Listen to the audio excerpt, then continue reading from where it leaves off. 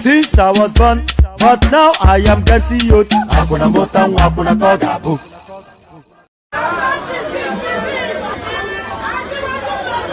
Oh yeah, arrangement for orin àyájọ́ ni, orin àyájọ́ ni. Wọ́n dìde, wọ́n pínlẹ̀ ogun. Oyin tí mo rí ká bá mi wá yẹn dà. Màmí kó bá mi wá.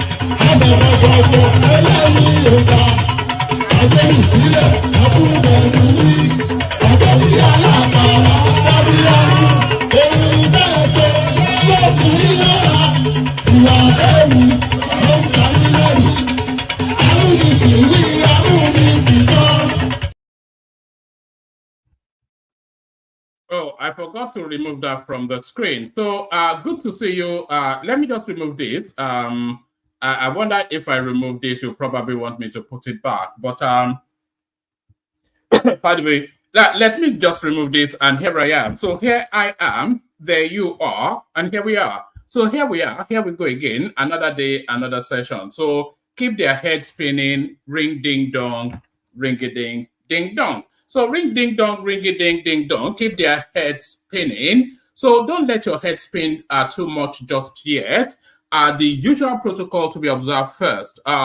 Click on the like button just as soon as you're logging on. As soon as you come in, you should just be doing that as a matter of routine. You know, you get to repeat it for every single session. So clicking on the like button on a previous session does not cover sessions to come. So every single session you have to do that. So do that in the session just to nod towards the to nod towards the platform. So click on the like button and then click on the subscription button if you haven't done that already. So click on like and subscribe, and then that hyperlink that says StreamYard, that invites you onto the screen to come have a conversation. Why am I even, I'm trying to get myself into gear and I'm sounding somewhat stilted, like I'm reading the news or something rather than hanging out with friends. So like I was saying, just click on like, click on subscribe, click on the hyperlink that says StreamYard. You know the routine already, and your invitation to buy your host cups of coffee is pinned at the top of the comment section. It seems to have died a natural death. So if you want to resuscitate it, then you're perfectly within. I'm not going to hold you back. So yes, let me just pop up the headline as I continue to, because I'm just starting to waffle now, aren't I? So let me pop up the headlines. I think you really came here for the news. We kick it off with this. Tinubu's government planning to gag media ahead of release of FBI files. So this is coming from the, this is coming from the article camp. So this is coming from the article camp. So they feel somewhat that they have some sort of a momentum, and they feel that, and by the way, there's plenty of space in the studio now. If you want to come join now. So don't come later when the place is full and then the thing is bouncing you back that the studio is full. So if you are intending to join now. So now, yes, so their beakers are up, the article space, and they feel they have some sort of a momentum. So they're just throwing as much fire into as much wood rather into the fire as they possibly can. So the headline again: Tinubu's government planning to gag media ahead of release of FBI files. So this is attributed to an article 8. So I think I'll just be doing the reading as I'm giving you the headline just to get that space out of the way and to allow for the time for the room to populate as well. Former Vice President Atiku Abubakar's Special Assistant on Public Communications, Frank Shaibu, says the Bola Tinubu administration has perfected a plot to gag the media ahead of the release of, let's do that again. I think this is actually wrapped around the final warning given to Arise TV. So former Vice President Atiku Abubakar's Special Assistant on Public Communications, Frank Shaibu, says the Bola Tinubu administration has perfected a plot to gag the media ahead of the release of the records containing his criminal activities by the Federal Bureau of Investigation, FBI. Mr. Shaibu said in a statement on... this thing is not flowing the way I wanted it to. Okay, I think it's a short read. So let me just try one more time, and then I might abandon it. So three times a lady, they say, all right. Former Vice President Atiku Abubakar's Special Assistant on Public Communications, Frank Shaibu, says the Bola Tinubu administration has perfected a plan to gag the media ahead of the release of the records containing his criminal investigation by the Federal Bureau of Investigation, FBI. Mr. Shaibu, in a statement on Sunday, Mr. Shaibu said in a statement on Sunday that Mr. Tinubu's administration had become frustrated with the Chicago State University scandal and was planning a massive offensive in the coming days. Mr. Abubakar's aide added that the threat by the National Broadcasting Commission, NBC, to sanction Arise TV was only a tip of the iceberg. He said the NBC had been watching as Mr. Tinubu's media platforms like Television Continental TVC had been constantly attacking Mr. Abubakar and had refused to even air opposition views. Mr. Shaibu added, back in February, the NBC tried to show a bit of fairness and fined TVC for unprofessional broadcasts, including the airing of the Joint Media Directorate of the APC Presidential Campaign Council press briefing, where Festus Keyamo said Obasanjo and Atiku ran a criminal enterprise and an empire of fraud in Abuja. However, so I'm not quite sure that he's alleging that they have said anything. I think it's really, that statement there only goes to corroborate the fact that the NBC is even-handed and balanced. So if they are finding a pro-Tinubu platform for use of unprofessional language, and they are warning Arise TV for use of unprofessional language, where is the imbalance? Mr. Shaibu added, back in February, the NBC tried to show a bit of fairness and fined the TVC for unprofessional broadcasts, including airing the Joint Media Directorate of the APC Presidential Campaign Council briefing, where Festus Keyamo said Obasanjo and Atiku ran a criminal enterprise and an empire of fraud in Abuja. However, since Tinubu became president on May the 29th, the NBC has become more partisan than ever. The NBC boss, Balarabe Ila, is obviously seeking to retain his appointment and is now dancing to the tune of the APC and their master at the presidential villa.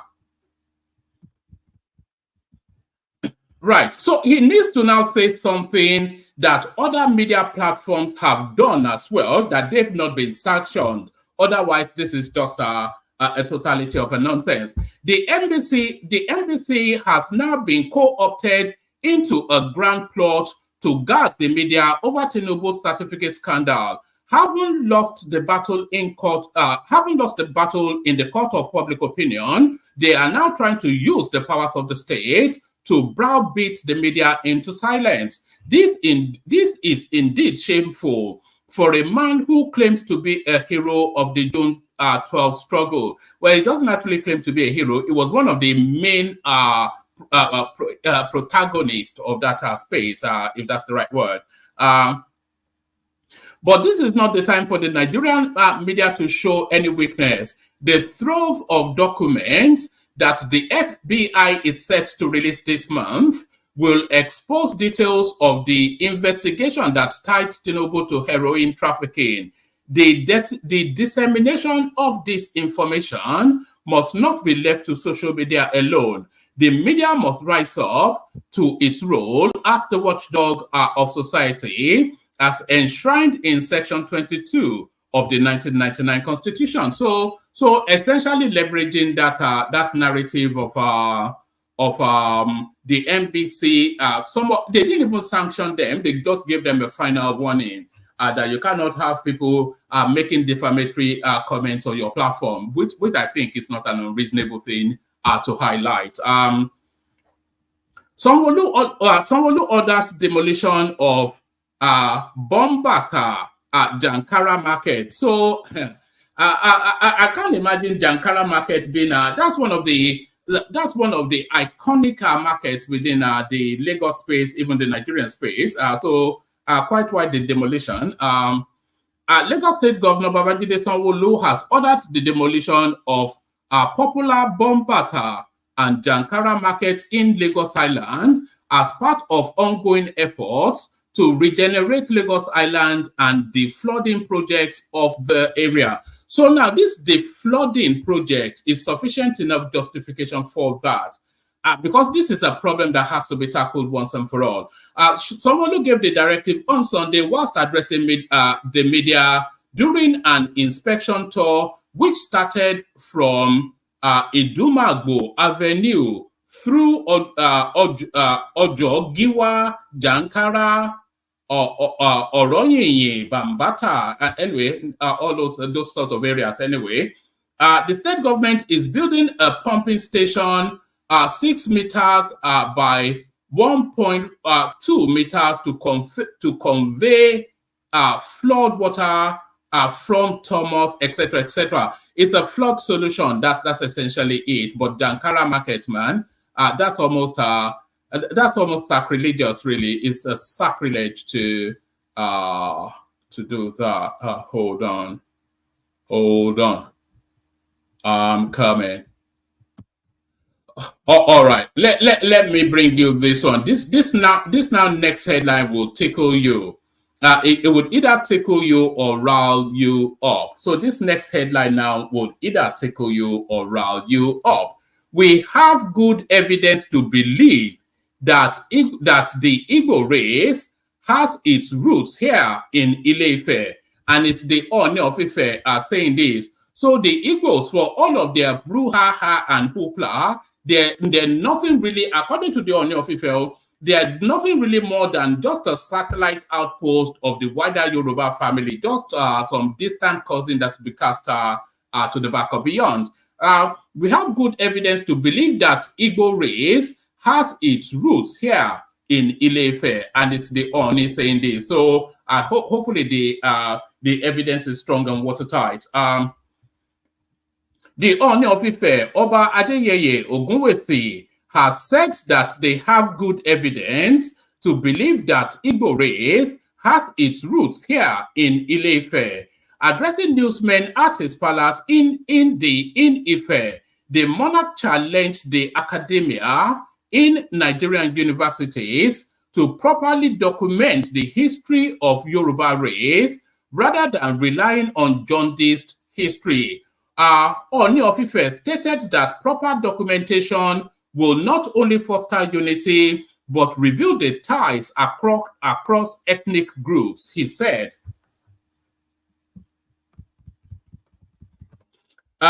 He said, we have good evidence to believe that Igbo race has its roots here in Ile-Ife. There is Ile Igbo here in the palace, which was not a recent creation, but has been existing here for decades. For this and many other reasons, I believe we need proper documentation of our history. We are not involving government in this project so that we can just place all the facts together. We must write our history properly and put things the right for the coming generation. So apparently there's Ile Igbo in the wider Ode Palace, and off the back of that, then he's now claiming that the Yoruba people are the progenitors of the Igbo people. I'm hopeful that that is not the case, because diametrically opposed in terms of behavior and world outlook, you know. Buhari government failed woefully, and he's now living in regret. Well, you know, there it is. Former Minister of Sport, I can't read today. Former Minister of Sport and Youth Development, Solomon Dulang, has said that his former principal, ex-president Muhammadu Buhari, is now living in regret over an alleged failure of his administration to tackle the challenges facing the country.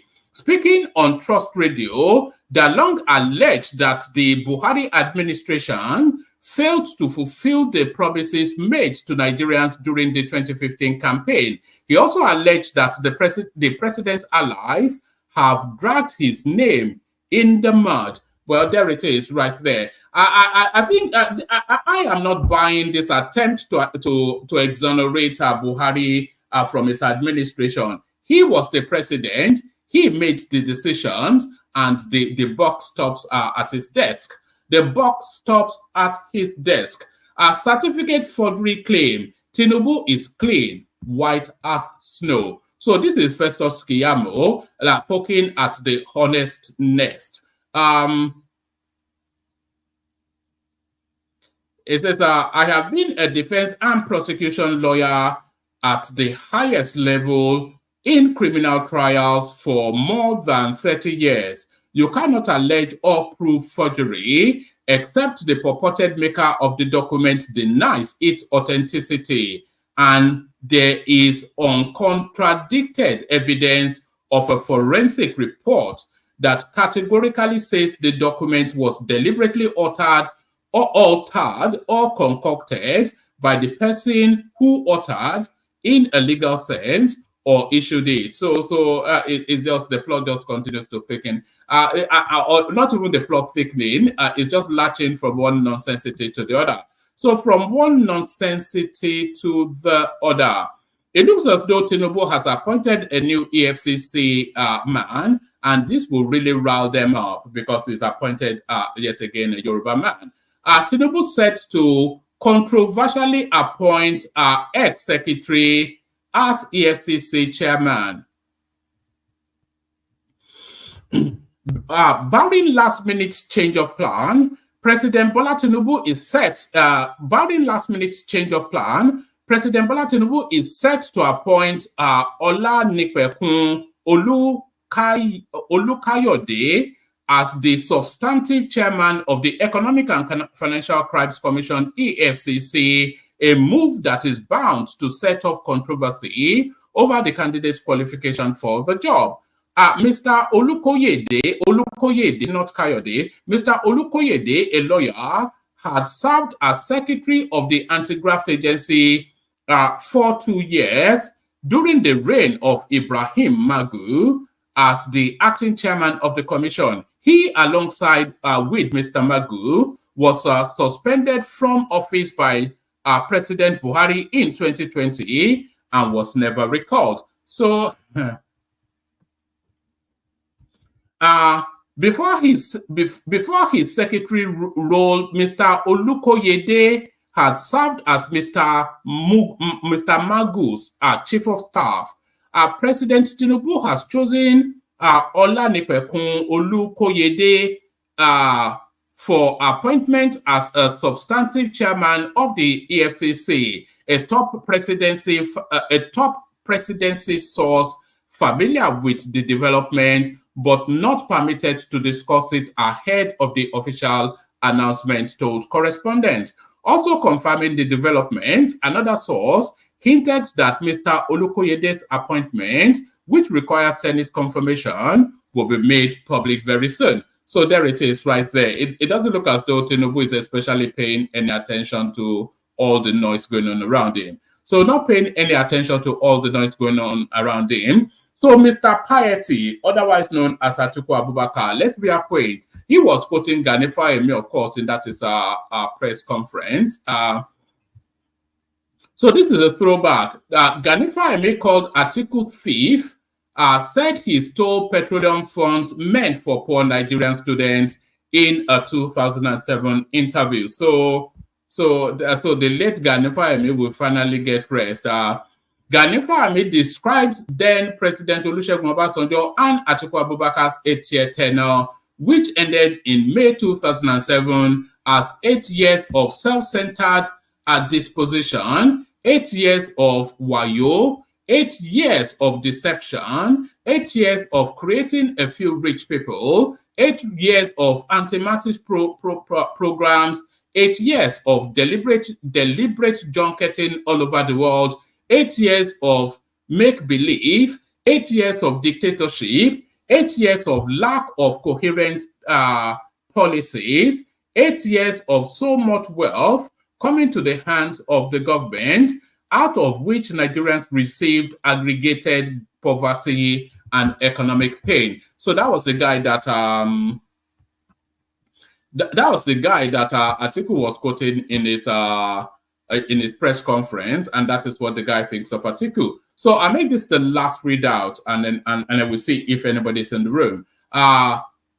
Federal Road Safety Corps seeks federal government's approval to bear arms like police and military. So the last people you want to be bearing arms are these people. There's too many people bearing arms in Nigeria, I would suggest. The Federal Road Safety Corps, FRSC, has appealed to the government for approval to bear arms in order to protect its personnel from attack by road users and criminals. So I don't quite see why the Federal Road Safety Corps would bear arms, because all their duty is just to ensure traffic flow and safety of pedestrians. So what is it exactly argues for the need to bear arms?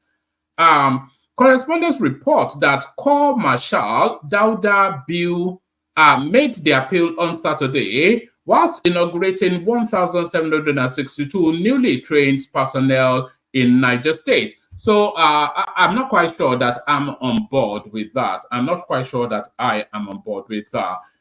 So we've got Solly, we've got Ajanle Koko, we've got Joel of Nashville, and we've got Ekene. So the room's slowly building up. Let me play you a couple of clips, and then I'll play you the Kegite then I'll play you the Kegite song, and then I'll bring on the panelists, and then the conversation ensues. But first, what these? Good afternoon, everyone. My fathers, I greet you all. My brothers and sisters. First of all, I want to follow the path of Joy, I think, where she introduced herself. I want to say that I am of mixed parentage. My mother is British. My father is an Igbo man from the Niger Delta, which is in Nigeria, in that order. Therefore, I align myself with my father. I am honored enough to be able to say that I remember pre-independence. I also remember the Biafran War, and I also very much remember the Niger Delta agitation, and we're now in the Boko Haram agitation. I want to stand on the first national anthem, which is really where my heart is. And there is one particular line that I hold on to. And it says, though tongues and tribes may differ, in brotherhood we stand. That is the Nigeria that I know. That is the Nigeria that I continue to belong to. That is the Nigeria that I respect. That is the Nigeria that I hope will stay together. But I am also not going to misinform anyone.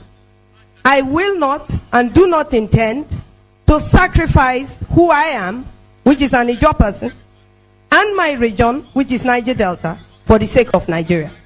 Because nobody else is prepared to sacrifice their region for my people. We all, together, must form and rebuild a Nigeria that is equal, irrespective of number of where you come from. I do not want to deceive myself, and I will not be deceived, to think that because I am a Nigerian, that therefore I will deny my ethnicity. We are different people that make up this country, and we should be proud of that difference, and we should enhance that difference, and not use that difference to manipulate others. Alabo here has said what happened during the Niger Delta crisis. I want to be on record to say, and I have said it before, that what Nigeria is calling today peace in the Niger Delta is a peace that belongs to fool. I am not part of that. Because if nothing changes, we will go back and find ourselves in the same position where the output of oil was reduced to 700,000 barrels. The late Yaradua did not resolve or attempt to resolve the Niger Delta crisis because of his love for Niger Delta people. He resolved it because Nigeria needs the oil that is coming from the Niger Delta. We must put together a Nigeria that brings together all the resources that belongs to all Nigerians from all the 36 states. I am highly offended, my elders, when I hear people say our oil, how is the devastation not our devastation? How is the pollution of our land not our pollution? How is the killing of my people not our killing? And we're told that it is one Nigeria. We want it to be one Nigeria. I want it to be one Nigeria. My father, as I said, is a Nigerian. But I will not sacrifice my people for the sake of Nigeria. There is resources in every single state that is in this country. And therefore, it is about time that we sit down and bring everything to the table. I am highly offended by the comment of Sanusi that people are killing their fellow human beings because of derivation. If we're sharing derivation, what is it that Sanusi, what is in his state? What is he bringing to Nigeria? 9 states, including Lagos, because it is the commercial heart of Nigeria, is contributing to the wealth and distribution of wealth of this Nigeria. I therefore say again that 27 states in this country and their governors are lazy. They should look for what to do, how to develop their state, how to invest in their state. Let everybody bring what they have. Let all of us share it. I thank you. Yes, thank you. So there was right there. That was rather an impassioned speech by that lady. I'm not quite sure if that was Ankoy Briggs or not, or if anybody knows who that is, then let us know in the comment section. But if you've ever wanted to know what an activist should look and sound, not even look, but sound like, that is what that was activism right there in its purest form. The oil is our oil, but the pollution is your pollution. So there it is, and that's just a tidy little synopsis of what Nigeria is. So now, fed up of eating foreign food, he wants to come home. So he writes a letter, "Dear Daddy, I want to come home." What this? Good day, everyone. I remain myself, Chief Sunday Adeyemo, aka Igbo. First of all, my sincere appreciation goes to God Almighty, the Master of the universe, for making this day. I want to say a big thank you to all Yoruba sons and daughters all over the world for the love and support before and after the loss of my dear mother. Though she still kept at the morgue, waiting for me to come and give her the befitting burial that she deserves. I give special thanks to President Talon of Benin Republic and to all members of his cabinet. My gratitude goes to my hero father, Professor Banji Akitoye, and Professor Wole Soyinka for the support in the course of the struggle. My God reward you, Baba, for your standing courageously for Yoruba nation and for me. You promised to stand by me through my ordeal in Benin Republic, and you have fulfilled your promise. I will not forget to appreciate former President Olusegun Obasanjo, Baba Ayo Adebanjo, for their roles. Even though only God gives freedom, let me use this opportunity to say thank you to all religion leaders, pastor, alpha, and the traditional worshipper for the prayer day and night. Our royal fathers, Oba and Chief in Yoruba land, your love and support is so appreciated.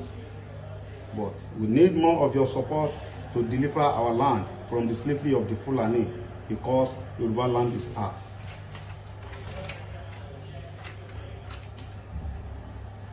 Although I have many Obas on my list, but Oba Francis Olusola Alao, His Majesty, the Olugbon of Orile Igbon, Deputy Chairman of Oyo State, Council of Obas and the Chief, Kábíyèsí Ọba Topsin, Oníbàrígà of Bariga, Kábíyèsí Ọba Tẹ́júoṣó, Oníkẹ̀ǹta of Orílẹ̀ Kẹ̀ǹta, Kábíyèsí Olúgbò Ọba EFO, CON Frederick Akínrìntàn Ọbátẹ́rù Olúgbò of Igbo Kingdom. Your love and support is well appreciated. I also thank Mrs. Modupeola Oloyinko, Princess A. Awoniyi, Aliaja Abike Akinpelu, Mr. Kayode Emola, Mrs. Ojo USA, Aliaja Niniola, Mr. Malomo and the others. Thanks for your support and God bless you. My brother Sunday AK Sami Japan, Uncle Tony Daudu, I thank you especially. I must not forget to appreciate the mega rally USA and the Prophet under Prophet Olokunloluwa and the directorate under the leadership of Barrister Ogedengbe. Special thanks to Ilana Omodu. All right, that's enough of that.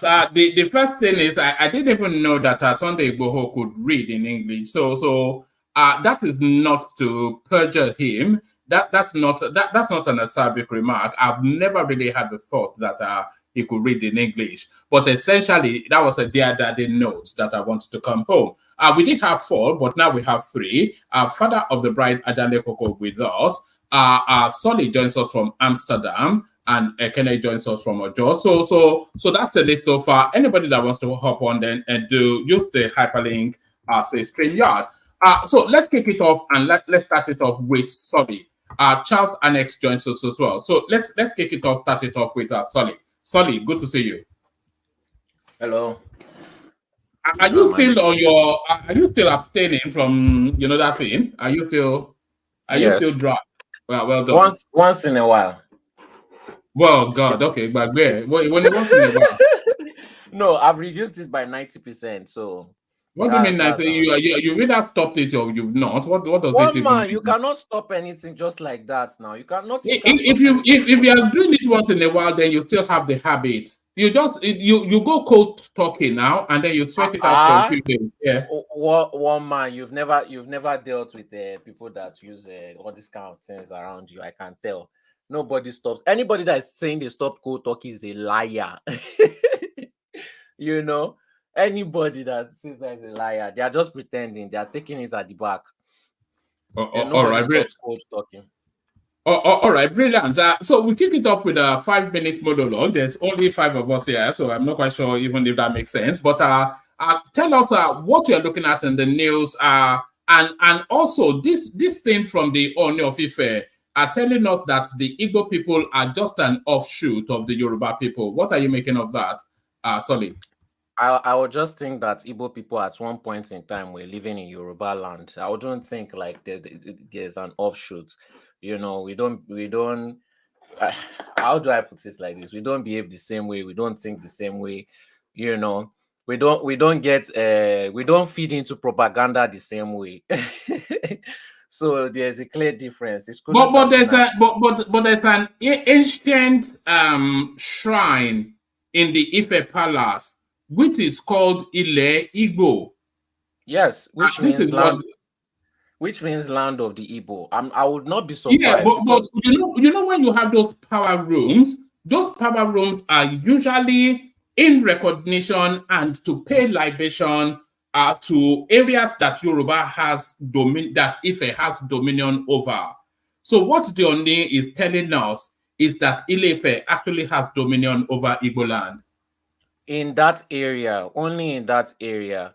That's what I'm saying. Yoruba people have always been, traditionally welcoming. So I wouldn't be surprised, probably in the past, they met some Igbo people. Igbo people are nomads, basically. They are always traveling. So what the Oni of Ife is telling us is, instead of rather than the Igbos actually looking at the creeks to claim that it's Igbo land, the whole of the creeks and Igbo land is actually Yoruba land. No, I don't think that's what he meant. Though I think that he meant it's just in the name, Ile Igbo, land of the Igbo. So it's a section. It's like Banana Island. This one you get. So it's not like they came out of Yoruba land. No, I don't. So you know better.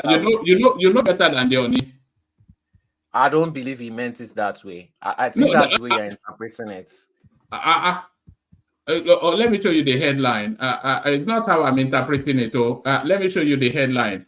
And they didn't finalize it. They said they still want to do research into it and find out. Yes, but I'm telling you that the Igbos are an offshoot, just like the Edos and the Benins. They're an offshoot of the Yorubas. That's the headline right there. It says we have good evidence to believe that Igbo race has its roots here in Ile-Ife. So the Yorubas are the progenitors of the Igbo people. That's pulling at straws. Tell me one thing that we have in common. Agidi, we have Agidi in common. That We have doesn't count Agidi in now. common. All of us in Nigeria have agidi. It's a Nigerian trait, you know. So we have nothing in common. That's even the food we cook. Nothing in common. We like pepper. They don't really like pepper. So you know. How do you know that pepper soup came out of Igbo land? What are you talking about? Pepper soup came out of Igbo. It's a woo. Not as much as Yoruba people love pepper. Yoruba people can drink pepper milkshake. That's the level we've gotten up to. I don't think Igbo people like pepper up to that level. In fact, if a Yoruba man does not have pepper in his food, it will feel like he's not even eating anything at all.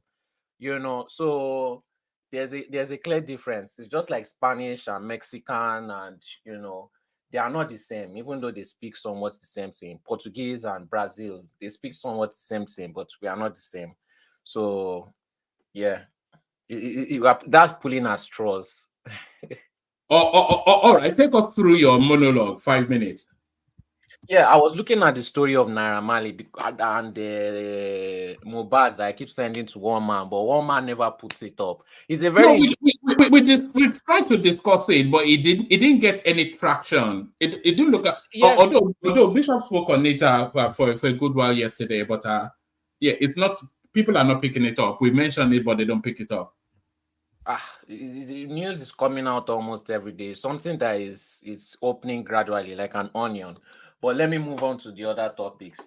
I didn't really hear the part about gagging media, but I've been saying it since last year that they want to gag media. They want to, not all media, just fake news, you know. And yeah, anybody that is going to sue anybody for fake news in Nigeria, you better sue it during this Tinubu period. You will win. They hate fake news. This APC regime, they hate fake news the most, and they're ready to deal with them. They've not started yet. They are just testing it. They will try it with that fashola thing. As they see how the people react to it, then they will start to go very, very aggressive. So, and this Sunday Igbo, I heard what he was saying, but where he messed up was when he said there's Fulani problem in Yoruba land. They are not going to support. That's already hate speech right there. He's not serious. Anybody that helped him write that script is not a serious person. He's not ready to come back to Nigeria.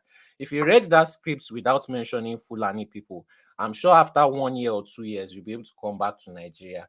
But without Fulani statements, the guy is not rehabilitated yet. He's going to stay in that Benin Republic for a long while. Yeah.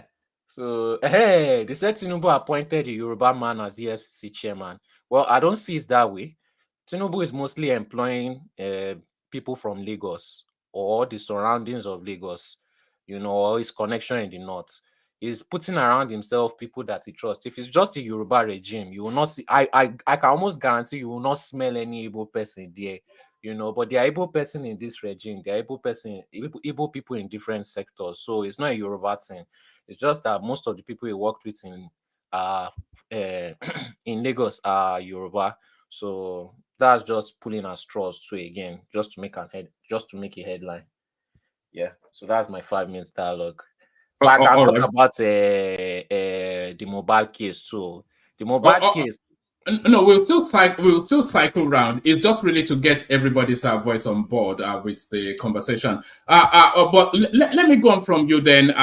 Let me go to Charles next, because we don't hear often enough from Charles. So Charles, good to have you on board. So Charles, you have your 5 minutes monologue. Speak to us either to the headlines that I've presented or anything that's agitating your thoughts. Good to see you, Charles. Charles next. Are you not ready to? Yeah, we can now. Carry on. Okay, good to be on the show. Regarding the new of Ife, well, the guy is just speaking his own. I don't know what he's saying really. I don't think it makes any sense. Like rightly said by the last speaker, we don't have anything in common. Everyone is unique in their ways. Maybe he's just trying to, him is a very liberal kind of person. He's not too. He's in the middle. He's in the middle. Maybe he's trying to like bridge that piece. Maybe he's trying to act like it's like a unity something, Abby. Yeah, so I think that's what he's trying to. The only of is a more. But would you not want to be a Yoruba man? You sound like you will want to be a Yoruba man, Charles. Me, my mom is Yoruba. My dad is Yoruba. Well, there you are. So there it is. So You know that's funny actually, because usually it's the other way around. Well, that's what me personally. I'm not really. I think the sad part of it is that this whole Yoruba Igbo thing is just the politics is just politics is what is making us divided even more. I think the politicians have let the country down. They have no. I don't know this divider. I don't know whether it's divider and rule. You know what I think is dividing us, the Yorubas and the Igbos. I think whether we like it or not, we're just too similar. We both want to occupy the same space. That's just the thing. We want to be the intellectuals in Nigeria. We want to be that voice of authority. We want to be that the one that is snobbish and aloof, and all of that is baked in both our DNA. So it's a fight for a particular niche within the Nigerian space, I think. And apart from that, see within on the in when you come down to households and everything, the average Yoruba man has no grouse or has anything against an Igbo man. That's the honest truth. Even among Yoruba and Hausa, to be honest, or Igbos and Hausas, the average person has nothing to do. But what makes us divided always comes when it comes to politics. That's where everything is opposite, and yeah, you're changing us. You don't want Igbos to rule, all those kind of things. Yoruba. So, and it's the politicians that have created that scenario, and they just want it to be there. But outside of politics, I think there's no problem. So I just think the Oni of Ife, particularly, I just think he's just trying to bring people together. He has always been that kind of person. He's not really like the core. He's like the sophisticated traditionalist. That's how I see him. He's not into the whole Yoruba, my people, that kind of. He's more of a more of a liberal, open-minded kind of ruler, which is very good. Okay, so to the politics of it, article claiming that the Tinubu administration is looking to guard the media ahead of the FBI releases. I don't even see. To be honest, this whole case, I'm even tired of the whole thing. It's not going to be a surprise. After all, the whole Twitter something the moves has been there since Buhari about controlling the media. Even in the West, in fact we're even having it easy here. The West, they don't take all that rubbish. Once your platform or anything is saying something outside of like picking sides and stuff like that, they would suspend you or remove you. So to be honest, it's nothing new. If the West, if called democratic countries in the West, what do you call it again, demonetize people and things like that, then what do you expect? What do you expect us to do? So if he wants to gag the media, so be it. The West do it too. So it's now part of democracy. Once you speak against the ruling party or anything like that, they have the right to demonetize you or gag you or cut you out short. So that's how it is. It's a cancel culture. Even cancel culture thrives in the West. So honestly speaking, I don't see anything in it. It's just part of democracy nowadays. It's nothing new. Okay, brilliant. What else are you looking at? Are you looking at the goings on Hamas versus Israel sort of? Are you watching that space? Is this something that we should be discussing even? Honestly speaking, that space, see, the world there is just completely upside down. Honestly speaking, the world is complete. As in, to be honest, I don't even know. In some ways, I think a unipolar society will be better for the world. Let US control everybody, and everybody should just maintain themselves. Because God forbid that. Let everybody. Is it truth? Unless we'll be having conflict left, right, and center. No, but why God forbid though? I mean, one man. The only person that benefits from US controlling is US. Everybody will suffer and they will not mind it. But the US controls the world now. Is everybody suffering? Yes, we are all suffering. When they went to go and print money, all this inflation is because of them. When they went to go and print money, everybody in the world suffered because of them. Everybody. honestly speaking, make US take over the entire world. One man, these people bombed the gas pipeline that is feeding Europe, and they left them with nothing. Everybody is paying more fees. On top of the inflation that is affecting people here, they are paying more for gas. People are suffering. They are already homeless people sleeping in the cold. Now they are going to be more homeless people. Who is enjoying their rule? All right, let Charles carry on with his monologue. Charles, I agree with you. By the way, benevolent dictatorship. Yes. To be honest, let them take over everything, set the rules, and if nobody will go against them anyway, because they'll be the world government and everything, and there'll be lasting peace. But in the side of where you have Israel, US is supporting Israel, the Palestinians and the Arabs, Russia is supporting them, China is supporting them. You always have one conflict or the other. Let them kukuma just take over the whole country. Let us agree. In fact, do you think the world is on the cusp of a religious war? Religious war? Not really. No. I won't say that. To be honest, even when it comes to the Arabs and everything, they have no chance of winning a religious war. Even they themselves, if that happens, even they themselves know it, so they would try as much as possible to avoid it. That's the truth about it. Because if it ever comes to that, the Arabs will lose woefully. It will be just a slaughter. You understand? So I don't think it's a religious war, but I think the Israel-Palestine. You know, I was watching one newscast. I wanted to. Sorry to cut you. Yeah. If it's a religious war, it's not going to be only Arab now. Well, is it not going to be Christians? It's not going to be only Arabs. You say the Arab will suffer. No. If it comes a religious war, then there's a big problem. It's more complicated than that. The Islamic presence in Europe is growing every day. A whole country in Europe is Islamic, even though they don't carry it on their head, Turkey. And the UK is getting Islamized. And so you have presence of Muslims everywhere and Christians everywhere. You do know that the UK, in its immigration policies, they have the right to kick you out, even if you are a citizen there. No, not when you are there and there's a war. Not when you are. Are you talking about Shemina Begin, that girl that they? Not when they are there and there's a war and you are fighting against people who are ready to die. No, but are you aware that nearly 25% of the world are Muslims? Yeah, and they are spread all over. That's the point. And they are now in so many Europe. There are so many in Africa. There are not just 25% are Muslim. There are countries that are all Muslims, legally, all Muslims. There are Islamic republics in the world. So you understand? The idea of a country being secular is not just because of Christianity, it's mainly because of Islam. So there are Muslims everywhere. There's a sense that the world is entering into a dark phase. I think there's so many moving parts that things will have to come to some sort of a crescendo, and it's not going to be good.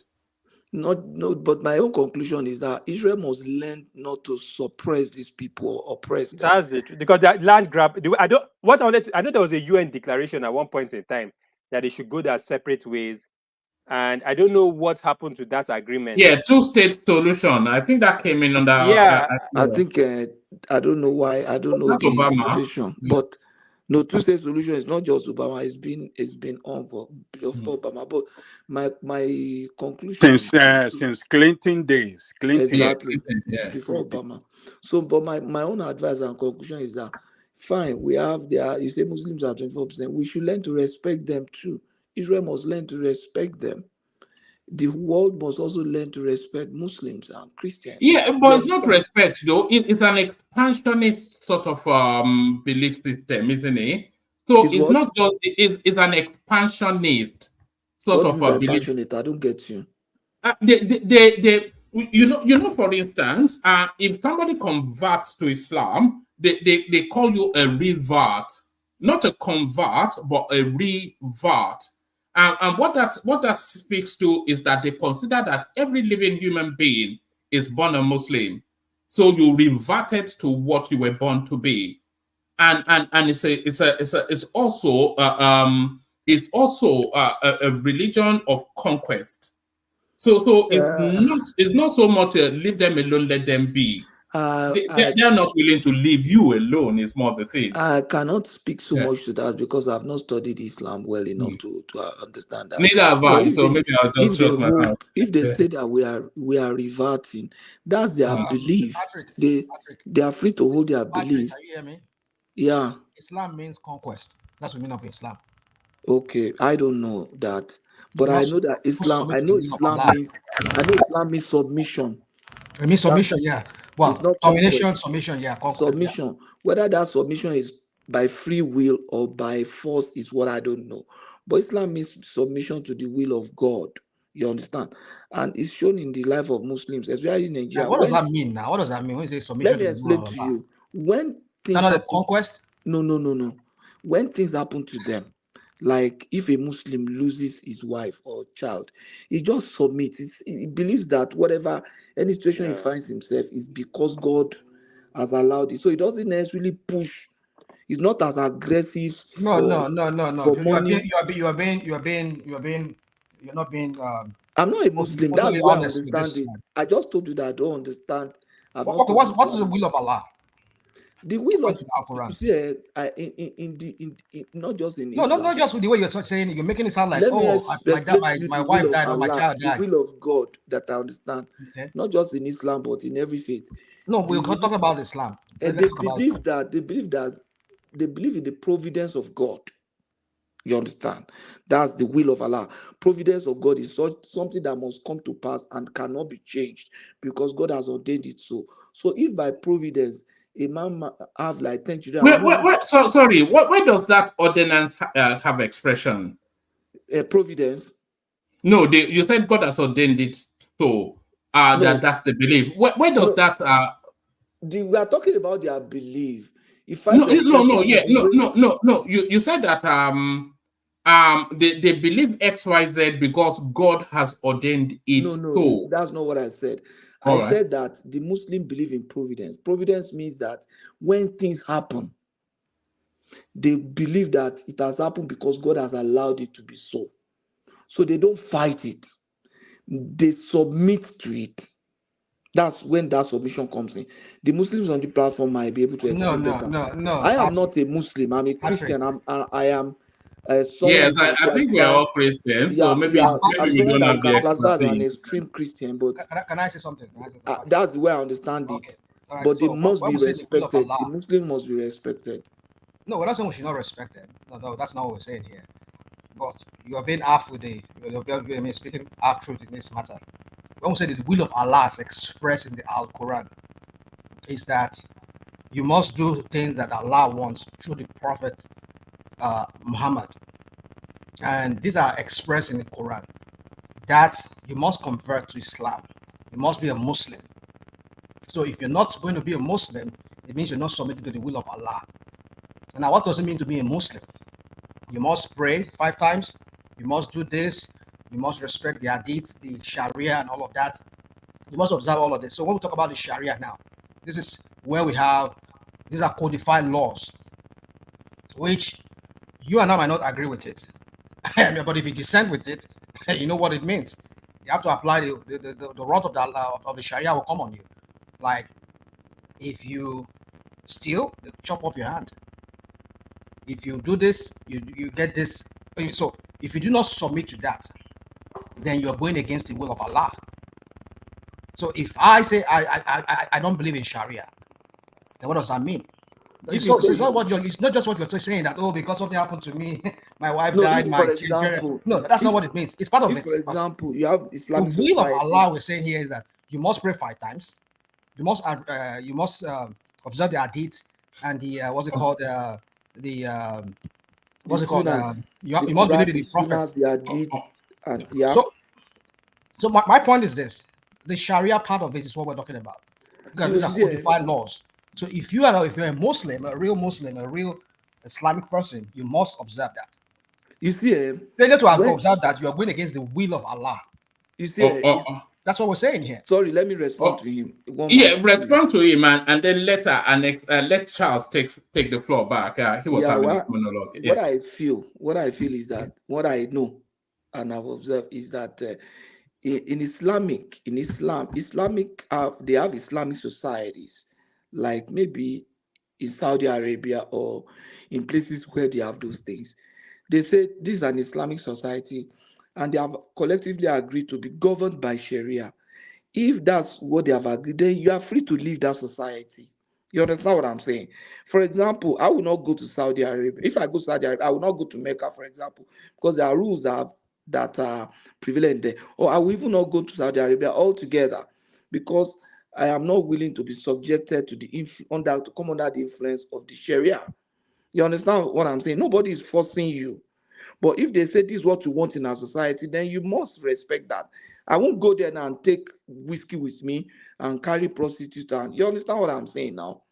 If the Lord there says they will flog me in the public, then I've broken the law. Then it has to be, because that was the society has said. I would rather go to Italy and do whether it's prostitution or And whiskey, drink and carry and prostitutes there. jammy and Yeah. drink to stupor and be mad. They say they don't want that madness inside, so respect them. All right. Back to you, Charles. Yeah, like I said, the Palestinian is very convenient. I think they should just, me as far as I'm concerned, they should Kukuma just end it now, get it done with. If they want to eradicate the Hamas or whatever they are, let them just get it done. This back and forth of land or no land, if they want to take over the entire land, take it over. Just use the sledgehammer and get it done with. Because this back and forth war between them over territory is becoming too boring. Now that the US is involved, let them just get it over with, take over the entire territory like they've done with Syria, Iraq, and so many other places, and get it over with and end it once and for all. Because it's becoming too boring for my liking. I think they carry everything they go, Jerry. One man, can I say something very quick? All right. Thank you, Charles. I have that little say, but I'm taking the monologues round. Okay, But monologue. Okay, so are you going to come yeah, back at Israeli and Palestinian? yeah, no, it's an open 5 minutes for people to speak to however they feel. Okay, But I was going to kick the session off with Joel of Nashville, who has rejoined us now. So I'll go to Joel, then I'll go to Ajanle Koko, I'll go to Ekene, then I'll come to you, Rational Mind, to Landon Baba. So Joel, you're up next. I was coming to you actually, because when I saw this.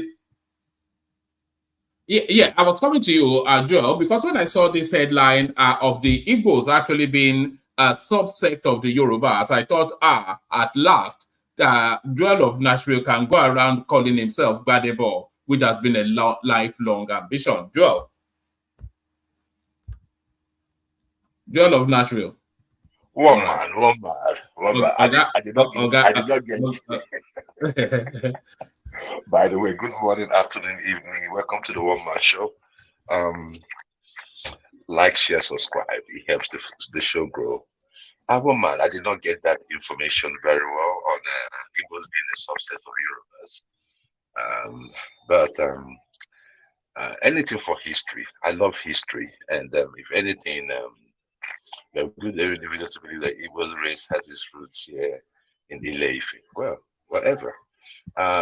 Everyone comes from somewhere, and if it is proven, it'll be good to explore this, Joe. Let me give you this paragraph. It'll be good to explore this, if only to establish where that connection came in. It says, we have good evidence to believe that Igbo race has its roots here in Ile-Ife. There is Ile Igbo here in the palace, which was not a recent creation, but has been existing here for decades. For this and many other reasons, I believe we need proper documentation of our history. So how come there's an ancient room in one of the most ancient schools in Yoruba land called Ile Igbo? So that's where it's coming from. Well, man, this is what I would like to say about this, right? I always believe that because of the proximity of the Igbos to the Yorubas, that at some point in time, definitely there will be some intermarriages going on, and probably somewhere, somehow, there must be linkages. There must be a link between the Yorubas and Igbos at some point. After all, the other day when we were talking, I had a war piece. He jumped up when they said Uguta people are from from Benin. Now, Uguta are Igbos, right? They are within the Igbo territory, but they believe that they have their roots in the Benin. And I mean, so be it. And if you go through their culture and everything, they align it with that of the Benians. In Imo State, in Owerri, they also align there. They also think that their ancestors come from Benin. So one man, you see, looking at how we came to be as Nigerians, and how we were put together by the white man, there is always going to be distortions in our history. If we can be a little bit open-minded and look at how these things occur, if we have proper documentation, on how things went. I mean, people here are doing the DNA testing and all that. They do not come to question anything. They know that whatever that is going on is the creation of the colonial masters. So the black man has to write their own history. And if there is any place where we've been lied to, we should be able to embrace our history and move on. All right. So apart from that, what else are you looking at in the news today? Did you catch the headline article claiming that Tinubu now looking to gag the media ahead of the FBI reveals? It's unfortunate, one man. I wanted to speak to that as well. It's unfortunate, one man. What Tinubu is doing, one man, it is becoming one problem too many, one forgery too many, one wahala too many. One man, see, let me say, let's maybe now that Oni has said I am that Igbos have some traits. Now that you're Gbadebo, you can speak freely. Yeah, so now I can speak now freely. You're Babatunde. So like when you will not attack me. so oh man, it is becoming so bad. Do you know, even at my workplace 2 days ago, they were making mockery of Nigerians, mockery of Africans in general. In fact, I had to go because I'm working with some Ethiopians, Somalians, and so they were making general statements. So they were fighting on the morning shift. So when time I got to the night shift, so they were like waiting for me to, disperse the rumor, or to counter the rumor that it was an all African team, because some of them here were not. The moment you call Africa, it's Africa. So they think Africa is a country. So I had to come in now to say, oh no, it is not in their own country, it is in my own country. And they were like so sure that. They were sure that upon all the Nigerians that they have around, that our president is going through that mess. One man, as you are right now, if you went to FBI and say that you need report on me, Joel of Nashville, right? They're going to send you back a report telling you that we found nothing on him. Are you sure about that? All your habits? Oh yeah. And if I do have anything, they're going to tell you. But my point is that they do not keep records of people that are innocent. That is my point. So if FBI says that they have a dossier on you, they have documents on you, it means that you have been doing something bad. There is no two ways about it. Is a high-profile personality a politically exposed person? It doesn't matter, one man. You know that we do all those things in Nigeria. If a politically exposed person, they have a file on you. That's all. My point is this is my point, right? Right. The issue there is that even if you're a politically exposed person and they have a file on you, they cannot have a file of criminal. They cannot have, if you're innocent, they cannot have a file more than he is this person is from here, and just basic stuff. But 2,500 documents. What are you writing? What are you keeping 2,500 documents for on an innocent person? Are you trying to? Did you explain how he makes love to his wife? I mean, what are you going to put in 2,500 documents for an innocent person? It is saddening, one man. And anyone trying to cover this up, even Tinubu himself, this thing might even consume him. It is disgraceful, one man. It is like it's an unending. And even to make it was FBI, I think the FBI said they're going to be releasing it month after month. So it means that if they're going to be releasing it monthly on monthly basis, we are going to get into a Tinubu soap opera or reality TV. Like every month, we talk about one thing. I feel that release of month after month is more or less like just blackmail as far as I'm concerned. Yeah. You see, Joel, let me say something. Okay. If they release this thing, trust the Agbadorians, the Tinubu people. They will spin it. They will tell you that after all, there was no court conviction. It's just FBI, whatever is their own opinion. So what are we talking about here? These guys, Yeah, Joel of the Nile, please let me just interject you. How is that let spinning? me land. So what my point is, facts is spinning now. Hold on. So you trust them. We've seen the one that they released, the court document that indicted him, his account. Look at how they spin it. So what are we going to talk about? Since they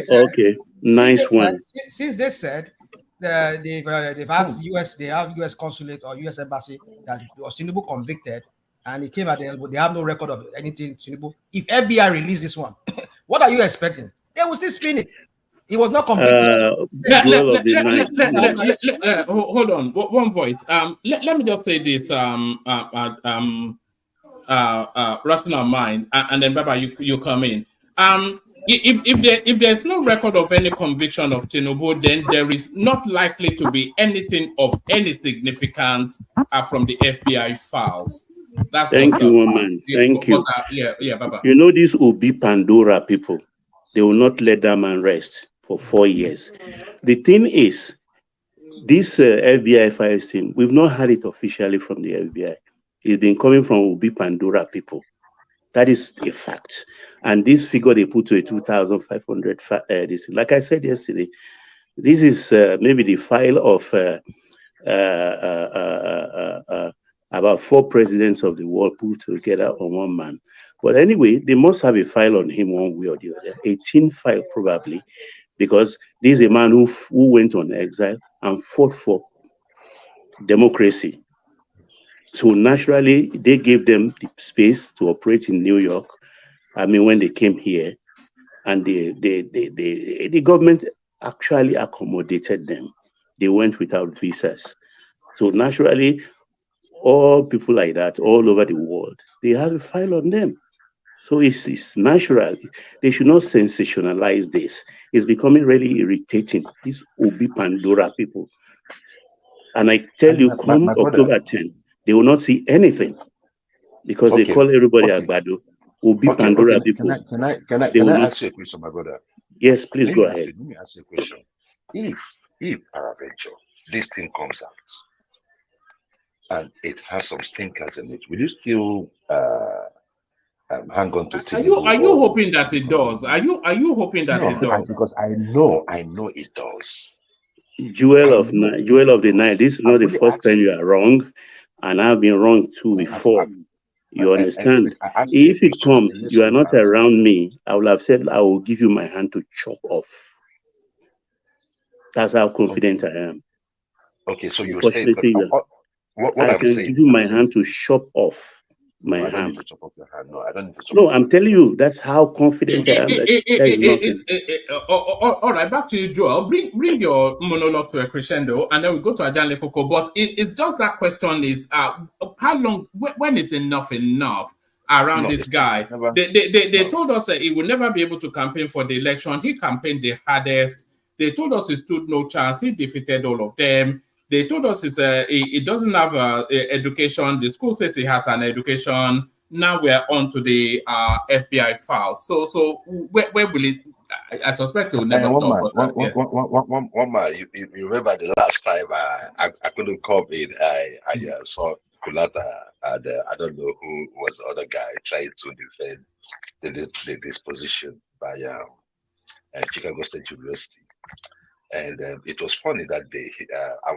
I think I did a super chat that he shot himself. You're shooting Tinubu in the leg on one man show.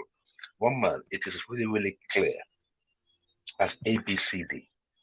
It is simple. It is simplicity. It is clear that Tinubu fought his certificates. It is clear under this position. You remember that day? You were reading, I think on page 40, they told you, no, one man, go back to 36. You went back to page 36, and it wasn't falling in line. One man, Tinubu can only be a president in a country as crooked as Nigeria. It's about the country. That is where we find ourselves. So he did not actually attend or graduate from Chicago State University. And one man, I still believe. No, He did not graduate. The certificate. He did not graduate. Yeah, no, the certificate. But the university said he did. No, they did. One man, please. Can I ask a quick question, if you don't mind? One man. You understand what I'm saying? Yeah. Coming after Joel Land. Yeah, I just want to ask a quick question, so we can Joel can run with that question, and anybody whoever is still knocking their head on the wall can run with the question too, because it's a two-way question now for all of us. Since they really care about Nigeria, let's be asking ourselves the two-way questions now. And I think, as we left it yesterday, one man, we should dedicate maybe some time now to start digging other politicians. As he believes everything he wants to believe, does he believe that Peter Obi is involved in that Pandora thing? One. Does he believe, two, that the funds that belongs to Anambra people were lodged at Peter Obi's bank, that he has interest, and he accrues almost $5 million annually for the 2 terms that he was in office? Two, does he believe that Peter Obi stayed beyond the normal time or the normal graduation period in UNN? Three, does he believe that the 250 million naira that Obi stole to wherever he was going in Lagos, does he believe it exists? And does he believe Peter Obi is culpable in the killing of the Anambra youths in a Zoo River? So because they want to keep talking about one man, but when you talk about the Alma, they want to see Pona. Let's be talking like this now, one man going forward, so we can really have this conversation as they are all politicians. I'm going to stop. One man. Okay, one man. I think those questions that were thrown at me are questions from a drowning man. The whataboutism is not going to help in this issue. Peter Obi, as you're talking about right now, I don't want to discuss Peter Obi because Peter Obi is not the president. Yeah, we have to. One man, if they are not giving room for that, let's move forward with this. You cannot Okay, one man. Your way of talking. I've not called you any. Are you aware of the fact that I've not called anybody out, one man? But look at the way. Look at the route it's going, because he wouldn't answer the question. I would not answer because it's so easy. Come on, let me put it straightforward again, because they will say we are going tribal. You understand what I'm so saying? Easy for them to protect their own man, quote and unquote. They don't want to speak about it. I am not going to discuss. We're not going to discuss article. I'm not going to discuss any other person. Hold on. Joe still has the floor. So Joe, bring your monologue to a crescendo. But what Enigmatic might be putting across to you is that of all of the people most likely to have been the Nigerian president, Peter Obi, Tinubu, and Atiku, Tinubu almost certainly has a cleaner record than the rest of them. I think that's what is putting across. And one man, you know that's not true. You know that the person that has the worst. Well, he's put to you indictable things about Peter Obi, which we all know, by the way. So it's not even. One man. Yeah. One man. I am not here to waste people's time, and that's the reason why I said that there are certain questions I'm not going to answer, because it's like a beer apologist, a beer apolog question. I'm not going to answer that. The president of the Federal Republic of Nigeria is President Tinubu, and he is the one being investigated. Peter Obi is not the president. I think he's not the president. Tinubu is the one being investigated.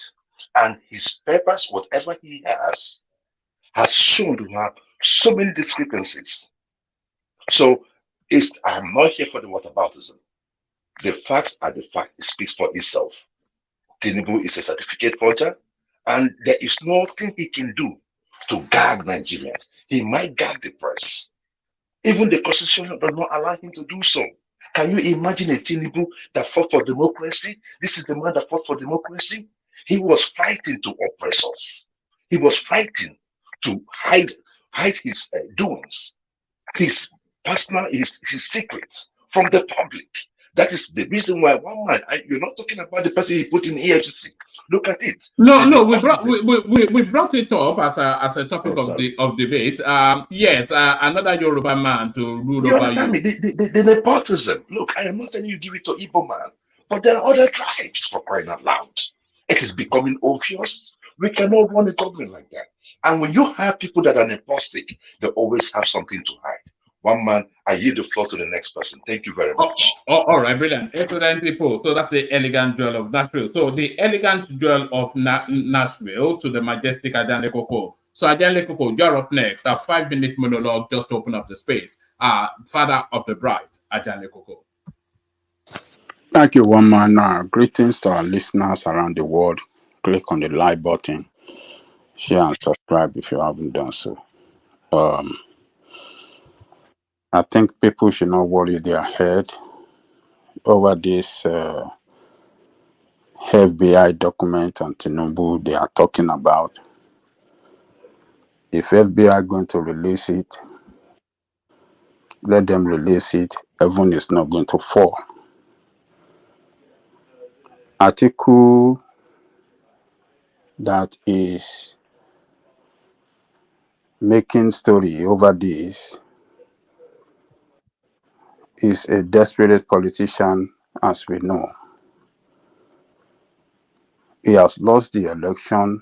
He doesn't want to concede, and he wants to use every means to fight, to keep himself relevant in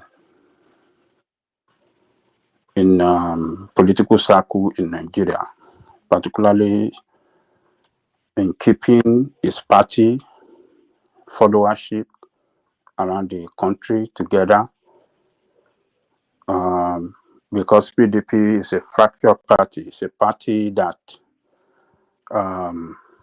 as it is now, it looked like 4 years ahead of Tinubu, or 4 years reign of this Tinubu. If Tinubu God spare his life to be there to run this first time, PDP might be party of the past, might be party that in the next 4 years it won't have that weight to contest election in Nigeria, because the party is sinking every day. It's sinking, it's shrinking, it's a party that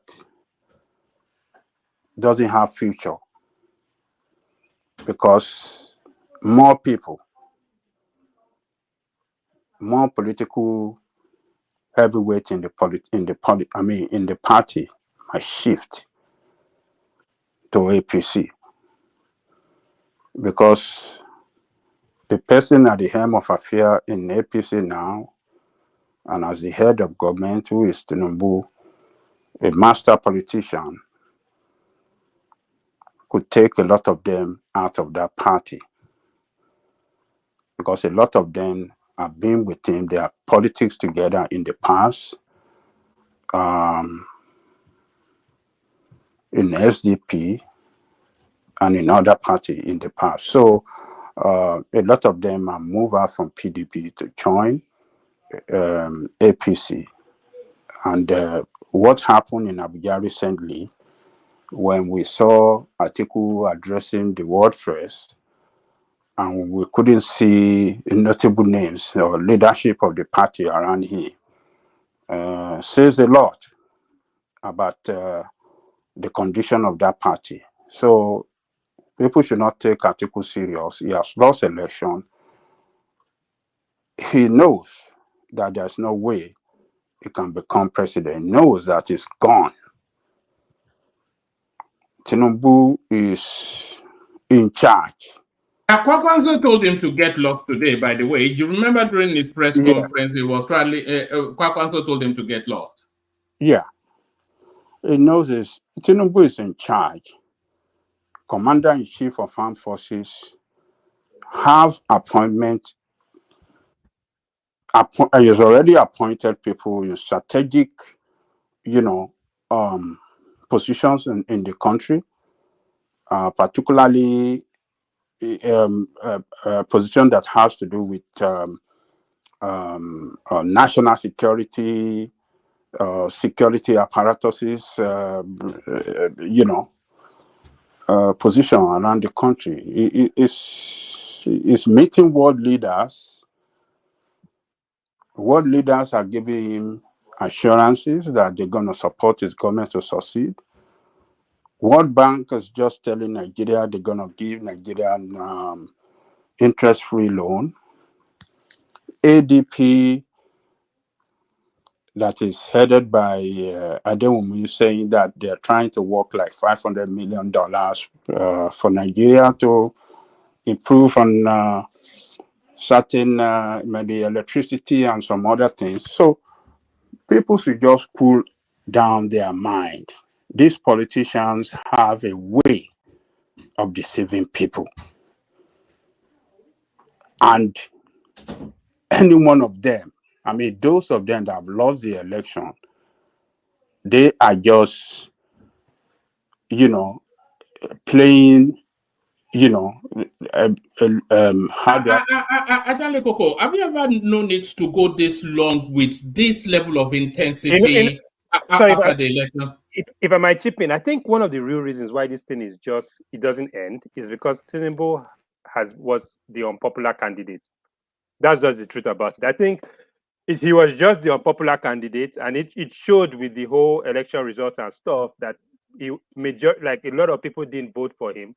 But at the same time, I think it's just because he's just the unpopular candidate. In elections in Nigeria, it's always between two people, and basically whoever wins, whether even if it's by a slim vote, everybody just accepts that result.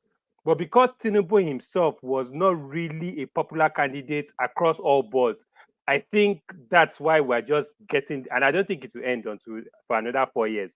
That's my own take on the whole thing. I'm not sure that I agree with that, Charles. I think Tinubu clearly he is popular because he won an election. And if you listen to somebody like Prince Adebayo, who has been on this platform, he will explain to you that he came fourth, by the way, Prince Adebayo, in that election. He will explain to you that, look, if you go and count those things, that you'll find that Tinubu actually won that election. Did he win it cleanly? You can question that, but nobody played clean. He claimed that only he himself played clean. Of course, there was vote buying right across the board. We've played clips of vote buying by Labour Party here, rice here, spaghetti there, all of these are all vote buying, but he actually won that election.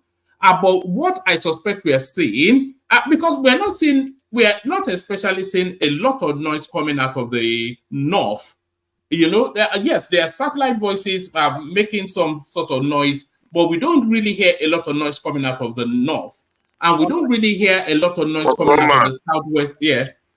You mean it did Adebayo have more vote than Showole? Oh, certainly. Showole didn't do anything at all. But you said he came fourth. Where is Rabi Kwakwanso? Are you serious? No. Sorry, he came fifth rather, not fourth. I should say. Yeah, fifth. Yeah. But he's ahead of Showole. Yes, now it was the SDP candidate. Now the SDP was the party that Abiola used to win the election in Nigeria. So that means Showore don't have any political future now. If Prince Adebayo for the first time is ahead of him now in an election. Showore is not a politician. It's an activist. Okay. Yeah, but just that thing that Charles was saying, I think we're just hearing a loud minority making noise rather than Tinubu not being popular. That's just what I No, think. no, no. Even when it was just look, and the minority is coming from where? The southeast, if I'm correct, right? The southeast and a little bit of the, and especially Edo State. Before that minority, you know, let's say it was a PDP APC thing. The minority you're referring to most likely be coming from the southeast. To be, in all honesty, but I'm telling you that the real reason why this voice is so loud is because, honestly speaking, I think the entire south, southwest, southeast. No, Voice. I'm not sure. I'm not sure that Yoruba land especially objects to Tinubu being president. I'm not sure that they do. Among its people, yes. Among its political elite class, no. That's what I'm asking. Let me say this, one man. The angry wings of PDP are the one making this loud noise. They started before the election, asking for, what do you call it? Power to shift to the south. And within PDP, they were asking for the power to shift to the south and particularly to southeast. But the southeastern easterner politician failed to work with each other and sponsor a candidate among themselves to have, that strong support from the southeast, but rather they were divided among themselves. They were divided among themselves, and a majority of them gave their support to Atiku. So when Obi moved out, that protest vote against Atiku presidency is what we got in the result in the presidential. When you see the Southeasterner voted overwhelmingly for Obi. So it's the protest wing of PDP from the South that are making this loud noise. So you can't separate them, the obedient and the PDP. They are inseparable. If you really look at it very well, they are the same people. They were once PDP people. They were once supporting, they were voting for every PDP candidate since the beginning, since 1999, till Jonathan time. So the protest, the anger that how come we cannot have it is what they are expressing today against Tinubu. And you can even hear some of them will say, oh, like Joel, he has said it here, that why Tinubu not step down or not contest and let the Southeasterner, why not put a support behind Southeasterner to be the president of Nigeria? That after all, the Southeasterner supports Obasanjo. When it is clear that Tinubu never politics in the same party with you people. Tinubu never been a member of PDP. It's Atiku. It is this same Atiku that they are all supporting now. They are carrying as a hero that destroyed the chance of Easterner to be the presidential candidate of PDP. They don't want to face reality. They are facing a wrong fight, a wrong cause, a wrong war, and they cannot win. All these fights you see going on now against Tinubu, it's a fight that you should have fought before the election. The certificate issue that they cry, all of them are crying. The PDP. But you won't say that they did not now. I mean, they did. I mean, where were you? They did now. But didn't you see what they got? What they did? What they did not throw it out of the court. Say that they are not party to it. Say they were not party to the to election, so they cannot fight it. When there's some what's his name? This lawyer that went to obtain those documents from Chicago, when he took them to court, what did they do? What did they tell him? Which party is that one from? They said he's not a candidate in that election, so he cannot. That is the electoral law. That is what electoral law says. You want. Do you want us to be lawless people? Why is it they did not bring it up before? They did not bring it up? No. What I'm saying, before the election, if you have, what do you mean? If you have this noise we are talking, the Southeasterner in APC should have fought that war within APC. Oh, God. You see, just continue. Listen, don't confuse people. Hold on. Don't confuse people. I'm not confused. What the electoral law says is that it is a member of the party and a contestant in a particular election that have the right to raise issue. There you go. Against the hold on. Listen now. To raise issue against a fellow contestant, not an outside, not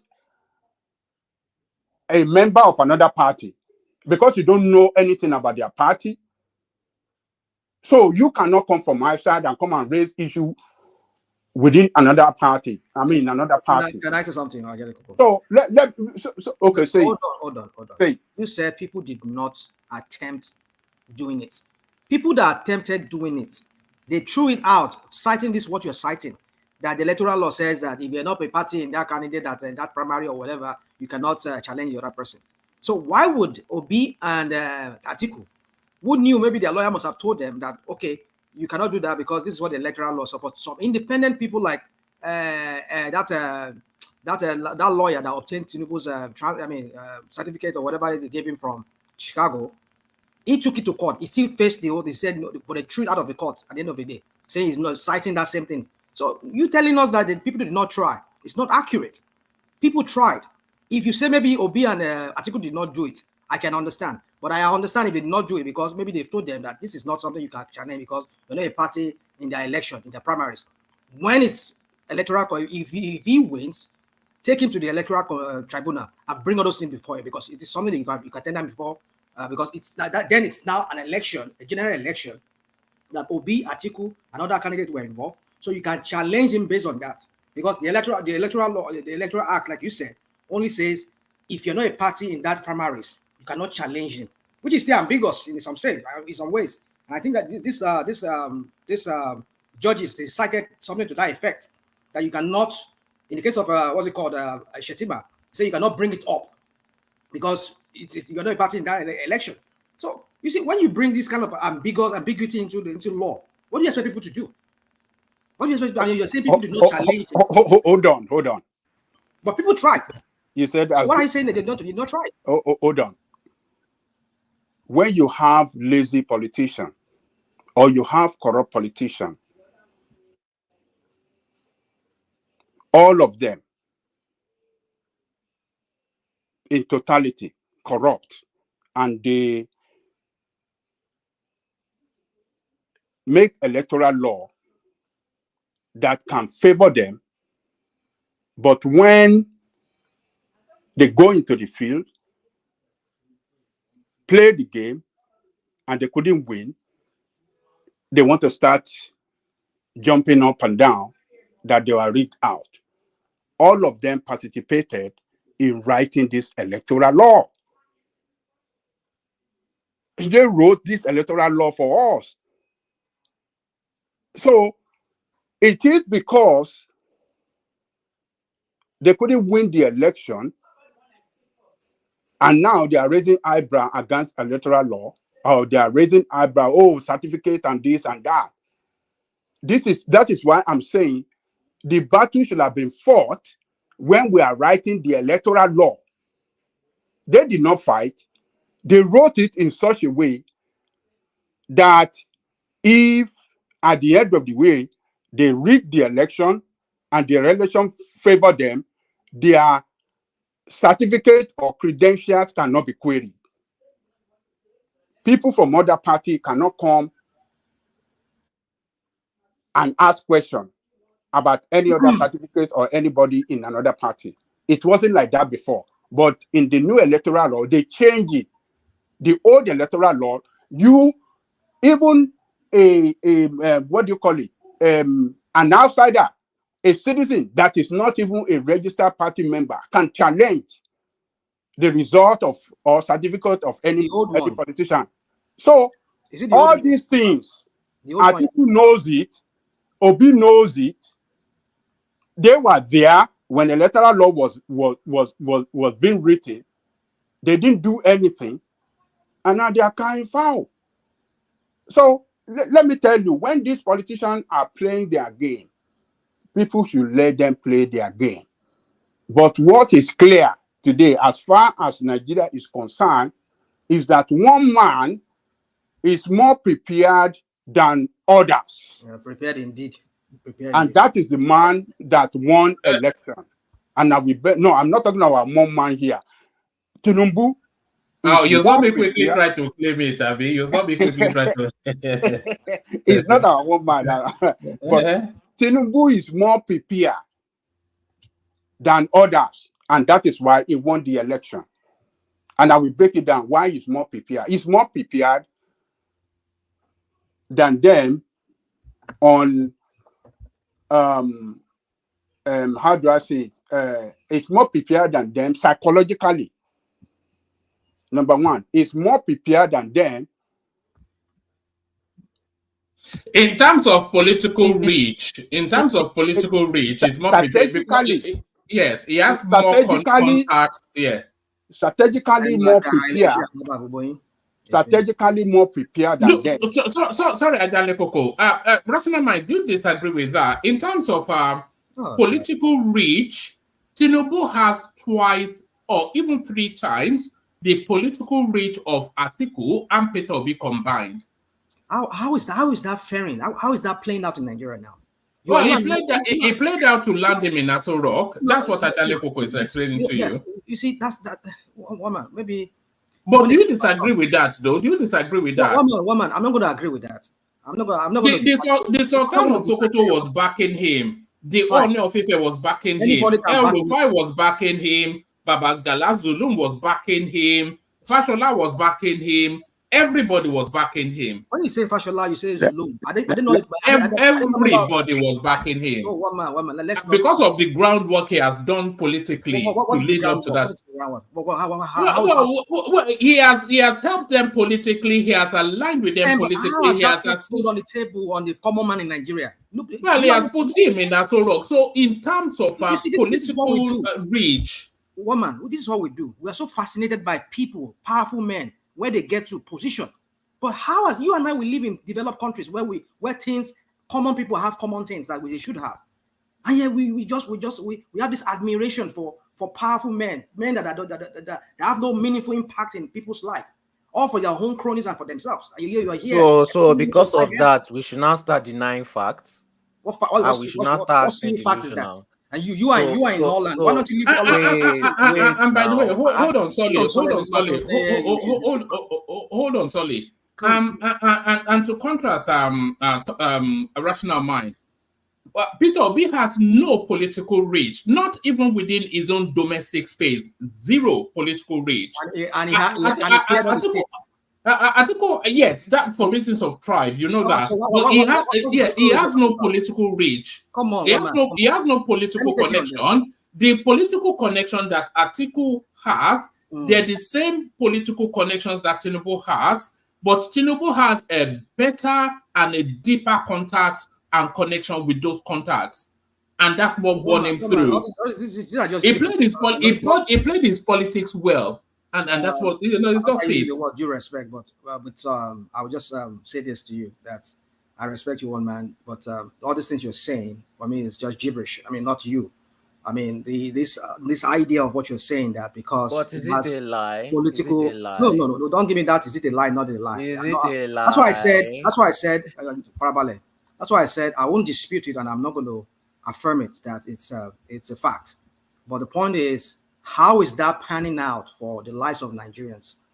We are here every time we are lamenting about the economic situation in that country, and we're here extolling these people to high heavens like they've done something. I mean, why this fascination with men that are not I mean putting anything meaningful in the lives of No, other no, he has demonstrated. He has people? demonstrated the necessary mental acuity that the What is country. he has demonstrated that he cannot put all his shit together. Excuse my language. He cannot put all his university and everything together. And you're telling me he has gotten everything together.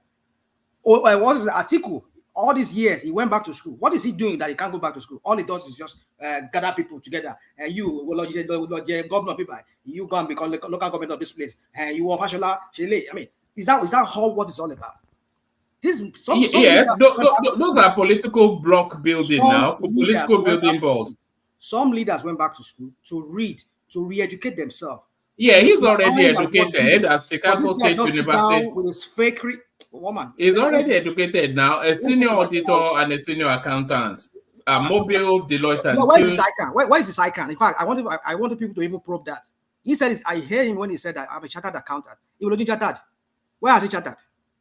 Where is his icon? Come on. Chartered is not limited to ICANN now. You can't be chartered if you don't do ICANN now. So that's it. You see this guy saying a bunch of What do you mean? Is Is ICANN required in America? Is it required in the every country UK? has that. You cannot be chartered in Nigeria and say you want to practice here. He doesn't work in Nigeria. He works in Nigeria now. If you work with ExxonMobil as a treasurer and you say you're an accountant, you see this guy is so phony that you people just come here and just accept. You know, if I can go and get you the clip of his boss at Exxon at Mobile. Bring it on, man. Bring it on. Okay, I'll go and get it. Thanks. Okay. Carry on, Najani Coco. Look, in Nigerian political space, anybody that want to contest for the position of president must be well prepared. Nigerian political arrangement is nothing but fraud. So if you are contesting, if you don't know how you can play above the rules, then you cannot win. You have to beat the rule of the game. That is the only way you can beat, and that's why you can win the election. Tinubu, I am saying, is more prepared than others strategically. That is why you saw that not only all the leadership within this party that supported him, even leadership from other parties left their party to come and support him. Yes, from PDP particularly, 5 governors from opposition party. That is a big advantage for Tinubu victory. So, Atiku, compared to Atiku, who allow his party to destroy on his watch, the party breakup, leadership of the party, as I mentioned, 5 governors break away, Kwankwaso run away, Obi run away. Do you want to compare such man with Tinubu strategically? If he has failed from the beginning, he couldn't win. And Obi as well, who left PDP to a party that doesn't have no structure, a party that never prepared for presidential election. And you think that person can win? That is why he cannot present at the law court, booth by booth, polling booth by polling booth, where he won the election against the figure that been released by INEC. He couldn't produce it at the law court. So they both failed strategically there. Then when it comes to, how do I say it, psychologically, you see a man that is well focused and just it is been straightforward looking, even during before the election, straightforward looking. All the Agbado songs they were singing, all the abuses all over the world on the internet, that man never released a dime, a statement against anybody. That's a man that is prepared psychologically, a well-focused man. He knew what he was going for, and he faces and he pursued it, and he got it. And he's more prepared than them on a legal issue. Let's say a legal challenges ahead of him, pre-election and pro-election. That guy, that is why you didn't see him on his form. That is why he never filled out his primary school, his secondary school, but it's only his university. He knew he had problem on the primary school and secondary school, and that because he went through a legal issue on that in 1979 with Chief Gani Fahimi. He learned from his mistake. He corrected it by not putting it up in his INEC form. And the school he put up in the INEC form is a school that he attended. The school affirmed it that this guy graduated from our school. And every record shows that he entered that school with his name, Mr. Tinubu, and not Mrs. Tinubu. So, all this fight you see those people fighting now is a fight for nothing. They are like people.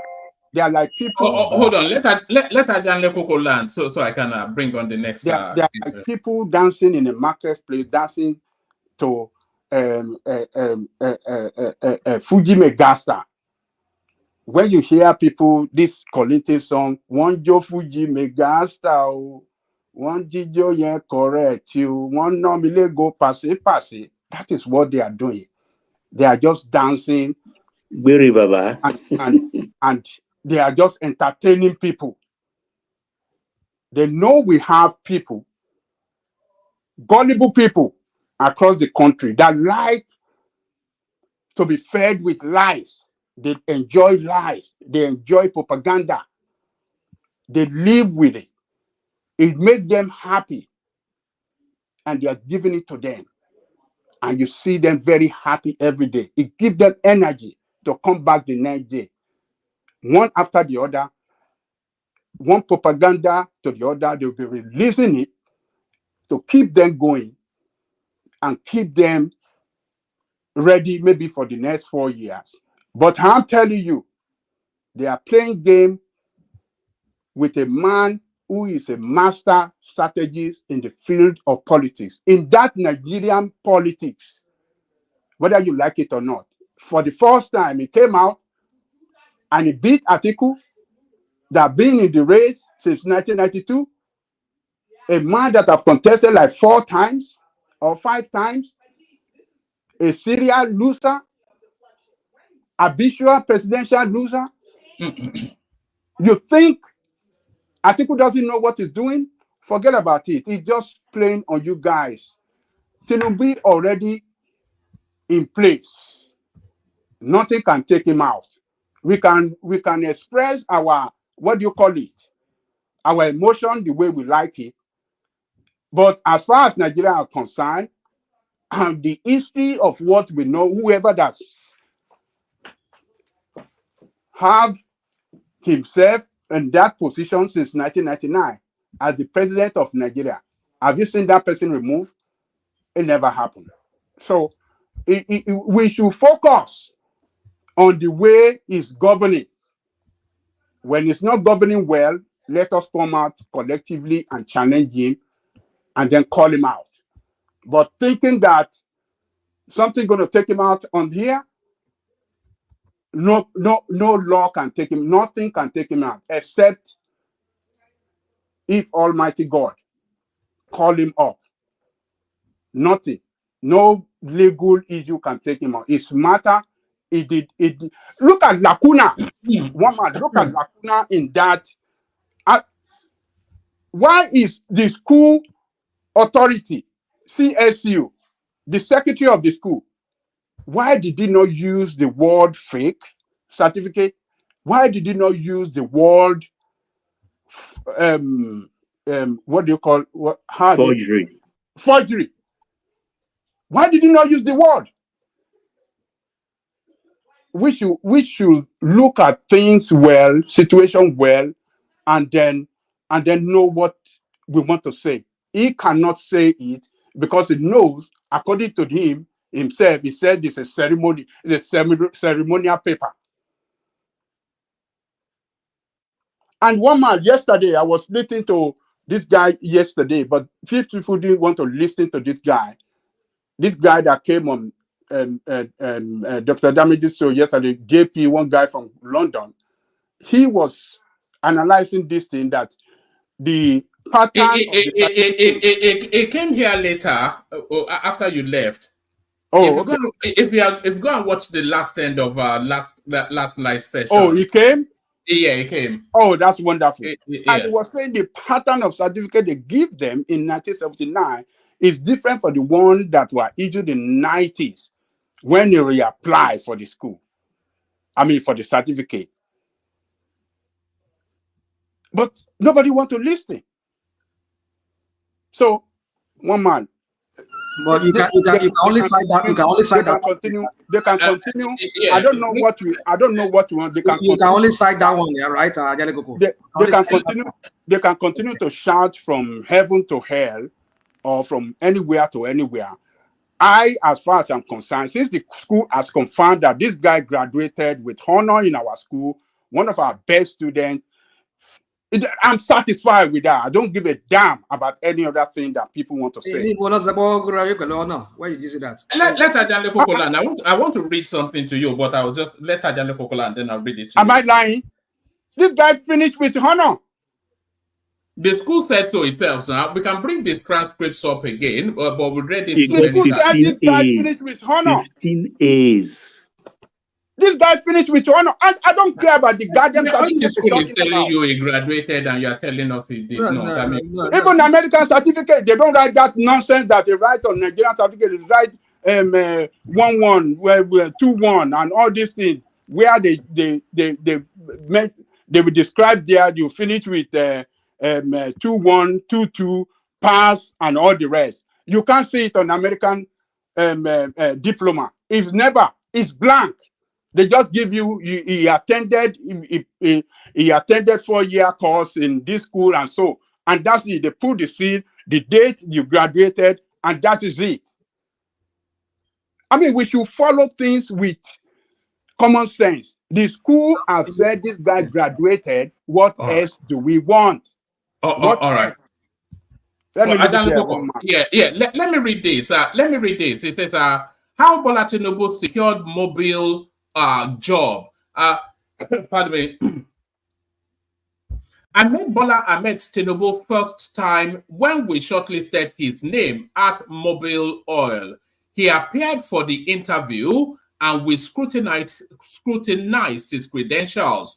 We referred all his credentials to the awarding institutions, and we found out at Mobile that they were genuine and authentic. He would never have been employed by our organization if any, no matter how minute, of his credentials were found wanting.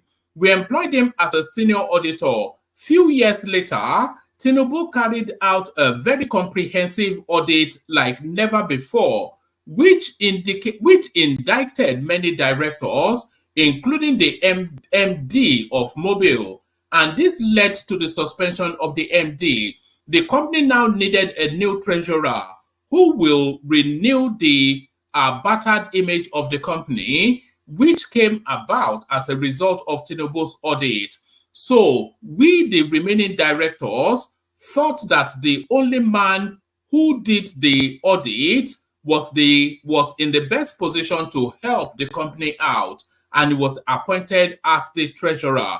Few years later, he came to meet me that he would want to resign from the company to join politics so that he can serve his people and humanity.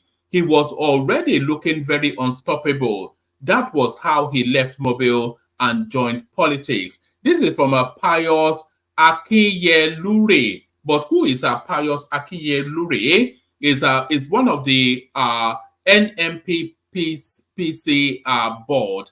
So it's a member of the board of NMPC and former boss of Tinubu.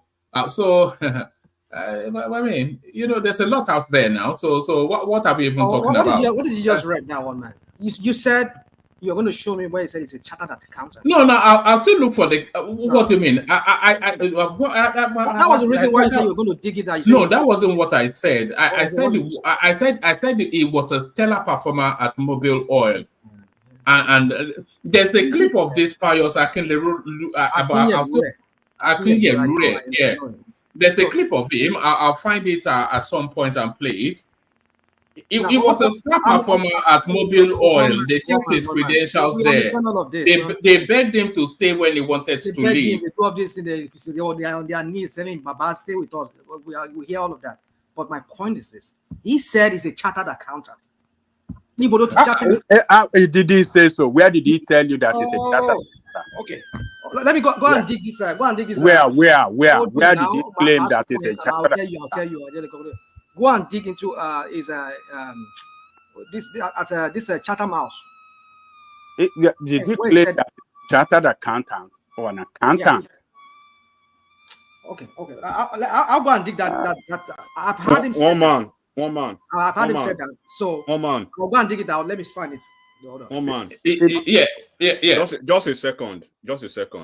For a fact, and this fact, right? Don't believe my word. After whoever is saying this now, anybody on this platform can go and check and verify, right? Tinubu has never said for once in his entire life that he's a chartered accountant. For a fact, people can check. I have never heard him. The only thing he has always said is that I was trained, right, by Deloitte. I worked at the best accounting firm in the world. That is right? what he said. A highly qualified auditor. And he has never for once stated that he was a chartered accountant by any means. Second thing again. One thing on this platform now, as we have seen the terrain, right, the way it's going, I have like 3 people who are listening here now, and people are already getting irritated. And when we are saying they're already driving this narrative to a certain level, we are trying to be conservative because people will say some people come on this platform to say certain things. But of course, we have to have divergent opinions. We have to have divergent voices on this platform. We know for a fact, right? No politician where you open a yard for Nigeria, where you don't go see shit for that Nigeria. But when they are concentrating and coordinating efforts on only one politician, they did that throughout the campaign, before the campaign, and they all lost together. They went to the TV, they cried on the TV. And I said it yesterday again. They are already doing, they are repeating the same thing now that they repeated with Buhari for good 8 years. Certificate and certificate. At first, their first lawsuit was he did not, and he was never a student of CSU. Then they shifted ground, right? When they filed it at the state level in Chicago, and then they promoted it to the federal district level, and then they amended it that they needed certain documents and stuff. So they're always shifting base, shifting ground, and when you say they are headless mob, they are angry. What are you actually fighting for? Okay, now when they say do not go to this route, it was Atiku that filed the lawsuit. But who are those on almost every platform, on social places? One man selling the gala for Atiku that what he has cooked. He has cooked the food, but some certain people are selling the food for Atiku on a daily basis. But when you want to open just a snippet of their own man, they have very thick, thin skin to actually accommodate that. Do you think people are stupid when on a daily basis you keep bashing on their tribal man? Either you like it or not, you may hate this Tinubu man, but some people love him. Some people want him there. He has his base. He did not come. He did not just come from the sky, just like somebody said the other day. He's a man that comes to Enigmatic. It's a self-contradicting statement to say that Tinubu is not popular. Out of a tightly won election, he beat the closest person by 1 million plus votes. So what in that suggests that it's not popular? I mean, you need to start balancing this now. We understand he's the president, right? Okay, he's the president. We should dump everything on him. But we have criminals too, right? When they were governors, they've been in political offices now. Atiku was a VP for 8 years. If you are going for a job and you make Obasanjo, right, your reference on your resume, and you're about getting an offer, and they called OBJ, and OBJ made a startling statement that he said in his book and openly against Atiku, would you have offered Atiku the job? One. Number two, right? People can try to sweep things under the carpet, but people who knows Nigeria politics, right, and who knows what happened in certain states when these people they don't want to talk about now, and I keep saying it because people without any shred of evidence, every small thing they want to link Tinubu to it. Tinubu was involved. Tinubu was the mastermind of NSAS, and they wanted to dump it on Sanwo-Olu too. He was the executive governor, so he should take blame for that. But the CNC, who have the power to mobilize, they're always silent on that. Then when you flip the coin on them, let's take it to the Anambra state now. The issue that happened in Ezu River, that Anambra youth died, more than almost 100 of them. Almost 100 of them. Who was the executive governor at that time? Who was the chief security executive in that state at that time? Would you have said you were so blind and you were so deaf to understand that under your nose as a governor, almost 100 people died floating on Ezu River by the Okuzu FSAS under your nose? And they want to bury that. Can I come in? Can I interject you, please? Go ahead, please. One man, there is a question you asked. He said, why is the post-elections shenanigan happening till this long? And I heard you or somebody saying Tinubu is not a popular candidate. That is the reason. I think election has to do with numbers. And the word popular has to do with numbers too. But I wouldn't go to that route because according to them that I know, the election... Enigmatic, let me mute you for a moment because of the background. Carry on, Zeta. The election should be cancelled because it's flawed.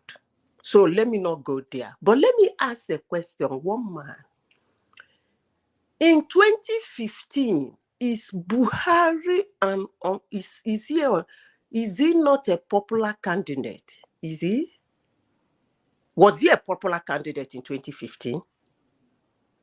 I mean, Well, Buhari. if he wins an election, then it has to be. Yeah, it's just it's a self-fulfilling statement, isn't it? A situation. Okay. So If you Buhari was win a an popular election, then you are candidate. popular Yeah, because he more people was. wanted you than others. Yes. Okay. He was a popular candidate in 2015 and he won the election with, I think, almost 3 million votes.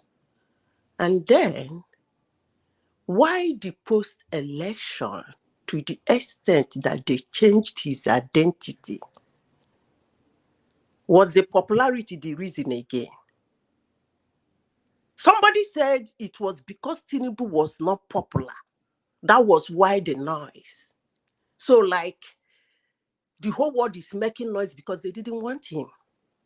I'm battling with my English language because I don't know when popularity is being excluded from numbers. And I don't know when an election is being excluded from numbers. But they will say anything anyway. But woman, You cannot say somebody that won an election is not popular. I don't get that. I mean, it's a self-defeating statement. It's a self-defeating statement. I don't even understand the English in the first place. But let's assume that they are right, and that's the English. Let's go back to 2015. It was the only election you can compare with 2015 is the 2023, because in 2015, it was war in the sense that they want to unseat a ruling party and a sitting president. In 2023, there is a fight to unseat a ruling party. And probably because they attached Tinubu to Buhari, a sitting president too. So Buhari was popular enough to unseat a sitting president. And what happened to him? How was the post-election? From certificate, just the funny aspect of it, they have only one strategy. It's the same strategy always. From certificate to sickness, I won't be surprised that tomorrow they say Tinubu is sick of something. I won't be surprised. From certificate to falling sick, from falling sick to traveling abroad, resume and resign, then all of a sudden they totally changed his identity to another person. Was it because of popularity again? That he wasn't popular? I mean, I don't even know why we keep dwelling on this. That's actually not why I want to come in this evening. When I have time, I'll come in and I will do my own monologue. It's not all this headlessness. I think I'm done with it. All right, brilliant. Hopefully we can move on to other topics. And let's see if we can move on to those other topics. I was going to come to either enigmatic or let me go to Ekene. Yes, because he's joining us from Lagos. Ekene, the Megida of One Man Platform. Yeah, One Man. Thank you very much. Yeah, thanks everyone on the platform. One Man, are you hearing me? Yeah, I'm hearing you. Okay, so everything is cool. Yeah, do you want me to take you to a light-hearted space, just to break up the heavy going a bit? It says we have this is the only officer speaking, by the way, Kenny. It says we have good evidence to believe that the Igbo race has its roots in Ile-Ife. So there it is. That Yoruba language that you refuse to learn, you might have to learn it by force. Apparently, you're a Yoruba man. Did you know that you're a Yoruba man? Ekene, now Muyiwa. Yes. Well, I think the man is making some, I don't know, because me, I'm not a student of history. So, but you know, all these monarchs, they have a way of trying to bring people together. Maybe that's what he's trying to do. So I believe in that. But that name, Ile-Ife, I think that name sounds Igbo to me. It sounds that Ile-Ife something. sounds Igbo to me. So, but he didn't break it down. Maybe what next he said he will still break it down to put it Yeah, together. So no. It's saying that within the Onis Palace, there's an ancient room called Ile Igbo, which means to the house of the Igbos. And it's saying that this is an ancient room that has been there for God knows how long. And he's saying that cannot be the case if there was no association between the Yorubas and the Igbos. And he's inviting academics now to come and investigate it to see if the Igbos are actually just one of the offshoots, just like the Benins are one of the offshoots of the wider Yoruba family. Maybe the Igbos are also an offshoot of the Yorubas. maybe when they go there, when they confirm everything. But the most important thing is that Igbo and the Yorubas have different culture and different characters and attitudes. So I don't know what we bind them together or what we make that assertion to be a truth. So maybe when they do that research and come to their conclusion, then we'll be able to judge it. But for me, the only thing I could only say is that that name Ile-Ife sounds Igbo to me. So, but I don't know. I wouldn't go. What does it mean in Igbo? Does it have a meaning in Igbo? Ile-Ife. It sounds Igbo. It sounds Igbo. I don't want to go into, but that Ife means something. So I don't know. So maybe when they come to their conclusion, he knows the reason why he's saying that. But for me, I think it's more political. Maybe he's trying to bring some, so that Igbo will know that Yorubas are your brothers. So that all this fight, everybody will know that we have something in common. So maybe that's what he's trying to do. So, but one man, I have something that I want to say, because but before I go there, I want to say something. Because we come here to learn. And another thing I want to complain, one man used to put me on the background whenever I finish my monologues. Sometimes if I have an interjection, I cannot.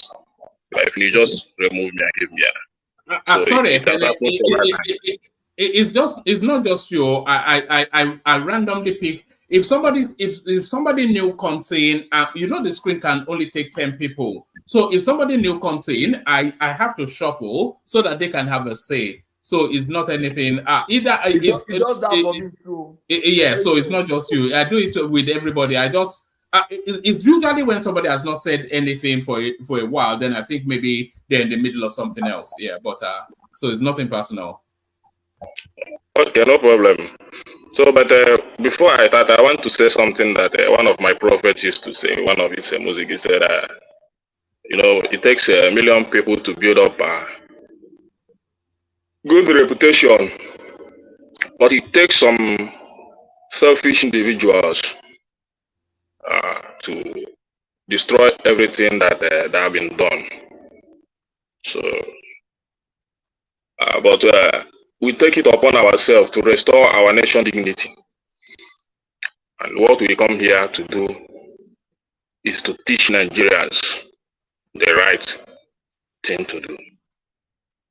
So I believe if we take it upon ourselves, we can restore the dignity of Nigeria. Because some few individuals, though my prophet used the word stupid people, but I will not use that word. I will use the word selfish people that destroyed the dignity and the reputation of our country, Nigeria. So, but we are taking it upon ourselves. Especially as I'm taking it upon myself to restore our nation's dignity. So we are here to teach Nigerians the right thing to do. So unless that is why we must come and say the truth at all time. So this issue of certificates, all that, never be my concern, being that I made my position right from the beginning that if you have something that is right, you present it out there. People don't need to argue it.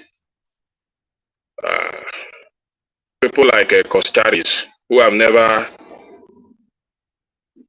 attended even primary school, have even shared their bank in Nigeria, and they have done perfectly well.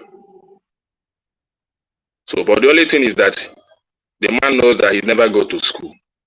And whenever he comes to the public to speak, he will tell you, I never go to school. I stopped at primary 4. But this is what I'm able to do, even without my education qualification. So, and I love him for that. And that is what I expect from our leaders. Not just to grumble things around, trying to do things that doesn't exist and deceive the public. And that is my problem with the issue of the certificate of a stuff. Because we have a minimum requirement, which would have been an easy stuff. But we are going all the way to Chicago State University to expose our incompetence and our lack of dignity to the world to see. So, but I hope we bring it home. And people like us that have, not me, people like one man and other people that have certificate here, I think you people should take it upon yourself to restore our nation's dignity, not to come here and castigate each other. So, but I have something that come to me this night, which I will speak most. I think what I'm seeing in this government is not encouraging to me at all. Because I've noticed there was a suit led by, is it Serap or I don't know what they call their name, Serap, trying to sue some former governors that are taking pensions in this country, all that and all that. And in that, I found that the people like Umahi have never relinquished their position as a senator while sitting as a minister, and he's still taking he's still taking his monthly allowances in both ways. Is that not a big corruption? Shall we not call them out? Are we closing our eyes in such things? That a minister will be holding a position of a minister and they also holding a position of a senator and taking pension and salaries in both ways. Is that not corruption? One man, I'm asking. If that's the case, then I suspect that might not be the case, or maybe it's just a technicality that's not been ironed out yet. There is no technicalities because the guy that spoke on it said it loud and clear. And since he became a minister, he have never come up one day to say, I give up this position. It's not only Umahi. There are so many of them in the Senate. Many of them. So that is why they keep us busy fighting about certificates so that they can continue enjoying. No, the certificate is part of it. So we talk about certificate, then we talk about the money they're taking. It's not one of the other. He doesn't have to give it up. I think there should be a body. I think INEC should have gone ahead to organize the election now, or declare their position vacant and organize the election. You understand? Now he has another appointment. Automatically extinguishes that position. That senatorial district does not have a representation in the Senate. So they need he himself was a governor before, just like the president of the Senate. So they need to present a new candidate and they need to run another election, or I don't know how they want to do it. So people that should speak out now, because they are not represented on the Senate now. If they want to push something through their senator, who will do it for them? Why is Tinubu not wading into this? It's not his business. Hold on. Let me say something. He gave him the ministerial position. Tell him, hold on. We want to cut down costs. If you want to be a minister, relinquish that position. Write to our INEC. tell them you're no longer interested. You have another position. It's not relinquished. But why is he keeping He doesn't have to write. It's automatically out of it. But then you people say, I mean, if I understand what you people say, you said he's still getting paid as a senator, despite they've not conducted any election for that office. An emolument as an ex-governor. So you see this criminal. So why would you even want such a person in his government? It has nothing to do with the president. There are institutions in charge of that. Just defend everything. Like it has nothing to do with it. It is the truth. You situate problems where they are, right, where they rightfully belong. Where is the problem? What problem? What problem are you talking about? We have accountant of the federation. We have head of service, and so on and so forth. What about the Minister of Works and Housing? Do you know what the meaning of Minister of Work is? A super minister now. Don't you know that? Tell me. I don't know. So I don't know what you're talking about then. When you said you don't know what you are talking about. If you want the president to look into such things. Oh my goodness. So one man for me. So anything is just so ridiculous. I believe please let me just say something on this. I believe one man. I think it's not the president. It's not within the president's right. I mean, I know that when it comes to institutions, we don't really have some, but we're only reminded of institutions when somebody for this certificate.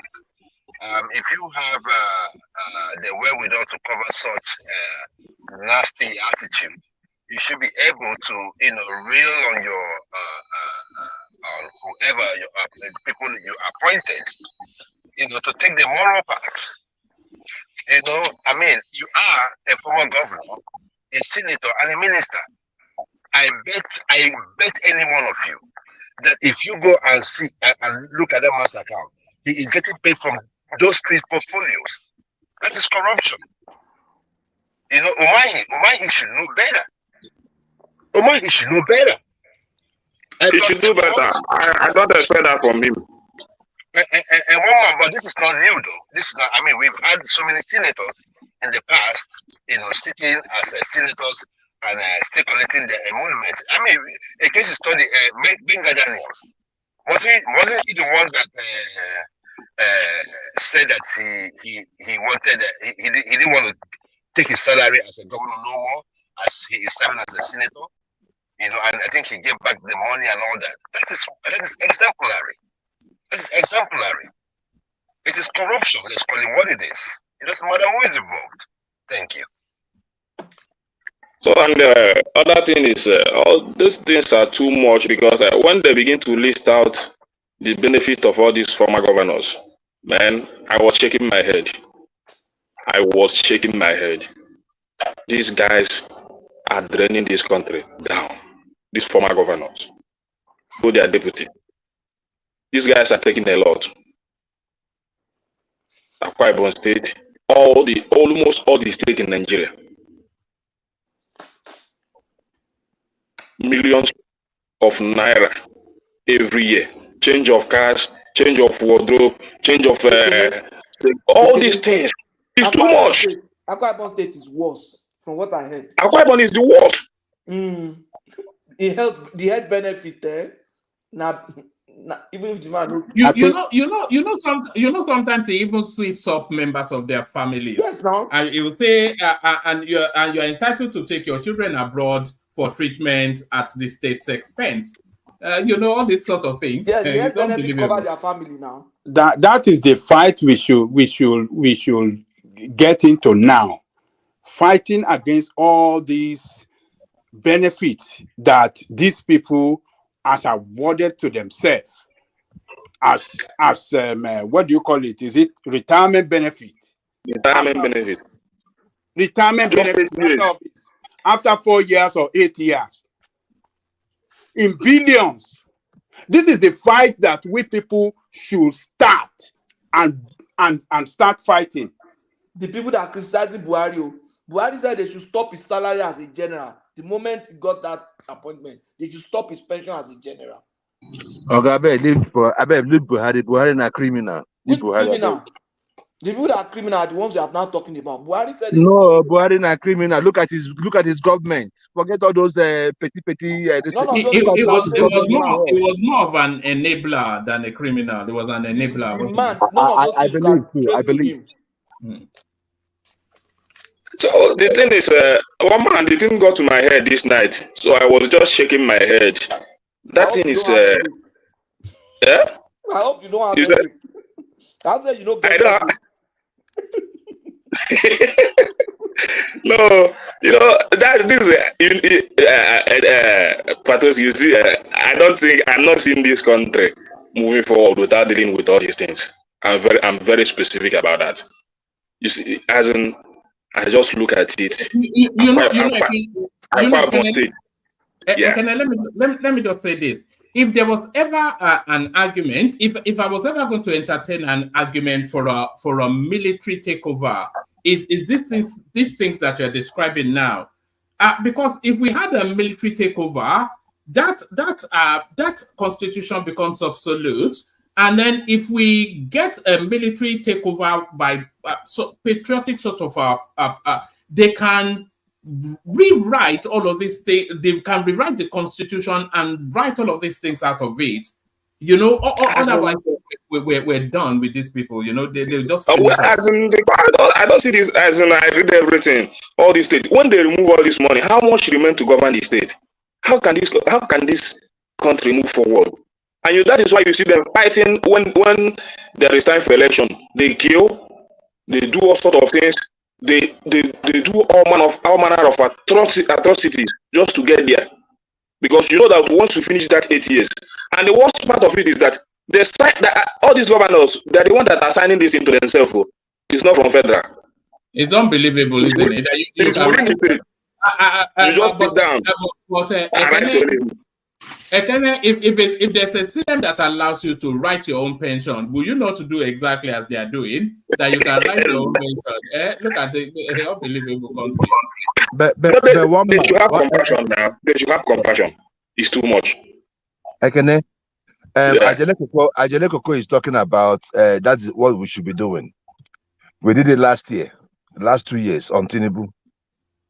And the Yoruba say we should leave them alone, leave him alone. It's our money. We did it on weekend. What do you mean? What do you mean? Hold on, Ajele Koko. You know, Nobody said that, though. Nobody said that. I'm just telling you. Hold on now. Nobody said that. We have reviewed. Hold on now. Probably most of you here are not Twitter savvy, but I'm just telling you what we did last year. Sanwo-Olu has flashed down all the benefits of the past governors in Lagos. Okay. That's what I'm saying. That probably it was because of the hue and cry we had last year. I don't know when he did that. You know, I don't know when he did we tweeted it. We handled it. When? No, that was about a year, 18 months ago. A year ago, you have done it. We did it here. We did it here. So one man. So you see, sometimes we say when we speak here that they listen. I'm sure he did it because of election. Yeah, hold on for Joel. Not too many of us here. Yeah. So prior to last year's election too, we brought it to the fore, and made people understand that how can Tinubu be taking this amount of money? I mean, I'm not saying that he has any other political office, but the amount of cash Tinubu that they are meant to change. Guy, it's not a Tinubu narrative now. It's a Nigerian narrative. It repeats in Kebbi State, Kogi State, Anambra. It's a Nigerian narrative. I am telling you the states that has the highest: Lagos, River State. I'm just telling you, it's not a question of. I'm telling you the state it's a Nigerian Malay. It's not a Tinubu. Tinubu is wrapped up in it. One man, listen to me now. One man, listen to me now. I said the highest. I did not say it does not appear. It does not occur in all states. I said with the highest. So I'm talking about Lagos, Rivers. In fact, if you go to River State, I think Wike did one for himself. If you go and listen to Wike's compensation for leaving office, one man, you'll be shocked. You'll be shocked. So I'm just saying that these are the places that with the highest. Not that it does not happen in all states. It happens in all states. This all is right. It's a Nigerian thing. It's a Nigerian thing. But if we must fight it, we must fight it together. We will not restrict it to one state. We must categorically all the states that are doing these things. We bring them together and fight this fight. Now that the setup is making it a fight, now the issue is that our system is not working, and that is why I continue to cry. We're not talking. We're not saying the right thing. Even though sometimes if the court favor you, you begin to clap for them. But when it comes to the real issue, the court overlooks it, and we keep mute. We never talk about it because it favors us the other day. So now we have to keep mute. This thing, the setup has been fighting it over and over. But when that case gets to the court, you will not hear about it again. They will only come on television to lament. But the voice of the masses that are supposed to take it upon themselves to restore this nation's dignity are not speaking up. We rather decide to speak when the court favor us or how the court will favor us. But now, this matter now has been taken to the court by the Serap and the well-meaning Nigerians. They come on television. Today they were on Channels Television discussing about it, bringing the matter up. Akpabio is on that list as well. Akpabio is the worst. The guy that said this, Akpabio is the worst. And the worst part of it is not. I think Akpabio is probably the top 3 most criminal in this Tinubu administration. I think we have to give kudos to Obi. I think Obi is not taking any pension, right? No, Obi is not taking pension as far as I'm aware. I think we have to celebrate Obi in that respect, when hallelujah. Hallelujah. Obi distinguished himself from that corruption there, and we have to celebrate him, and we have to join hands together to wage this war against this politician. This, what do you call it, benefit after 2 or 8 years. They don't deserve it. They are paid huge money. Whatever they make within 8 years is enough. They have a job already before they came. It's a job for service. Why must they get pension after 8 years in a country where 133 million people, we have it on record, are living under abject poverty? This is the fight we should be fighting. Yes. All right. After that interjection, let Ekene round it off, and then we go on to Rational Mind, who should have that monologue without carry on. It's just a question. How many years do you have to serve before you become pensionable in civil service? You have to more than be 30 years. 15. 10 I think years, right? it's 15. I think it's 10 or 15 years. And this will just serve for 8 years and they collect 8 pension. years, and they want to, and It's they are. against the law now. Shall I tell you what happened in the UK? There was the prime minister before this guy, Liz Truss. Yeah, she was there for barely 3 months, and she gets a prime minister's pension for life. So once a prime minister, always a prime minister. Yes, she gets a pension for life. One man. Let's look at it. If you get permission, this thing, your country is a great country there. But why should you get a prime minister? She's just in her early 50s. She still has a working life ahead of her. You can be in a job for 3 months, and then you get the pension of that job for life. Yeah, what is the pay? Tell us. It doesn't matter. No, it doesn't matter what the pay is. It doesn't matter what the pay is now. But you're right. Politicians have a way. They are all the same across the world. They are criminal. They are all the same until when people stand up against them. That is when they will reverse a little bit. They have the same mindset, the same way of doing things, but when people don't stand up and resist them, they don't know. They will just keep going. They want to favor themselves the most. We have to stand up against this thing. They have, some state, Kebbi State, or what do you call Samvara State? If you know what those one awarded to themselves,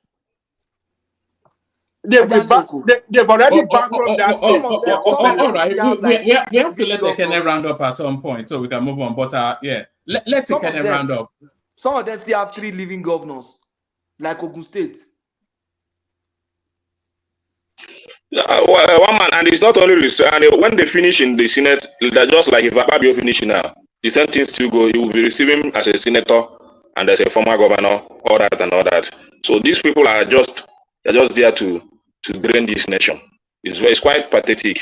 So, but for me, another thing I would have loved to dive into was this Minister of Humanitarian Affairs, this and all that. I think this government is not giving me hope because we spoke about her yesterday. She has stopped the End Power program. Yeah, even but she today she was on China's television. She's just saying that that they are reshuffling it, this and all that they will start to pay maybe in a few months time, but now it will be 3 months, 25,000 naira in 3 months. But my point is this Buhari pattern that is coming into this government, I don't like it. I think they would have a change of strategy. Because what I call it is Buhari pattern.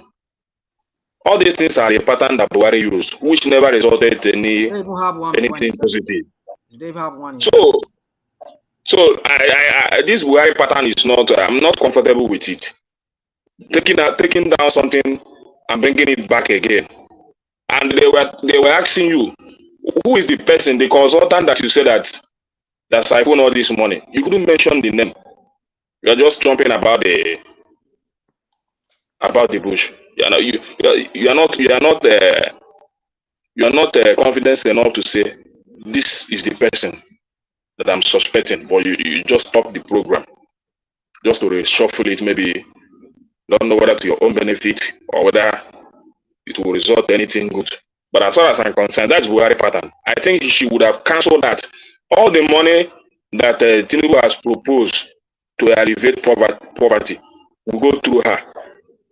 And I'm not seeing a good strategic plan that she's putting on ground to make sure that those monies are used effectively in terms of productivity, because that is what we are talking about in our country now. Productivity. Can I she's not going towards that direction. It's all about palliative. Let him round up so I can move on. It's all about palliative. And I'm tired of that palliative of stuff in our space. It's draining this country. Let's use this money to be more productive as a country. Then fight those corruption of all these former governors. It's eating our country deep. Thank you, one man. Oh, all right, brilliant. That was the excellent, Kenneth. So that was the excellent, Kenneth. I'm not quite sure if I said enigmatic or rational mind, but let's kick it off with enigmatic. So enigmatic, just about one man. I mean, did I say you? Okay, let me come to you then. So let me come to you. I'm not quite sure if enigmatic is fully ready for us yet. So you're up next then, rational mind. A 5-minute monologue. However the mood takes you. What you saw in the news or headlines. First of all, I want to talk about the issue of the Tinubu's chartered, being chartered or not chartered. You see, I don't know what to believe anymore. I've scoured the internet while I was listening to you on the background here, looking for that clip where he said something like that. I'm not be able to find it. Having said that, am I surprised? I'm not surprised about that. We know, as they call him, in fact, we've labeled some of his people here on this platform, beside calling them Agbadorians. We call them Batified on Adon. I mean, I'm one of those few people that started even calling them Adon on this platform. I call them Adon, which is Yoruba way of saying a bat. So we know him as BAT. But now, if you go on WikiLeaks or is it Wikipedia, you will see now it is Bahahati, BAAT. You know that these people, they are working like they're working like a clock, 24/7, trying to manage this guy, launder this guy's image. Now it is now somebody we know as Bola Ahmed Tinubu. It's now Bola Ahmed Adekunle Tinubu. So you kind of wonder, if people knew that it was going to happen, Akombi too. Put Akombi. Okay, Akombi. I had that one too, but I didn't see that one on Wikipedia. I was thinking maybe people were just making that up.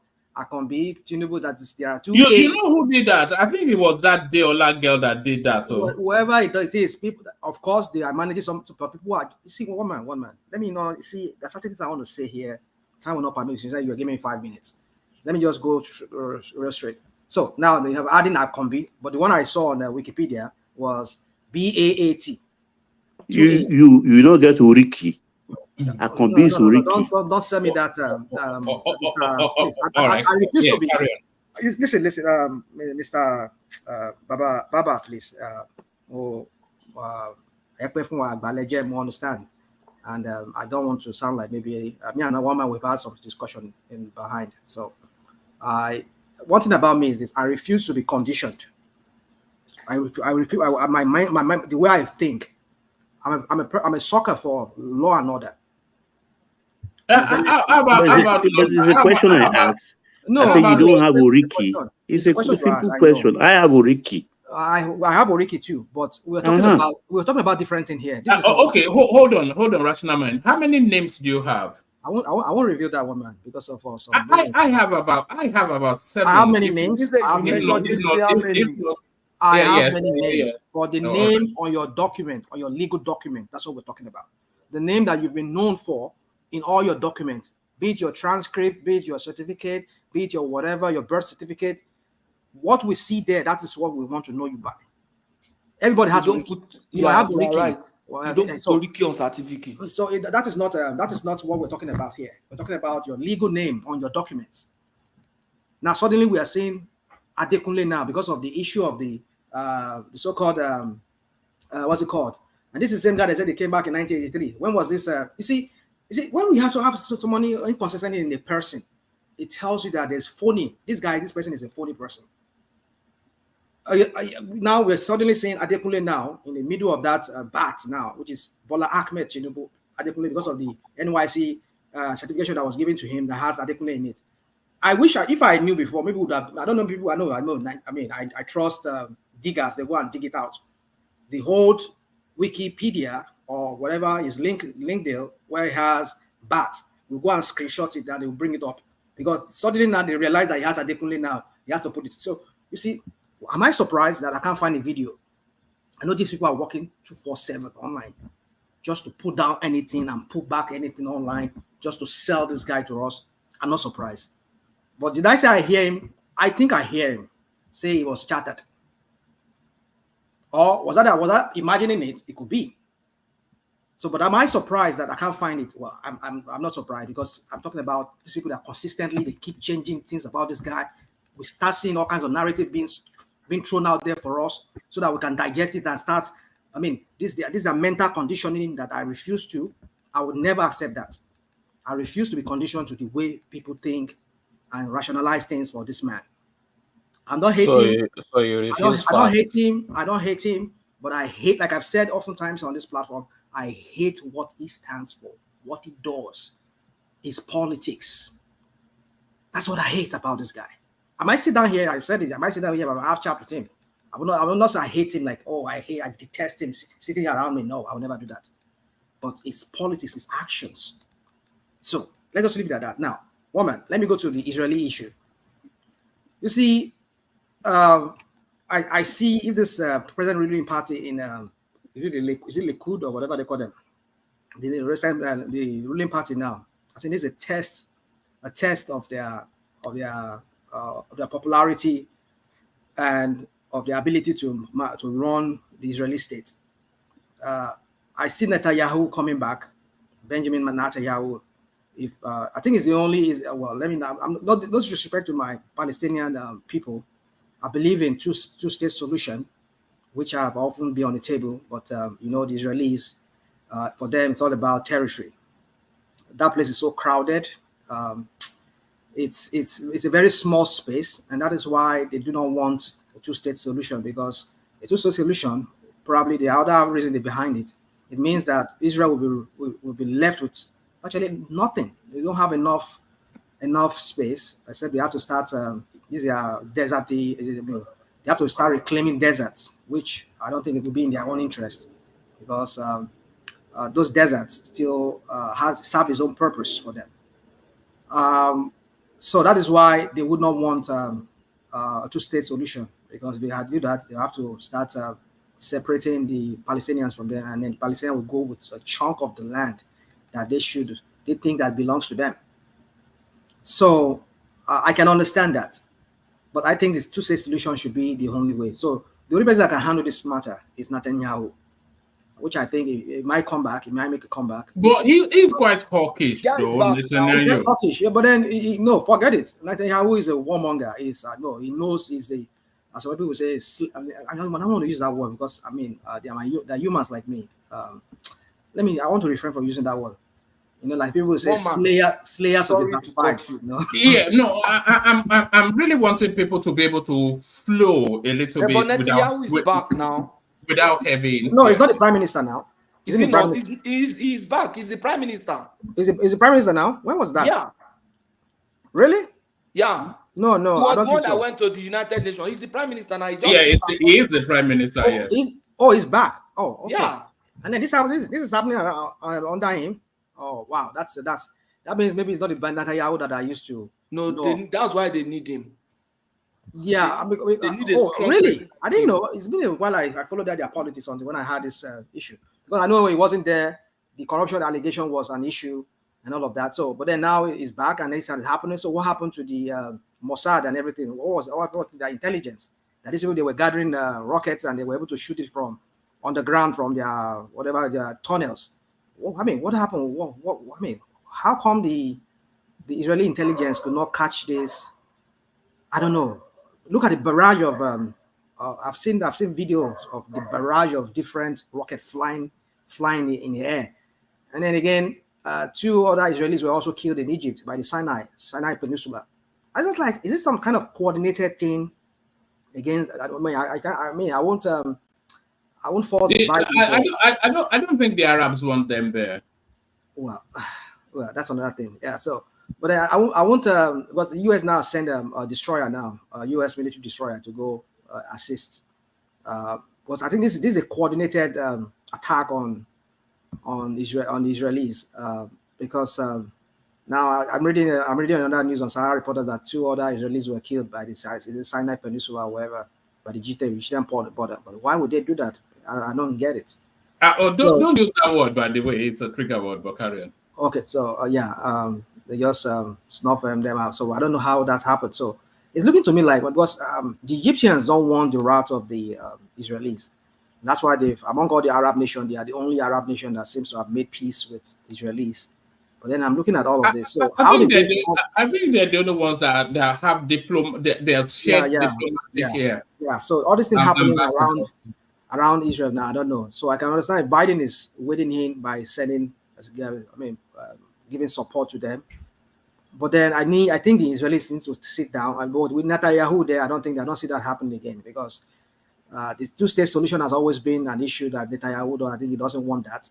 These are expansionist policy of wanting to continue expanding into. If you look at that area that the Palestinians they have, just like one small place, like I doubt if the whole of Apapa is not even more than 8, or maybe the whole of Sumeri. It's not more than that area that you find them all cramped. They start building tall homes, tall houses on top of each other. That's not a way of living. These people don't live fine. So maybe, and they won't allow them to like expand, come into the main place like in Jerusalem or other Tel Aviv or other parts of, because they kind of like confine them into one place. So I don't know. How do you expect people not to react? Nothing, don't get me wrong. The problem is that region is of such historic religious significance to all of the faiths: Christianity, Judaism, and Islam. So all 3 really, because Judaism it births there. Jesus Christ from what is what is now really Palestine. And Islam, some of their most important religious places are in that area as well. There's a lot wrapped in it, yeah. Yeah, there's a lot wrapping in, but I think the main thing is that's the control here. I don't think it's more of a religion. Although religion can have the undertone, can have the the underpinning thing behind it, but I think it's just about political control here, wanting to establish themselves as their own state, as their own kind of territory, political power. The Palestinians want their own separate state from the Israelis. They want to be seen as a state. But the Israelis have their own reason of not wanting that because even though that excuse for me is not an excuse, people have the right to self-determination. Like Bubu once said, but an idiot went back to Nigeria and was clamping down on those people who are within his own country that was agitating for their own self-determination. You can see the hypocrisy here. Would say all these are leaders they have.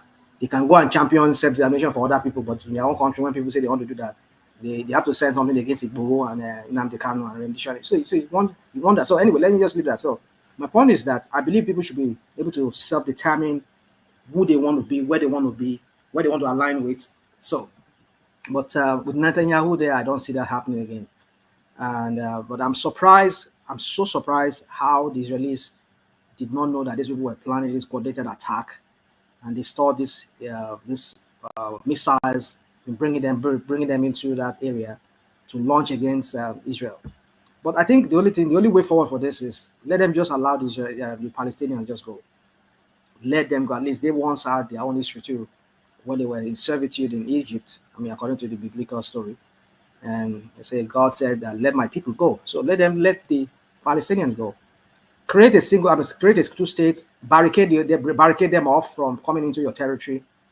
Put your Iron Dome up, and then if they're Hamas or whatever or Hezbollah, they try to like start firing back. You use the Iron Dome against them, but I don't know. You see, that's the solution to that. It's a real setback for Israel, by the way, because they've been trying to package themselves as a tourist destination. That's the thing. Who wants to go there now? That's the reason why those deserts they cannot claim. Those deserts still has a gold mine and still has a lot of gems in it. When I mean gems, historical. There's so many historical things there that if they start, let me say, not as if they don't have the ability to forest. How do you say reforest those areas? They have the ability. I mean, if you look at the kind of agriculture that they do in Israel, oh my goodness! I mean, those people are so very advanced. It's the most advanced in the world. They are very advanced when it comes to agriculture. Even within desert, they are planting, they are making. So it's so very small space, and that space. And a lot of them they keep coming back from abroad. They want to come and establish themselves as a But rational mind, the Palestinians also they don't want the two-state solution. They want Israel out of that place. That's the problem. Well, I think it's their mass. Some of the I think that was why they killed is it Yasser Arafat? Who was that person that because they said he was pandering to Israel. He was. So their mass don't want. I think they don't want. Is Hamas not the ruling party in Palestine? No, it's PLO. Hamas is the Palestinian whatever league or whatever. Yeah, Hamas is like the militant. Is like a militant wing of So but they actually won at a time now. They won, and then that was I think that was when the Israeli had to swoop in and then they did not allow them to stand. Hamas rules Gaza Strip, and Al Fatah is in the West Bank, is the recognized government of the Palestine, former PLO. Okay, and now it's Al-Fatah. It's been a while I followed that year because I just got so tired of it at some point that I don't see a way out of that thing. There was a time that I used to be very agitated about that space. I used to too. I just got tired of it because so many. I mean, just seeing a lot of BLO, RD. I mean, it's just seeing people suffer. Just making me so numb at some point. I just said I can't continue. Because the whole of that Palestine is just a glorified prison, isn't it? Really, it is. That's what I'm saying. It's just some kind of glorified prison because how can you have these people cannot travel out? They are not free to do without a pass. You can't travel out. They don't have an airport. They don't have. Yeah, they don't have. I mean, how can you allow people to live like that? And you people on the other side, really, they live like kings. They have all the modern gadget. They are free to drive the latest cars. The tourist comes there. I mean, that's what I'm saying to the Israelis. Let them sit down and do some introspection. Allow these guys go. Give them. Sit down and just demarcate the whole place. We draw that map there. let them have their place. But the thing is that the problem they have now is that the Palestinians are scattered all across. There are some in the north, some in the south, they just have this their territory. So it's like Israel is just hemmed in. So how are they going to do that now? So that's why I say, to me, it just look almost like impossible for them to really resolve that matter. But for me, all I'll just say to them is that just allow two states, however you want to do it. Just let them go, let them have the free access to travel without having to consult with Israeli intelligence or whatever before they have to travel out of the that area. So without that, I don't see this. They will continue. These people, they will continue. They multiply. They don't die. Yeah. So in conclusion, one man, for me, it's what is going on in Nigeria. For me, it's we can talk about what these politicians are not doing right when it comes to economy and the lives, the socio-economic and life of our people. But you see, we cannot go past that. We cannot talk about that social and economic if the political angle of it, because the political angle has a lot role, a major role to play in the socio-economic welfare of our people. If we don't get our politics right, there's no way. Now we see Tinubu looking for legitimacy everywhere. Everywhere he can get it. Some people here say that it's the best thing after sliced bread. Sliced bread. I don't even know what they're talking about. But it was legitimized on the 25th of February. Well, INEC did that. Yeah, anybody can be legitimized. We've seen state-sponsored a coup in a civilian garment. It has happened. We've seen it before. This is not the first time it's happening in history, where people are being rigged out. I mean, the whole criminals, they will rig an election in the state and they will declare themselves. That happened. So why can't we allow room for dissension as long as it's not an armed insurrection? It's just a talk. People are talking. There's no room for dissension in Nigeria. Is the dissenting voice not the loudest voice in Nigeria? How? What was it? The loudest voice are the voices opposed to the government. So what do you mean room for have you seen the dissension? Agbado people? Have you seen how active they have been? The Agbado people and their platforms. Yeah, but Nigeria allows for room for dissension now, does it not? You allow room for dissension. You send that circular to TV stations and others, media stations, telling them that they should watch what they say, what they allow. I mean, how can you be gargling and be stifling people from speaking? You want everybody to think like Tinubu and think like the Agbado people. Is that what it is?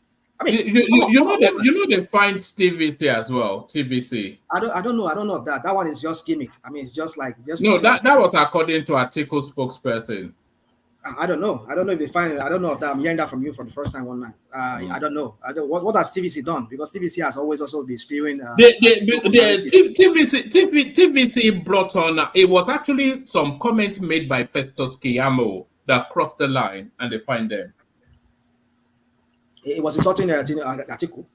Is that what happened? It was insulting Atiku, and I can bring it up again. It was insulting Atiku and a few others. But the language was not quite that's a regular trait. You see, par.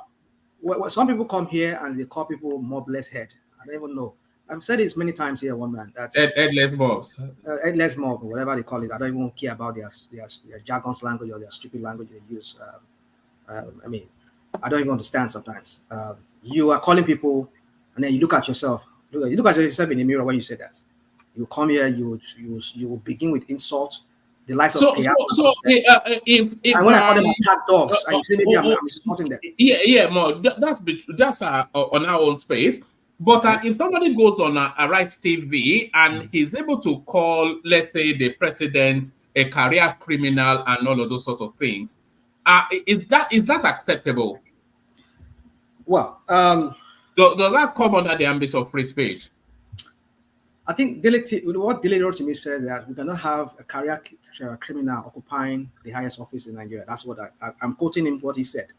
Right. Hold on, one man. You can bring it up if I'm wrong. You can bring it up, and if I'm wrong, I'm willing to accept that. But what I heard from him, because this is what the Agbado people do, and people who are Agbado apologists, ratified apologists, they like to twist what you say and use it against you and make you look as if you are stupid for what you just said. No. When people say certain things, take time and listen to them. He said, we cannot afford to have a criminal to occupy that office, the highest esteemed office in that country. Now, so whoever occupies that office, if he's a criminal, so be it then. But he has not mentioned Tinubu. That's what he said. You can draw inference that he's referring to Tinubu. Well, that's fine, but that's not hate speech. That's not anything. He says we cannot have a glorified or whatever a thief, a criminal, to be occupying that highest office. Bring it up one man. If maybe if I'm wrong, I think that's what I heard. Shaman, you are wrong, So what did you 100%. say? So what did you say?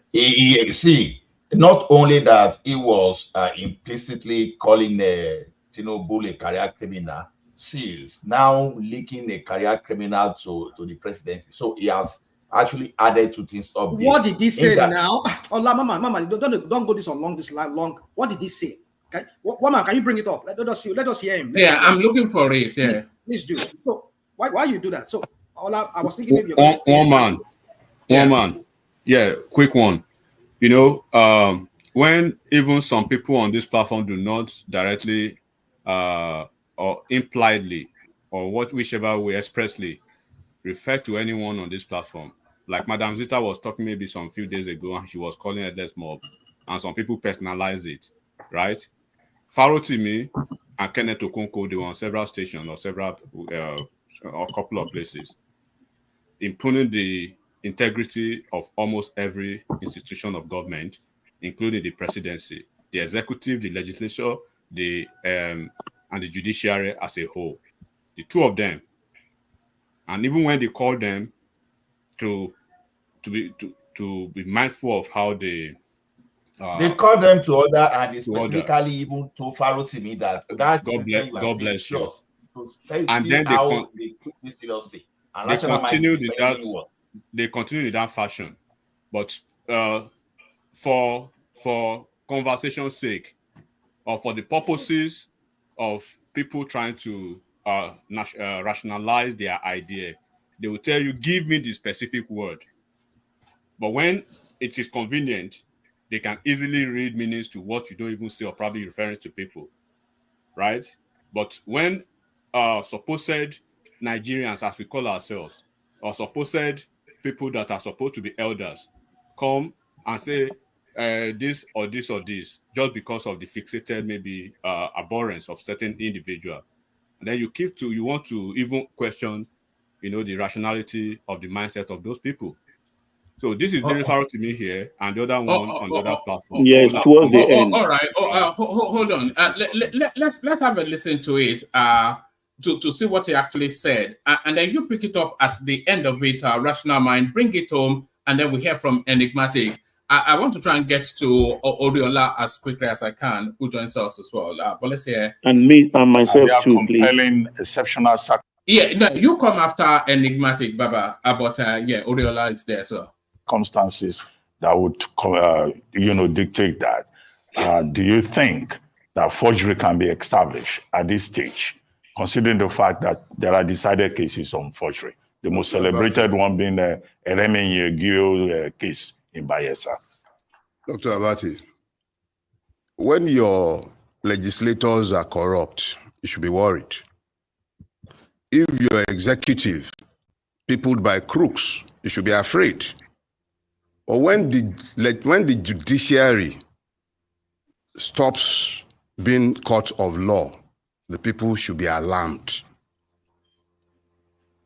Nigerian courts over the past few years have shown very clearly that we have good reasons to be worried about the capacity to deliver justice or to give equity.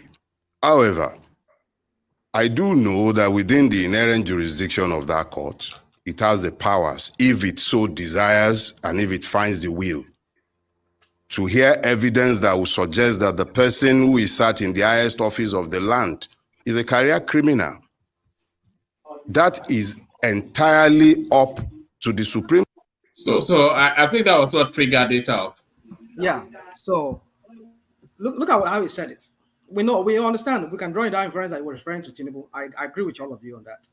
But the point is that as long as he did not mention Tinubu's name, why should we be triggered? I understand we can say that because in the context of what we're talking about, in the context of the current situation in Nigeria, is that acceptable use of language? There's no problem with that, woman. I don't have any problem with that. As long as he doesn't call my name. If I'm the person involved and he calls me, then I will just ask my lawyer, go and The person who occupies the highest office in the land Well, is look a at what he career said. Look at how criminal. he began. He said you need to be worried when your executive is corrupt.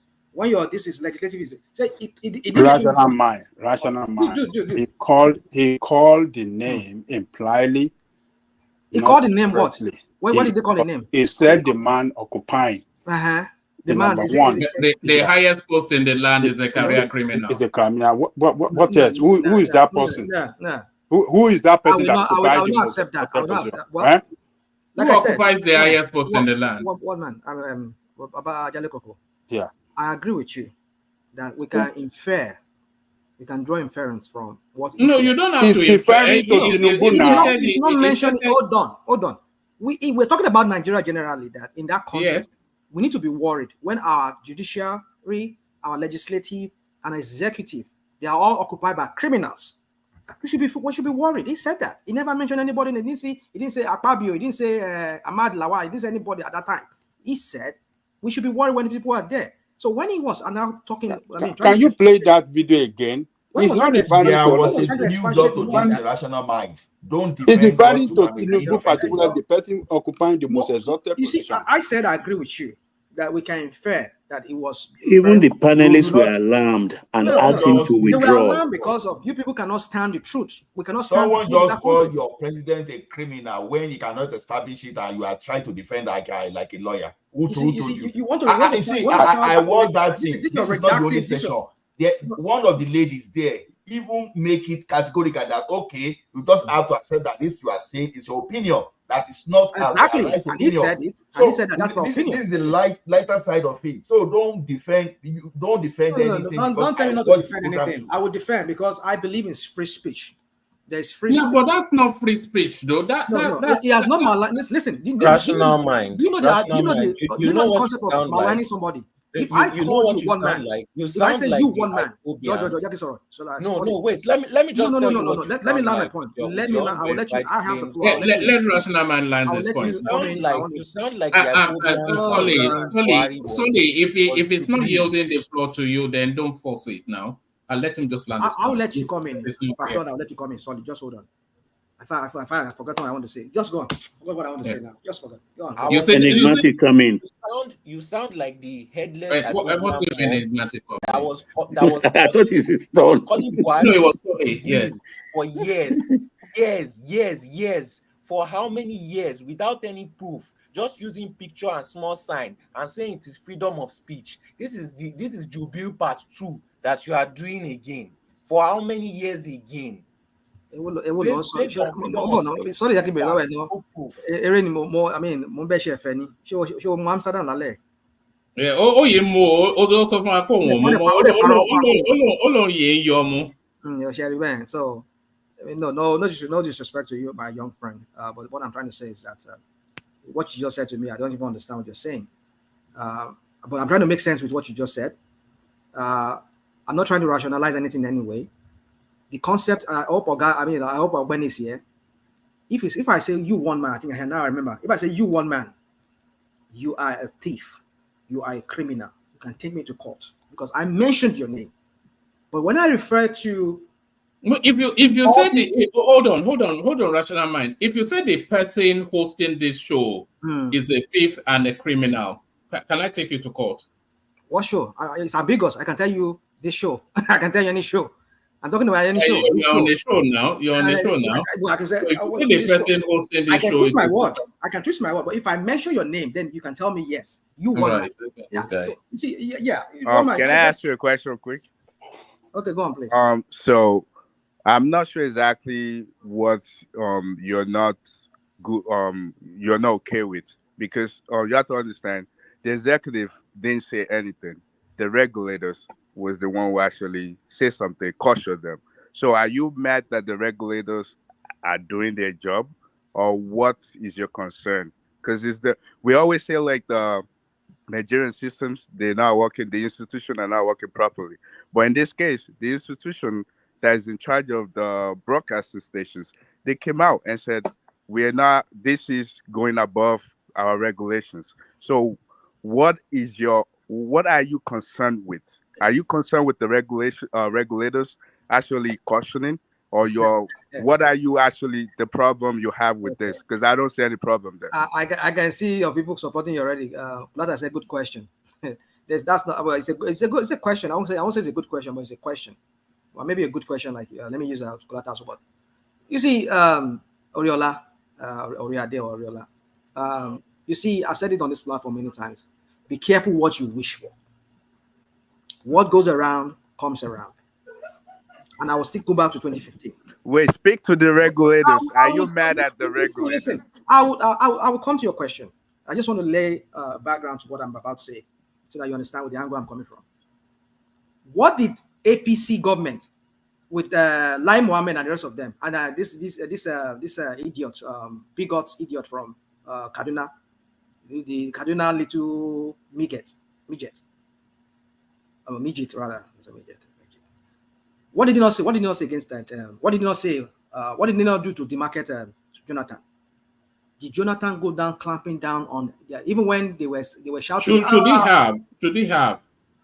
No, it should not have. That's what I'm saying. The language went overboard. No, the language. No, the language went overboard. My goodness, woman. Yes. APC what Jonathan led. I was yes. in Lagos. What's in Lagos? But they flouted countless broadcasting regulations in that phase, which Jonathan did not have the testicular fortitude to crack down on, which he should have. The so-called, what's it called? Your learned Nobel laureate. Did he not call the president's wife Hippopotamus? Well, there you are. So why did they crack down? Hold on. Is that acceptable? But did they go and clamp down? No. Wait. Is that hold on? Let's walk through it. Is that acceptable? Let's establish that as a baseline. Is that acceptable? It's not acceptable. All right. So the regulators have cautioned. No. It is not. We don't have to do that now. No, I'm asking you. Should the regulators have cautioned? Well, we should not be doing that now. Because they did it. You are not willing to answer that because that negates what you're about to say next. I'm answering your question. Maybe you're not. It's not going the way you want me to answer it. They should not be doing that. Yes, it's not acceptable. But why? Yes, but should the regulators? No, not now. Let's stay there. Let's stay 2015. Then come from there to where we are now. When they were calling Patience Jonathan a hippopotamus. And using all manners of vile and abusive language and just even language that you wouldn't accept in a child, should the regulators at that time, should they have cautioned the platforms enabling them to do that? If they are done at that time, woman, I'm not saying if now, I'm saying should they have? Do you understand the question now? Should they have? All I would just say is it's unacceptable. No. Should they have? No, you said it's unacceptable already. So I live in America. This is how we answer. No. I'm asking. Just answer the question now.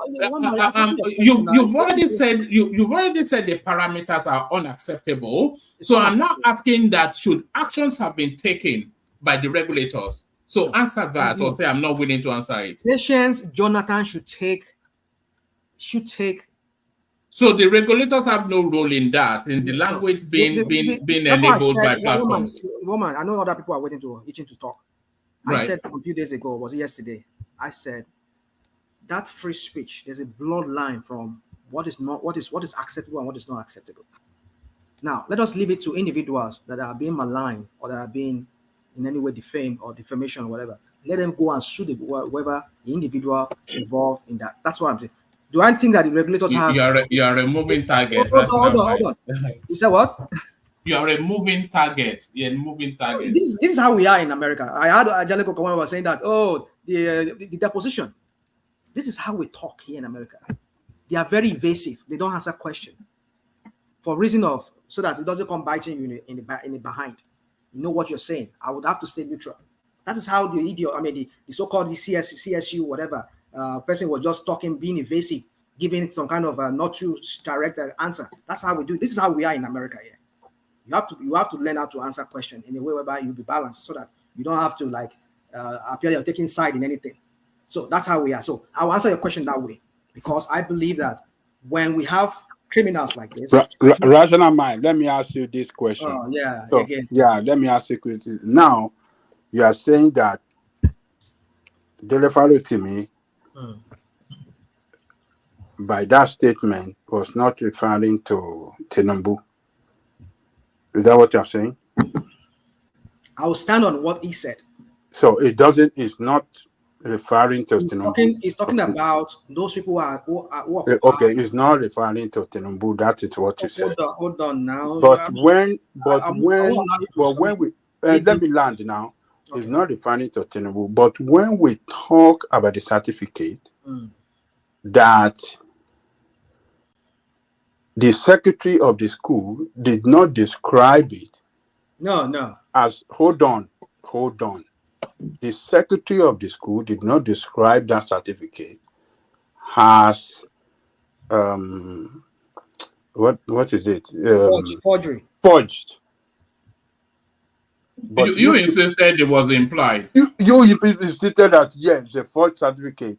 So, okay. All right. Rational mind. Yeah, I know you want to get. I know you want to catch me there. Hold on. Rational mind is for many standards. So this that does not favor you, but the one that favors you, fill it up. The one that does not favor you, you try to cover it. Good. You have a very good case there with what you just said now, because I would say, it was forged, even though you never said you used the word forgery, right? Okay, I agree with you, Adetuko. But I've said it here. I will interpret that to mean forgery. If what Delefaro Timi said, you interpret it to mean that he was talking to Tinubu, so be it. But I'm telling you how I see it. That how he said it, he never mentioned Tinubu's name. He only spoke about that office of the presidency. And the same I'm telling you is that the secretary of the school never described the certificate as forged. But you are insisting that it's a forged certificate. That was why I said to you, you know how we roll here in America. We are very evasive in answering questions, especially when it comes to legal matters like this. So you don't want to pin yourself down. So that's all right. Bring it on. Yeah. Let me land it. So nobody will come and start standing on your word or whatever you said exactly as you said it. So I understand if he doesn't say forgery or he said it, but he said that it was not emanating from them. It never came from them. That they had several printouts that they did. It never came to pick anyone up. So where did he get the one? So you see, this is another thing we'll have to discuss. Maybe when the time got. But one man, I have to take my leave now. You know what I told you in our private discussion. I just have to go. And I so much appreciate you giving me this time to talk. Maybe you can give my space to other people. All right, brilliant. All right, brilliant. Thank you, thank you, Rational Mind. So from Rational Mind, let's go on to Enigmatic on D. Enigmatic, you're up next. 5 minutes or so monologue from you. Okay, one man. Thank you, one man. Okay, my regards to all the folks on the platform and those who are listening. So people may say one thing, the way things are going now, impliedly, because now we just had a conversation that we now understand what it means to have an implied expression when it is convenient for where we belong. So impliedly now we can say that people are not trying to give up on this matter because of not just politics any longer. We are gradually drifting to the point of of course, this election period has really polarized a lot of has really probably unearthed a lot of maybe old wounds. But personally, I can say this is already drifting to the point of a tribal trajectory, one man.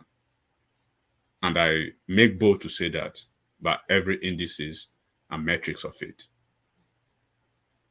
We can be,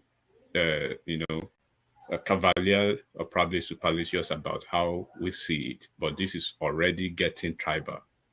There is no reason why certain individuals from certain region from certain, political movement that has the preponderance of a certain region not backing down on this man. And you ask yourself this question: what is actually the sin of this man to these individuals? Yes, their conversational alibi will always be, it was Atiku who filed the lawsuit. But who are those people now championing the cause, right, of Atiku's lawsuit fervently, viciously, and entrenching, their personal opinions and perspective into what is legally and absolutely clear on the paper? They will inject their own interpretations to it to suit a certain narrative. And they will say, we come on platform to do this. It has come to that point that I, Enigmatic Hondi, right, a proud Yoruba man, we start now to stand for Asiwaju Bola Ahmed Tinubu. You may hate him. As much as you hate him, right, a lot of us love him. With their definition of he's not popular. It's not popular, but February 25, in the general election, he was able to wipe, to whoop, and to flop, the three PDP candidates. Peter Obi, right, his mentor, Atiku, Kwakwanso. He flogged all of them, but he's not popular. Combined their votes together, between Atiku and his protege, Obi, they have maybe 14 million votes, right? Plus Kwakwanso. That would have gone to PDP in a calculated arithmetic fashion. But why did he not go that way? Because of the hatred for only single individual. They remain uncoordinated throughout.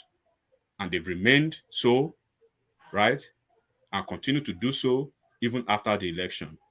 They are on a voyage of, they shall continue on this voyage of electoral,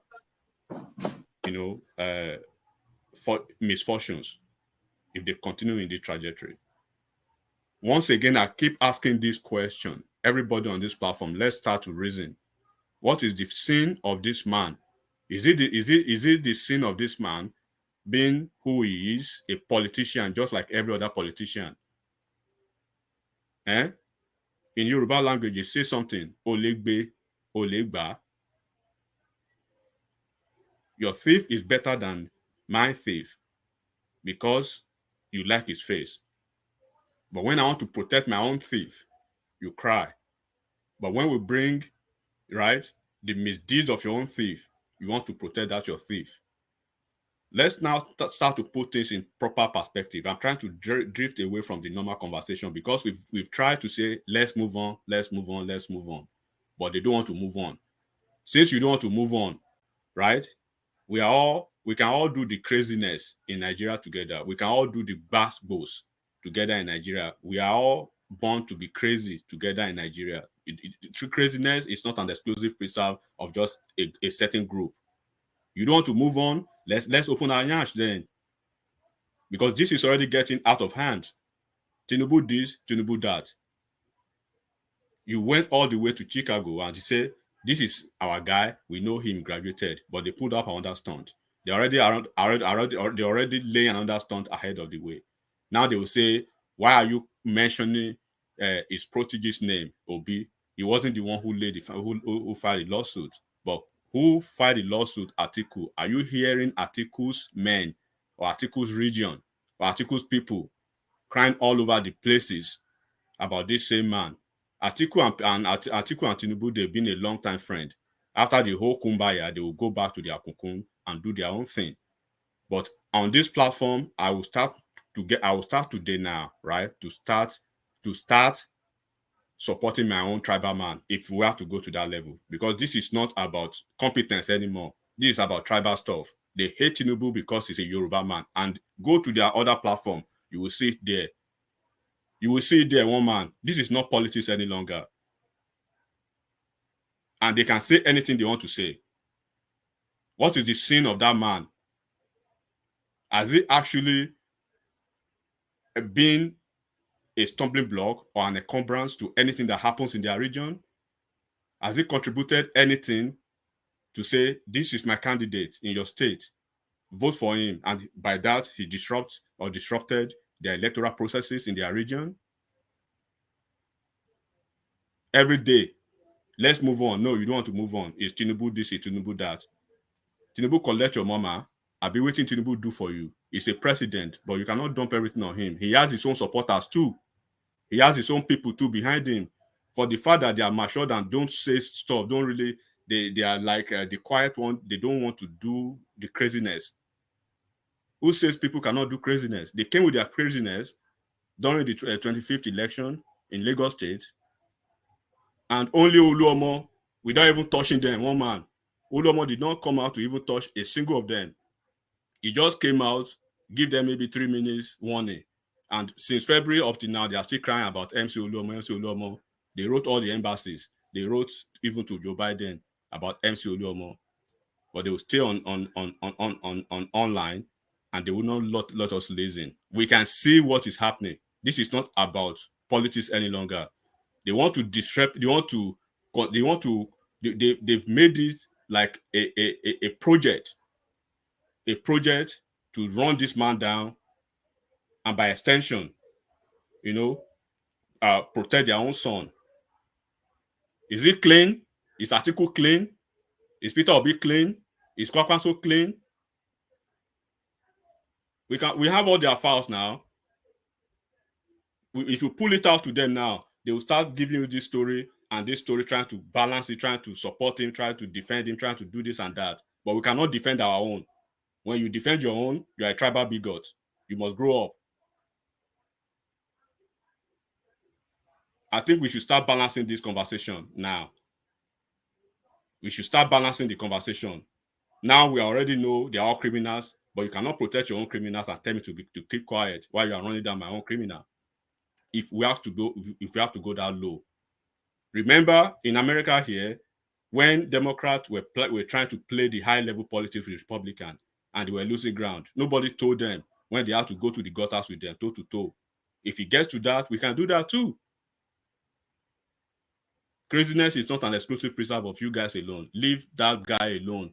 You may hate him for what he is. Somebody was saying the other time that why are Yoruba so stupid? Why are Yoruba so stupid? And this is a continuous conversation around it. Why are Yoruba so stupid to choose this man among them? If it were Oshibanjo, would have gone with him. Who told you Yoruba shows Ashiwaju? Faith delivered him. Faith smiled on him. The system never wanted him. His political party never wanted him. The presidency never wanted him. Even his president that he worked for never wanted him. They all worked against him.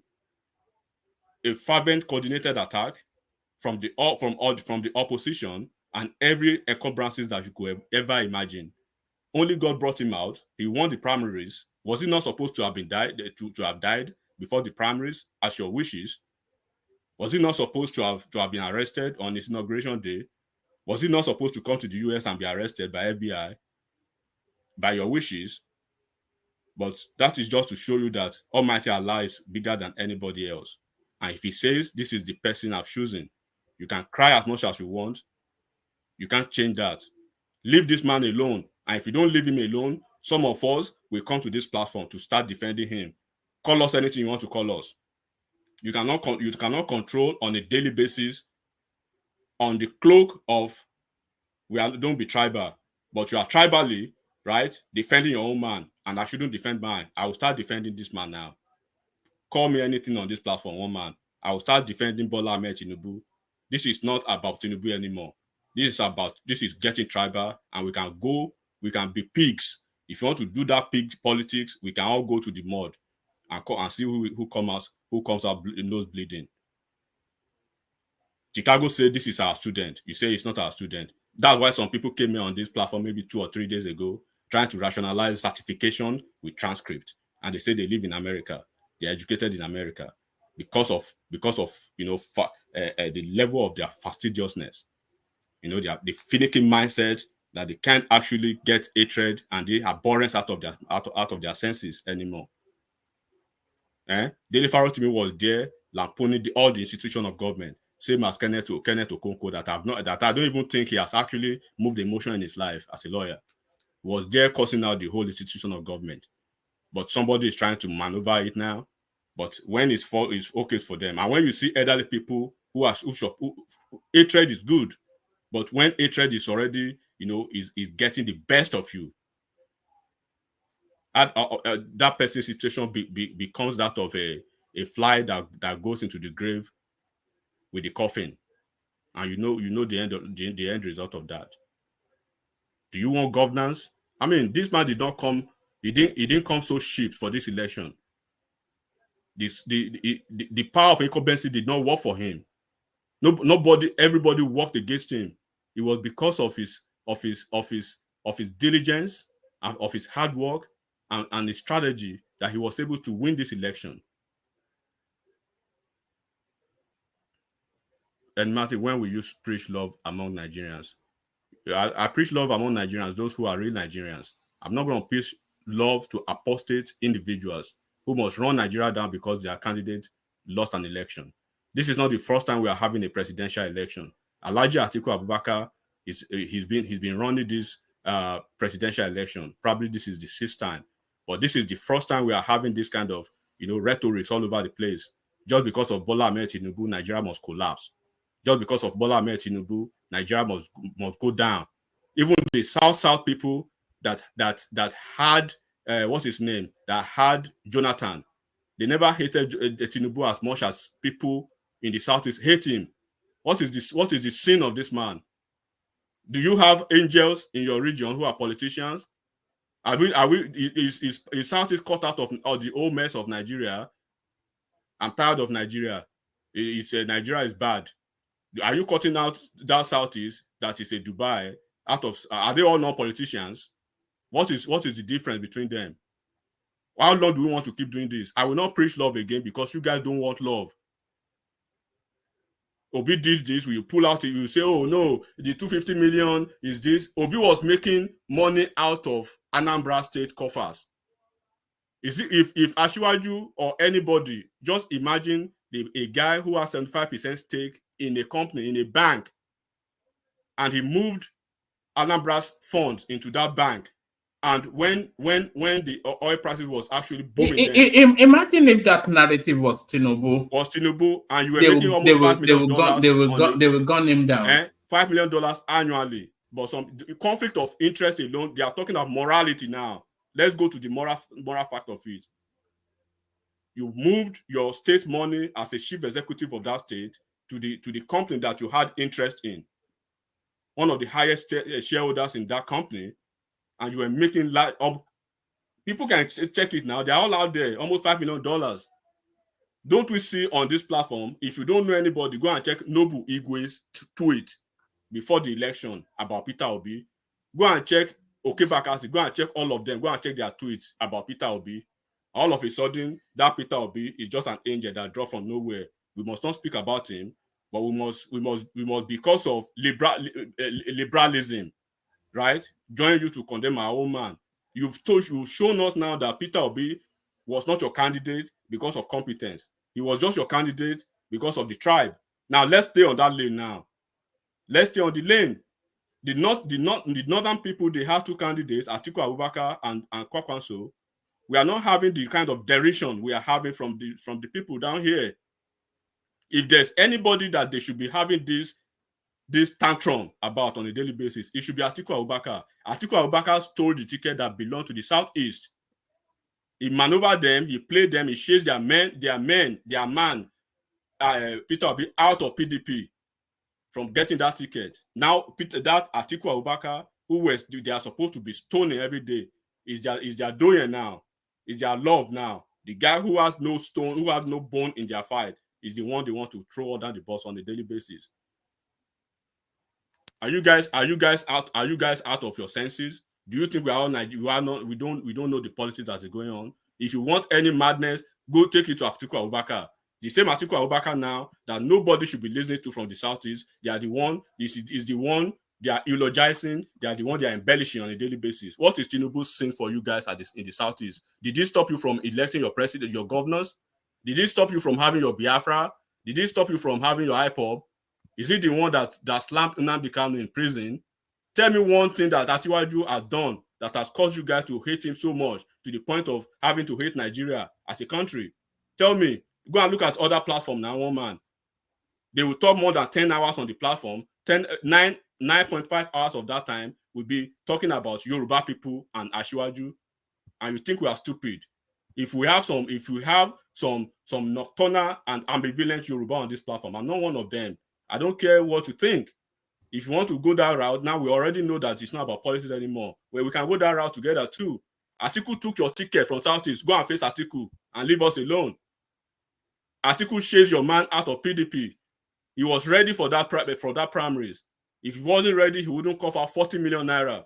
The prudent Obio, the prudent one, the angel among them, he wouldn't cough out 40 million naira to run an election that he knew he wouldn't win.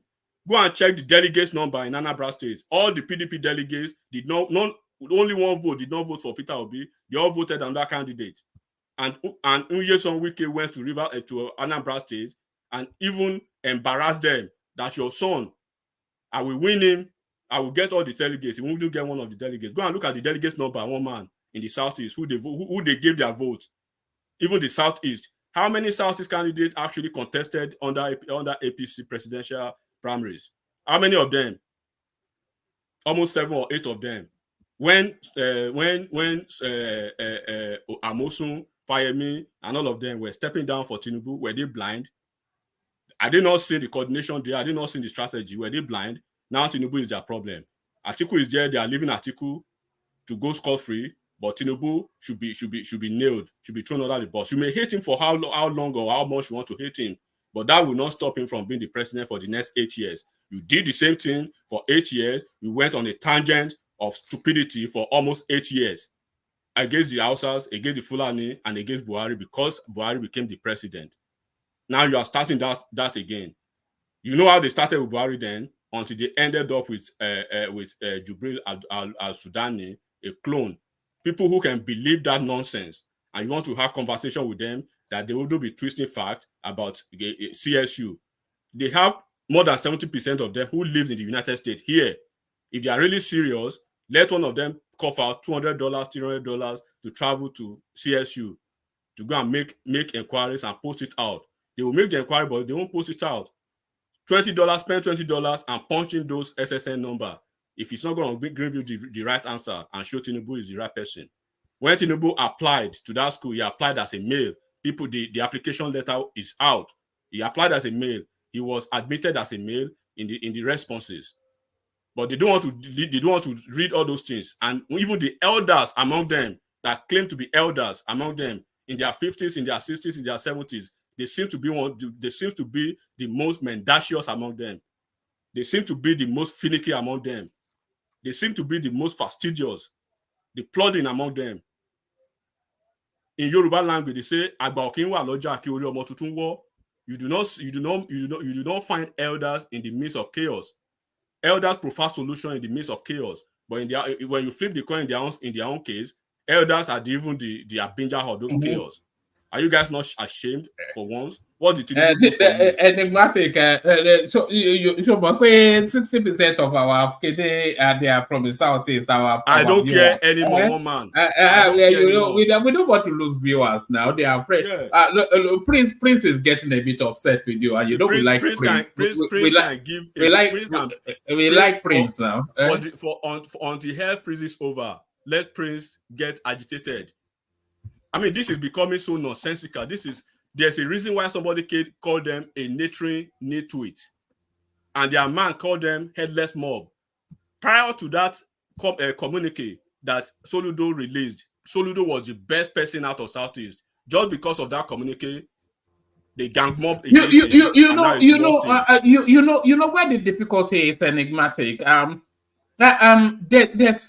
There's an argument for a lot of the things that you're saying. because there's an unmistakable undertone to all of these Tinubu things that we're hearing, because they will say, oh, Nigerians are this, Nigerians are that. This is for the benefit of Nigeria. But there's a particular accent. There's an accent to all this heavy going anti-Tinubu thing that's going on. There's an unmistakable accent to it, which anybody cannot really deny. There's an accent to it. And there's an argument that lends to what you are saying. But that is not the totality of it, because we have to isolate it to the Ipobians rather than the ethnicity, because those Ipobians are a special breed, and you can see the carryover from the Nnamdi Kanu. It's an Nnamdi Kanu accent, isn't it, rather than a southeastern accent.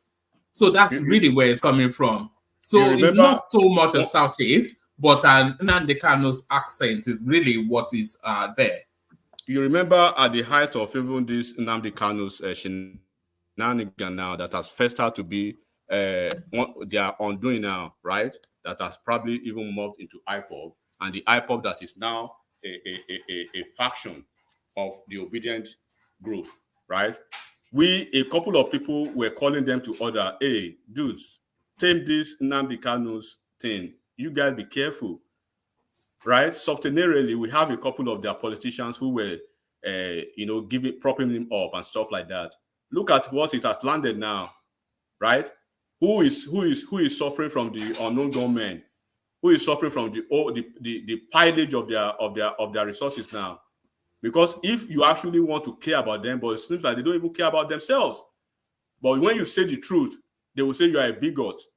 Are they not displaying their bigotry on a daily basis? There's a reason why there's a legal process. These actors, they proceeded to the court before the appellate tribunal ruling. All over the place, eye on the judiciary.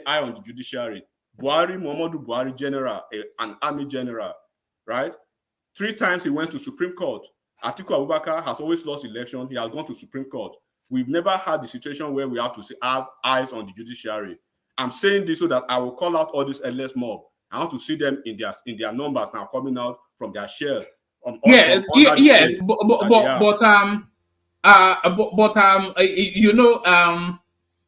It's just, I want to be mindful that we don't use a catch-all to catch them all, because we might then end up sweeping up people that are not necessarily part of it. I take what you're saying, but it's more the Ipobian Nnamdi Kanu sort of element. And you can see it both in their language, in their action. This was all of the actions of the Jubril al-Sudani phase that has now transmuted into this space. So they are essentially Ipobians, aren't they, really? No, you are being liberal with that, one man. I don't want to, you can't be salacious with that kind of a comment that they are Ipobian or whatever it is. But when you call them that Ipobian, they deny it. They're always shifting base. Excuse me. They're always shifting base. One man. So, and when we say look, Yoruba people, we are so elegant. We know ourselves. We know the position of the likes of Baba Adebanjo, right? And the likes of Dele Farotimi, and the likes of all those few ones, right? Supporting who they want to support. They are doing their own thing. They are doing their own thing. But look at this narrative now. What I'm bringing it up upon again is that because when they want to even bring the arithmetic calculations into it, they will say Tinubu is not popular because he scored 8.7 million votes. Are they aware of the fact that we never had a multifaceted presidential election in Nigeria? It's always been two contestants. Falaye versus OBJ, Atiku versus Jonathan. What's his name again? Yaradua versus Atiku. Buhari versus Atiku. Now Tinubu, Obi, Kwakwanso, and Atiku. Four prominent contestants. And then they want to have this conversation about it's not popular, but he wiped all the 4 PDP candidates. So when you look at the numbers together, right?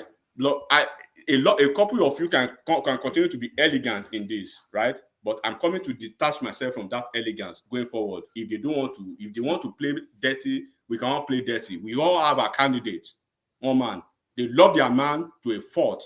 Nobody can say nothing about him, right? So we love our man too. People who love him, love him. My baby now, I mean, monkey no fine. How do they say monkey no fine? Mama like him. You cannot continue to denigrate that man on a daily basis, and some of us will continue to let you do that. If we agree that they are all criminals, that we do not have angels within our political landscape, then you should not be scapegoating only one of them. But when they bring fact, evidence about your man, you want to dance around it, then you quickly jump to the scapegoat. It's not going to work like that, one man. And I'll leave it all right, brilliant. So of course, unmistakably, there's none other like, and a lot of you will say, thank God for that. There's none other like Enigmatic Condé. So that's Enigmatic Condé. Of course, it's the Enigmatic Condé. Who else could it be? Who else could it be? It's certainly not Baba, who is coming up next. Stay with us, Enigmatic. We still want to hear more from you, but Baba takes the floor now. So Baba, you're up next. Try and beat that if you can, Baba. Don't beat me, woman. Thank you for calling me up. Enigmatic Oduagbeo. You've said what I can't say. Agbakishu will be away. Now, I salute you all panelists. And I commend those in the comment section, starting from the Ace, Sir Alexander Gomez, followed by the fellows with deep pockets, Ayo Oga, Ola Ogiame, and first the ladies. You know that Ike Ogiame is actually a proper prince. Yeah, I read that. I think yesterday or 2 days ago. Unlike the make-believe princes that we have, like Baba T, that comes to pretend like it's a prince. But Ike Ogiame is a proper prince, not like Baba T. To the ladies, Princess Zita, King's Baba daughter. T, I was poking at you. Oh, down, Baba T. Okay, carry on. Sorry. Chioma and Favor Ekpe, Prince, Uritz, Ziwiliki, Dopsy, and everybody. You're doing a good job out there because I read every line of your comments. Great. You make this platform tick. I have 2 topics. I don't know how I'm going to divide them. Principally, I came on board because of the Palestinian issue, but this other issue has cropped up, and I just want to contribute to that about this Tinubu thing. What I found irritating mostly is those who have come to love Nigeria to the extent that Tinubu's behavior is irritating or to them and odious to the international community. It's like, oh, he's doing what has never been heard of before internationally and locally, that he has brought Nigeria to such disreputational level as below zero. And even if it's the pattern with this set of people, I just wonder at times, why are they doing this? Because even in Nigerian space alone, we have problem of certificate, the PhD of Dr. Jonathan. We have a whole general who went to West Point, the diamond, the apex of military colleges all over the world in America, General Buhari. They are questioning his certificate. So we've had precedents. And of course, this same thing is happening somewhere in Ghana, where Akufo-Addo, a Sion, a well-educated man, they question him about his law degree, a man who has practiced law, who became even Attorney General of that country. They question the legality of his certificate, not to talk of Modi in India, about his master's certificate. That is even still ongoing. So don't they read? If they're educated, don't they read and know these things come up? Or because it is Tinubu? I don't know why they do this. And I've always asked myself the question, what will they think of next after the FBI file? Because starting 25% was... Sorry, Baba. Let me put that on the screen as you were talking. As you're talking, it's a curious thing that the Prime Minister, or is it of India, is going through exactly the same thing that Tinubu is contending with. Exactly. People should read. It's not new, but they are talking as if this will bring Nigeria down. It's like something we've never heard of before, and so on and so forth. And I want to tell people that, look, those that are looking down on the Yoruba, because Yoruba, I think we always use the word Yoruba race. No, God created only one race, the human race. The Yoruba is an ethnic grouping in a certain space in Africa continent. And when we talk about the Yorubas, I will tell you for free that in the areas of education, Okemesi, that's a town, a small town in Ekiti State, has over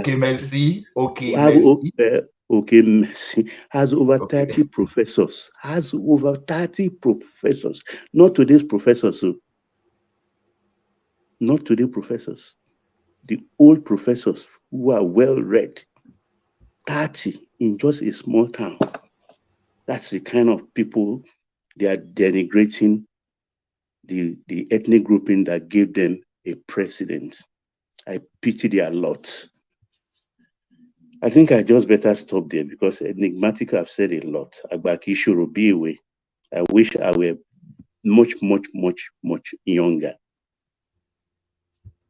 And let me go to the Palestinian this thing because I find a parallel actually because it's a story I know so well. I've followed all my kiddie life, teen years, and as an adult. It's very unfortunate because when you hear a Palestinian talk, once they sit down, it's all about lamentation. They stole our land. They sidetrack us. We've been at this for hundreds of years. They do this to us. They do that to them.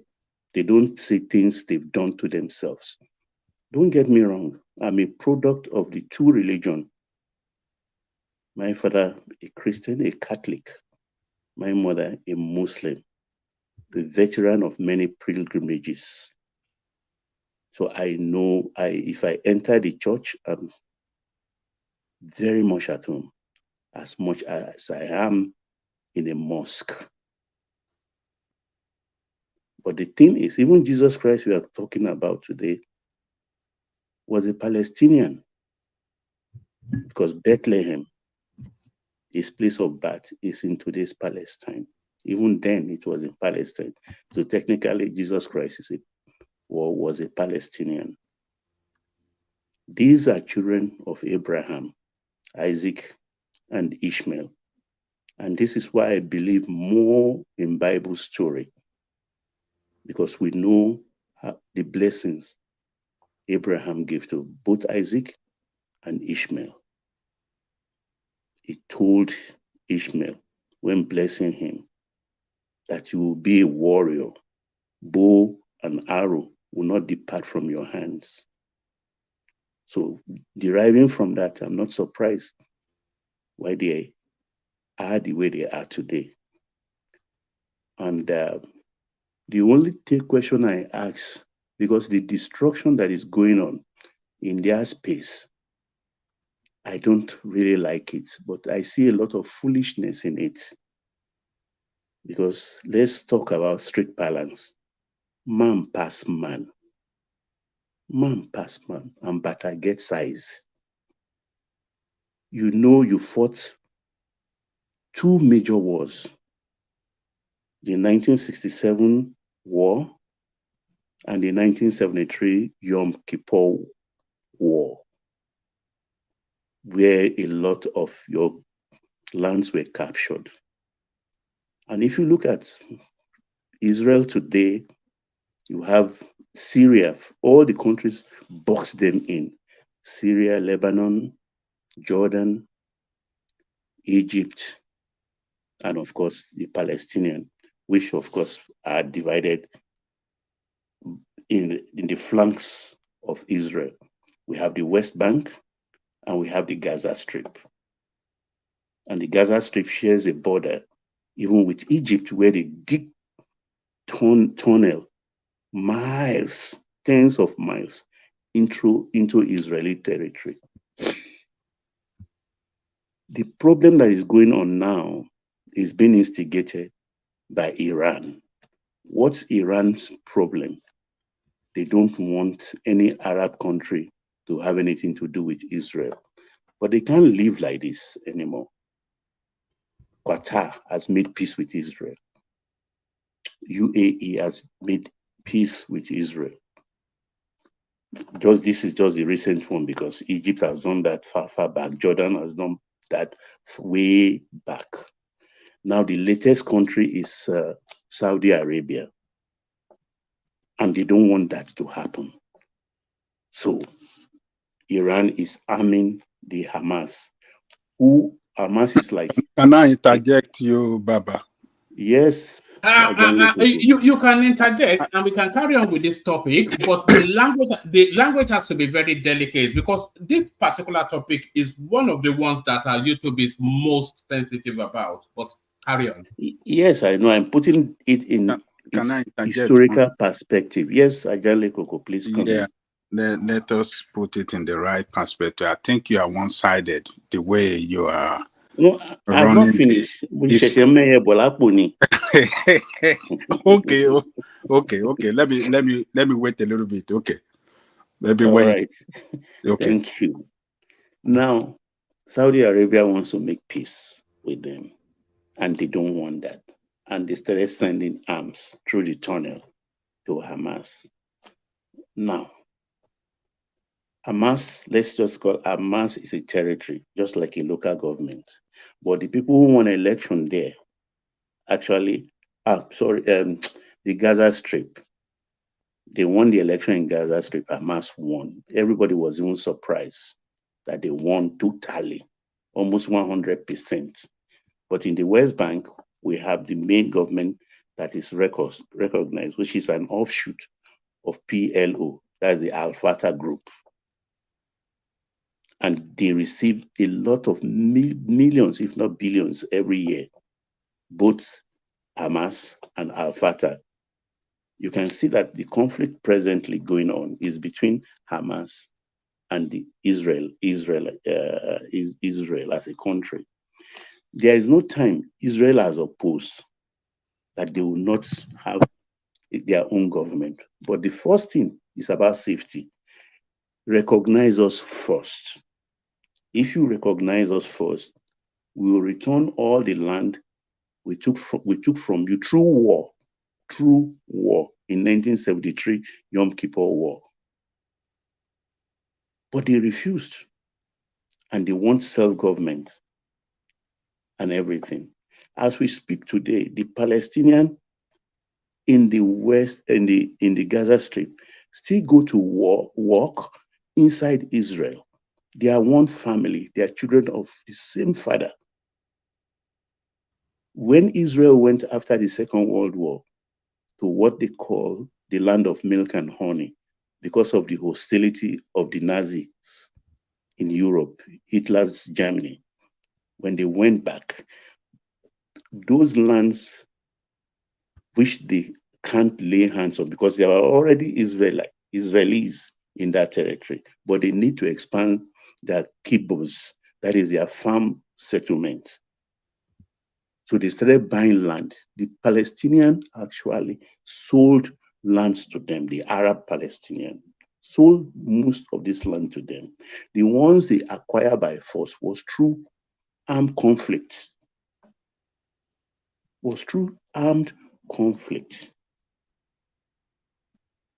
So at times they come to cry that they seize their land. Most of the Israelis, they have their papers. They bought this land because in their own thinking then, it was like it's just land of stone. Nothing can grow on it.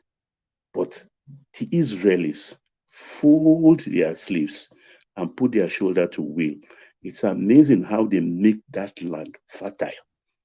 It's the best agricultural nation today in the world with a lot of agricultural first innovations. That is the source of the problem. So it's like this land I thought is not good. Look at what these people have done to it. And they want to reclaim their land. I will not use the word with propaganda, but somehow. And they are saying, no, you sold it to me, or I will capture it in the 1973 war, which was a preemptive strike. And this country, if you look at the map, I think they've gone, their population, I can't really remember the population of Israel now. Is it 6 million? I'm not too sure. If you look at the Arab nation boxing them in, they are about 80 million. You would think that they can take them on easily, but you fought a lot, two major wars. You didn't win. Even the one they were sleeping during their Yom Kippur, you attack them. You know in full well that they can't raise a finger during that period. Yet after 3 days, Israel started gaining ground. That was when they even seized the Golan Heights from Syria.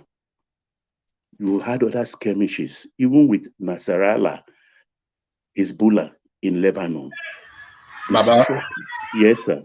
Ejo, please, a second. Mo fi owó àti ọmọ ọdún let me respect your jury. Oh, carry on. Yes, I just want to call one man's attention to something now to people. Please, I don't have control of anything on this platform, so I'm not putting anybody on timeout.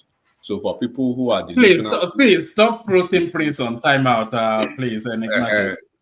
So people who are delusionally not sleeping because of enigmatic, I don't even control anything. So I'm surprised seeing enigmatic stop putting me on timeout. How do I have the console or what? Mama, please put it in the right perspective, please. Oh, all right. Carry on, Baba. Okay. Nasrallah, the head of Hezbollah, is doing the same thing. So a lot of skirmishes going on. This country is well armed and protected by America and the West and Almighty God. Because if you look at all right, Baba, try and navigate away from that topic. Okay. Because I understand. It's okay. It's one of those just sensitive topic. I know. Very with you too. Yeah, yes. very. What fascinated me mostly is when you listen to the ambassadors. Let me tell you what happened. YouTube has bought that scours all of this sort of outputs that people put on their platform, and when they start to hear certain words, then it triggers them. Okay. I think I should just drop it entirely and then go back to our own space. The thing is, I just see a correlation between people developing what I call siege mentality. When you develop that, it's like you self-deprecate. You self-deprecate. And when you self-deprecate, because you have siege mentality, you are diminishing yourself. You rise up to every occasion when adversity introduces itself to you as a man, as a human being. Nothing comes free. God did not promise us a day of sun without rain. If we have our sunny times and it rains, well, so be it. Get an umbrella, cover up yourself. Or get a raincoat, wear one. That is life. It is called adversity. Don't wear it like a cloak and then wallow in self-pity. When you talk about power, you work for it. You have to work for power. You have to shake hands, make friends. You have to snatch it, grab it, and run away with it. If you have that kind of power, yes. If you don't have that kind of power, that kind of dexterity, then you have to negotiate into power, just as you can negotiate yourself out of power. Nobody said it's going to be easy for anybody. Nobody going to say it is your turn. If you think it's your turn, then fight for it. If you want it, then negotiate for it. It is the dynamism of power. It's been there since God created the earth. So when we now come here to say, no, this person deprived me of this, that person deprived me of this, it is a wrong concept entirely. It doesn't happen to a man overnight. Because if you come to power unprepared, if its power happens on you, like it happened on Jonathan or even Yaradua, you understand? Things don't work out. Things don't work out. And that's why we find ourselves in this kind of position we find ourselves today. So those who are found wanting in this present situation in our country should start working hard. Because what I see here now is 2027, which is just 3 years away. If you fail now to, 4 years, about 3 years plus, if you fail now to start organizing yourself and you fail again, we'll still be in this position. Start this one we are talking about. There is no back door in Aso Rock. An election should be about numbers, not technicalities. I don't want these technicalities. It's all rubbish. It's about numbers. I expected the other political parties to go to the tribunal and attack with numbers, papers. Show that you really won. Show me numbers. The exact where you were cheated, the numbers where they deducted from you that is yours. That's how election is won. It's through numbers. It's a game of numbers. It's not a game of emotion. It's not a game of technicalities. It's about the ballot box. That is true democracy. Oh, all right. Thank you, one man. Oh, all right, Brother. So that's the excellent Baba, of course. The excellent Baba. So thank you, Baba. Baba, stay with us just for as long. To interject, Baba. One man. Let me say this. 1 minute, please. Can you hear me? Yeah, we can hear you, but is it on the Israel-Palestine something? Yeah, it's on the Israel-Palestine. Just one. Yeah, I had to move Baba. I had to He move Baba away from that. Me away from it too, so I didn't conclude. But Ajali Koko, please. Yeah. Let me just say. Only because that topic usually triggers YouTube. That's why I moved Baba from there. No, I'm not gonna use any. It's just to put some things, in the right perspective, because Baba was saying,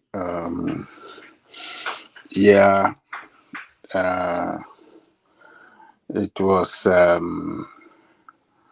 Iran that was behind these people, and that I can't remember. But look,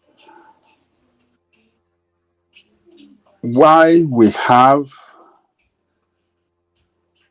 this situation in that Palestine happening today is because we have extremists. Ajale Koko, can you hear me? Yeah. If you're happy with it, I'm happy to drop that topic. There are two things. The C-19 pandemic and this particular topic. When conversations, when conversations are being had around that, it usually freaks YouTube out. Let me go to real. So we are living in a world where we cannot say the truth. That Yeah, is what No you free know, speech. No free speech. Simple. no they preach freedom of speech, let me tell but you, let me tell you yeah, this, Ajane Koko. You yeah, know that guy that has streamed onto our platform, Kaizo? yeah. There was a time they sanctioned him quite heavily just because he was talking about the C-19 thing. Very heavily they sanctioned him. Mm, Almost kicked him off, you know. So mm, there's just some of those topics like that that freaks them out. yes. Just to But Okay, one silence man. Question for Baba, if you don't voices mind. of opposition against their propaganda. That is why. So let's leave them alone. So you can. I will yield. Let me. Yeah, Prince Yeah, Daddy. ahead. Go ahead with someone else. Yeah, I think Prince wants to put a question to Baba. Yeah, thanks, one man. Yeah, thanks, Baba. So I was going to ask, do you think, or why not put affirmative action in our politics for the Southeasterners, so we can have somewhat of an even playing field? And also, why do you think that the bully from Adamawa, that is of course Atiku, that bullies the Southeasterners, the Igbos all the time, how come they don't go after him? You think? You see, even the worst thing was, I think it was in Enugu, one of their grand PDP grand campaign rally. He even insulted a whole ethnic grouping by saying, "Vote for me. I will make sure you become president after me." I consider that to be an insult. So if we don't vote for you to become president, we cannot become president. You see, there is some this arrogance about this man, which nobody has even interrogated deeply. But I'll come to that later.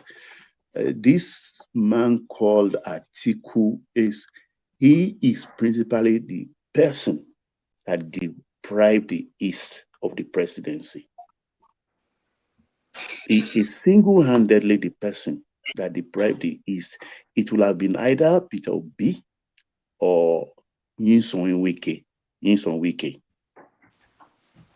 will have been either of them, actually, because you, Adama, whatever they call him, Adamawa, Waziri of Adamawa, knows definitely well we have this principle in our country. If power stays in the north, after 8 years, it shifts to the south. It's automatic, but it's not defined that if it goes to the north, because northwest have had it, northeast will have it next. No, they don't do it that way. So it is on that premise. Well, can I say something? Yeah, go ahead. Okay, because I've not wanted to budget on this issue because of the tribal stuff that is going on. Because I think people are misinterpreting a lot of things. You know, people like me here have already put article on the back in terms of politics. I've made it clear in this platform that Igbos don't have anything to do with APC. That if we should trace our political lineage, we should trace it through PDP, how far we have come with PDP, and how they were not able to give a Southeasterner all the support they needed in 2023 to get that ticket. But even though people like us continue to say that, but we still make it tribal issue when we come to this platform. Atiku owes Igbos a lot of apology, because if I can go down to when this issue started, It started in 2015 when Atiku left PDP to support his own brother Buhari. So that is when all this issue of miscalculation started in PDP. So now coming back, I found him as I don't know how to describe him, but I don't want to paint him a bad man. But I believe him is use his chance of becoming the president of this nation, because I believe that after good luck Jonathan, nothing would have stopped him to become the president of this nation if he had supported him in that 2015. But he joined APC to kill his party. And that is why people like me, I don't have sympathy for PDP for what is happening to them today. And my principal, P2B, even when he called him to join him on that national conference, I think everybody here saw the reply that came from Labour Party. So, but the tribal stuff that is going within it is what I don't know.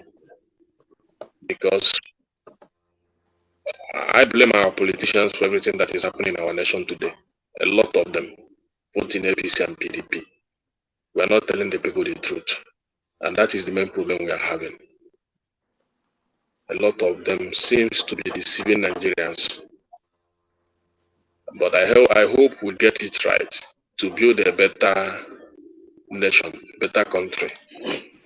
That things will not continue to go this way. Can I agree with you totally? You understand? And it is by talking about it on this platform and several others like this that we can put things in their proper perspective and we can reform ourselves politically, because we are, whether we like it or not, on the political plane, we are a divided nation. But it's not surprising because most nations are either divided by religious line, ethnic line, or ideological lines. Yeah. You understand? So that is what is that is what is happening to us. And I think it is a phase, and it is one of several phases our country has gone through.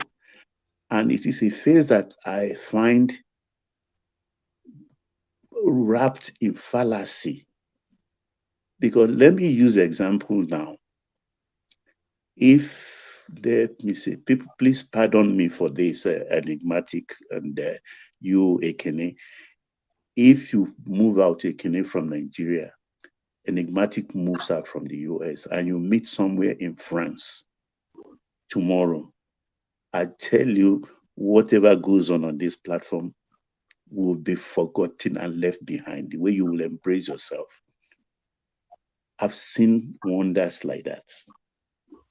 Nigerians are different species of people when they are outside or when they meet in different circumstances. Nigerians are different. I will not walk the street now and meet Joel of Nashville and we'll be talking about ethnicism. It's not going to happen. All I'll be saying is I speak jargon Igbo and he will speak jargon Yoruba. We will laugh and go somewhere to share a burger and things like that. That's how I know Nigerians to be. And I've questioned myself many times after coming out of that kind of situation that, well, look at me and this guy, see what happened in the last 2 hours. But then in the evening, in my own private corner, I will be charged up differently when I come on a platform and things like that. I think it is a phase. We will talk and fight. But at the end of the day, I don't think we will do damage to ourselves again. It's not going to happen. This is my own take. I hope, Prince Daddy, I've answered your question. All right. Well, quickly. No, one more. Sorry. The question about affirmative action for the Igbos to play politics? Yes. That one, I think I'm not a fan of affirmative action. I look at it as an insult, and that I'm not surprised when it has been discarded in the American political space. And we have it still in Nigeria in the form of what we call quota system. And I used to joke with people that we have quota doctors, quota pilot, quota farmers, quota teachers, and things like that, quota vice chancellor. I don't even let everybody play by his strength, his or her strength. If you know more, you have more, then impose it. This is my own belief, because that's the only way we can survive. All right. I want to get to Oriola Ekene just because it's been waiting around. When Baba lands, then we go on to Oriola. Baba. Yeah, I think that is the only way we can progress. I've always said it here on this platform that even if two Igbos, let's say Soludo and Oti, one is vice president, the other one is president, I will go out and campaign morning, noon, and night, because it's about competence. It's not about anything. We've seen it why we've enthroned democracy in Nigeria and debase competence on the altar of quota system. It's not a progressive policy at all. So when you talk about affirmative action for them, no. Let them come to through their cloak in the political arena in the proper manner of today. Let them stretch their hands across the Niger to the north and to the south. I see Obi went to one wedding the other time of political bigwigs somewhere in the north. Yeah, I looked at him. He was like a fish out of water in that environment, and he was even embarrassed to even be there. It's like, what? He has to learn that politics. That's how you make friends. That's how you win votes. Thank you. All right, brilliant. That's the excellent Baba. So, Oriola, over to you. So, Oriola, let's hear from you. Just monologue to the space, or do you want me to line up topics for you to speak to, or do you just want to free flow, Oriola? Actually, I've been wanting to speak about this Tinubu thing, the deposition and all of that. So I have some things I just have to say, so I can speak on that. The floor is yours. Yeah. So first, about the media, I feel like sometimes I feel like we don't really understand media. They're there to make money, so they would just keep taking something that is out of nothing. They will make it something so it can stick, so they can have traffic. They want people to come to this to watch their TV channel. So that's what I think about the Rice News. I feel like because what they're talking about, it's really nothing, and they try to make it about something. So we all know, like, the morning show, I believe, is just opinion news. Like, they just talk about is they're not expecting. Well, even though a lot of people didn't realize that, there's opinion news anchors and there's news anchor that they actually read the news, and there's the one that would just analyze news and stuff. So I feel like they're just talking, and I'm trying I see, like, sometimes we try to want to owe them to what they're saying, that they have to be factual. Well, to be honest, it's opinion, so they can say whatever they want. I'm expecting them they learn from other new stations, especially the cable news, how international, like, they do that. They have people just come on board and say whatever they want, just so they can have something stick and people watch their TV station. So that's one.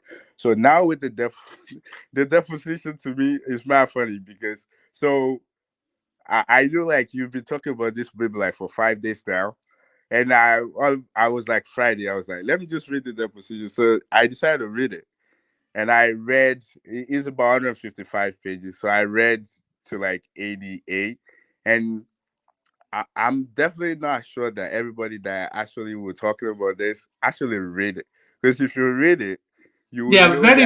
There are very people that have read that thing. They just see a headline in a newspaper and then they hop on some platform and start to yap. Right. It looks like when you look on Twitter, some people would just call like a little page and just put that how. And if you don't read the entire thing, and if you've been to court, you will understand that when you're in court, they expect you to actually answer the specific question. They're not asking you to expand or explain how things is. So I feel like if you actually read, because I think one of those days I hear some people they're not sure about their certificate. To be honest, the thing is with that certificate is this. I guess you call it diploma, but it's actually they call it certificate. So basically, from my understanding from the way the guy was answering question was this.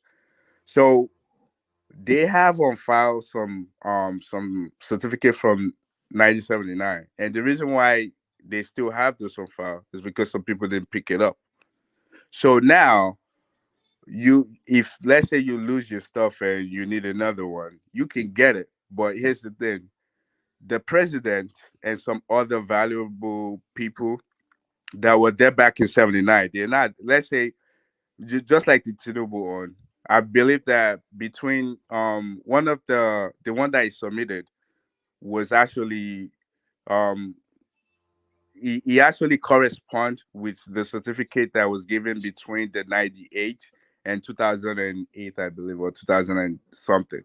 So the reason why I correspond with that is this: the president and so the other tangible people that need to sign, they're not there from 79. So they didn't see the one that he has from 79 because he probably because he collected it, and I guess he asked for a new one in between 99 and 2008, I believe. He asked for a new one. So basically, because they have to use the people that is present at the university to sign that document. That's the reason why it was different. I mean, it's so simple. If you actually read it, you will understand. And they're lawyers. They repeat questions. That's why you see like people interject. The other lawyers interject. They repeat. They just want to nail to see mistakes. He part of it as well. He actually made mention of forging and stuff, and the guy said no. Like I understand the one that they print out because he saw a scan copy of the one they submitted to INEC, and he was saying, yeah, it looks like the one between the 99. So basically, it looks like he actually requested for a new one, and they actually mentioned another person name that requested another one, and that one was different. Of course, it's going to be different because depend on if the president is still there, and if you know the university in United States, there's not like how they do it in Nigeria where people will just be there, you take them out. No, they sign contracts. So a president for a university would just sign a contract for like 2 years or 3 years, and maybe get the better job after his contract ended. Then he goes away. So I feel like a lot of people just don't understand how the system work, and they were just talking blah blah blah. And another thing with the fact that they were saying he has different names and stuff. Well, I can use myself as an example. My BS and my masters, the name, or actually my high school diploma, my BS and my masters, the name is not even like the same. So let me give you my high school diploma. I have the way if you so that was the time where 9/11 happened. And a little of the family because they're scared. Like my parents, like they made my Yoruba name my first name and my Muslim name as my middle name. So when I graduated from high school to college, I went and changed my no, I just went to social security office and renamed myself, put my first my what is it? My Muslim as my first name. So when you look at my certificate that I get from college, you will see like my middle name is now my first name. So that's the thing. And now if you see my masters, I actually now because initial was the only thing you will see in my certificate. But in my masters, I wrote everything because they actually will ask you that. How do you want your name to be written? So you would just do it how you want. So people it's more like the system is different. People were just talking.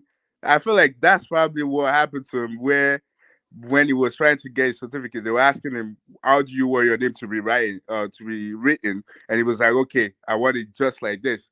And I'm definitely sure, like his NYC, you guys were saying, "Oh, he has name like this," and probably when he came here, I'm not talking for him because I don't know, but I'm just saying my own because I know while I was hearing everybody, I was like, "Oh, I'm from maybe if I end up going back to Nigeria now, I have to figure out how to change every just so I don't run into the same problem that he has." So basically, what I'm just saying to you is he came from Nigeria and he has what is it? He has Adekunle or whatever. Maybe that's what he has then. And when he came here, it was like, okay, I want to change my name, and he switched it to because basically they ask you, do you want to change your name? And everybody knows this. Whenever you fill out a form, they will ask, did you change? Do you have a different name before? So you can put it in if you have a different name or you change your names. So I don't understand how something that's simple and it's nothing, and we just make it big. And I'm actually now like surprised because I know media house they just want traffic, and probably that's the reason why they did that. So me, I see nothing with that. It's just like if you read the deposition, you will better understand. I know like someone was saying, no, I can't believe it. No, just read it. I guess that's why he himself is not talking because he's just like these people.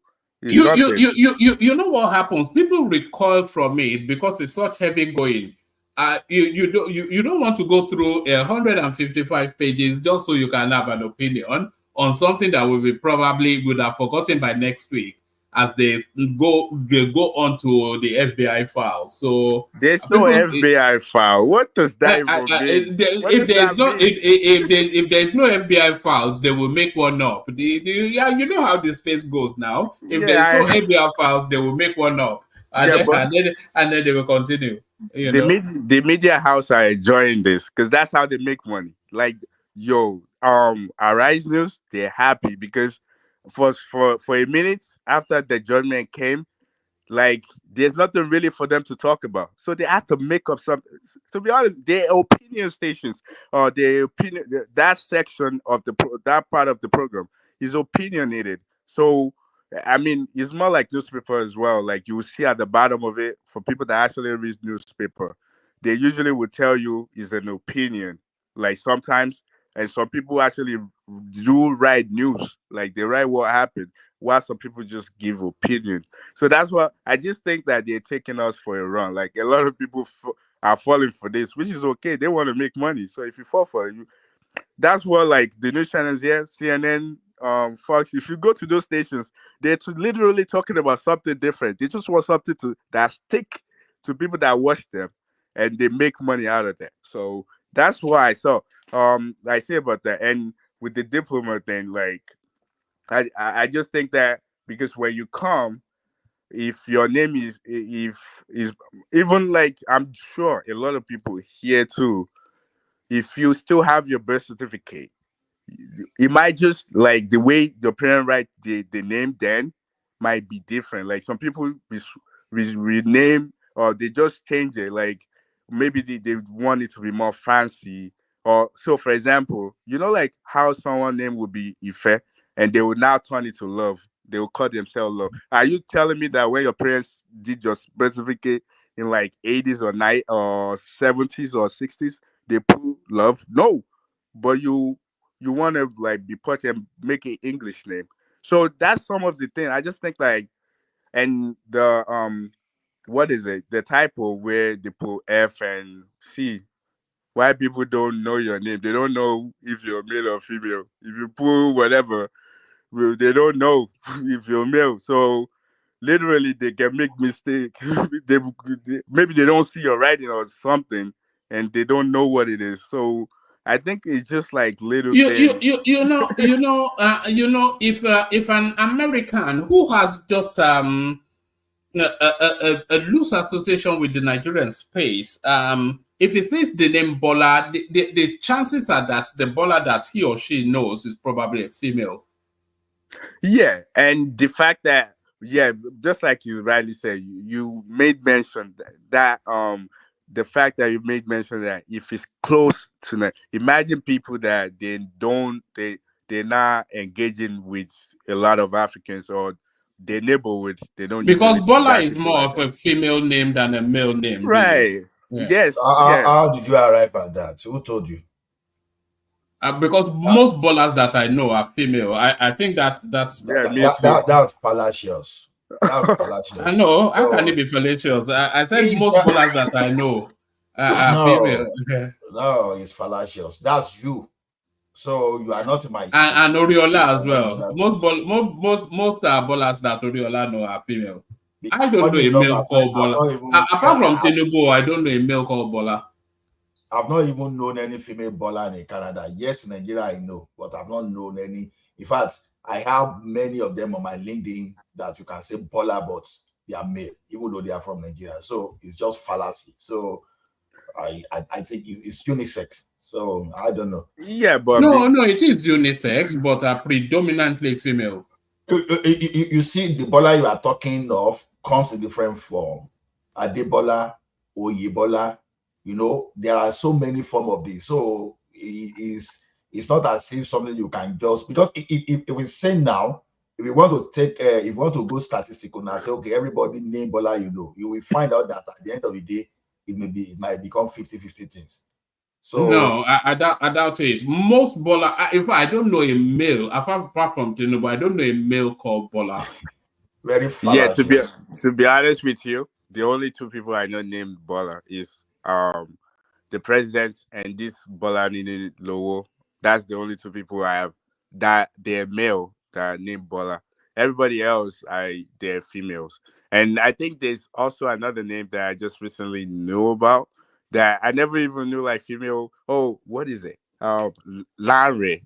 I never knew female named that. I always know like male until I saw this fashion designer lady named that. And recently I saw another female named Larry again. I'm like, "Oh, I never knew female are named that. I always thought they're male names.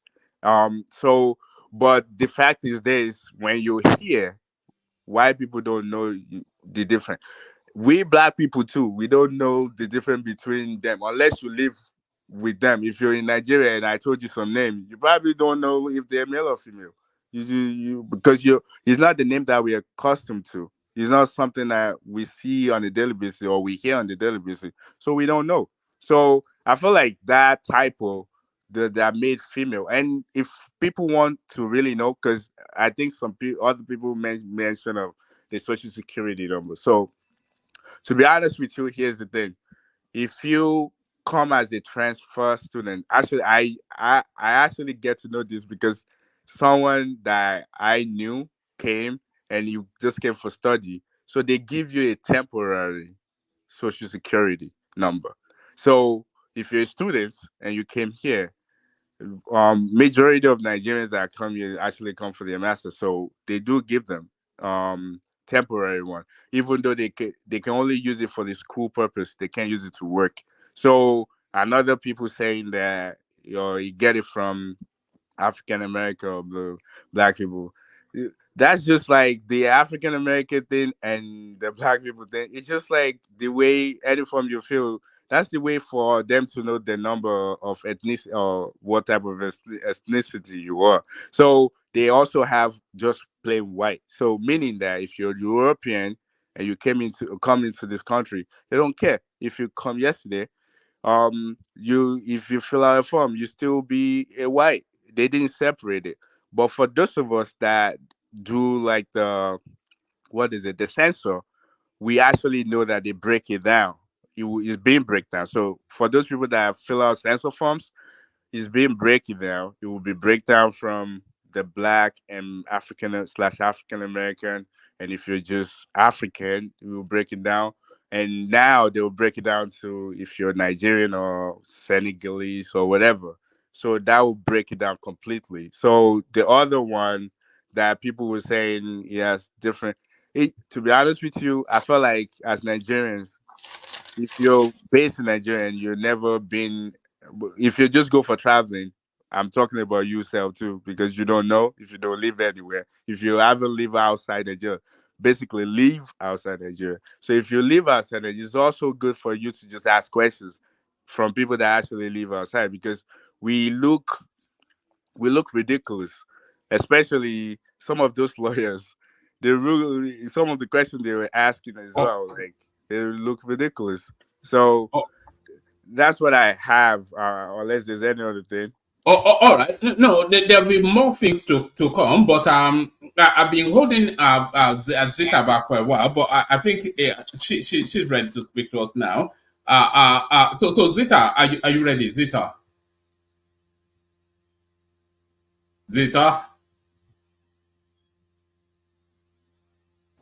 Hey, woman, I'm here. Look at that. You have to leave that fridge alone. No. What do people keep in the fridge in Norway? What goes in the fridge? It's fish. It's fish, isn't it? Woman, Fish. I know you are imagining a lot of things about this place. You will like it, too. No, I think I would like it. You know, I wouldn't object to. You know, if I could, I'd probably live there. But it's probably not possible anymore now. But yeah, Why? it's gonna no because all the heaviness of the move now, and you guys are EU, we're UK, so it's too daunting a task. But no, yeah, no, I like countries like that. You know, Yeah, it's safe, it's clean, yeah, it's first class amenities. yeah. You have all of the confidence. Extremely clean. You can just roll your Extremely. children on the streets. You know nothing will happen to them. It's yeah, very civilized country. All those Yeah, Scandinavian countries, they are very civilized. yeah. Even Sweden can be Sweden. I think Sweden is probably the most dusty of all of those Scandinavian places. What do the Norwegians think of the Swedes? As their brother. No, I think they hate them. Oh, I think they hate them. Do they not Woman, hate it's them? not something I will discuss here. Oh, all right. We'll get into that at some other time. Okay, speak to us. Free flow. So actually, what caught my attention, I think these too many ministers, I've been discussing it with some people for some time now. And I feel some people are misunderstanding it. When they say 48 ministers, 39 ministers, and they say, what are they doing? I don't think it's actually the right word to use, because there is nothing to do. It's different from we don't know what to do, and we can't see what to do. So when you say, what are they doing? And then somebody come out and say, there are a lot of problems to be solved in Nigeria. The two of them doesn't come together. If there is a lot of problems, issues, challenges to be solved, I think even the ministries should be break down in little crystals so that those problems will be solved. Why did I say this? What are they doing? It's not really actually what are they doing. They're not doing anything. The question should be, why are they not doing something? There is a lot to be done. Is it that they are not seeing what to do, or that they don't know what to do? Because they are two different. Which aspect, which sector in Nigeria that if you sit down, even with my little knowledge, you sit down to break the molecules of that sector, it's a handful to be done. Let alone for those that said Nigeria is not working at all. So it's like a new country that everything should start all over again. We should be saying more of What are they doing? Why are they sitting down there doing nothing?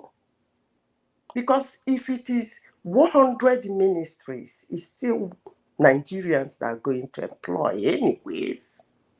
It's not foreigners. So that employment is there. But the question is, why are they sitting down not doing anything? Because it's not that what are they doing? They don't have anything to do. No, they have so much to do. They should find something to do, because if they look around them, there is a lot to be done. That being said, let me mention one man maybe you have to go to get what Nigerian government or the constitution or whatever is saying about this pension. Because I was discussing with somebody on Friday and the person was telling me, let's even run it down. Somebody like Nyeso Nwike was the local government chairman of Obiakpo for 8 years. He was the minister for education for state for 4 years. Is it 4 years or 8 years? He was the governor of Rivers State for 8 years. And now he is the minister of the Federal Capital Territory. I asked a question, how many pensions is he collecting? Is he collecting the Obiakpo, collecting the as a one-time minister, collecting as a governor, and collecting, okay, 3. The other one is here to come. So how is it done? Is it like it's one pension for all the job he did? Or is it one pension for a particular job he did? Because I don't understand it. You are working for Federal Republic of Nigeria. So are you going to be paid job pension according to your job description? According to the fact that you worked for that government, which can be umbrellally called a parastatal. So that's actually what we have to look into. If there is something wrong in the way that pension is being put, I want Nigerians to put, the good people of Nigeria, to put more energy into that aspect so that that thing can be changed. Because somebody who did how many jobs? I'm trying to wrap my head around how much he'll be taking in a month. And he's still working as pension. So woman, maybe you have to help us to find out what is our constitution saying about this. Because the good people of Nigeria, I don't think we need Banana Republic again. We have to hit them. When I mean them, we're going to call them by their names. Not in the name of it has to be against the law that somebody is collecting pension from the state or can it be? I suppose. I mean, if it's not against the law, it's against morality, isn't it? I mean, my goodness me. That is what I'm saying. Because the guy has been like that for how many years now? Almost 23 years. And then, by the way, I don't know how it works in Nigeria. That pension, is it according to the job you did, according to how many years you put in? I don't even know. Because I'm kind of confused. No, it can't be according to how many years. It will be according to the stipulated time that you can be in that post. So if you've completed your term, then you get the pension. One man, you are mistaken. For governorship, those governors made sure they put it in the law of the states. So their pension is a function of their state status. So they have to wipe off all those things by through a federal statute. Okay, so if you're a governor, you put it in the state that you will collect pension just after working for 8 years, right? Zita, you can't believe it. That's what they did, all of them, including Otom, including Tinubu, all of them. Okay. Let's accept that. Okay, you step away from there and become senator. Another pension will be attached to you. No, I'm not getting it. The pension is per every step. It's madness, actually. No, we have to do something about it. Is it the pension? Is it per every step you take? You get pension. You take another step.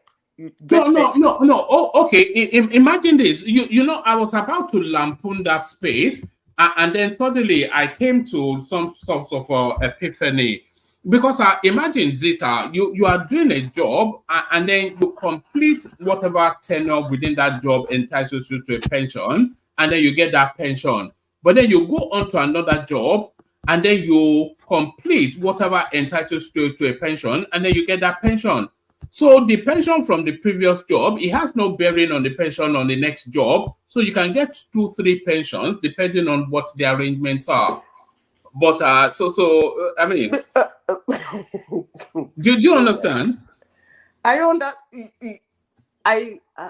understood you, but I'm trying to wrap my head around it. It's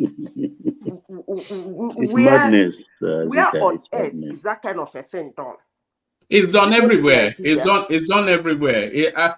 Not in government, but in private sector. That's the arrangement, isn't it? You complete whatever entitles you to a pension, and then you're entitled to it. No, in private sectors, at least shareholders can challenge it. They've been known. No, they can't now. If it's embedded in the contract arrangement, how can they challenge it? It's been challenged by shareholders. If you are the chairman of a local government, you finish your 8 years. This country, man, we got to do something. We have work to do.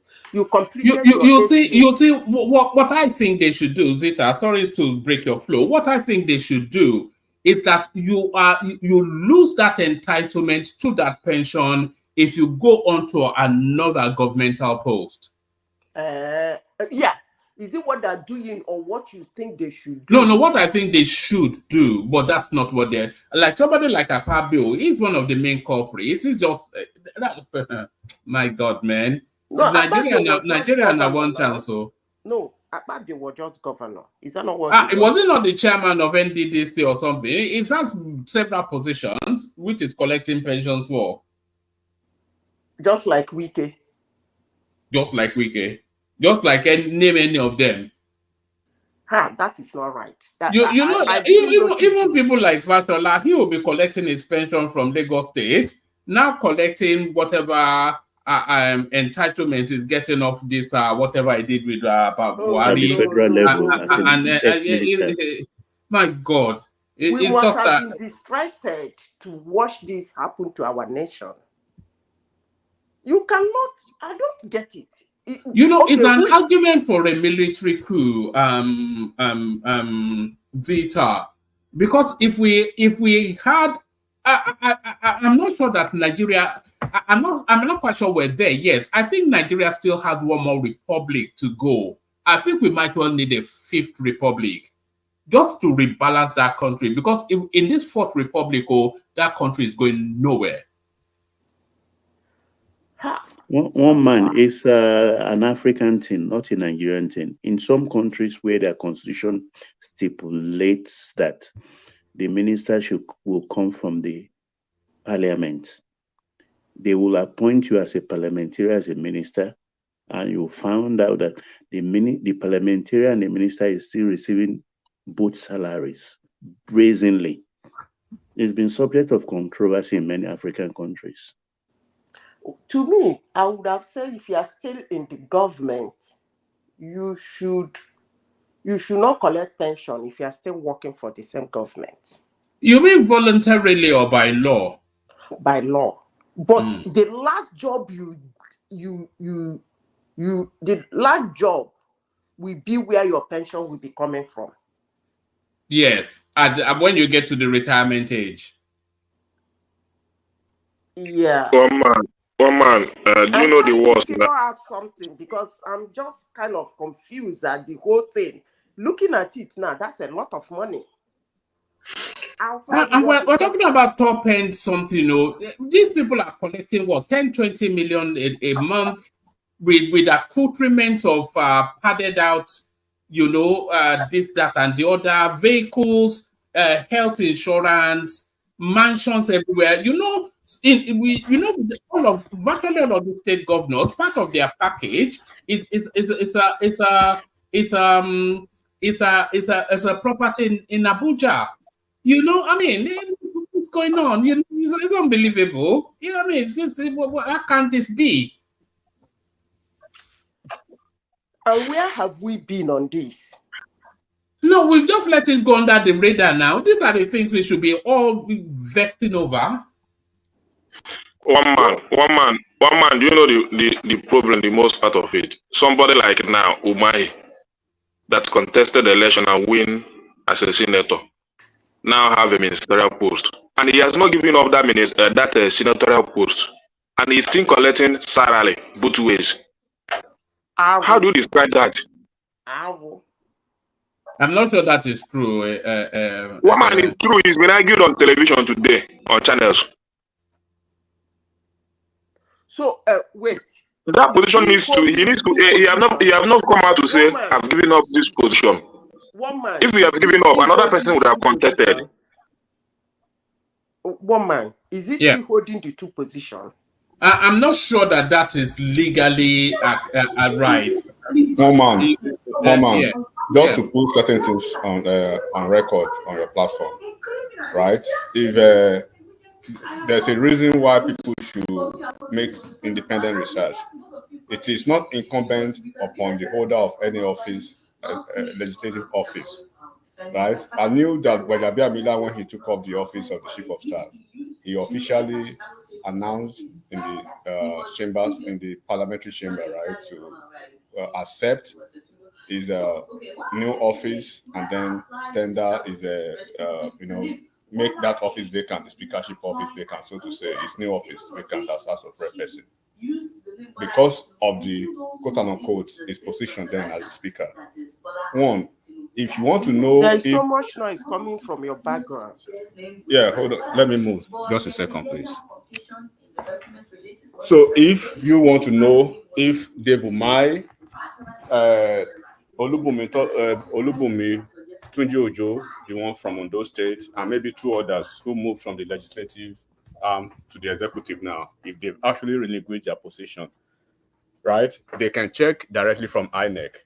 It is incumbent upon INEC by their timetable and regulation to fix a by-election. In Lagos State, as we speak now, right? The position. No, they can't fix it. They can't fix a by-election if the position is not vacated now.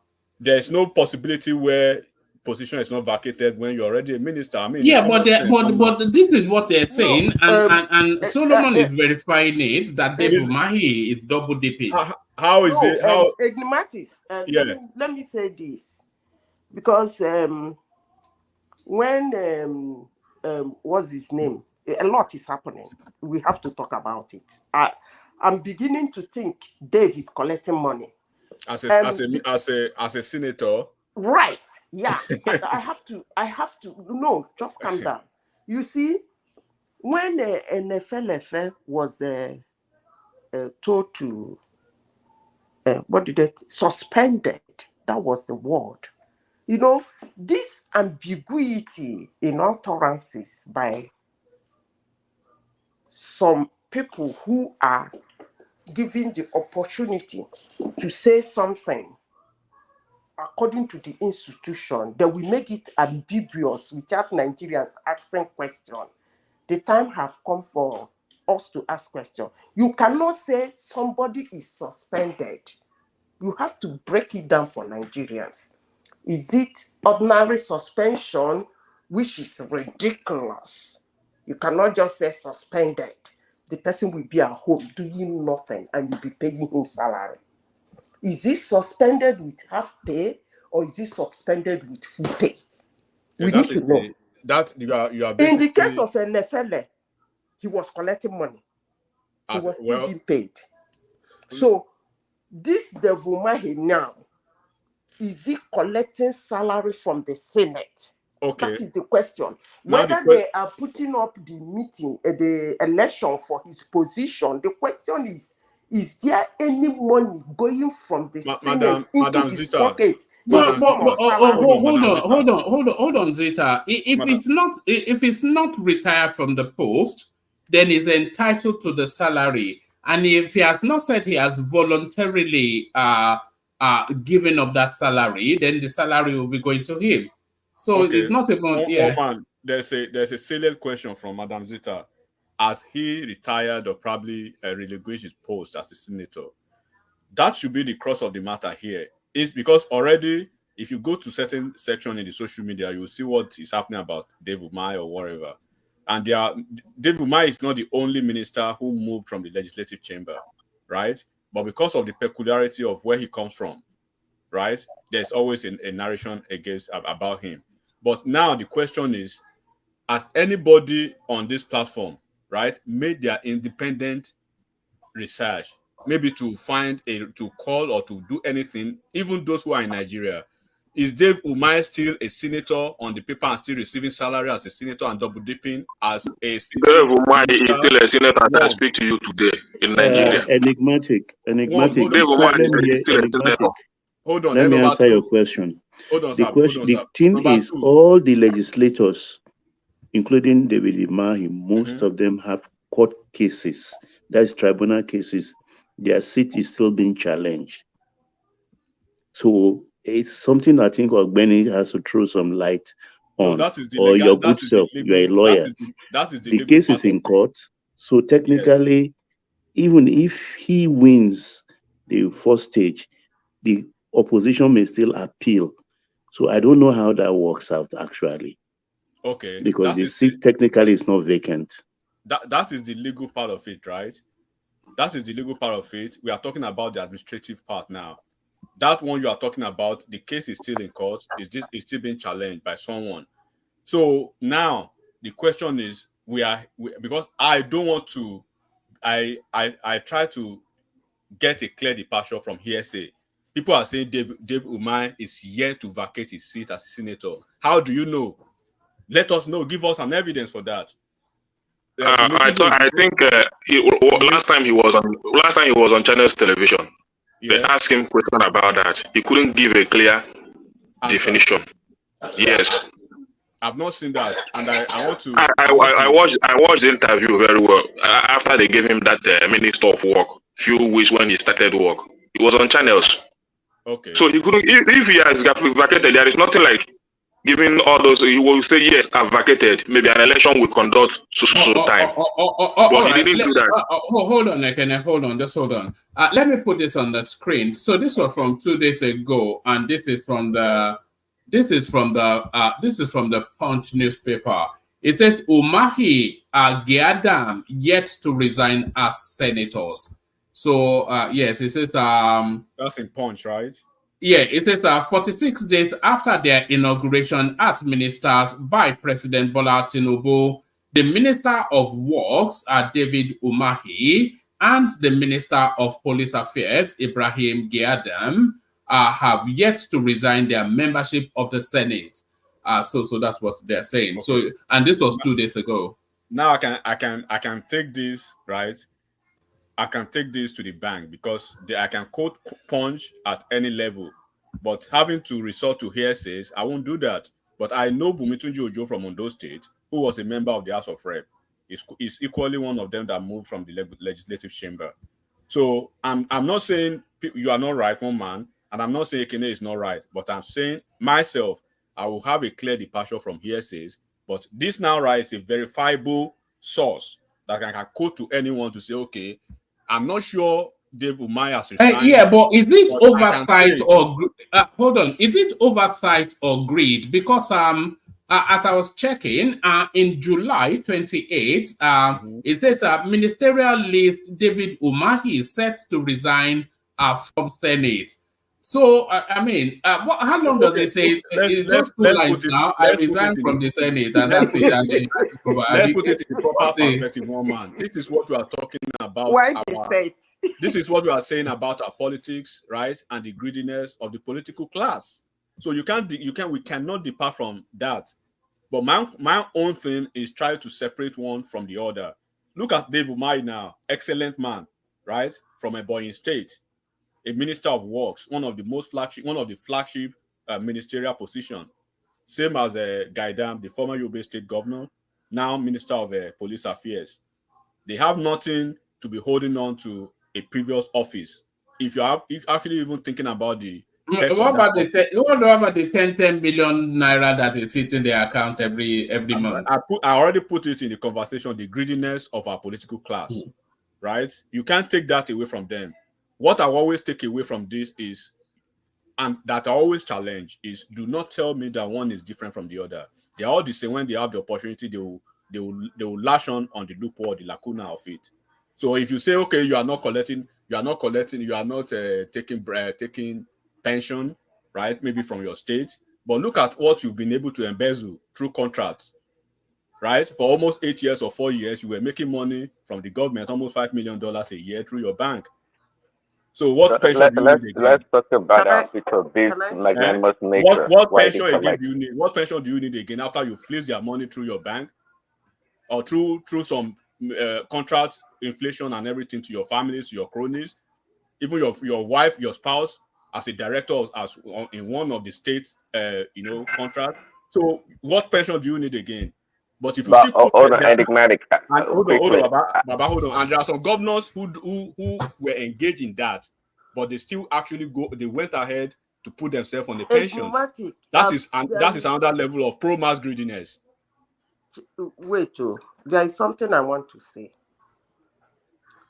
Is there any legality that the opposition is challenging his seat and therefore he cannot resign? Or is it just that he cannot resign? He wants to be collecting the money. You are referring to Dave Umahi? Yes. Okay. Is the case in court? His seat. Even I think the case has even been sorted already from the So opposition. let him resign now. So that's part. You know, I love Dave Umahi as an individual, right?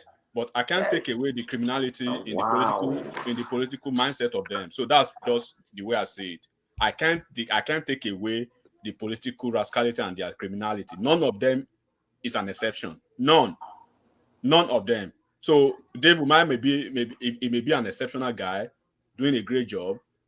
Probably did very well as a governor, the shining light, the best governor so far from the south is that I believe. Somebody is saying he can't resign because his seat is still being challenged. Well, I think, and this is the technicality of, I started with that first, but I actually have to go with your own narrative when you showed me what you provided through Punch, because it will be a travesty of my own training to just lash on to hearsays and propaganda. No, I won't do that. But when you showed me that snippet from Punch, I said, okay, let's go with that. But the morality of it. One man. Hold on, Ekene, hold on. Enigmatic. Even if what Mongo Park is saying here, even if this is in play, what we will want to hear is that it's not collecting a salary. That's really the main thing. Okay, let's compare that to a very sane climb politically, not morally now, right? Sane climb politically. Let's look at, for instance, in the US. In the case of Dave Umahi, what would have happened would that he would have been kicked off automatically, right, through the payroll system. He won't draw any payment or anything that has to do with an emolument or any perks of any office, right, that ties him to the senatorial seat, even if the case is pending in court. The case, the legal matter from the court shouldn't be an aberration that will actually be an oversight. right, that we prorate to the executive chamber. No, there are two different chambers. Now you are a cabinet member. For instance, a department of works in the US now, you vacated from the Senate. Automatically, and your case is being challenged in court.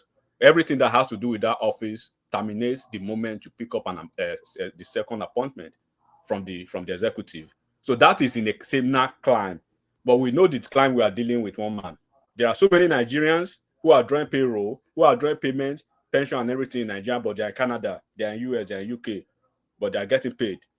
There are so many civil servants who live in Kafanchan, who lives in or anywhere in Nigeria, but they come to the office maybe twice in a week. Is that appropriate? No.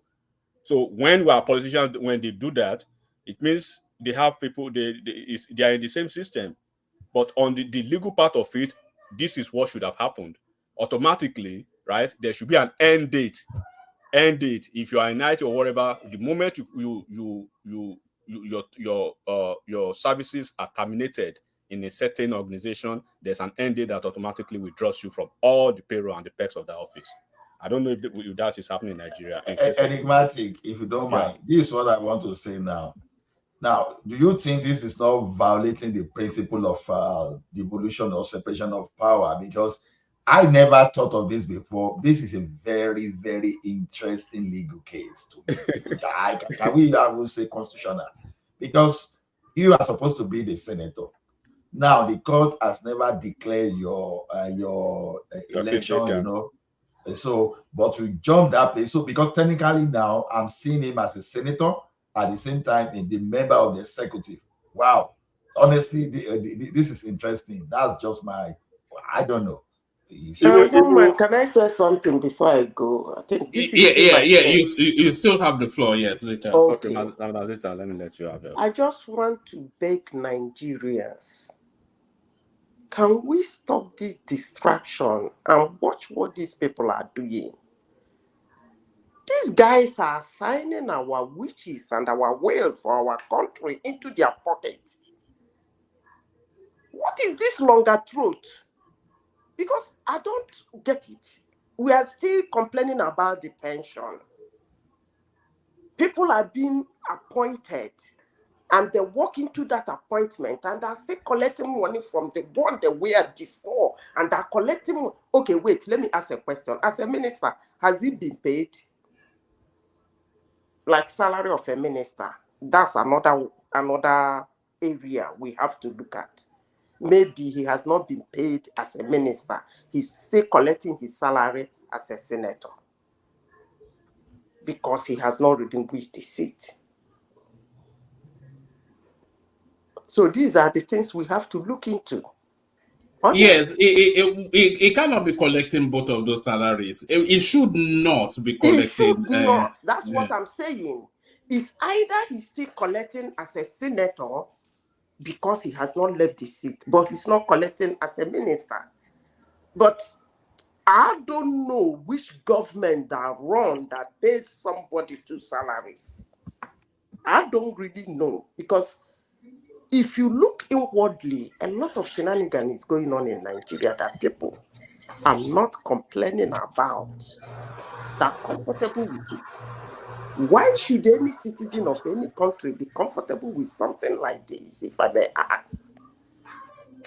But anyways, most people who claim to be uncomfortable about some certain things actually. Sorry, where's that noise coming from? It can be from me. Oh, all right, Karen. That claim to be very uncomfortable and want Nigeria to move forward. I think this is supposed to be what they should be uncomfortable about. Because actually, this is what is affecting us.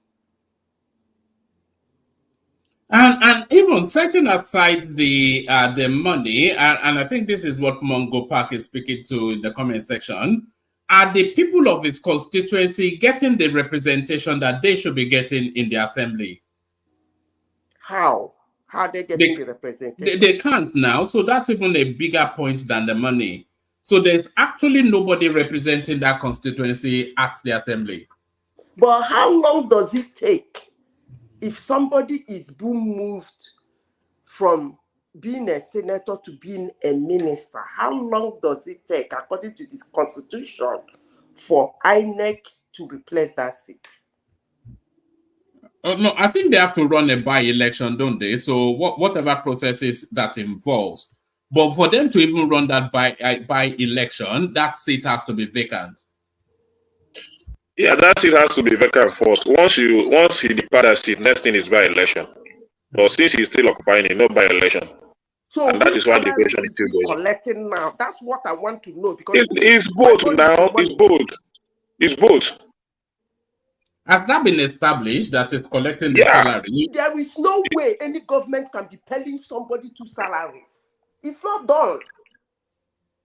No, we have to be very sure. Ekene. We have to be very sure. No, this argument was made today, and this is why what is why the setup sued them. Setup sued them to court. As Dave Umahi come out to speak on this? Let me check. The last time he came, he couldn't defend it. But one man, what you are showing on the screen is for 28th of July? No. That was when this 28th of July was when it was appointed, and it was so yeah. No, I was building the narrative up. So that 28th of July, that's it says that's when the list was released, the ministerial list, and it was then set to resign. But this one here, this is the 7th of October. And this is where the controversy is. So he and one other, they're double dipping. Woman, let me say this, because I think some people are missing a lot of things. I like clearing some certain things whenever I come to your platform as much as I can, even when I know they don't like my voice. The four, what did they call them again? Forerunner. It's a four, somebody should help me. The 4 contestants. Because actually, I will not say this again. I don't want people moving me back to the election. What would have done and what wouldn't have done. And what somebody said and what somebody did not say. Let me clear this for Nigerians. Go back and pick the 4 contestants. What they say they're going to do. 4 of them proposed fat government. Go and read those their documents, dotted line. All of them proposed fat government. It's okay by me. But if you are somebody you don't understand something, please go and read. I don't like people confusing Nigerians. Those young boys and girls in Nigeria have been confused enough. There come a time we should direct them and tell them the truth. 4 of them proposed fat government. There is nothing wrong in that. Fat pocket governance, whatever. Sorry, Zita. Before you go on to that fat government, just to tidy up this Dave Umahi space. I'm coming to that now. Hold on. Because one of our viewers on Facebook, he's adding. It says they are waiting for Supreme Court judgment, because if the Supreme Court send them packing, then he has lost his position as senator. Oh, shit. So I think that position is still tied up in litigation. Is essentially what they're saying. I beg one man, is that why you interrupted me? Wait, yeah.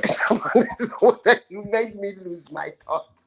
So sorry, carry on. Yeah. Okay. You were talking about fat government, yeah. So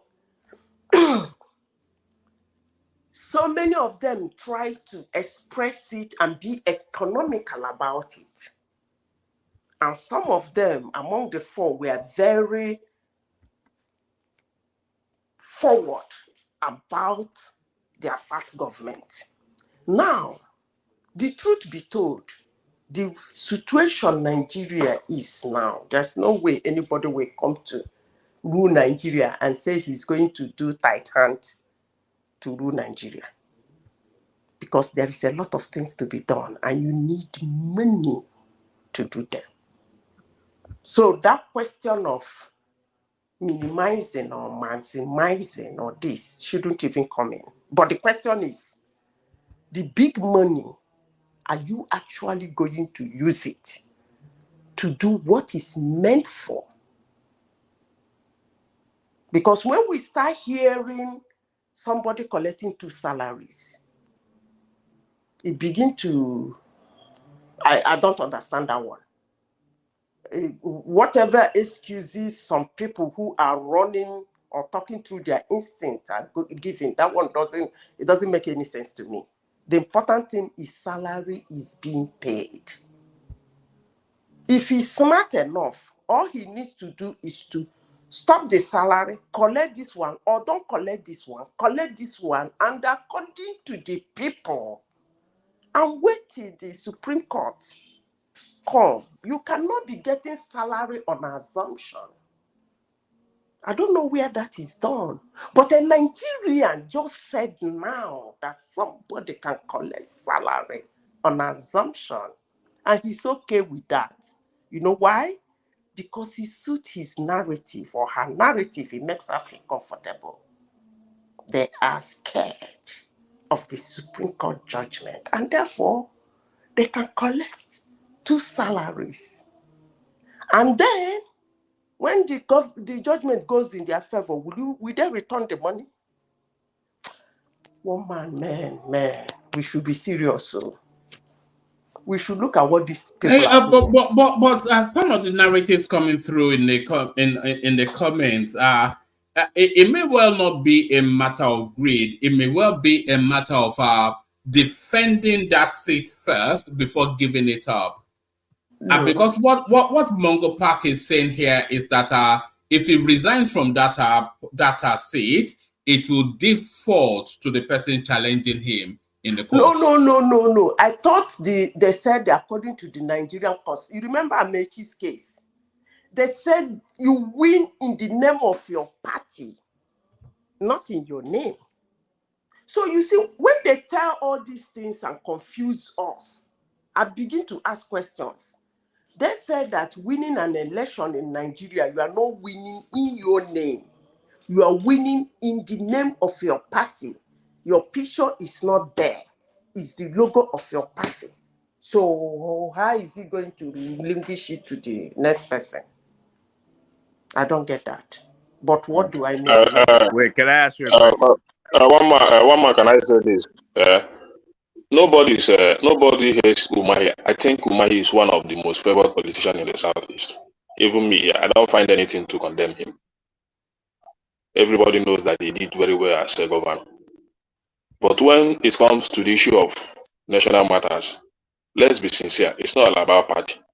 This issue has been brought up on national television many times. Even him, Umahi, couldn't defend it.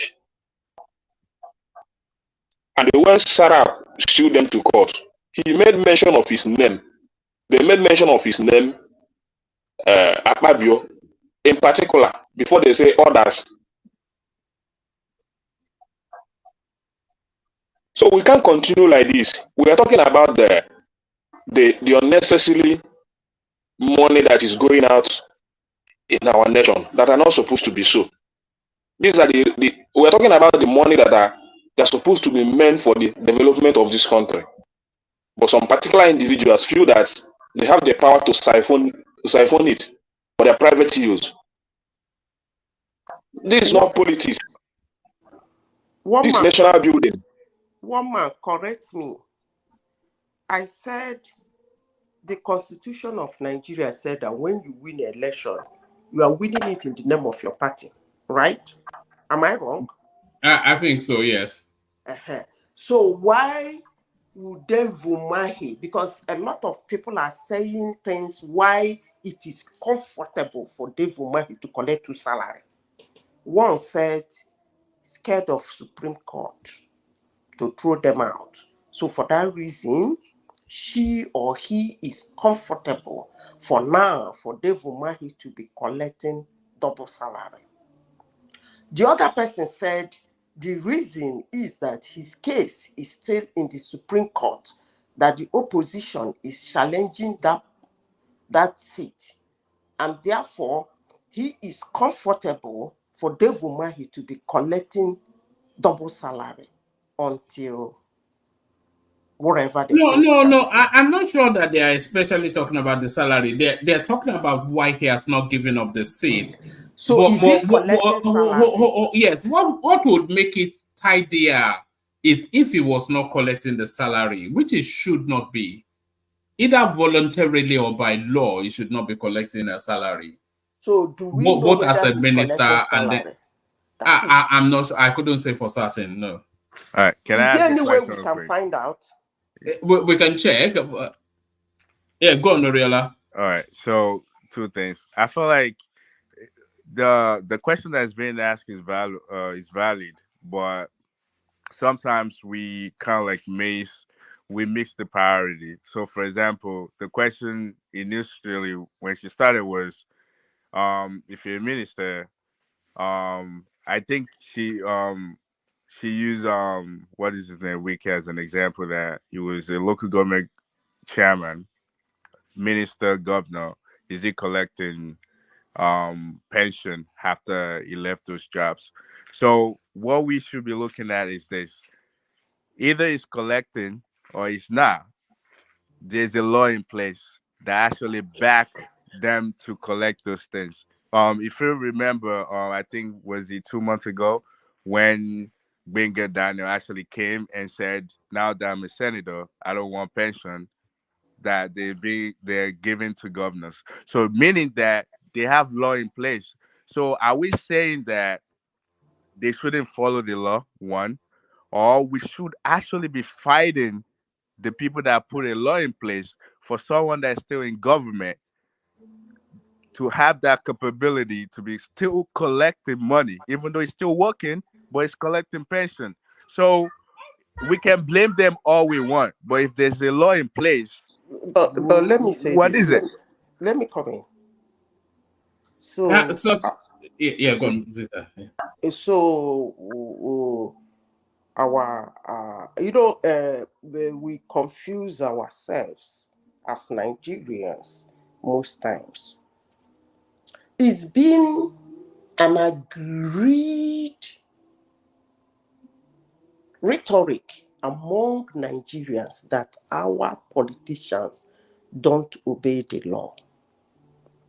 So now I agree, we make it a general statement, which somebody like me as Zita is fighting, because you cannot say politicians don't obey the law, or the politicians are corrupt, but you want one to be the president.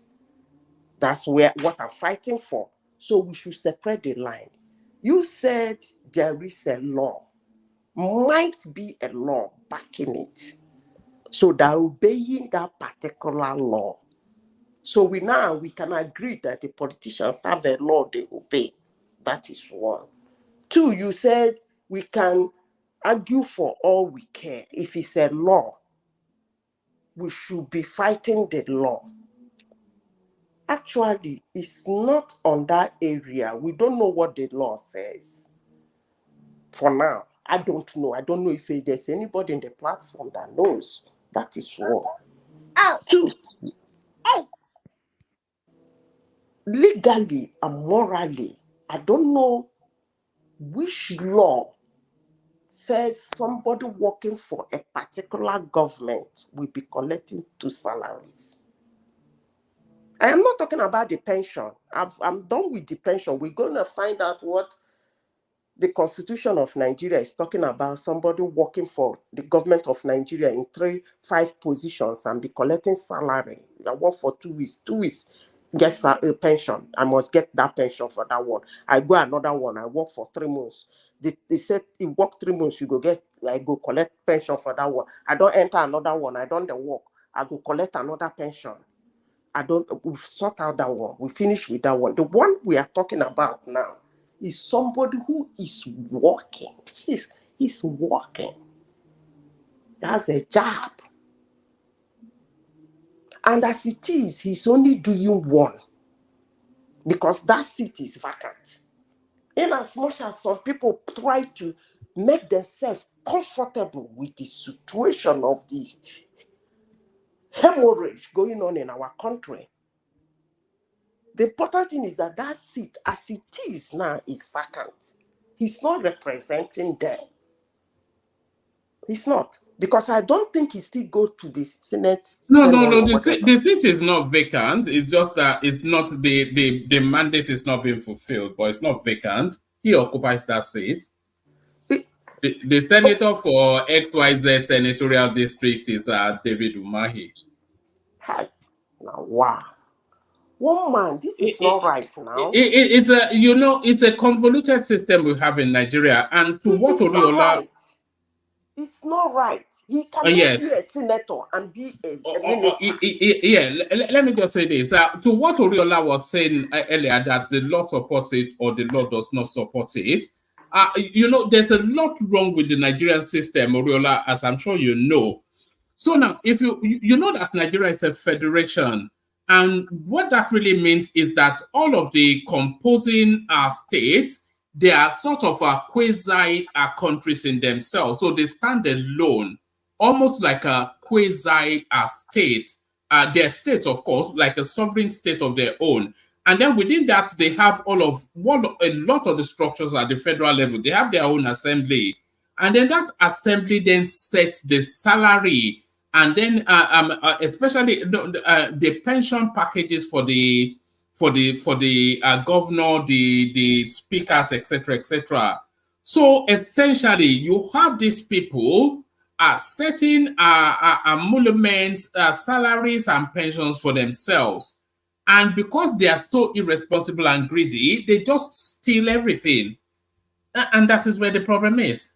Yeah, you're not getting the prayer. So I'm actually making a joke.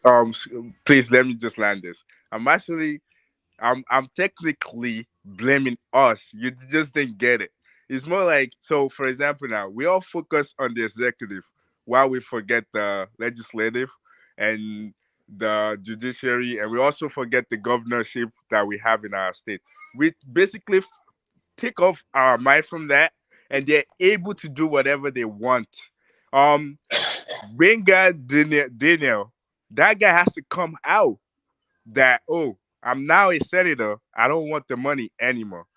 Tell me any other governor that's currently a senator that came out and said the same thing, meaning that they're still collecting money. So I'm just saying that sometimes we focus on the wrong thing. Like, those people are doing whatever they want, they get away with it, while all we do is complain about the executive, where they literally cannot do anything. We complain about the Constitution, which is where the problem really is. Yeah, but who write the Constitution? No. Who Okay, one man, if you allow me, the Senate let me doesn't say make this. amendment to it. All right. Hello, one man. Yeah, go on, Simba. Good to see you. Oh yeah, good morning, everybody. I think maybe let us look at it from this way. Because this pension of 18 actually started in this republic. It was only the president, the former president, both military and civilian, that they have this severance package for, that they give them every 4 years, change their cars. They have certain pension that they are giving them. No, even that one was that signed it. Okay, so and even there was a debate. That's where I'm going, Madam Zita, because all this problem was started during Obasanjo regime, and that's why some of us, like me, I have a lot of grudge against Obasanjo regime. The guy legalized a lot of wrongdoing in that country just because of his own selfish gain. Because before Fourth Republic, there wasn't anything like pension for our political office holders. But what I want to also draw our attention is that let us look at it this way. Don't let us focus on the political office holder alone. Let's assume that I work and I retired as a civil servant.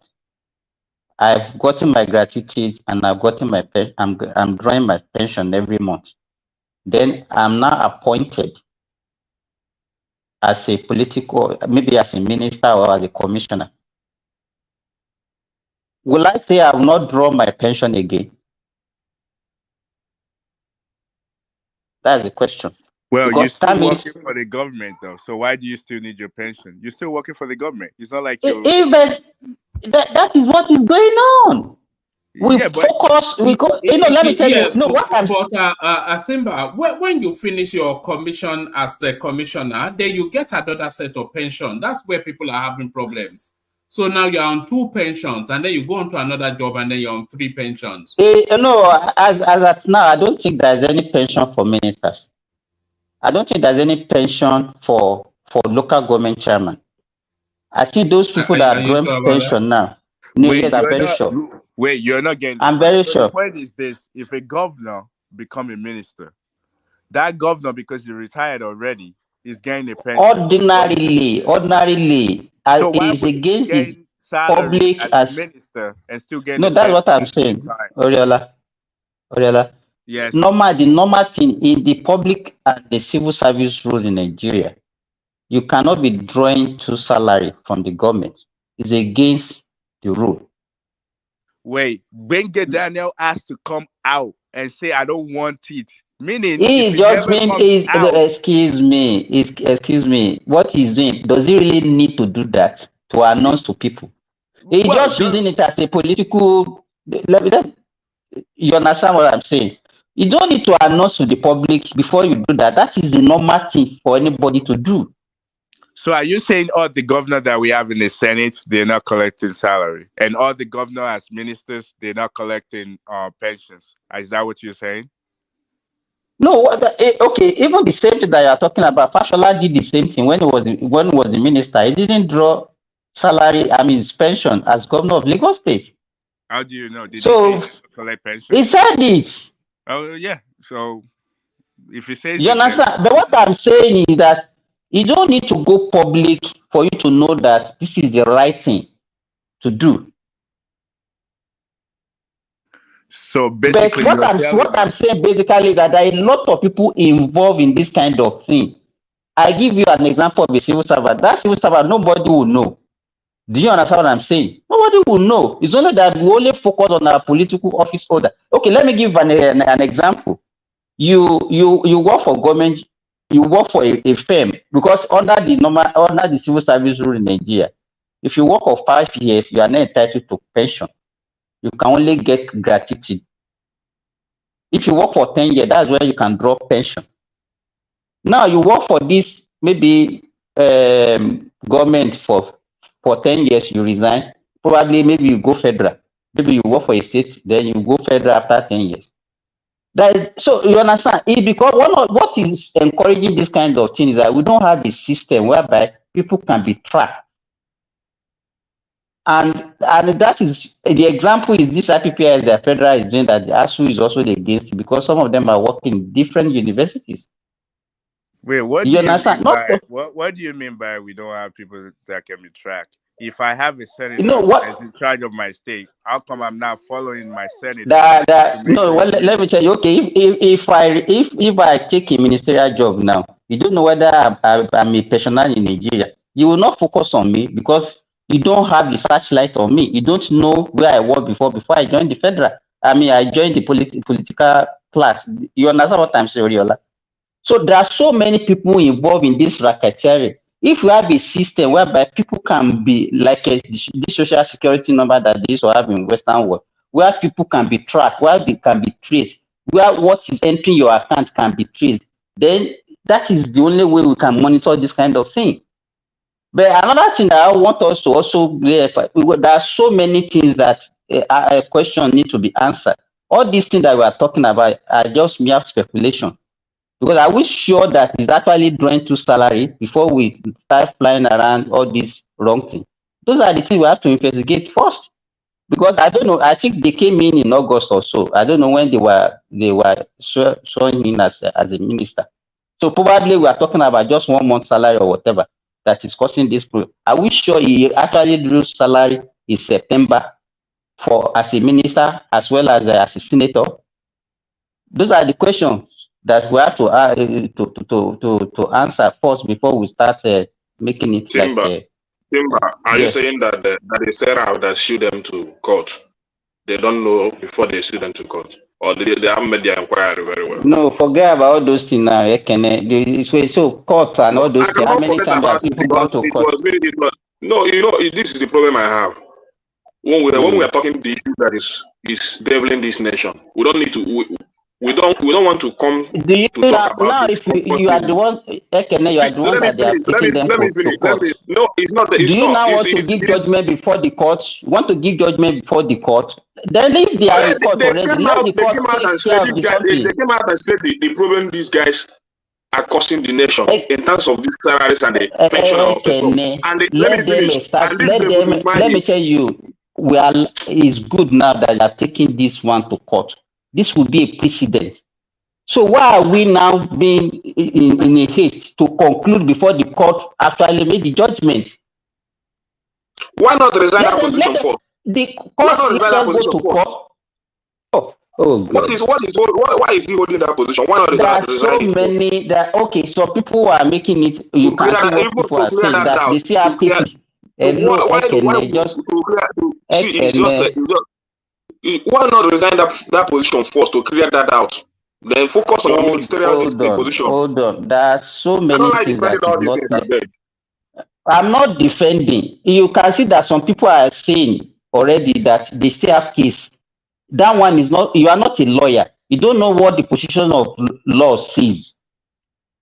You understand? Why can't we be patient? And now that he is in court, let us see how they will judge it, and it will be a precedent. And that is what they will play. Everybody will be talking about.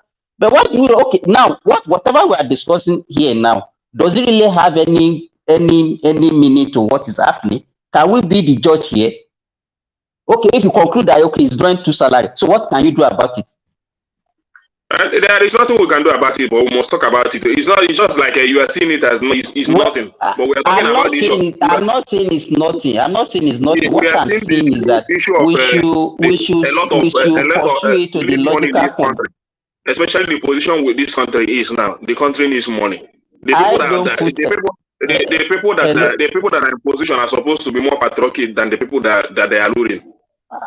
I don't put emotion. You are putting emotion into this thing. I know where you are coming from. I have but to. whatever emotion you put, even if I put emotion, it's my country.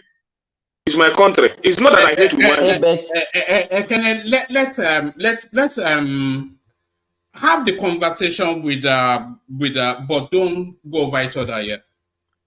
Okay, you know, emotion cannot carry you or whatever to any place. You understand? Whatever we still discuss, it has to also abide by the law. You understand what I'm saying? And the only place where they can interpret our law is our court. You understand? Whatever we say, whatever emotion we will put here, it ends on this platform. Okay, let them do what they to want let to you do. know. I don't want to say anything again. Let them do. If he wants to remain there forever, let him remain. No problem. For me, I don't. For me, I've just I just raise what I know that is not good. Can you remove him? Can you remove him from what you are saying? That is what I said. If we Nigerians cannot speak against the anomalies and a lot of improper action that is going on in the life of our political class, we are the one covering them up. Why we condemn the citizens? We are not the people that brought this thing. We cannot speak against their action. We find a way to cover them up.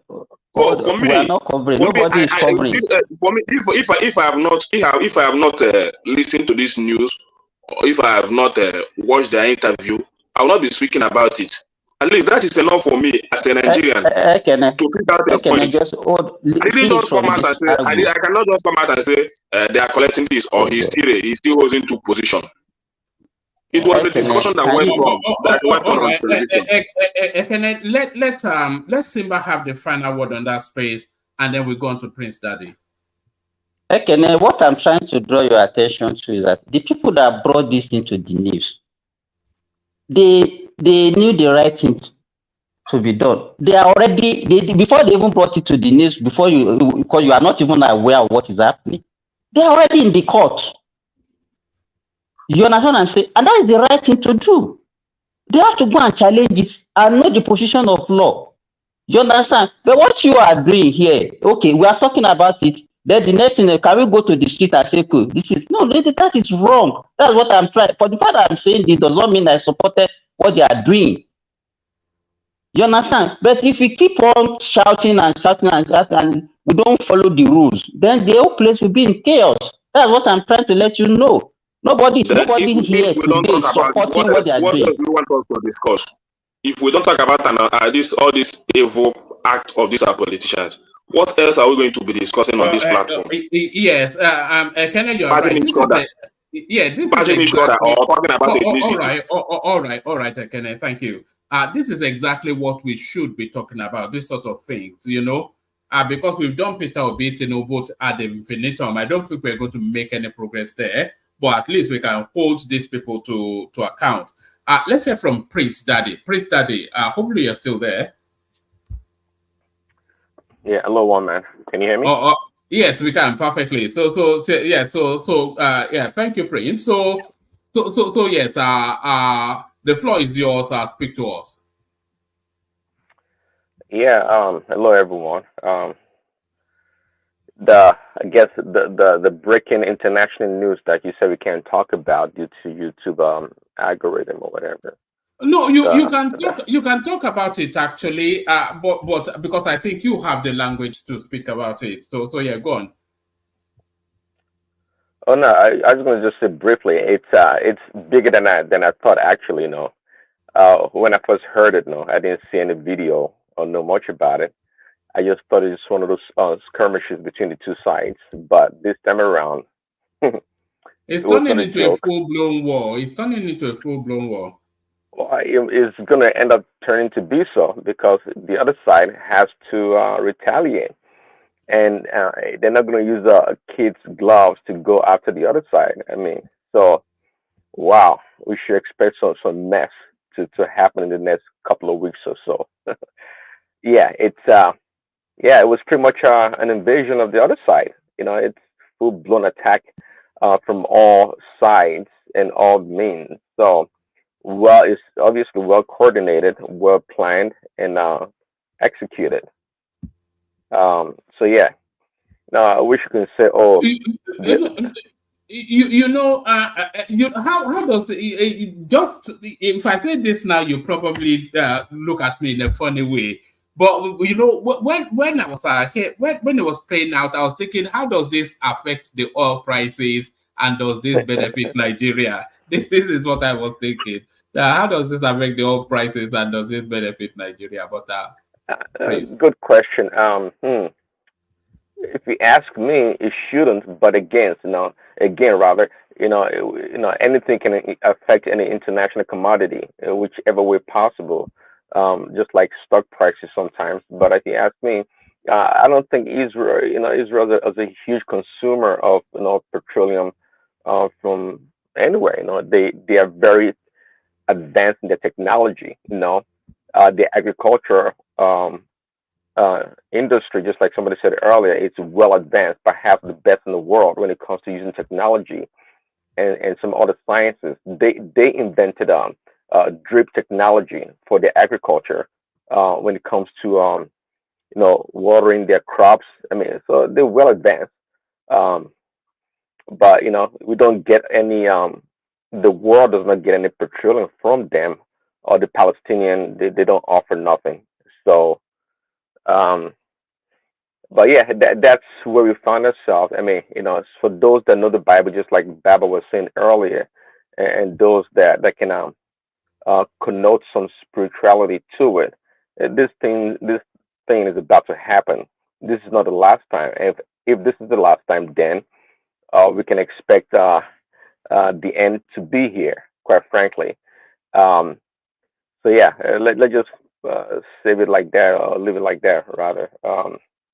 But you were saying earlier too. Oh, I think you and that other guy did agree that we should have a one world government, pretty much making the U.S. the head, and everybody just told the line of the U.S. in whatever, and I guess that would bring about peace in the world. But I think you were kidding, anyways. I didn't think you were serious You because are an American. I thought you, of all people, would be in favor of that, an American hegemony. um, in terms of the dollar, but in terms of if you want to look at, if you want to delineate in the past, I don't know, maybe apart from the Second World War, if you want to look at all the other wars that's happened in this world, it was behind them all. So, so I don't know about that. All the fighting in the South American countries, in the Middle East, in South Asia, it was behind them. I mean, so anyway, I don't agree. I don't agree in one world government. I don't. But eventually, that's what it's going to You end up don't being. think you don't think we're headed there anyway? Are we not headed there anyway? Are we not Yeah, we even there already? we are. We are. That's what I'm saying. Eventually, that's what is going to end up happening.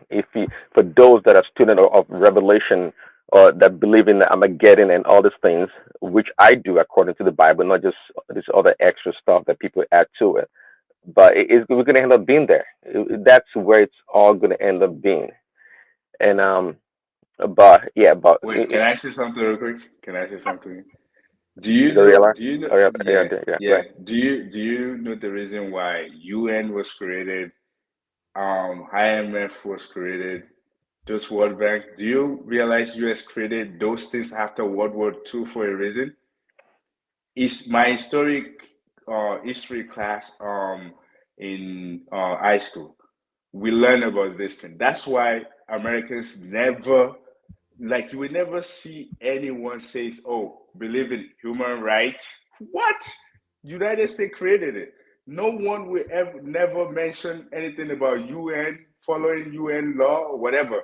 United States created it. Even during COVID-19, do you know, like, when those words, whatever, that they created for the entire world, do you see any American follow it? They follow the US stuff. So it's already been created. That's why the United States never follow anybody's law, because they created it. So they can But Oriya Day, but you should know that is changing right now, though. That's the by problem who? we have in America. By who? For the first time in a very long time, the United States politicians are actually deferring to the World Health Organization when it came to COVID and some other stuff. Never been done before. So gradually, the independence of the United States is gradually being eroded, and because of this so-called one world government, we are pushing towards that. I'm telling you, we're pushing towards that. If you pay attention, that's what is going on, Man, and that's that's why just some people are politics. resisting. Huh? That's just political talk. It's That's not just political political talk. talk. That's political talk, man. That's just political talk. Huh? They don't believe in anything else they created. They create those organizations so they can manage the entire world. That's why they call them the police of the world. Like, they did it. What I learned while those classes, what I learned, to be honest with you, you will realize that, man, that's why you never see them. Like, you yourself, since you live here, when was the first time that you ever follow any other organization? Like, if in the United States, we know we have human rights issue as well, but have you ever seen them go to UN during the thing and have a plank and protesting? No, they don't believe in that. They created that. They created every single Well, yeah, you're right. organization. They were created. All those institutions were created for the rest of the world. I agree with you. Yeah, for the rest of the world. I mean, come on. United States is the number one funder for the UN, for NATO. Name them all. World Health Organization. So, I mean, who's the boss? Who's the master here? I mean, so they call the shots, and that's why nations like China, China, even India, Russia, they want to be, they want to have their say in everything also. But yeah, you're right. Institutions Wait, are not for America, for the rest of the world to follow. and you believe China can have a say when people's money, United States, your 401k, your pension money, created China what it is today. You think they have a say? They're starting to take all their fund away. Well, see, if we really understand how the world work, we would understand that all these other countries that's coming up, they're just a joke because the money that Uh, fund them to become they're what they not a are joke, today. bro. You're living by the old principle. So, see, this is the Okay. thing. When they talk about multipolarity and the multipolar world and things like, I'm telling you, things are changing. And see, this is what you call an on first error. And everything that's happened to the United States, it's what they are doing by themselves, quite frankly. Not because China is overpowering us, not because India is doing this or that. No, no, no. Everything that's happening, there's a huge internal destruction of the United States. It's called, there's a term for it, the managed decline of the United States. There's a term for it. It's not new. So because institutions are gradually crumbling in the United States, I'm telling you. And any society without strong institutions like we do here, they're bound to collapse, and we're gradually folding. If you pay attention to a lot of, I'm telling you, it's on a forced error we're doing to ourselves. We're laughing right now. Oh, the dollar is Excuse strong. me, Da da da. is one man still there? No, I'm here. I'm here, Zeta.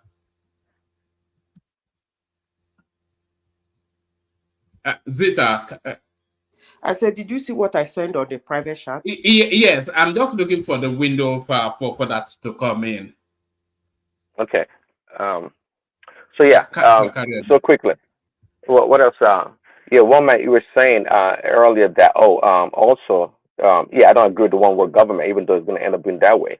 And number two, you mentioned that well, we have I think we have a fourth republic, so a fifth republic when the military comes in would put things in order. So I was kind of confused by that statement, trying to see when the military were in control, what policies they put in place that favor the Nigerian people. And No, I mean, no. I didn't. I wasn't even sorry, Prince. I wasn't really thinking of it that the military would necessarily govern better. I was more thinking of it that a military intervention will bring to an abrupt halt this constitution that's never going to work for us.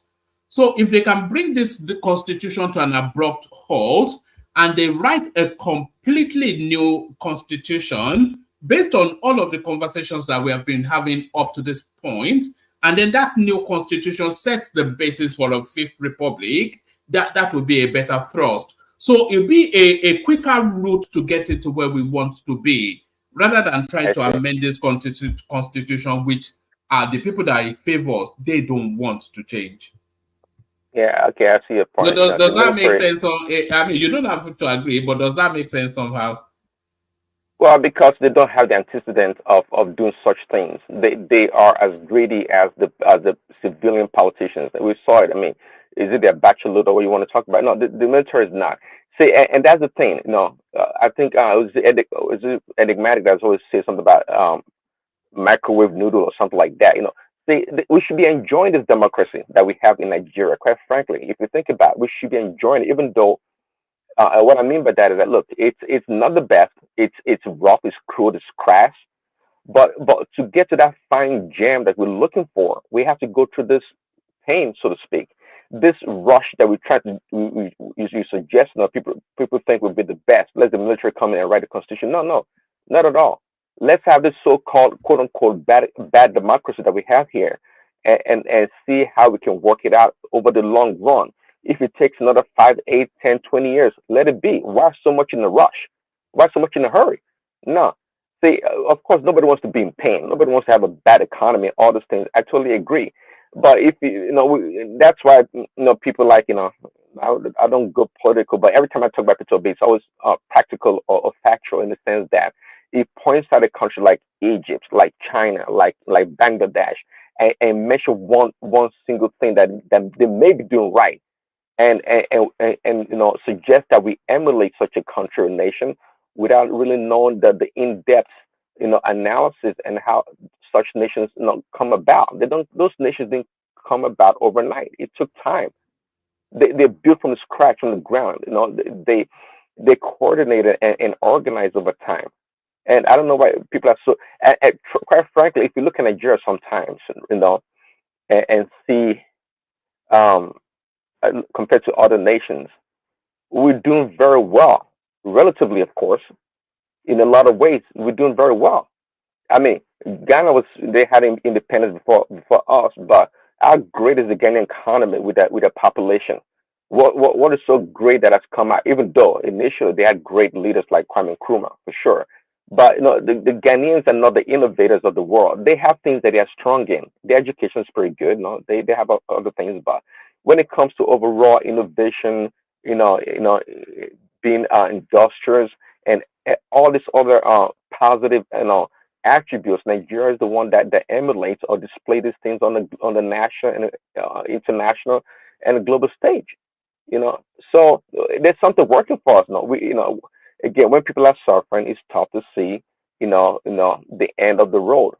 We all want our pain to be gone overnight, but I think so far we're doing okay. But military intervention would be the worst thing to happen to Nigeria, to correct any mistake that we think it's at hand right now. No military intervention. I totally reject that and condemn in every way possible. But one thing I would say though, that's why the politicians, maybe and any other constituent or groups, they enjoy what we do on the internet, on your platform, and around all these other places. Because when we are divided, Yoruba, Igbo, I would say whatever, Tinubu, Obi Camp, Atiku, all these things, we all divided, picking sides, and those things they only give fodder to the politicians and the people in power. But I tell you one man, if we all for once in our lifetime come together as a nation, as a people, these politicians, I'm telling you, they run away. They will have to abandon everything and run away if we put pressure on them. I mean, we've never had it so good as a people, given the interconnectedness of the global world, to come together to fight for something and push an agenda as one people, as a nation. If like this salary thing we're talking about, this double dipping or whatever you want to call it, these senators from governors, senators, and all these politicians double dipping into the pension fund, you know, if we truly are serious about it and we all come together, we put a pressure on these people, these things will be taken care of. Even though we did mock this guy, Femi Gbajabiamila, he came out poorly when he said, "Oh, we listened to Twitter." I think he said Twitter X, and that's why they decided to add 10,000 naira more to the to the people's the so-called low grade workers salary. Well, it tells you that yes, they listen to Twitter, to the social media or X, Facebook, or whatever. They listen to what the people are saying. No doubt, they are listening. But if we all come together and coordinate, organize ourselves, choose one or two items on the agenda and fight for those things, we will get results. We get a much better, cleaner, sustainable result than the military ever get for us. But we're not capitalizing on this opportunity. We're divided, divided on ethnic line, on religious line, even class, is divided on it. So that's our dilemma. That's our challenge. Our challenges for right now. We have the opportunity. Again, I always say we as a people, we tend to major in uselessness. That's, I mean, we do that a lot, and I think when you go to some of these other platforms that have so thousands of followers, it's part of it because they like to listen to all this, trash and garbage, these gossip things that don't really build our nation or build us up. They just entertain themselves. But there are platforms like yourself, like yours, and quite other ones that can really be a force, an impact based on the topics that I talked about and things that we do on here. You know, we can make a change. So for me, no military, strictly civilian rule. We can do it. We have the power. We have the human capacity. We have the You know, intellectual capacity. I did say that I wanted to move the conversation away from there because, like I said, there was it's a trigger something. But Is the Palestinian something? Is it making the news where you are in the US? Is that at the top of the news cycle? Well, yeah, of course, it's making the news. Making the news when the pastor of the church that I go to, you know, I don't have ownership to a pastor like I guess we say in Nigeria, my pastor, my prophet, my geo. No, it's just a pastor, not a human You have being. an issue. You have an issue with that, don't you? That my pastor. Yeah, yeah, I do have an issue. Just a pastor, fine person though. I mean, really sound in the doctrine. But the pastor of the church, he brought it up. You know, usually he had this Galatian what do you call it, a book in the Bible that's it goes that is following chapter to chapter. But today he had to digress, parenthetically speaking, to talk about the what happened in between Israel and Palestine. Pray for him and see the best that can come out from there. So yeah, of course it's making news. It's CBN is a Christian broadcasting network. I listen to some people. Yeah, it's big here. Big time. I mean, I think this is probably, apart from the 6 Day War, this may be the second worst attack or casualties that the Israeli have had to suffer. So it's not a joke. It's making news, and we pray. Really, we pray that it doesn't go crazy. But sometimes I just think why. I really think this thing, because if I thought about it, like this thing is written in the scriptures in the Bible, and I think sometimes some things you can't change it. There's some things about they're bound to happen, and you can't do nothing about it, and that is true. Some things, as a Christian, you pray for certain things, and they can be averted, or the impact can be greatly reduced. No doubt about it. But some things are just set in stone. That's the way it's going to be, and that's it. This is one of those turning things in this world that we cannot resolve. It's just going to be that way. I've always wondered about. Um, this Palestinian people. It's just like now Israel is gonna strike. Is gonna strike, and they're gonna kill a lot of women. They're gonna punish some women and children and all these things. Like, what are these guys? What are these people doing this for? I feel, even though they strike, guess what? I'm feeling sorry for them because what's about to come upon them. Oh man, Whew. Man, I don't know. Especially with the prime minister that Israel has now. It's he doesn't, he doesn't brook any sort of, Because they call him this and that, but it was kind of surprising that you rational you mind. you know They, this sorry, Prince. You know this Netanyahu. I'm just going to quote the language. He has a policy of for 100. I don't know if you get what I mean. So if you for take if you take down one of oh mine, I will yeah, take down uh-huh. 100 of yours. So that's Yeah, his yeah. policy. Yeah. Yeah, the policy of you throw a stone at me, I jump one on you. So that's policy. Yeah, it's because I think he understands the other side, and it truly does. It truly does because is the wanting to go after Iran, is the wanting to go after them, and there's a reason for that. And guess what? I think we've seen the revelation right now because there's no doubt that these people, the attack was not.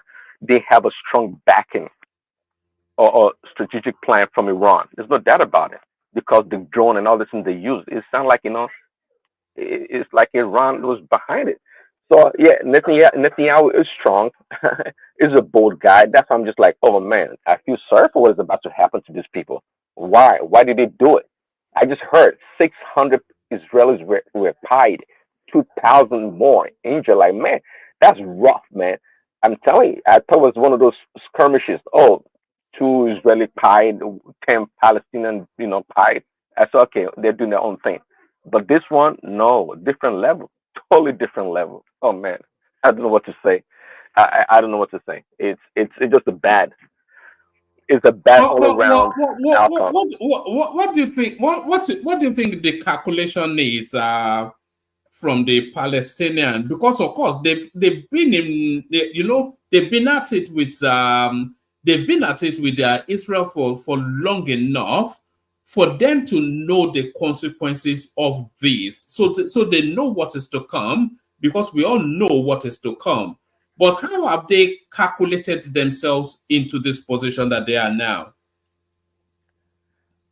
Say this one thing: if you have hate or hatred towards somebody, you don't think. They don't think that far. You'd be I surprised. suspect they do. They've been at it for what, about 50 years or something, haven't they? Well, that's what I'm saying. If you have, but it doesn't matter if it's 5 years or 50 years. If you have hatred towards other people, it makes you do crazy things. It does. Why? They Well, know. hold on. They, It's not really. Was it not Israel that went kind of raided them, and they've been at it. It's not like they just woke up because they hate someone out of bigotry. They just fire rockets. They've been at it, man. And this idea of that, well, I mean, they've people been are at trying to it. They've make been this at it, but they some should know religious by thing or now. something. Hmm? They should know by now that this is an issue of maybe me punching Mike Tyson and Mike Tyson punching me back equally with the same force. It's not. It's not. It's not good for them. It's not good for them, It's and not. they should know better. I mean, like the thing is, they're in an apartheid situation. You understand? I mean, this is an apartheid situation. The oppression the Israel has been, put on them is Well, just unbearable. it's Many of them not just really. don't care anymore. Like they don't. I mean, this is not a. I mean, Israel has been like the level of massacre has been going on against the Palestinians for No, no, decades. so in life, you have to accept that when you lose, that is life. I mean, you live in I mean, America, bro. You live I, in America.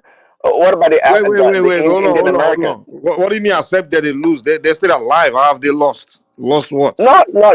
Listen. I have a quote: "Losers are losers. Winners lose to win." See, Okay, who's the they can. winner? Well, we don't know what the winner is. We Who? know who the But winner they're is. still standing. They're both still standing. No, what about my point is that what about they pursue other means? Say, hey, trust me, if the Palestinian region wants to be like super developed and have everything they need, they can Oh, get it. They can absolutely How? get it. How? All right, Mike, let me do this. Prince, apologies. Let Zita say a few words before she leaves, and then Okay. let me wrap up and hand over to Mike, because it looks as though you're on the cusp of an exciting conversation right there. But Zita wanted to round up because she's about to bail or not. Zita. Hey, woman. Two things I wanted to clear because I don't know why they want my opinion in it. There's something I will be doing. I told you there are people I don't want to take interjection or questions from, but there are some people, even in the comment section, if they ask me a question, I will answer them because I've checked them. They are not painting Nigeria as blood. They might disagree with things, but they are not painting Nigeria as blood. Firstly, the person that when people interject through Facebook, Instagram, or X, and you flag it, if it is my space and you flag it, I'm gonna respond to the person. The person that said they're waiting for Supreme Court, that's why they are comfortable for somebody to be collecting salary. If it is actually proven that Omahi is taking salary as a senator and is taking salary as a minister, tell the person that I said, paraventure, Tinubu wins at the Supreme Court, the person should make sure it collects back our money from Omahi. That being said, somebody said, what do I have to say for somebody who is doing NYAC to be a minister? I need to explain. I am sure the person that asked that question did NYC in Nigeria. I find myself in the position of that senator. But I don't think the way Nigerians are pushing the argument and the anger and the pain and the hurt and the whatever is not in the right direction. We should be going down to the point to get the truth before we react. NYC is a service to the nation when you finish work. We all know that when you finish university, it's a one-year service. In the course of that service, if you are posted to a particular place, while you are there, if you find somewhere comfortable, you can go back to NYSC, get doctor's report. One reason, some people even used to go to another state. They transferred to another state. I find myself in that position while I was doing my NYSC. Not only that I was posted in a company, NYSC was paying me their alawi. That company posted me in a high position. Now, when you are posted to a parastatal, it's no longer NYSC that will tell them the job you have to do for them. They will be the one to decide the job you are going to do for them. So in this case, this lady was posted wherever. Maybe she has collected her transfer into that ministry, and she is the minister. Now, the question Nigerians are supposed to be asking, while I was doing that kind of job, the company, one of the biggest company in the world, it was not paying me the salary of that big position I was doing. It was paying me the salary of what they are paying every copper in that company, while I collect my alawi. So the question Nigerians should be asking, is that copper being paid the salary of a minister, or the salary the ministry is paying every copper there? Oh. And from there, they take it. I don't know what the law says, but I'm saying from my own experience, and it was a very big company that have rules and regulation. They did not, because they are careful. They work with the federal government of Nigeria, so they were careful. They didn't pay me the salary of the position they told me to occupy. But they are paying me what they are paying every copper in that company, while I collect my alawi from NYSC. Oh, all right. Thank you.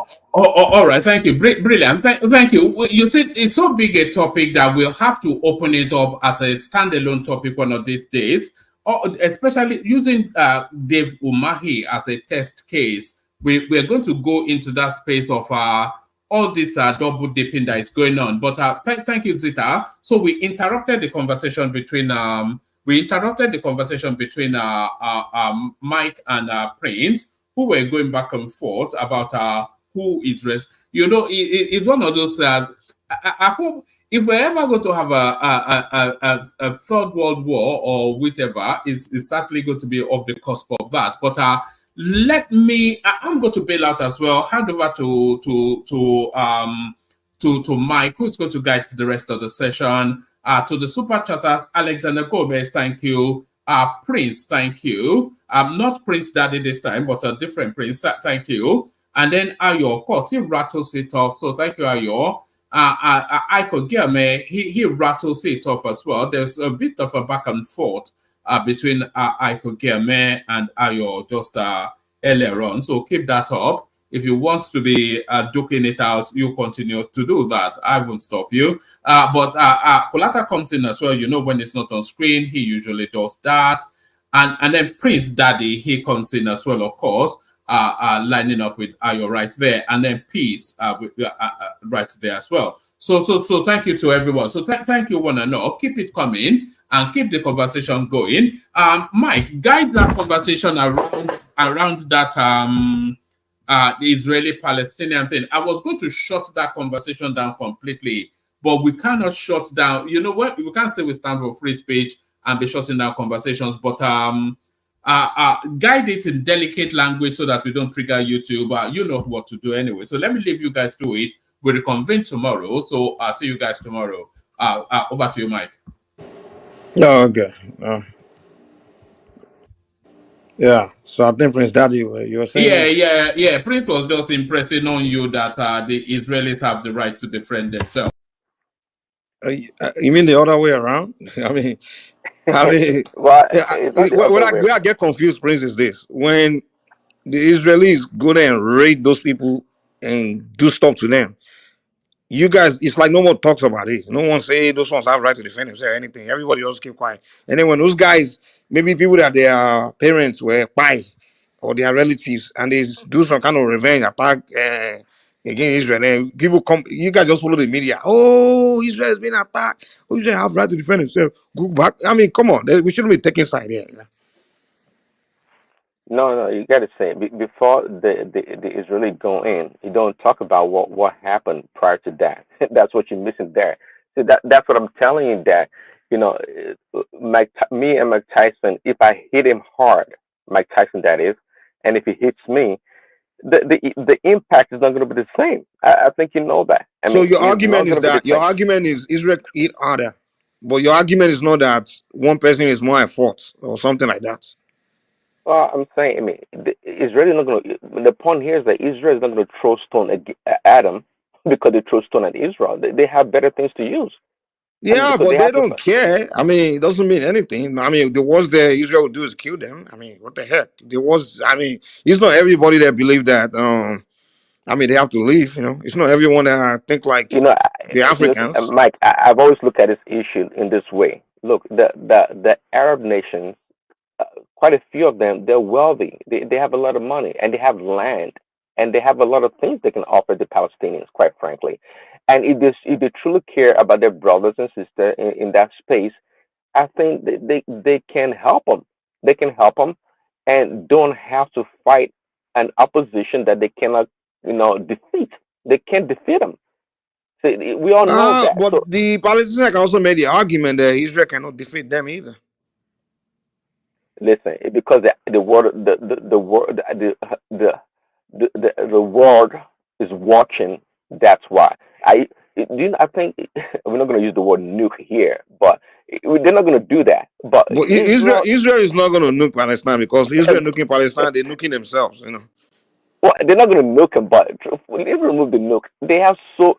I think is Israel not perhaps the third for that small size of a nation, the third strongest military.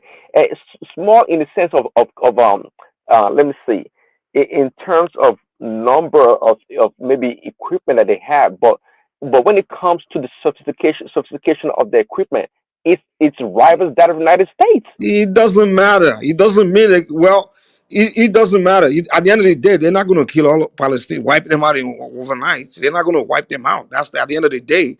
You can just kill you want, but you're not going to. Sorry to use the word. Well, you're not going to. I mean, buy all of them. I mean, you're just gonna Well, of pipe course, cry, you go of back, course. and they're gonna pipe eat you back. I mean, people said that when US went into Afghanistan, like, US has all the weapon they want. At the end of the day, didn't US leave? Didn't they lose at the end? When US went into what they call it, Vietnam. Vietnam, didn't they lose at the end with all their doing? So at the end of the day, some people know that we're not giving up. At the end of the day, you're gonna get tired and it's like, you know what? Not everyone think like the Africans, where they don't want to. They believe life is everything. But at the end of the day, we all gonna buy. Just like Fela said, one day, of course, we go buy. So not everybody care about life like believe that life is everything. Some people believe there's some things they're ready to die for, buy for. I mean, or die, not live for. Well, that is But true. In that part of the exactly. world, So those guys in they think Palestine that. don't care about. They rather not even be alive than be under apartheid. So that's the point I'm trying to express So, to you. so are you saying with that mentality, should we blame them for their thinking then? If that's what they want to be, if they don't want to make peace. Can I interject a little bit, please? They're not cowards. Hold on, Okay. Minister, they are not cowards. They rather be, they're not like blacks. These people, many of them would rather not be alive than continue to live in that position. So they're not going to live as a slave. They're not like blacks that will sit in a plantation for 400 years. Not everybody's like blacks. You're thinking like a black man. They're thinking like Arabs. All right, let me go ahead, Jerry. Okay. Okay. Right. Good morning, everyone. Good What morning. what I see about this particular attack from the Palestine is that the attack on 22 fronts, which never happened before. So that means these guys have been emboldened, whether they are supported by other countries The same way Israel is also supported by America and the Western nation. So, and when you want to fight a war, you are fighting with somebody who does not give a hoot about whether dead or not. They are ready to even die, so it's not a big deal to them because they kept on multiplying. If they're having children, they have many, and from childhood they already told them you can die any day. Yeah, and the children too, they are not so they told them history. They know what is going on. People that strap this thing on their own body and let So go. they That's already what Prince Daddy is telling me. know the truth. So, and we must say the truth here. The land belonged to them. Forget whether Israel fought a war. Remy, that's not the truth. That's not the truth. What do you mean it's That's not not the the truth. truth? Okay. It might not be totally the truth, but majority of the land It's belonged the to them. truth now. It's No. not the If I truth, say Mike. majority of the land belonged to them. At least Israel came back from the Second World War and fought a war and take some of their land. The narrative No, is no. so Initially they welcomed the people. Those people were coming there and they welcomed them. They were all living together. The same way the South Africans welcomed those whites. so when you And well, all of a sudden, when they gained power, they started to practicing apartheid. I went to a Catholic primary school and I know more about Christianity very well, even towards my high school. I know all the hymns of songs, and I know that when we do religious studies, I even did it to all my before my WAEC, I drop it, religious studies. And I know about the Palestine, the land, what they taught us in school is all about Palestine. And Jesus Christ was also born in Bethlehem, which is also part of the land of the Palestine. So, I know all the story about the Israelis and the rest. But what I can say in this is that the two nations that they propose with Israel and his backer, they don't want to agree to it. I mean, the Western nation, including America. Actually, this thing would have been settled for a long time ago. If all these Western nations come down and say, okay, let's just divide it. What is the problem here? Israel is already developed. And when you look at to the other side, it's just a mystery. And then you want to use your force to subdue them. They don't care. Every day you are killing them. Today you kill 200, another day you kill 500. It's like you are killing them just like nothing. And when this attack happened, and then we have been hearing stories upon stories, several decades, that Israelis will go there, bomb them. They don't care whether they kill children. Nobody cares. And when these people now embolden an attack on 22 front, this was a shocker to Israel and to the rest of their backers. It was a shock. How come? How does it happen? And it will happen. Let's say the truth. One day, there will be a big war in that country. And if there's a big war in that territory, remember it's a proxy war too. Just like what is going on in Ukraine now. It's going to be a proxy war and it can last for a long time. And if there's any war in any part of the world now, it affects the rest of the world. That is why we can see that inflation everywhere in the world. Because it will disrupt the supply chain. It will disrupt everything.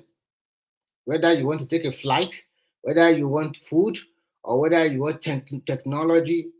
Can you, even Israel is on war. Do you think all those services they are providing to you guys in America and the rest of the world, can they provide? No. They have to concentrate, leave all of those things and concentrate on their country for their survival. And if this will continue, if this thing continue like this, even Egypt, Saudi Arabia, and the rest, it's just a lip service that, okay, we want peace with Israel. Do you totally believe them?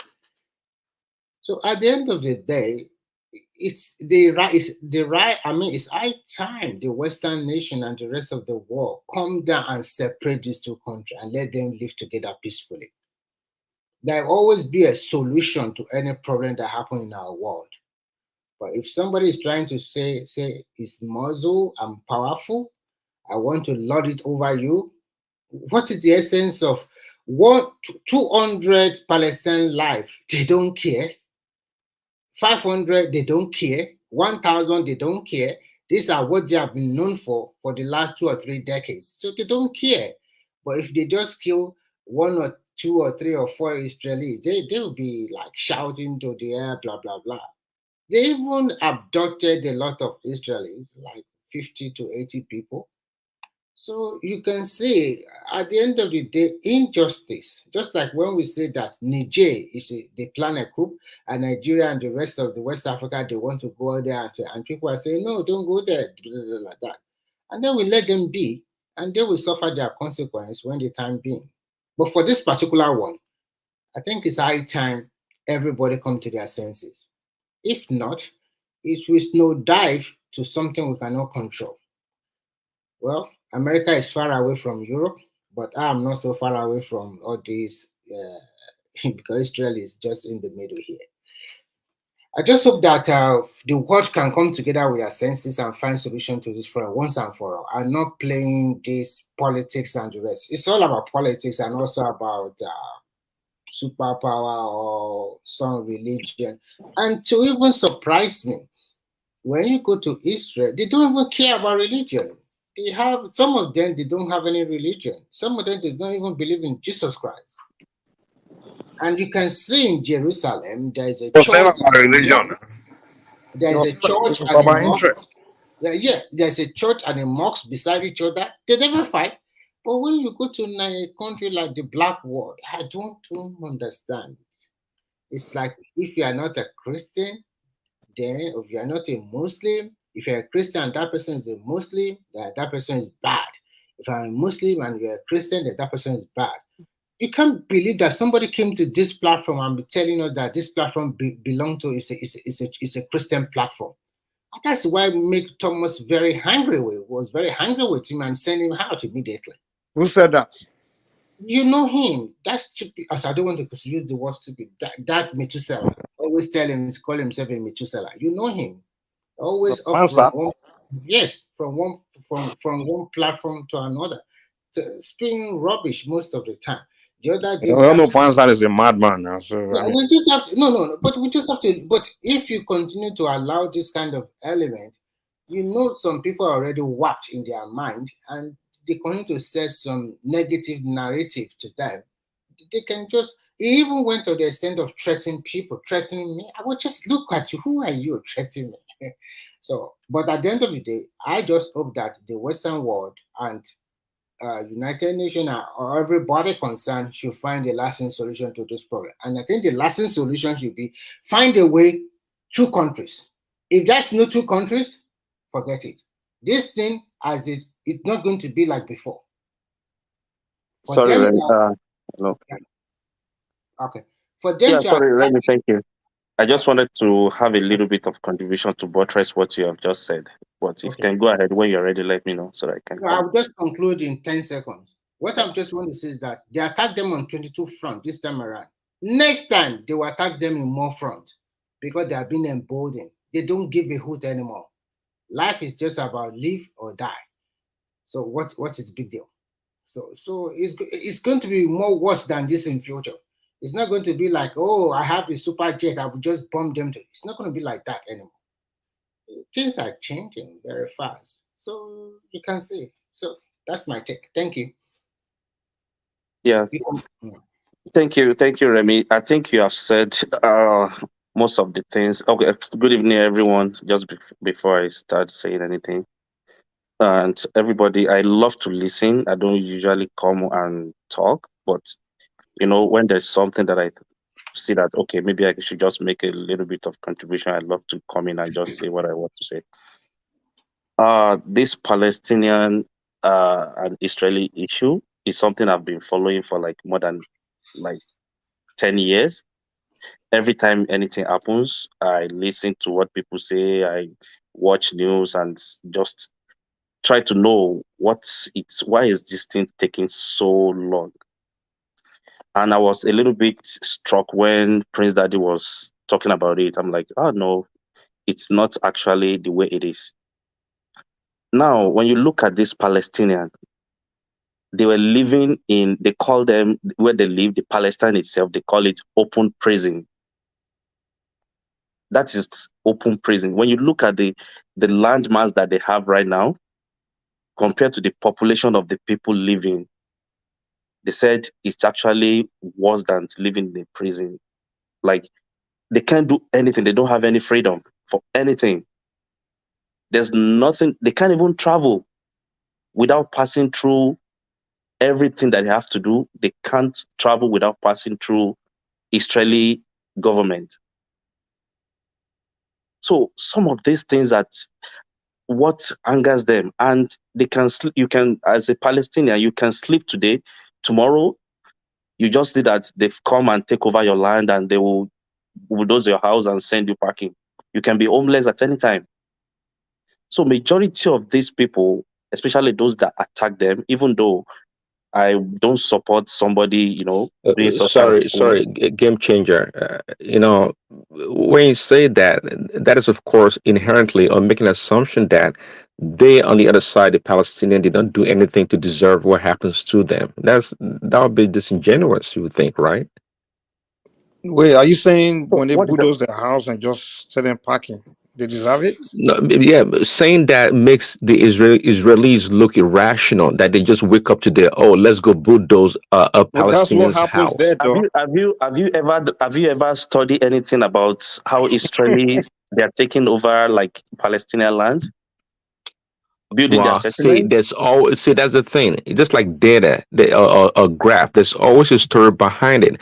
See, nobody wants to see somebody else's house bulldozed, taken over, their children killed. Nobody wants that. But you have to keep in mind that these things don't happen just randomly. There's always a story behind it. It's actually The happening reason, one randomly. second, Mike. The reason why people always talk about, the plight so much of the Palestinians is because they are the weaker of the two.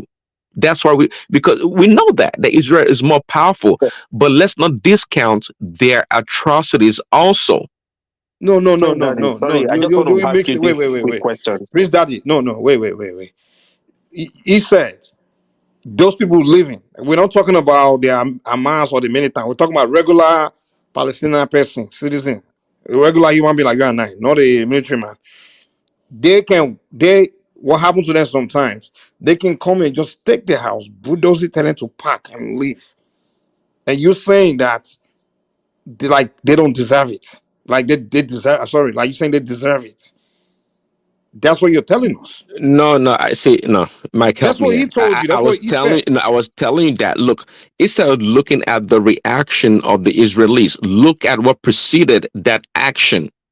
No, no, Okay, no, no, no, no, no, can no. you? What action can precede you telling a person, like not telling him that hey, you commit crime or you did this to me? Oh, pack, leave. We're taking your land. We're taking your. I will taking over. Just pack and leave without any compensation, nothing. That's what's been See, going on for decades. no, it doesn't happen like That's the way you what's been described it. happening. We're not making it. Mike, No, see, How I've old are heard you, that man? stories before too. I've Mike, heard that story before too. But I tell you one thing It's also, true. the the Okay, the, let me the Mike. ask you this. Wait, wait, Palestinians, wait, they wait. they Hold on, are hold on. riddled. They are riddled with militants and terrorists among them, No, and stop those it, people man. don't want peace for the region. Stop it, man. Stop it. Prince Bros. Daddy, Go. Prince Daddy, Listen, let's just go. Wait, game changer. Give me 1 second. Give me 1 second. Go and look at one map like that.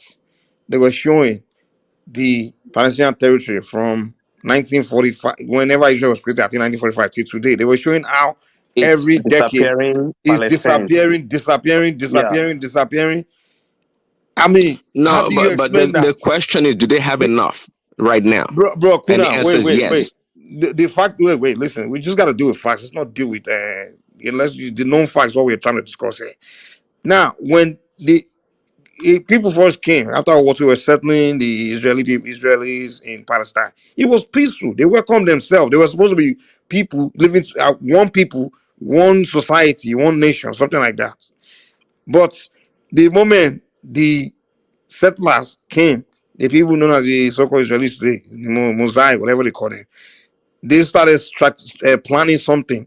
The same way the white South Africans did. When they came, they were all building together with the blacks, trying to form society together.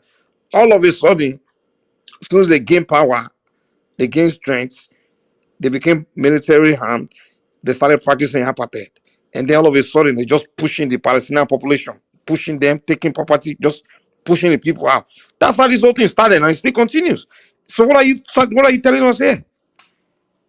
That they did something to deserve. When people welcome you in the beginning, we're all happy together. No religion, they tolerated your religion. I mean, Christians, Muslims, Jews, you're all living together in that territory.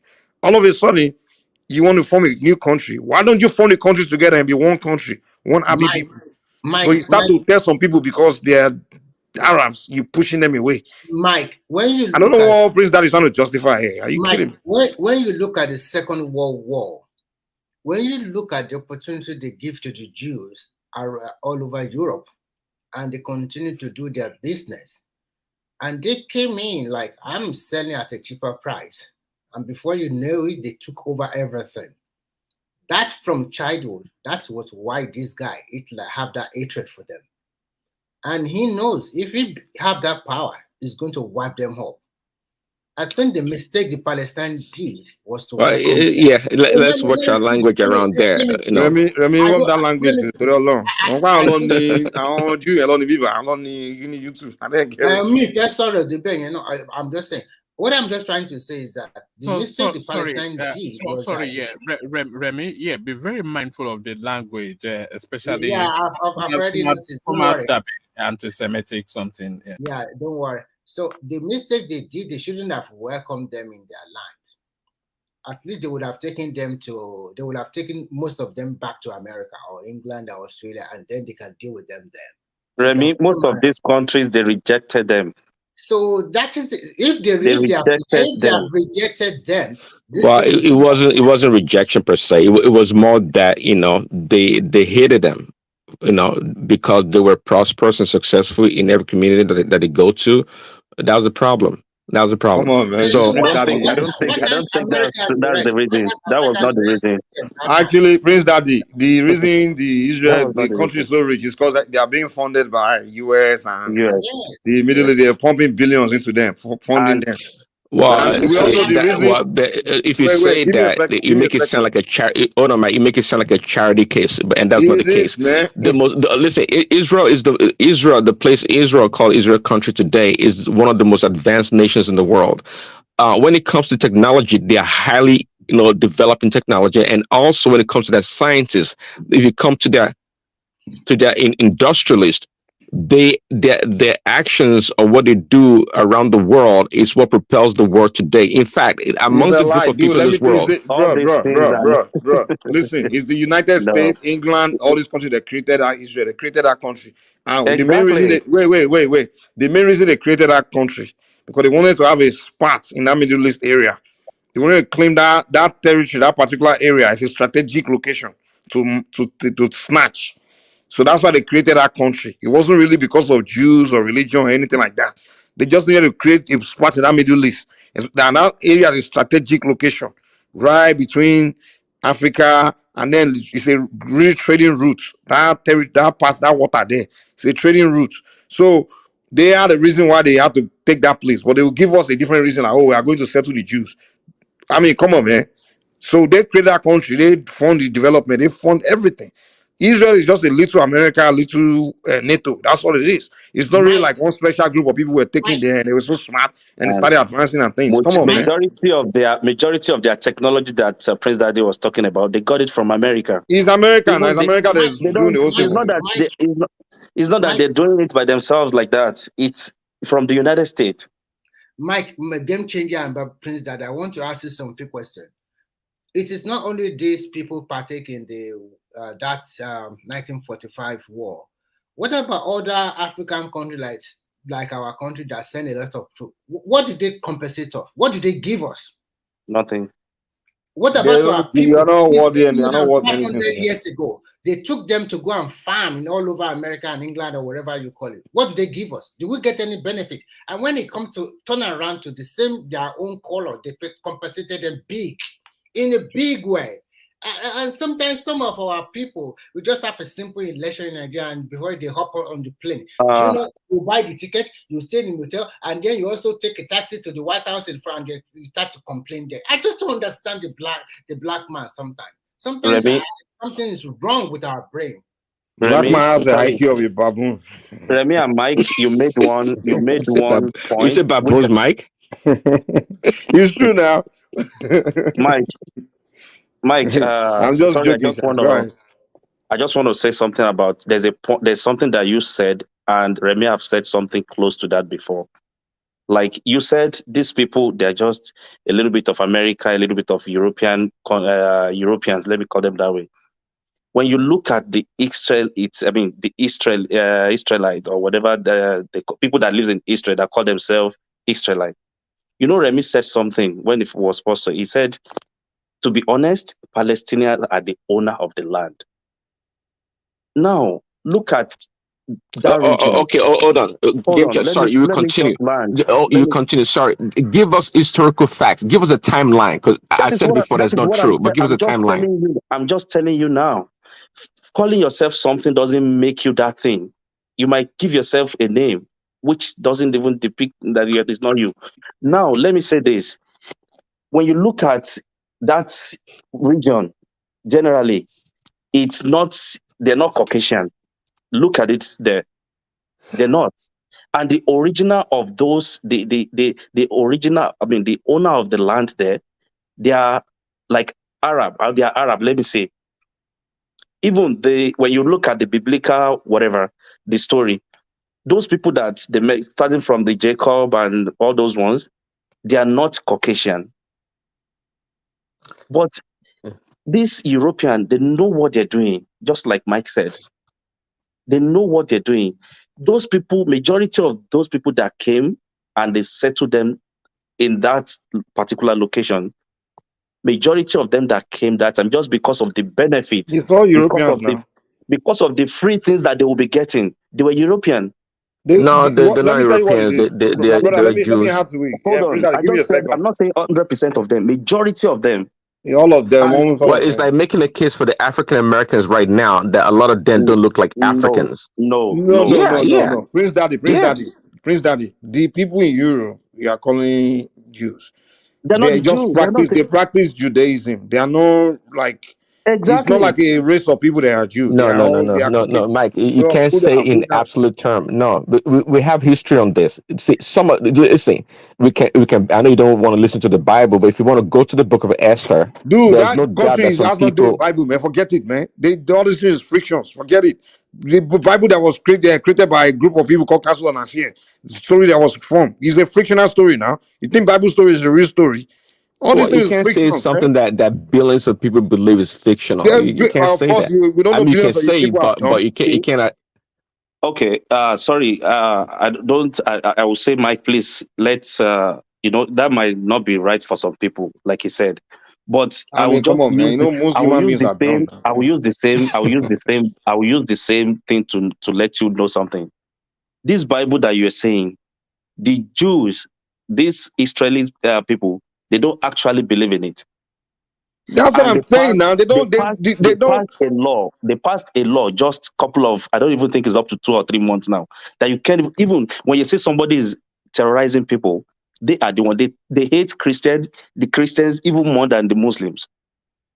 They even passed that law of recently that nobody should mention the name Jesus in public. And you can't even preach Christianity in public in Israel. Go and read about it. This thing is still recent. But majority of us from Africa or Nigeria, we think They, Israel is they call Christian. it the Holy Land. And Christianity is one of they actually hate it. It's not something they It's something that will was even want to created see. now by the See, when you say Carthaginian and the they, Romans. that is It was created. generalization. You know there I'm are talking about Jewish Christians. You know there are Israel as a Christians that are Jews. You know country. that, right? Israel as a country. Eh? Prince Daddy, It's are not you a Jew? religion. Don't, we mix it with religion, but it's not. Even all these things that are happening, you see many Christians, they will be happy, they will, not knowing that they terrorize Christians too, even more than the Muslims. Muslims are just the ones that are fighting. There's a lot of Christians in Palestine that they're killing. They even have more Christians in Palestine than in Israel. Go and find out. Well, that is true. They have a lot of Christian in Palestine. Yeah, And that they're is So, killing true. them. They so, don't so care. They don't it's care. at the end of the day, But it's are you saying that they go there and target Christians to kill, to They fight? don't No, Sorry. no, care no. whether you're Christians. I'm just saying. Let me say this. Let me say this.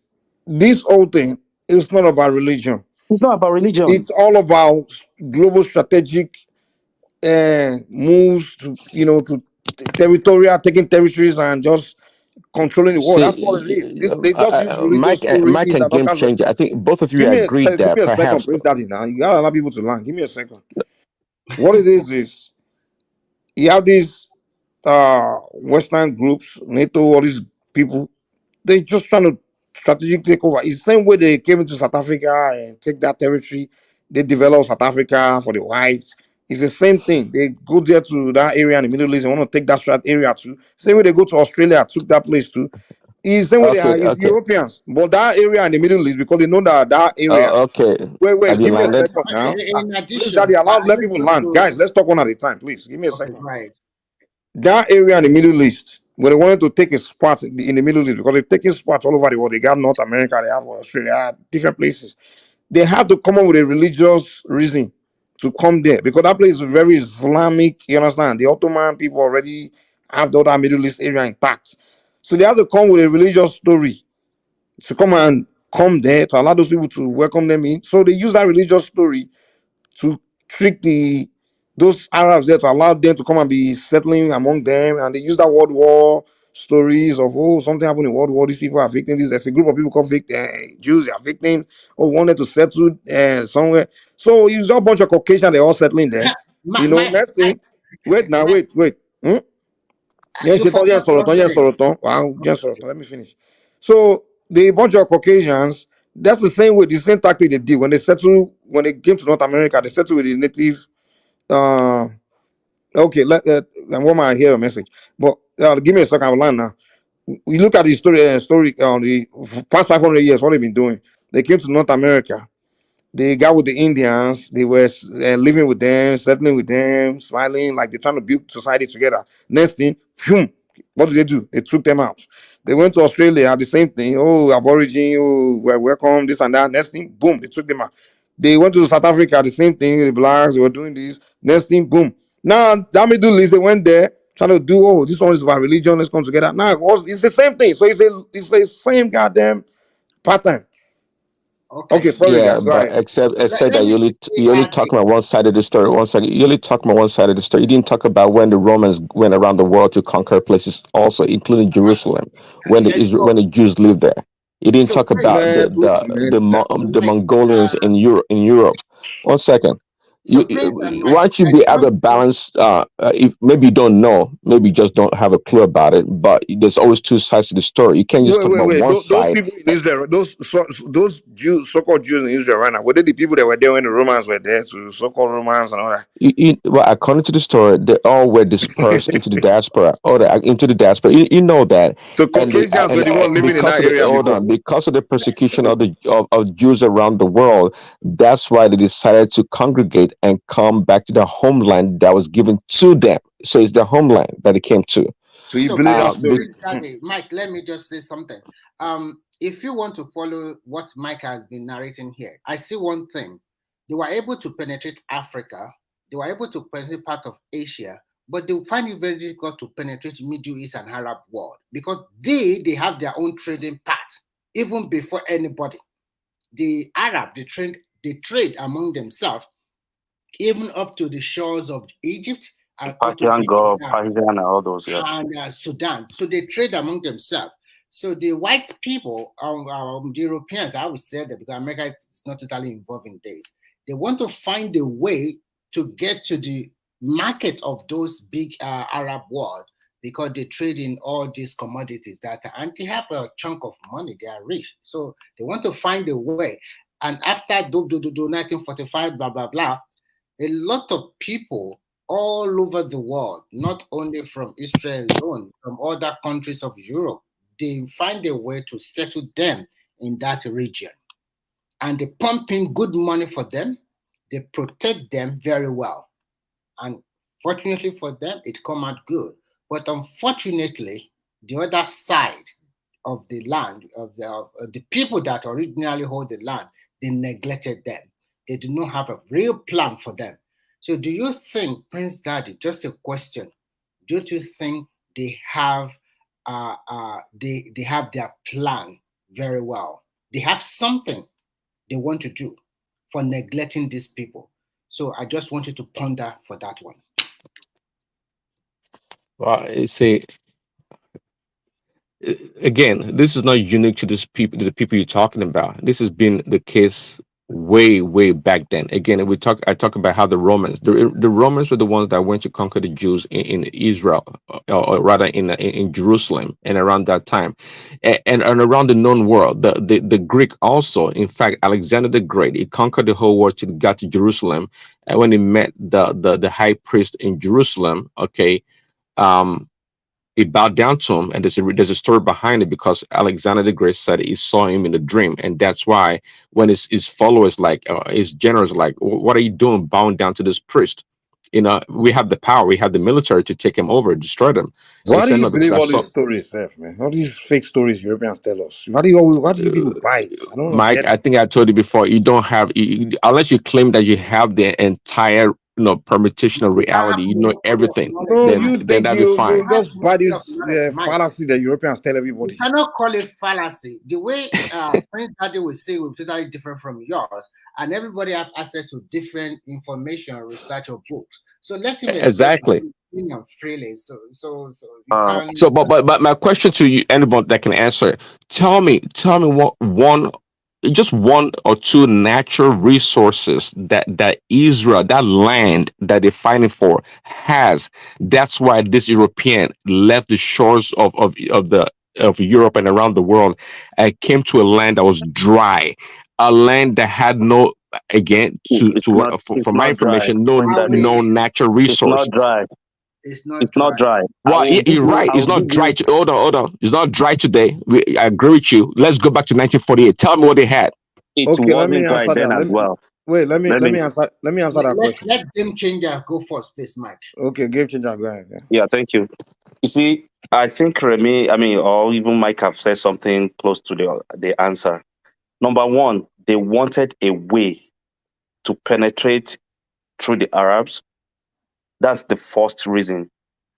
Secondly, that land was known for agriculture, and I think they mentioned one of these, maybe canola or something, that was really popular then. They were using for oil. That land was really known for that.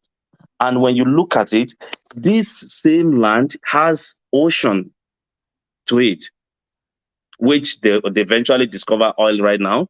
And they were fighting about the ownership, how they're going to be drilling or whatever, like I think last year.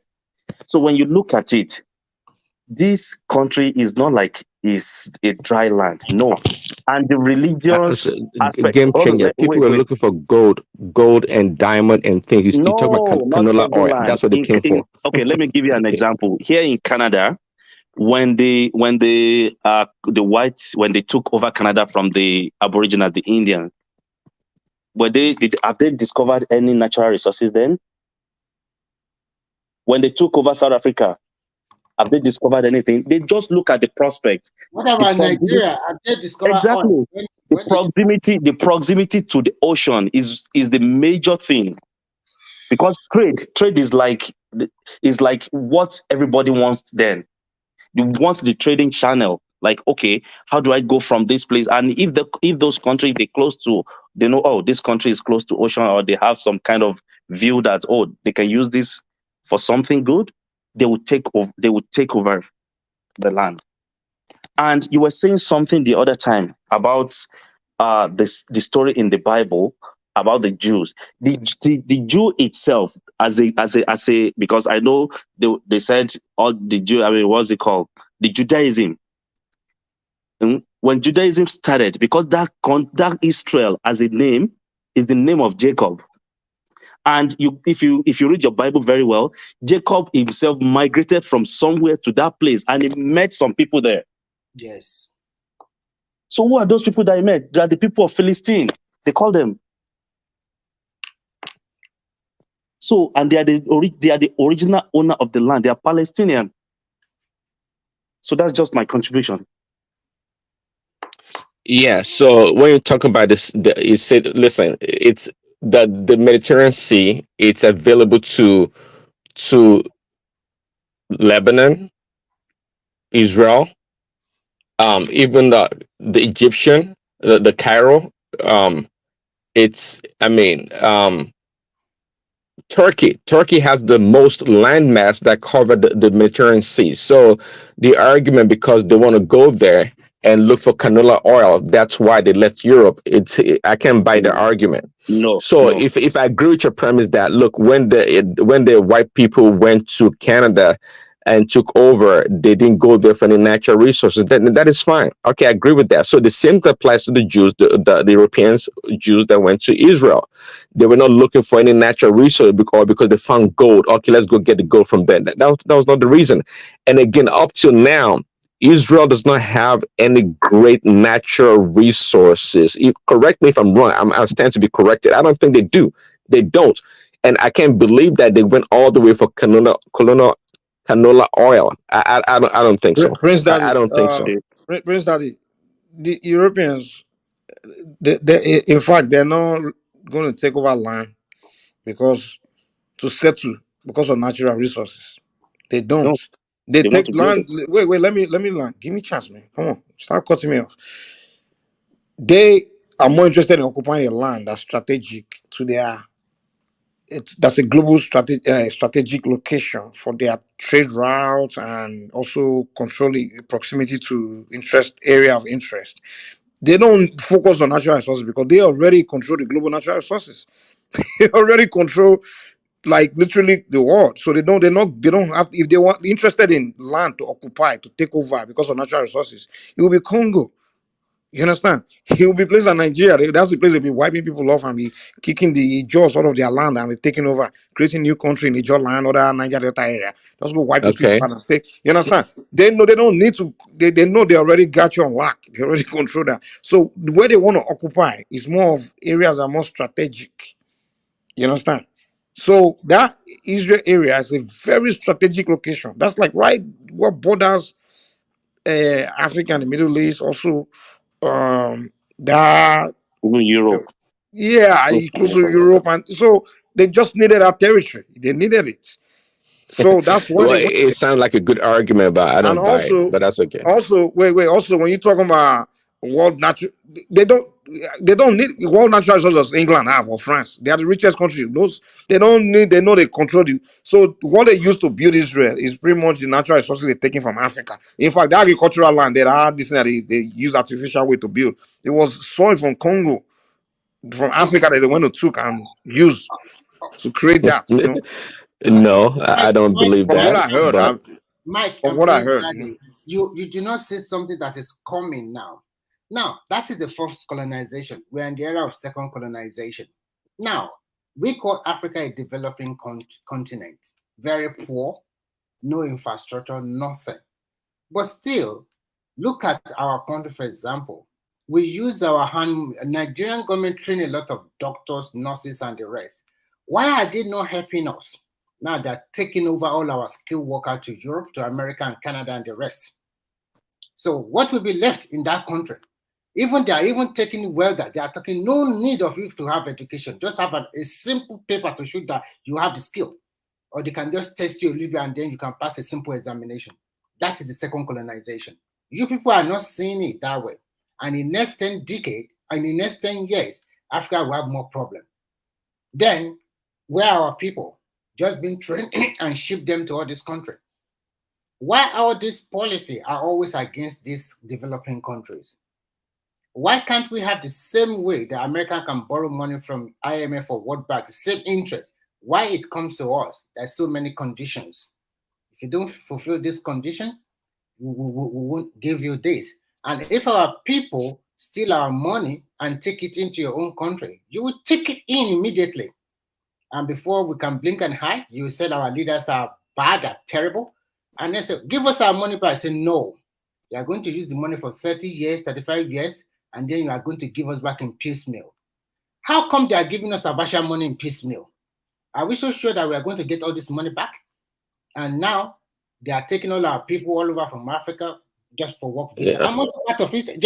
I'm also part of that. I won't lie. But Okay, help us, Remy. second colonization is the second Why colonization. why you why you blaming other people for your own mistakes? Not you personally, I'm but not for blaming. I'm just trying to. I'm just trying to talk about second colonization. I was reading a report recently.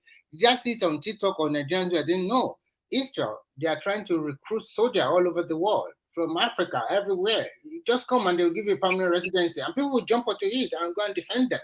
Just like what America Well, did. it's America does the same thing, right? Somewhat, but they're not. Oh God, man. So But at the end of the day, there's benefit for these people. Trust me, nobody wants to go and just die.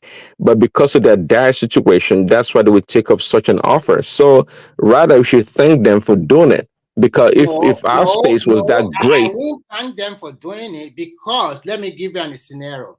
Let's say an European country is an oil producing country, just like Nigeria is oil producing country too. They will prefer to buy from that Europe. They will say no, Nigeria, because of human rights or blah blah blah right, right, and then they will discard you. And you have more in quantity to sell them, even at a much cheaper rate. And who are they going to buy from?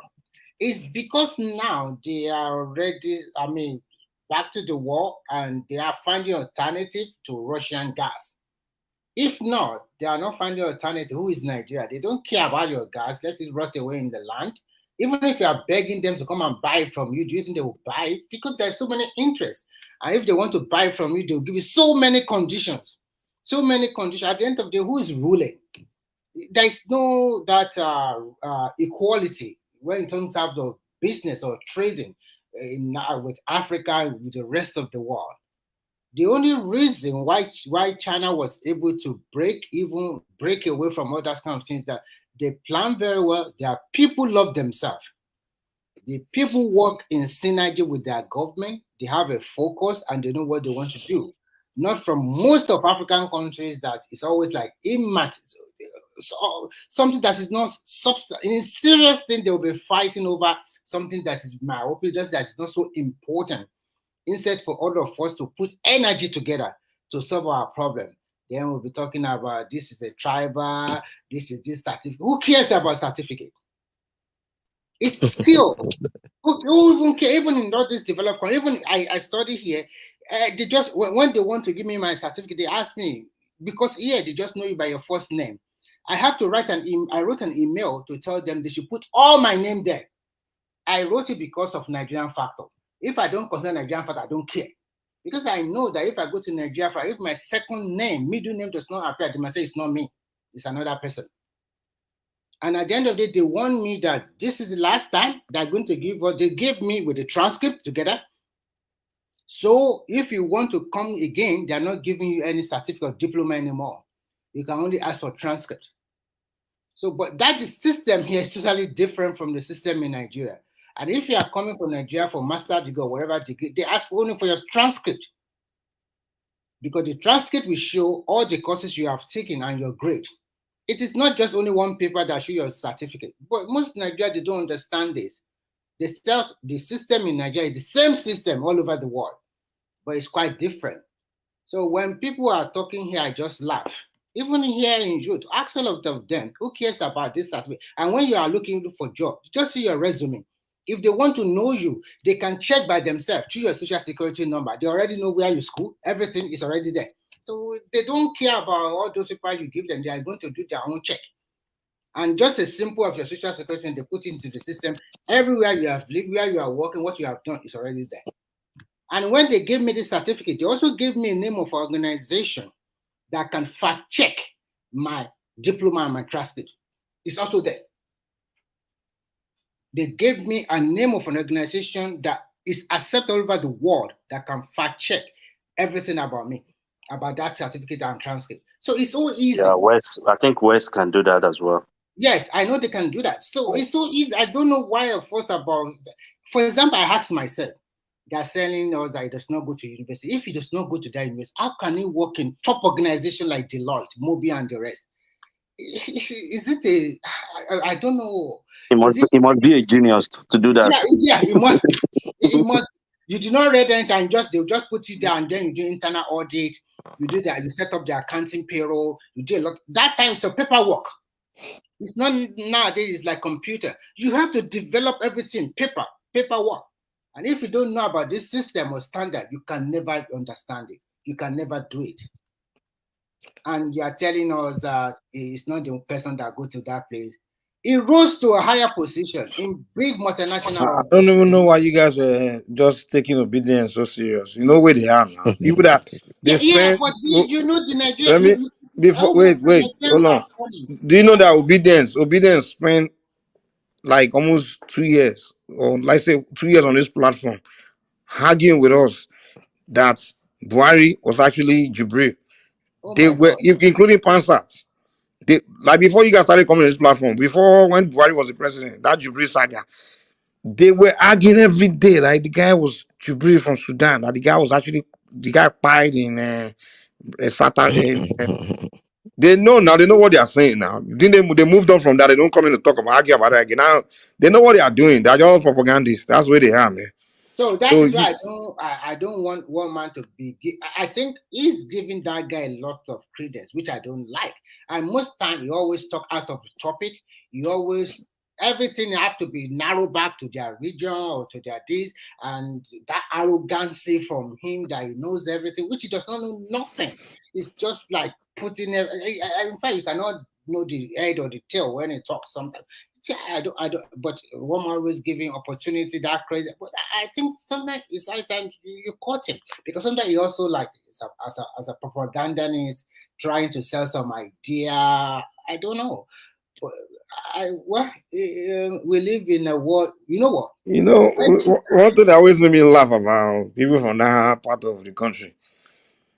Sometimes when they want something, right? Some of them when I deal with them, like when they want something, rather than just go straight, like hey, this is what I want or this, they always feel like they have to use some sense to get something. They have to use one kind of agbari. Uh, Even when you can see through what they are bullshit, they will still try to do it. I'm like, dude, why do you always have to use that trick to do everything, to achieve everything? There are some things. And There are some things that it's not necessary to use trick. You and understand? you Even know, this, hold on. Even this presidential campaign thing, they didn't. If they didn't try to use all that trick, Obi probably would have won that. You probably would have more votes. All you have to do is just say, "Hey, vote for me." You don't have to try to be tricking and be lying and be doing propaganda, trying to convince people to. You think by no. you can trick people to vote for your candidates. You know, He did a lot of mistakes.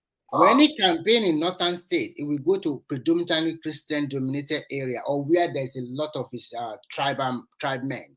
He always do that. That is a big mistake. That means the rest of the country always say that, oh, it's all about your people. So it's all about your people and your faith. Because he was thinking that, of course, Muslim ticket, the Muslim, but the other part, they played their game very well. So you also play your game. You knew I was when there was in that presidential election tribunal. I was thinking that they are going to bring their figures to counter INEC figure, polling booth by polling booth. This is my vote in Edo. This is my vote in Ondo. I was even thinking they said they were churching by 500,000 votes in Lagos State. I was thinking they would bring all those results that this is where we are churching by 500,000 votes here. They didn't bring nothing. They didn't prove nothing. So that is why the result they get. You bring in garbage, they give you garbage back. That is it. It's easy.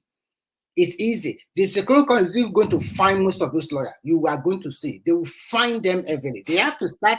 They have to start. Well, they have enough money to pay. Trust me, they make a Yeah, lot they of have. money. They have. Yeah, of course, they find them. Do you believe that a millionaire will be able to party with 500 million? Do you think he will be happy? Let them find them 1 billion. Do you think they will be happy?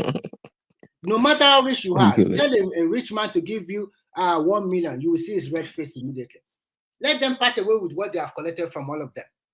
Let them part away 2 billion. Let that 2 billion go to the judiciary. The workers here will be happy.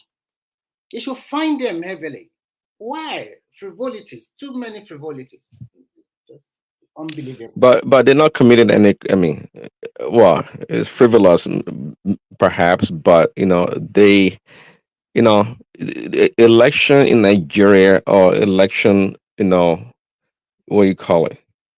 Going to court for the election, it's a lot of money. We can see what is going on, and we can see from the result, from the ruling of the judiciary, that hey, these guys didn't even do their homework. Simple stuff, just like you said, they didn't produce any number to substantiate why there weren't certain polling units, and these are the numbers that constituted the 500,000 votes that's missing. They didn't do that. They didn't do that.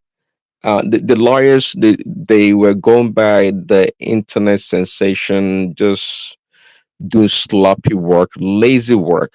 But if you ask me, I won't even call it lazy because they did it deliberately. They just want to get paid. And the person they're working for, they know is not that detailed, doesn't know much. Therefore, they can run circles around him, and that's exactly what happened. That's exactly what happened. This guy's Okay, getting paid a lot of money. but if I were him, the tribunal already said, and then they also pushed me again to go to Supreme Court. I also passed away with another 1 billion. Why Oh my not? God. Why Well, not? well, the same man is also not providing the money. It's those dummy head all over the world that are donating. Okay. Yes, now, yes. I mean, why not? Yeah, so no problem. Hey, me, I kind of like it somewhat in a capitalist society. People getting paid, they can buy more cars, buy more stuff, it help the economy. Maybe it's going to help the economy somehow. That's fine. So the other day I was listening to this Bakare guy and he was talking that I justify having a lot of private jets. I was like looking at him. Come Tunde on. Bakare. Yes, no, not to the back. The one it's not to the back. I think it's the one that I always would like to wear white. That pastor, Uh, yeah. The one that Oyedepo. calling daddy.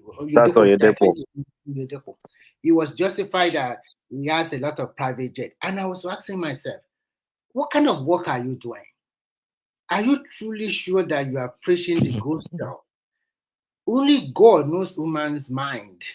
You are cheating thousands and thousands of your congregation, and you are using their money to buy private jet. You are sending your children to good schools all over the world. You are living in a mansion. You are enjoying their money. Why all of these people they cannot even go to your so-called private university? A friend of mine was telling me recently that he wanted to send his children to, is it not Covenant University, right? Is it not the owner of Covenant University? And they were asking Yeah, for that's right. 2 million tuition fee per year. He has to drop out immediately. 2 million. How can he get that kind of money? So in 4 years, it's going to cover 10 million, just like that, or more than that. And that's just the tuition fee. It does not include hostel accommodation and the rest, and books and whatever.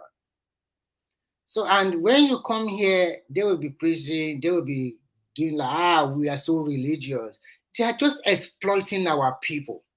And our people, because of they are being clouded by religion, they will not say the truth. So, Remy, you are a Christian, right? No, I don't want to Okay. talk about Christian or Islam here. I believe in God and I pray to my God. Okay. Prince Daddy, you are a Christian, right? yes, I Okay, am. okay. So maybe you be the best to answer the question. So, what is the purpose of having pastors? What are the role of pastors? The God, I mean, what is their position with God? And why do you guys call them men of God? No, no. See, well, I can explain what I know. I don't practice the Christianity, so to speak, or the religious belief they do in Nigeria. I don't have that. The GO. I was talking to one man earlier. No, I didn't I say almost Nigeria. Nigerians didn't invent pastors.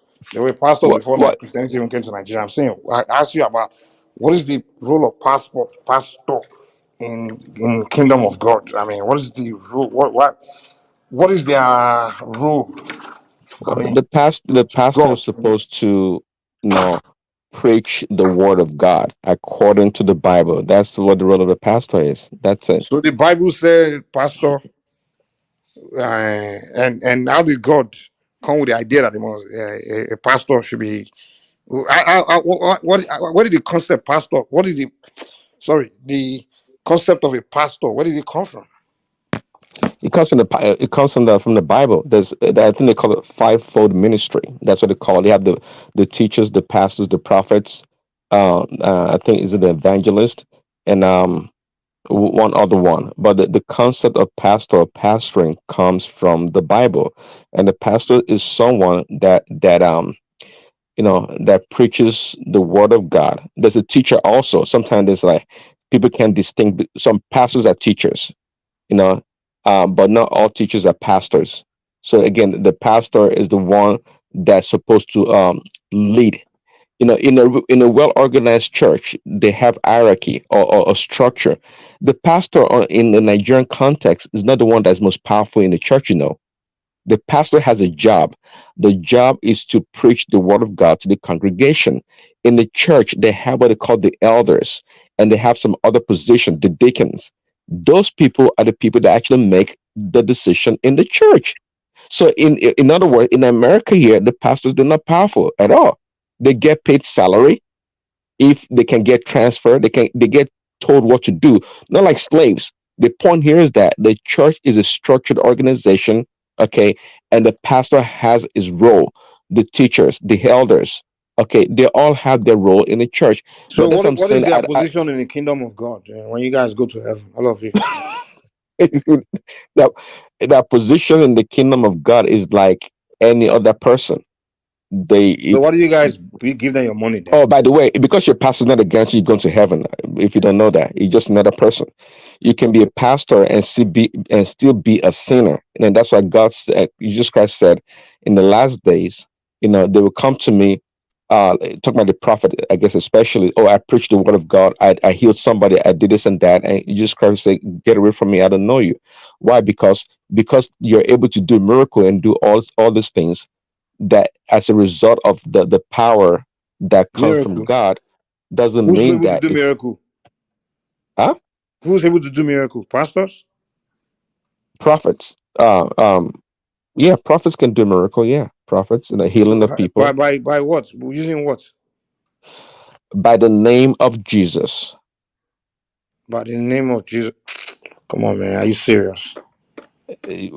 I'm telling you, by the name of that's the So only name how can the name that how can use the name to heal someone? Come on, you went to school now. Come on. You look at that logic. because if well, you're right, but if I didn't know what I was talking about in terms of experience, like this experiential knowledge about it, like practical experience, I wouldn't be telling you. I'll probably be on the Really? same side as you are. But because I know what I'm talking about and I've experienced it, so I can talk confidently. It Tell us doesn't mean this you have to believe experience, me. It please. doesn't mean you have to believe me. But it doesn't. It Tell us doesn't. how you use the name of Jesus. I got friends. I have some friends named Jesus, and I don't think those guys, man. I don't think they know that they think their name can do anything. So I Oh, don't know how you no, no, use a no. name to You heal know, someone. by the way, the name of Jesus Christ, Maybe you Jesus. watch too many movies, man. No, no, no. The name of Jesus, Jesus Christ. That the name Jesus was not it was not the first person named Jesus in the Bible. If you didn't know that, there were other people before him named Jesus. But there's that name cannot do anything to anyone. Stop it. No, Stop no. following Only that. the name. Only when you refer to Jesus Christ, that's the only name that can do anything for you. Any other name, Like Jesus or what? whatever What you want can to the name call do it, for it me, doesn't please? matter. What can the name do for me? Tell me. The name can do a lot of things for you. If you call, if Nothing, man. it You can. can't do anything. Forget it, man. Let's forget it. Let's stop this. Well, well. Listen I know again. I Deucey say will you don't come for have to this one. believe it. Deucey is You don't coming have for to you believe. now. I need $1 billion. Yes, I came for Prince Daddy. Prince Daddy, Oloyinbo Sonu. Prince Daddy, Yes. Oloyinbo Sonu. You speak too much English on something that you don't know about. Too much English. And that English now, you will use it to confuse us. Let me talk like Ekene. Ekene is the one that is always complaining about English, but I will complain about English too. That your English, you use it to confuse people about something that you don't know anything about. You speak too much English. I don't understand that. You don't know something, then you come and start rattling English for us just to confuse us. Take it easy with your English, please. And I like you. You know you're my brother. I like you so much. I like your voice. You have, yeah, I should say you have a very sexy voice. So I like you very well. Oh. I don't have anything against you. But when you don't know about something, and just take it easy the way you defend the thing. So This that's is why I go not. Uruko my fishing go for me. How can you tell me? But I'm No, only saying what I know, though. I'm just telling you guys what I know. You don't know, yeah, man. you know this is an international platform. This is a Uh very huh. it's a global platform. So we have to be careful what we say here. That's what I'm saying, Prince Daddy. Oyibo ni kolomo so. When it comes to this Christianity, you don't know much about it. It's just what you heard. That's what you talk No, no. about. I You just don't told know I just much told about Mike. it. Listen, when I speak, trust me, I speak from Yeah. experience. my experiential knowledge about What something. experience? How can That's you? what I'm. What How But can how you? can experience? you? Okay, tell me how the experience. Tell me how you use the name to do anything. Yeah, millennium. What experience? People use Shango, they use Oya. It's the same. It's what you believe Okay. in. And Do does it you work understand for what I him? mean? Does it work for him? I don't even know. I think all of it is fallacy. I don't even know. I don't Well, think so. don't say that to Mike, No. because Mike thinks it works. Yeah, Mike. Mike. No, me, I never come here to tell you anything works. The No, Oh only Mike time really? knows we, my position now. Mike you knows know, my I position. don't tell you that. I don't come. Do you understand, Prince Daddy? I can use the name of Dupe if I believe in Dupe. I use my name to heal my body. In the name of Dupe, this headache go and it will go. It's psychology of human mind. It's about brainwash. Well, if you believe the name Dupe will work for you, well, if it Yeah. works, then that is fine. Yeah. But until you can prove that the name of Nobody's Dupe can raise somebody from the that. dead or heal a Yeah. blind eye, Yeah. then that'd be something Prince different. Daddy, when did you see Jesus heal a blind eye? Where? There's a background noise. We can hear Dude, each other very well. There's a Mike, background the noise. Whose Sus, background I'm is not that? talking about Jesus, you're I one don't of your know. workers, There's so I'm not saying he's somebody gonna do joining. anything for you. There's a background noise then. Who's that? Mute yourself, man. Is that Remy or Game Changer? One of you. No, it can be me. Hmm? It's coming from I you. think it's Remy. Maybe the Oh, person they okay. know. Okay. Okay, I'm listening. Prince Daddy. Yeah, I'm saying, Mike, see, the Jesus that you know is just one of your workers. He can't do nothing for you. He can't do nothing for you. But the name of Jesus Christ, that is different. That's the name that's above all names. The name What's his once name? called. Every knee shall Yeah. bow in heaven, on earth, and underneath the earth. That is the Prince name. Daddy, go How and do you sit know down. that? Go and sit down. Go and sit down. If you're sitting down, then stand up. When it go If you're bow, sitting down. Mike, you need to bow. Babatino come. If you're Hey, Prince Daddy, wait, Prince Daddy, Jesus is a Palestinian, right? Is a Jew, it was a Jew, or is a Jew rather, because he's still alive. But it was So wait, okay. is he a Caucasian or is he a Palestinian? Which Of one? course, he's not a Caucasian. No, forget about that. We all know it Okay. was a dark, more closer to Arab looking, a Middle Eastern looking person. I mean, it says it. In today's world, where would you say it's from? Which nation or race or tribe would you say it's from today in today's world? Yeah. Today he was born in where Bethlehem. If it's today Palestine, that is fine. But he's a Jew. That's all I Okay, know. which side of people will it be on in this Israel-Palestinian war? Will it be on the Palestinian side or the Israeli side?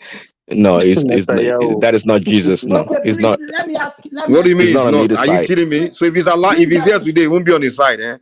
He will Prince be. Daddy. What will he be doing? It's Because like, hey, why? My because your question was asked in error. Because Jesus Christ came and died for everyone, he's no, so it no, doesn't no, no, matter. no, no, no, no, no, no, no, bros. Hey, if let's say he's here today among us, this war that's going on between Palestine and Israel. Let me ask you this way: who will shoot at him? Will the Israelis shoot at him or the Palestinians will shoot at him? I know one of them will shoot at him. Who will Both be of them shooting at actually. him right Both now? of them actually. Guess, Both of them will be Mike. shooting at him. Guess Why who is he a crucified him? black man or what? No. Guess who crucified Jesus Christ? Who asked for his crucifixion? No, nobody's asking about crucifixion. Now I'm just That's telling this, you, in bro. the No, Bible, no. We it are was the telling you about Jews that today. asked for him. Today, forget all that Bible story. I'm telling you today.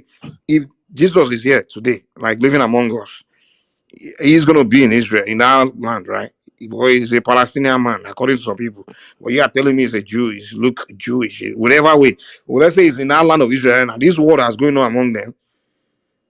Who will be shooting at him, and which side will he be taking? I just told you he's not going to take either side. He's not going to take either side. So He's who will going to be? be Okay, Prince Daddy, let me both of them will be shooting at him. Both of them will be Nah, shooting both at of him. them I'm will not telling shoot you. I at him think, because one of them will know Mike, his this weight. question. I think the Please question let me should be talk. Let me which talk, of please. those two countries will he be living?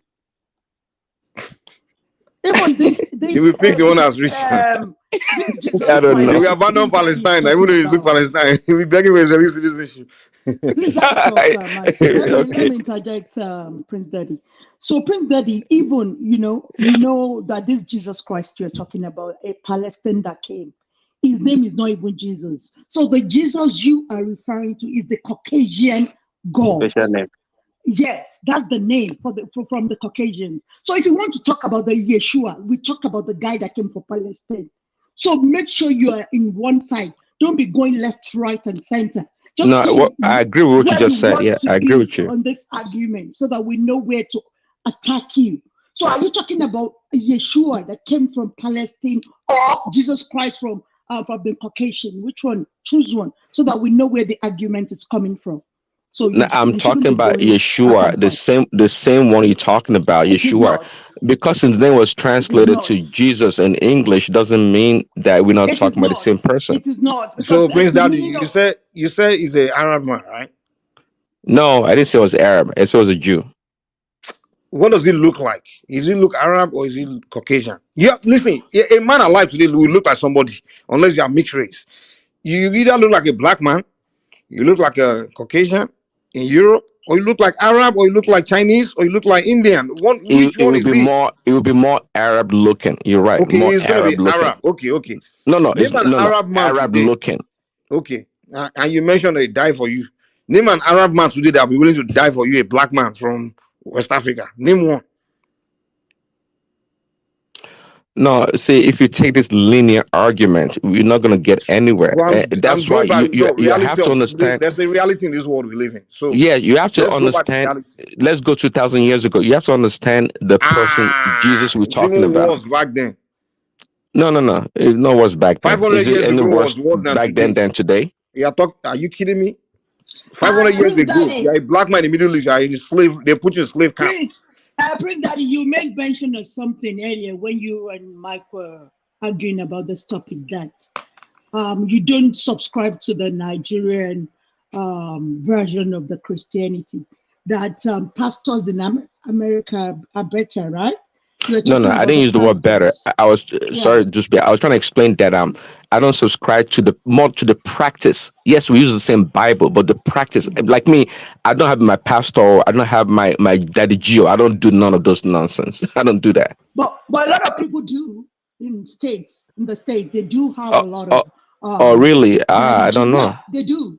Most I don't of know. how all these people like TDJX and all those Oh, Creflo Dollar and all those people. yeah, I got What you. did they practice? So they even taught all these people in Nigeria, Oyedepo, Adeboye, all of them. They taught them how to scam the people. So I don't know what you're talking about the Dupsy. pastors and Well, You yeah. see people Dupsy, that They I'm not taught them. disputing. I'm not disputing Yeah. what you're saying, but when you I'm see people telling you that dress that up like I don't salesmen, subscribe to that. Huh? Mike, what did you say? anybody that wears suit and tie, they are about Yeah. business. They are called salesmen. Yes. They want to sell you Yes. something to take your They money, are. and they come in for They your are. pocket. What's this guy called? The older guy that looks like an Indian. What's his name? That Oh, does a lot of Benny Hinn, miracle. Benny Hinn. Benny Hinn. All of them taught these people how to scam. Benny Hinn is what's this guy's name? There's one man named With Mahmoud Jerry Dog. Calls. That guy is With online Jerry Calls. The guy scammer. with Jerry Calls in Nigeria. What's his name again? I can't remember. Chris Oyakilome. Benny Hinn is his spiritual father. He taught him how to scam the people. So what are you talking about, Prince Daddy? I don't know. You know, previously that Prince when we Daddy, talked do you Dupsy, know what? Do you yeah. know, Prince Daddy, you've not done your research on this religion you believe in. You've not. I've noticed that you don't know a lot of stuff about this religion. So You know please do why? your Because research. I've transitioned beyond that. I've gone beyond that. I'm sorry to say. See, I told you that we have to separate between So you don't the. believe in it again? No. You are creating. So you are creating your own religion. Is that No, what it is? You are I didn't creating your create own nothing. version. No, I haven't created anything. But I thank God for my understanding of the meaning of God and Jesus Christ. That has given me the opportunity not to be Who? slaves Who's giving you the to a daddy opportunity? G.O. Me learning more about Christ myself, From getting to where? know Him personally, which is Personally, so, where did you meet him? That he personally taught you anything? Prince Daddy, I want to say something. I If you're don't still understand. So talking about you will just be if you're saying things that just. if you're still talking about Jesus Christ, you are still under that brainwash. That means you're okay. still under the Okay. To make colonial. it easier, So if you I'll talk make it about better. here, Yeshua came I'm as a talking about warrior. Yeshua that you Okay, know. That's what I'm talking about. that I don't know him. I read it. I don't know him. I don't want to know him. I don't know anything about him. I'm just But telling I you thought that you just said Yeshua earlier. The fact That's that yes, the proper name. is yes. non-African. I'm just saying that that's his name from the Palestine. Do you understand? So that if you don't confuse matters, I want to know that if you still believe in that your Jesus Christ, especially Jesus Christ, that is the slavery mentality. That is what I'm saying. But if you're still talking about Yeshua Mashiach, so we know the history from that this guy is from this place. It's just like Shongo. Oh yeah, those are powerful people when they were alive. So people No, you can't them. compare Palestinian man with my powerful Shango, please. Okay, Palestinian maybe. man Powerful with Shango. Palestinian. Maybe, but that you know when you're knowledgeable than me, Mark, and you're closer to me, I will tend to worship you because I'll come and ask you a question. You'll be able to tell me about a critical answer. You come to a critical conclusion about stops. So I will revere you. I will think you are more than me. That is the way human beings are. So when Jesus Christ came, probably he was very knowledgeable about some stuff. So a lot of people will like respect him, just like Muhammad. Do you understand? Just like Shogo Oya and all those people, they were more knowledgeable than people living at that time. So I think that was what happened. There's nobody that is called Son of God. Son of God, Lapabo. I'm a child of God too, if you want to say that. So why should you respect Yes, somebody yes, you more are a than child of God. You're right about that. yes, You are a child of God. yes. So why should you now say it's through somebody that you get to God? Don't forget, these people that sold Jesus Christ to you, you have to get visa before you can enter their country. And they are promising you a place that you and them will stay for eternity. Is that not a joke? Even to get into their country, even if you get into the country, Live for you to around be themselves, to live able, among their neighbors. They But don't want but to live with but them. yes, for you to be able, Christianity is not a religion of slavery. It's a religion of freedom. even In any the sense, religion is any religion, please, that as far as I know, is a religion of slavery. and that's Any what I'm religion, trying to any tell you. I'm religion. trying to tell you and the other people here that Christianity is unique in that regards. I'm telling you from my own experience. I am not subject to anybody. I don't have to go bow down to anybody to worship God. I have the free will, just like you do, to talk to Jesus Christ Do you believe? yourself. Do you believe Jesus is God? Jesus Christ came in the flesh as God on earth. Yes. No, no, no, no, no. Do you believe in the Trinity? Is the Yes, God? yes, I do. So you Yes. believe? Wait. So you believe Jesus is God, Holy Spirit, and Jesus, like it's all in one. So he's the creator of heaven and earth. Is that what you're telling me? Through him, everything that we know was created. You're right. Okay, so Jesus is the creator of heaven and earth. Through him, Just answer the question, yes or no. no, because you're asking a He's not. He's question not the in creator of error. heaven and earth. You have to learn along the way. Say Wait now. It's not God created the complicated word. now. It's not complicated. You say he is God, and God is the creator of heaven and earth. So is Jesus Christ the creator of heaven and earth? Yes, through him, everything was created. Okay, Yes. Jesus Christ is the creator of heaven and earth. Okay, so a Palestinian man is the creator of heaven and earth. Okay. Okay, and I believe that. Okay, and you believe that. Someone told you that you believe that. Okay. So So is your argument is that like it's the same there's no Palestinian begin? that's Are you getting saying there's bombed no by beginning Israel. of any? There's no beginning. Is that what you're trying to say? No beginning to the creation of the world. Is that what you're trying to say? No, you're telling me one Palestinian man was the creator of heaven and earth. That's the logic you're presenting here. Say, Mike, we talk about in the beginning when this so-called Palestinian man was not created.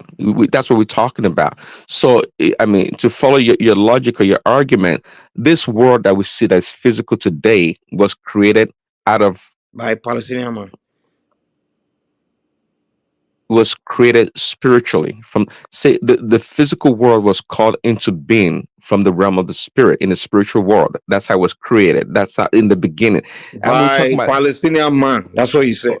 why are you focusing on the Palestinian man? What is that's it does that's see if you truly know Christianity or Christ, see the color of the skin, the origin of the person, where they came from, those things are totally relevant. That's what I'm telling you.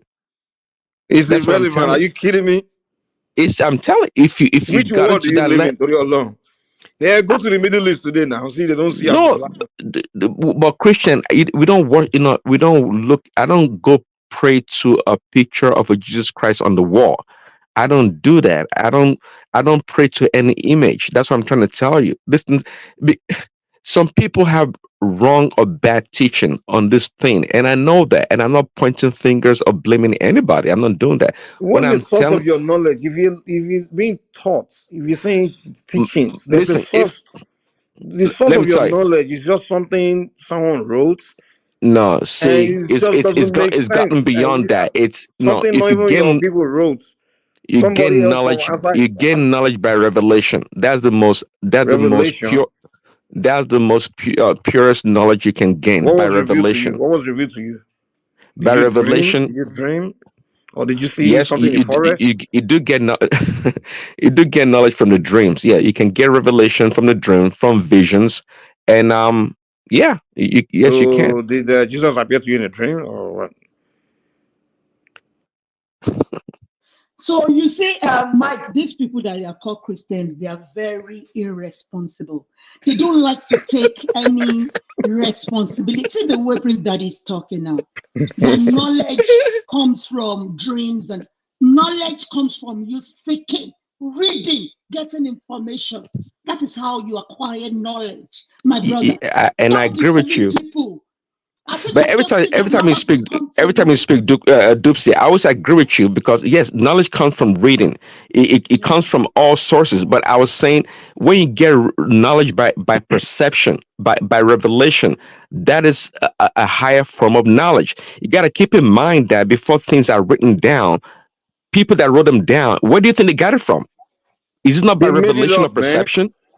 Yes, now by research and all that, that's how you get knowledge. I don't know what you're talking about. Somebody will just fold his hand in the village and he will know about artificial You intelligence. know, So the let's people just if you that leave just religion aside, Dupsy and Mike, do you not know that even science itself in its purest form, when not people spiritual, most perceive, man turn around with Jenny. This your Igbo is too much. Oh. You have to no, come no, down no, to my level. when people It's too perceive much. something, Because when I they don't perceive understand what some, you're saying. Knowledge comes from you researching, from you reading, and from you gaining a lot of information about different kind of topics. What are you talking about? but that's not the only source of knowledge. That's what I'm trying to say. That's not the What only kind of source of knowledge knowledge. again, Lotuwa? What kind of knowledge, Latuni? Which one? What kind of knowledge? Knowledge Huh? that you gain, knowledge that you can acquire from imagination, by revelation and perception. Oh my God, what is all this now, Prince Daddy? And what is The all knowledge this from now? confusion. The Illusion. revelation, what revelation? What's the meaning of revelation going in the first place? I don't get that. Tell me, what's the meaning of revelation? Knowledge comes from you You know you can get finding knowledge from out. smoking good weed, You've got to good Igbo. you've got to walk the walk, brother. You've got to walk the walk. You've got to research. You've got to read a lot, listen to a lot of research. That's the way you can acquire knowledge. Which other knowledge are you talking about here? Which other knowledge? Even knowledge about God Almighty. It's through research.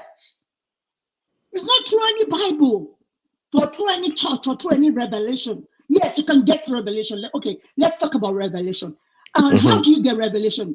It's You know you when can you get good start knowledge from researching. smoking correct Igbo. There was a time I didn't even And, study. I smoked Igbo and I passed my test. You know, let me tell you, Mike, by the knowledge smoking came to my head, man. let me tell you, even No, if you Dupsy, talk smoke about Igbo, revelation. Talk about revelation, no, Dupsy. We're talking about let me revelation. answer Mike. Even if you smoke Igbo from today tomorrow and you fold your hand inside one The village, you knowledge will can come never now. get, you won't get any revelation. You smoke Igbo, then maybe your cautious mind came I alive. mean, I'm joking. That's I didn't smoke when, Igbo. I'm yes, just joking. that's how you remember stuff. So revelation comes through knowledge, comes through the research you have made, comes through the information you gathered. So that's how revelation comes in. And it's through different topics in this world. You pick one topic today, you start researching. That is how to know God, even to my own understanding about God. Not about reading one book that they used to dull you down. Okay, okay, Prince Daddy, that you will come here always to defend this Christianity. Have you ever read the Bible in the original language before? Latin Vulgate. Have you ever tried that? So why are No, you coming to defend I something that you can't don't read. even I know can't anything read about? Latin. No, You no should. Greek. That is when you will know the kind of sheke they put inside your hand. You have been handcuffed. You feel the way No, you're so no. brilliant. You feel the way you're so brilliant, and It says in the Bible when man was created, God put eternity in the heart of man. Sorry, Praise Daddy. Yeah. Who's This topic talking? is not something Who? is game Who changer. is that? Who is this? Who's talking? That's a Who is game the person? changer. Oh, okay, game changer. Okay. So, like, this topic is something I don't really want to like talk about, but I just want to say this as simple as it is. When you look at this story that you're saying, like, maybe through him or whatever, it wasn't Jesus that said all those things. According to the Bible itself, it was somebody, I mean, some people wrote it about him. It was not the one that said it. I agree with you. And those people that wrote it down, they never met him. They didn't even know him. And when you look at the Paul, Not true. I, Not all of them, but okay, not hold true. on, hold on. I will tell you this. That's why you know it's true. The Matthew in the Bible, hmm, Mm-hmm. go and research about the Matthew in the Bible. Is not the Matthew that was there during the time of Jesus. That one came 500 years after Jesus. The Luke, go and read about that one. I think that one's about the same, about between 400 and 500 years. Those ones that wrote the four canonical gospel, or whatever they call it. Go and read about them. That's just what I want to say. So the disciples that saw Christ when he rose from the dead and came to visit them for 40 days before he ascended into heaven were not real disciples. Those disciples were not the one that wrote Paul, Luke, John, all those ones. They're not those ones. That's what I'm telling you.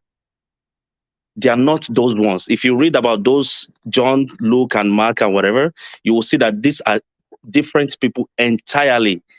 Those ones even came But why after you Paul. guys believe in these stories? That's my own confusion. Like, why do you guys believe these things? Even the No, Igbo people don't believe it. They don't believe it. Like, They do.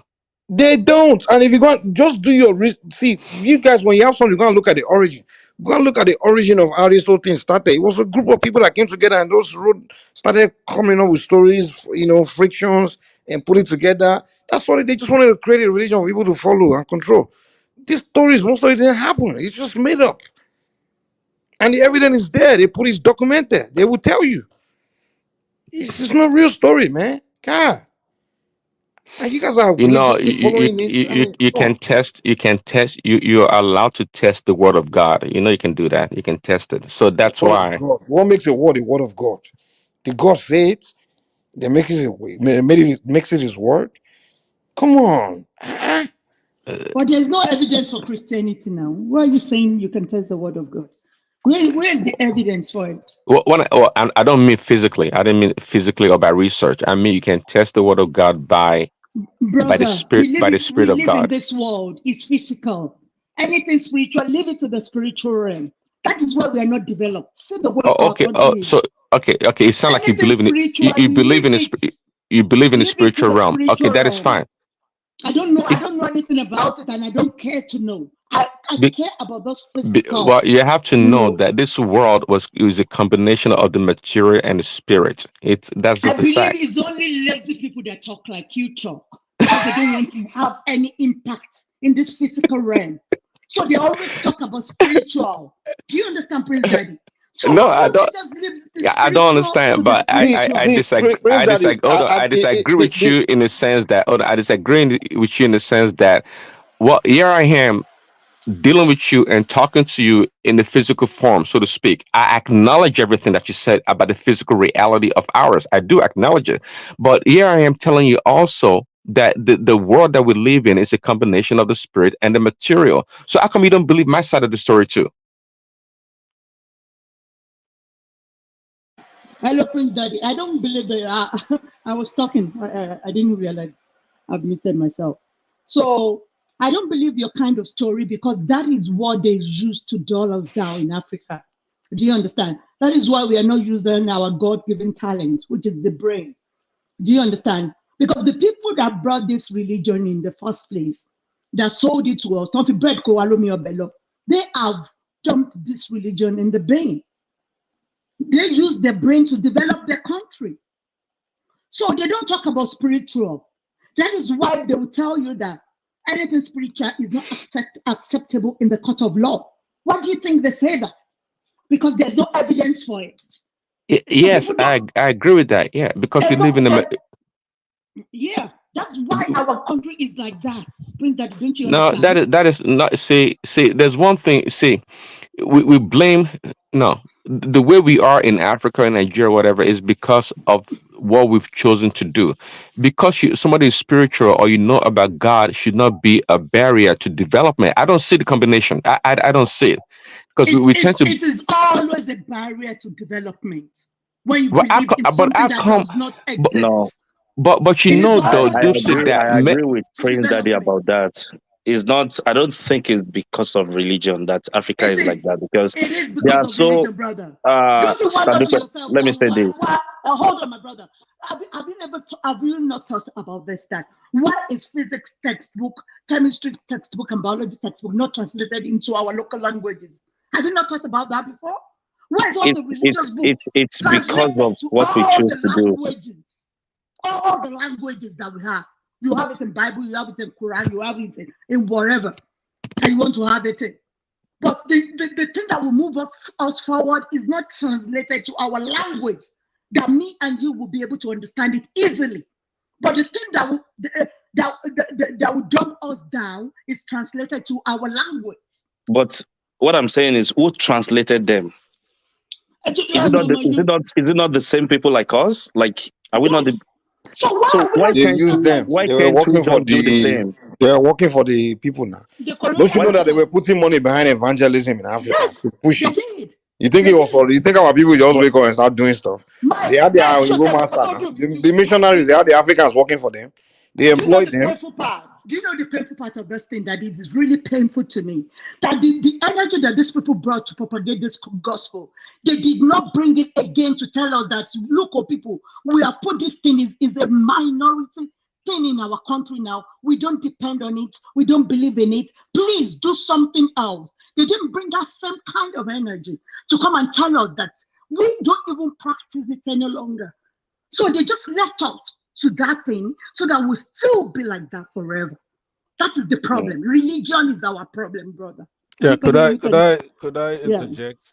Let me say Oh, hello. my boyfriend. Why you are Say not hello going to to my come and baby. scatter this thing? Please Oh, take my it easy on boyfriend is going her. to scatter this thing. Oh, No, I'm not okay, gonna do it Pastor, because you're welcome. because you're here. I wouldn't do that. I don't want anybody ganging up on you. However, Dupsy, I've seen you make this philosophical argument many times, and of course, Mike supports that Oyibo brought this to destroy us and do all that, right? Now, that argument could hold water I didn't say if they brought it to drive. You destroying yourself. That's what I said. okay, even with that modification, I believe that you do Hey, sometime. sorry, Pansat. Yes, sir. Mike, could you please add Babati? All right. Thought I So, said it, he Dupsy, like I left was now. saying, I particularly want to address you with pretty much everything I'm going to say here because I do want Okay, your salvation is okay, very important to me because okay. we're going to try to live forever, but if we don't make it to forever, we'll go to afterlife. I want you right beside me. So now, what I'm saying is that the argument you're making, if Oyibo didn't come, we don't have Christianity. Let me say thank you, my love. I appreciate that. Don't Welcome. let us make Mike to be jealous. He can No, remove us I from this mean, life. Don't it's let us inevitable. oppress him. Don't It's let us oppress inevitable. him. It's imbued. He has it in his genes. It's inevitable. So, like I said, we won't be in a vacuum, right? If Oyibo didn't come, we also had myriads of all kinds of religion that we were. So it wasn't emptiness or nothingness. It wasn't vacuity in Africa. There are so many religions, and a lot of them still thrive. They're still there, and they have the right to practice that if they want. Now, in your case, your particular case, there is some fallacy that you're operating under, which is that if you're not a Christian or a Muslim, then you're non-religious. That's not true, because if not believing in God itself is a religion. Now, there are two types of religion in that case. Let's say you don't believe in God, right? You be an atheist, right? An atheist is somebody who doesn't believe in God. Now, there's another variant of that that's an agnostic. is someone who doesn't believe it's possible to know for sure. In essence, you don't know.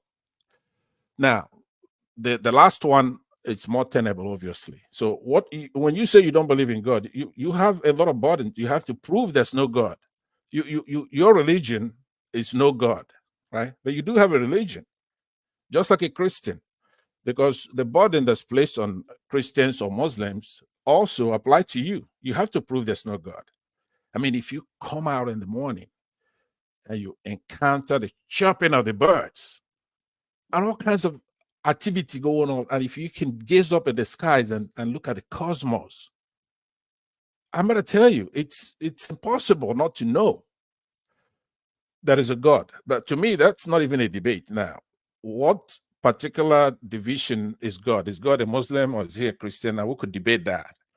But there is a God who made all these things, put them in order. I mean, light itself, the speed of light. Planting a corn, you put it in the ground, 3 days later, it germinates with more corn or maize or whatever, right? So you have more burden to prove to somebody who believes in God. My love, Pansat, Yes. my love. That means you don't listen to me at all. Well, let's hear you. I've never once said there's no God. I've never made that statement before. Since I've been arguing about religion on this platform, I've never said that.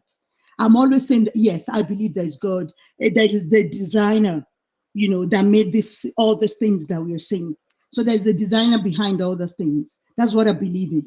Do you understand? So I've never said it, but I don't believe in your Jesus Christ. That is what I say. That is just an ordinary human being that was more knowledgeable than people of his time that came into this world. So that is my argument. I've never said Okay. it before. Ask Okay. people. I always Okay. say I believe Okay. in God. All right, then I do. correction. I take that Mm. correction, and I'm very, very happy to hear that. Now, the Lord Jesus Christ, right? I hope you are listening to me. This is not time to convert you or something like that. It's you don't have to believe. It's gonna come to you, right? The Lord Jesus Christ basically has a couple of messages. One of them is that you should love your neighbor as yourself. That's it. That's his message. It goes around in circles with, see, what I did in my case is that I'm a Christian. I believe that Jesus Christ died for my sins. But that gift is not from Jesus Christ himself. If you read it in John 3:16, the love that he's talking about is from God himself. God loves his son, Jesus Christ. But for God so loved the world. Now remember that you got to listen to every single one of those words in that particular John 3:16. It says, for God so loved the world that he gave his only begotten son. Who's giving it? It's God himself giving that begotten son. Pastor, sorry, I've told you I many want to times that. interject you on this thing you just Hold said. on, But hold I on, can hold on, land. please. I can land though. Okay, Hold I'm on, gonna don't go land. too Go fast. ahead. Let me Go just ahead. interject. Go I've ahead. told Pansat several times, when you want to come for this kind of intellectual debate, don't refer to the Bible because we don't believe in it. We don't read it. We don't know anything about it. So if you can prove your point from scholarly references, then we'll be able to argue with you. But when you start referring to something we don't believe in, you're just making like a straw man argument to Okay. me. So we won't be able to have a good Please let me discussion respond to on that. if you That's important. continually refer to the Game Bible. changer. Yeah, Game thank changer. you. Game Sorry, changer. Changer comment. Yeah. Okay. Yeah, Pansat, you just said something which I'm going to use to ask you questions. Like you said two things. The Yes. first one is you said Jesus died for your sin, right? Yes. Yes. Now, if you commit any sin right now, maybe you commit some kind of fornication, adultery, or you kill somebody, or you stole somebody's thing, are you Yes. telling me you're not going to be asked about it? You don't commit any sin? No, the way it works, right? Let me first of all, you have to understand spiritually what that means, right? It's not just text. I will respond to Dipsy after I respond to you on this. When you confess your sins and you take in Jesus Christ as your Lord and your Savior, right? You'll be saved from that day. Then the Spirit, you will inherit the Holy Spirit. Now you're a Christian and you're going to be led by the Spirit. You may still sin, right? But you're forgiven. Now, there are a lot of things that you do and you have the consequences right away. There are a lot of, for example, if you're jealous, jealousy is one of them. You know, a lot of people, they hear about jealousy. If you look in the Bible, she doesn't want me to quote the Bible, but what I'm trying to say to you is that there are natural laws, right, that guide us. Those you're gonna receive the punishment for those. Even if you look in the Beatitudes, there are things you do and you inherit certain things right now. The meek shall inherit this. The days shall inherit this. Right? But that If you happens do, to those that believe that and those that doesn't believe that don't believe it. It that's happens right. to everybody. It It doesn't happens to just everyone. happen to people that No, doesn't believe in that. no, it doesn't, because that's salvation for you to be bridged to the Lord. One, sorry, Pasat, quickly. Yeah. Game changer. Are you asking the question that once saved, always saved? Is that where you're going to? My question is, because what he said is that I'm still going to have something about it, but he said Jesus died for his sin, right? Right. Now, if you accept that, because we have seen so many people that accept that and they still go for robbery. Right. Are you That's now right. But telling me? let me answer it in a more Okay, detailed way. Pasat, before you go, give me a minute to take a quick shot at it, please. Sure, go ahead. To your point, game changer. Yes, one can accept to be saved by Jesus Christ and have the Holy Spirit in them, but it doesn't still change that their Adamic nature, the human nature, is not changed yet. You're right. Somebody can accept Jesus Christ and turn around exactly the next day or next minute and go to rob. It doesn't mean that Christ has not accepted that person as being saved. But that's why it also says in 1 John 1:9 that if you confess your sins, that is just and faithful to forgive you for your sins and cleanse you of all unrighteousness. So until that Adamic nature, that human nature is really turned around. And that's why we as a Christian, we strive to perfect, so to speak, that the ninth fruit of the spirit, love, joy, peace, and the rest. So yes, you can accept Christ So praise and turn God, I'm around going and to sin interject again you. and, Yeah. and, and So sin praise again Daddy. and yeah. That is lack of responsibility. You don't want to be responsible for your own actions. Exactly. That is one thing Yeah, that you still. people preach. Yeah, you don't want, and that is why our country is still like that. You see, people don't take responsibility for their actions. Oh So no that is no no why no! they will But say, Dupsy, go Dupsy, and do no, something. the Dupsy, hold funniest on, thing about this hold quotation on. that you But just keep quoted. this in mind. Say we're talking the same thing, but somewhat in two different things.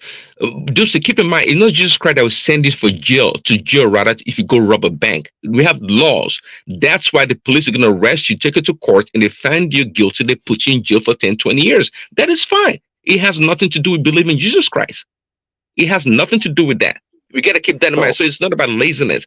It's about, do you accept Jesus Christ as your Lord and Savior? That's just the bottom line here. And if you so do, genuinely from your heart, that's what that matters. It Okay, doesn't Prince mean you're not Daddy, going to go to jail to commit a crime. let me help Prince out. And Daddy. you did a good job. Please, game changer. This is so important that there's no need to pile on a lot, right? The only thing I have to say, by the way, I have to commend you, Dupsy, for one thing. You every time I see you on this channel, as a matter of fact, you come for this particular discussion. You're gonna gain something from God just because you are sincerely trying to search it out. You don't want it to be cockamamie, right? You really want to know. You're yearning. Thank you, my love. Exactly. So that's why, but this salvation you have to take in your hands, because there are two types of sins that we're talking about here, right? Everybody who's born, unfortunately, is born a sinner. And that's in Romans 3:23. Therefore, you're separated from God Himself. Just for that, you don't have to have killed anybody. Even if you're a baby, even if you're a kid, you haven't committed any sin. Because you were born here through Adam sinned, they messed it up for the rest of us, Adam and Eve, right? No, that's not So true. let me land now. According to Bible. Okay. What is it? Tell me what. Bible said nobody yeah. shall carry the sin of any other person. The father shall not. I mean, the son cannot carry the sin of the father, nor the father can carry the sin of the son. How come you are now saying I'm carrying the sin of Adam, who has committed this like several thousands years ago? No. I mean, that's a good question because it's important to have a context. I quoted you mine. Okay, mine is Romans 3:23, right? all of us, when we came here, we say now, what you're saying, we have to, you see, when I did BK in Nigeria, it's called Bible knowledge, right? You have to know who's speaking, to whom, and on what occasion. That's where they started the Bible, right? At least. You should study it with the spirit. Humble yourself. God is not your mate. God is, you look at the universe. This is huge universe. We're like a dust in an infinite world. Let me even promote you by saying a rock. We're like bacteria on a piece of rock. God's nature does not mix with sin. That's just where he is. So you don't quarrel with God. He doesn't mix with sin. Therefore, when Adam and Eve came in here, they sinned. And then everybody that comes after them sinned. So because that sin came from one man, the salvation is going to come from another man, just one man, Jesus Christ. That's the way God did it. It's not me that did it.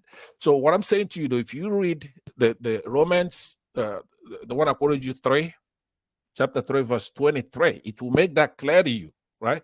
So that's the way that is. So now, to Dupsy in particular, who is in such, she doesn't want to sugarcoat it. She's not going to accept it by fiat. You can't. Somebody like Dupsy is a strong person, but she's sincere. And up front, she's telling you, hey, look, doesn't make sense, this book. Why should I believe the book? It's a book. Don't quote from the book. So we have to start gingerly why the book in the first place, right? It has to make sense. But we have to pray for her, for the Lord to intercede with the Holy Spirit so she could get it. It's not that anybody's going to force on her. But one good thing, though, is that if she gets it, then she's going to be a true Christian for everybody.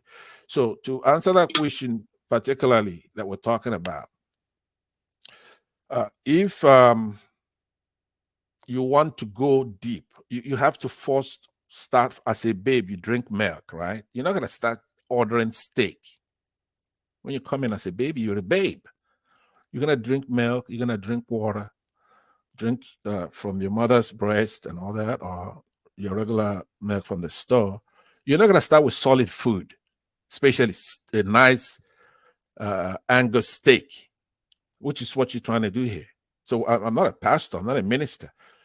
What I would suggest, though, is to look at in the nutshell, what is Jesus Christ saying? So even if you're chancing it and you do what the Lord said for a little bit, you're not going to be killing anybody. You're going to love your neighbor like yourself.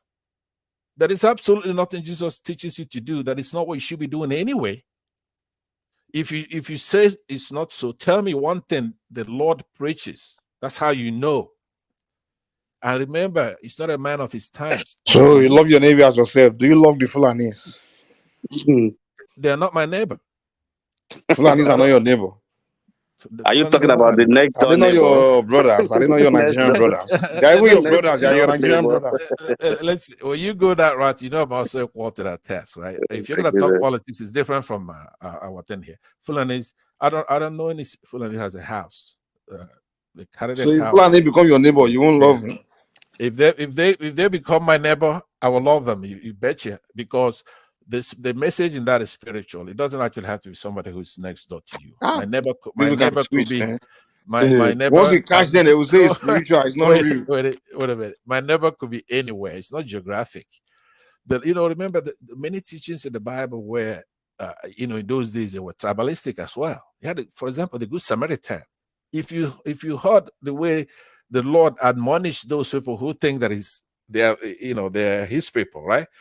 A Good Samaritan is somebody, it's like say the Fulani in my case. I know what you're saying, right? If the Lord is telling me that the Fulani is my neighbor, do you understand what I'm saying? So you're right. So you are on his side on that. You follow me? The Good Samaritan, so many people came and they saw him there as somebody who's been hurt, a stranger, hurt and almost dying. And they came and they went away and they left him there because he's from Samaria. I mean, he's from. Sorry, this thing is taking too long and it's not going to end. Let me just wrap this up with you. Sure. Okay, quickly wrap this up with you. Because where we came is where you said, Jesus said, you accept me as Lord and Savior. That's not true. In the Bible, there's nowhere in the Bible where Jesus said that. except people wrote it about him. And when they wrote it, they didn't say Jesus said it. They just said, Thank you. "Yeah, you accept Thank you, my this." brother. So, He's always saying that he's the son of man.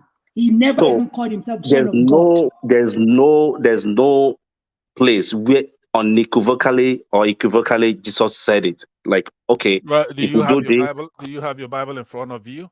Bible is everywhere. I can check it. I can Google. I can do everything. You can even post it here. Okay, well, let's look at Acts 10:36. Before, just wait. Before you check it, another thing that I know Jesus said, right? Jesus never told people, according to Bible, I'm saying, he said, if you want your sins to be forgiven, what did Jesus tell people? Read our Lord's Prayer. If you read your Lord's Prayer, he said, forgive us our sins as we forgive those who trespass against us as well. So he never said, when you what a believe in beautiful me. sermon. What a beautiful message. He And never said, I when you mean, believe in me or you accept me. no, listen, Okay? listen, sir. I'm gonna give you the verses you could look for, but look at what you just said. Even in trying to pester the Lord, look at what he said in the Lord's Prayer. Now, how can you read the Lord's Prayer without the Spirit going from your head down to your spine to your feet? But what I'm saying is, Wait, he never said, game. Hold on. Forget about the administration, right? Answer, what is in the Lord's Prayer? What is there? Forgive those who trespass against me. I'm a human being. I know that I should forgive. You don't exactly, have to write anybody it knows that. anywhere. I But don't know hold I on. what don't you're have to talking about. accept him as What my is in that savior. Lord's Prayer No, that but is so listen to significant, me. that is so Hold on. important that I shouldn't know as a human being? What is there in that Lord's Prayer? Please, Dupsy, I beg of you, because first of all, I know your voice is thunder, right?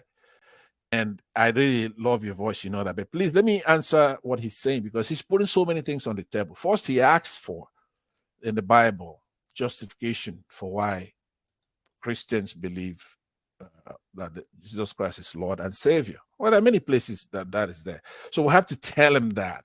You could look it up later, right? No problem. Let's No, you can read deal it with out, and I will read it out. I'm going to explain it like who wrote it. Did they say Jesus said this?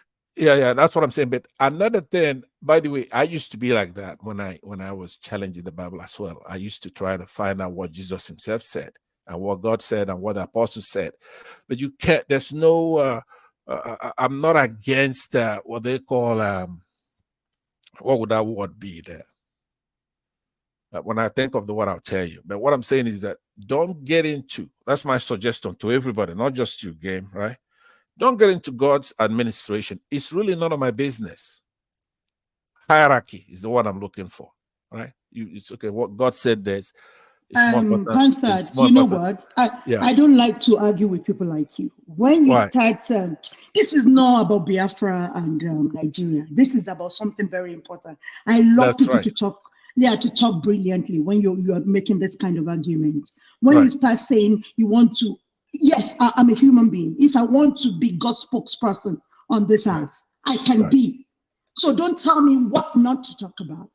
No, Because I haven't said it is that. all about fear and to dump people down. I am Right. not in that space anymore. I've grown past that. I have Okay, but so much knowledge more than what you're talking about. I know, but listen, Dupsy. Pansat. So Yeah, Dupsy. I'm listening. What I'm saying to you in your case, like I said, there are some people on this planet that came through this planet. One of them being Saul, right? Saul was a killer. He gave Christians the hardest time, right? He was terrible.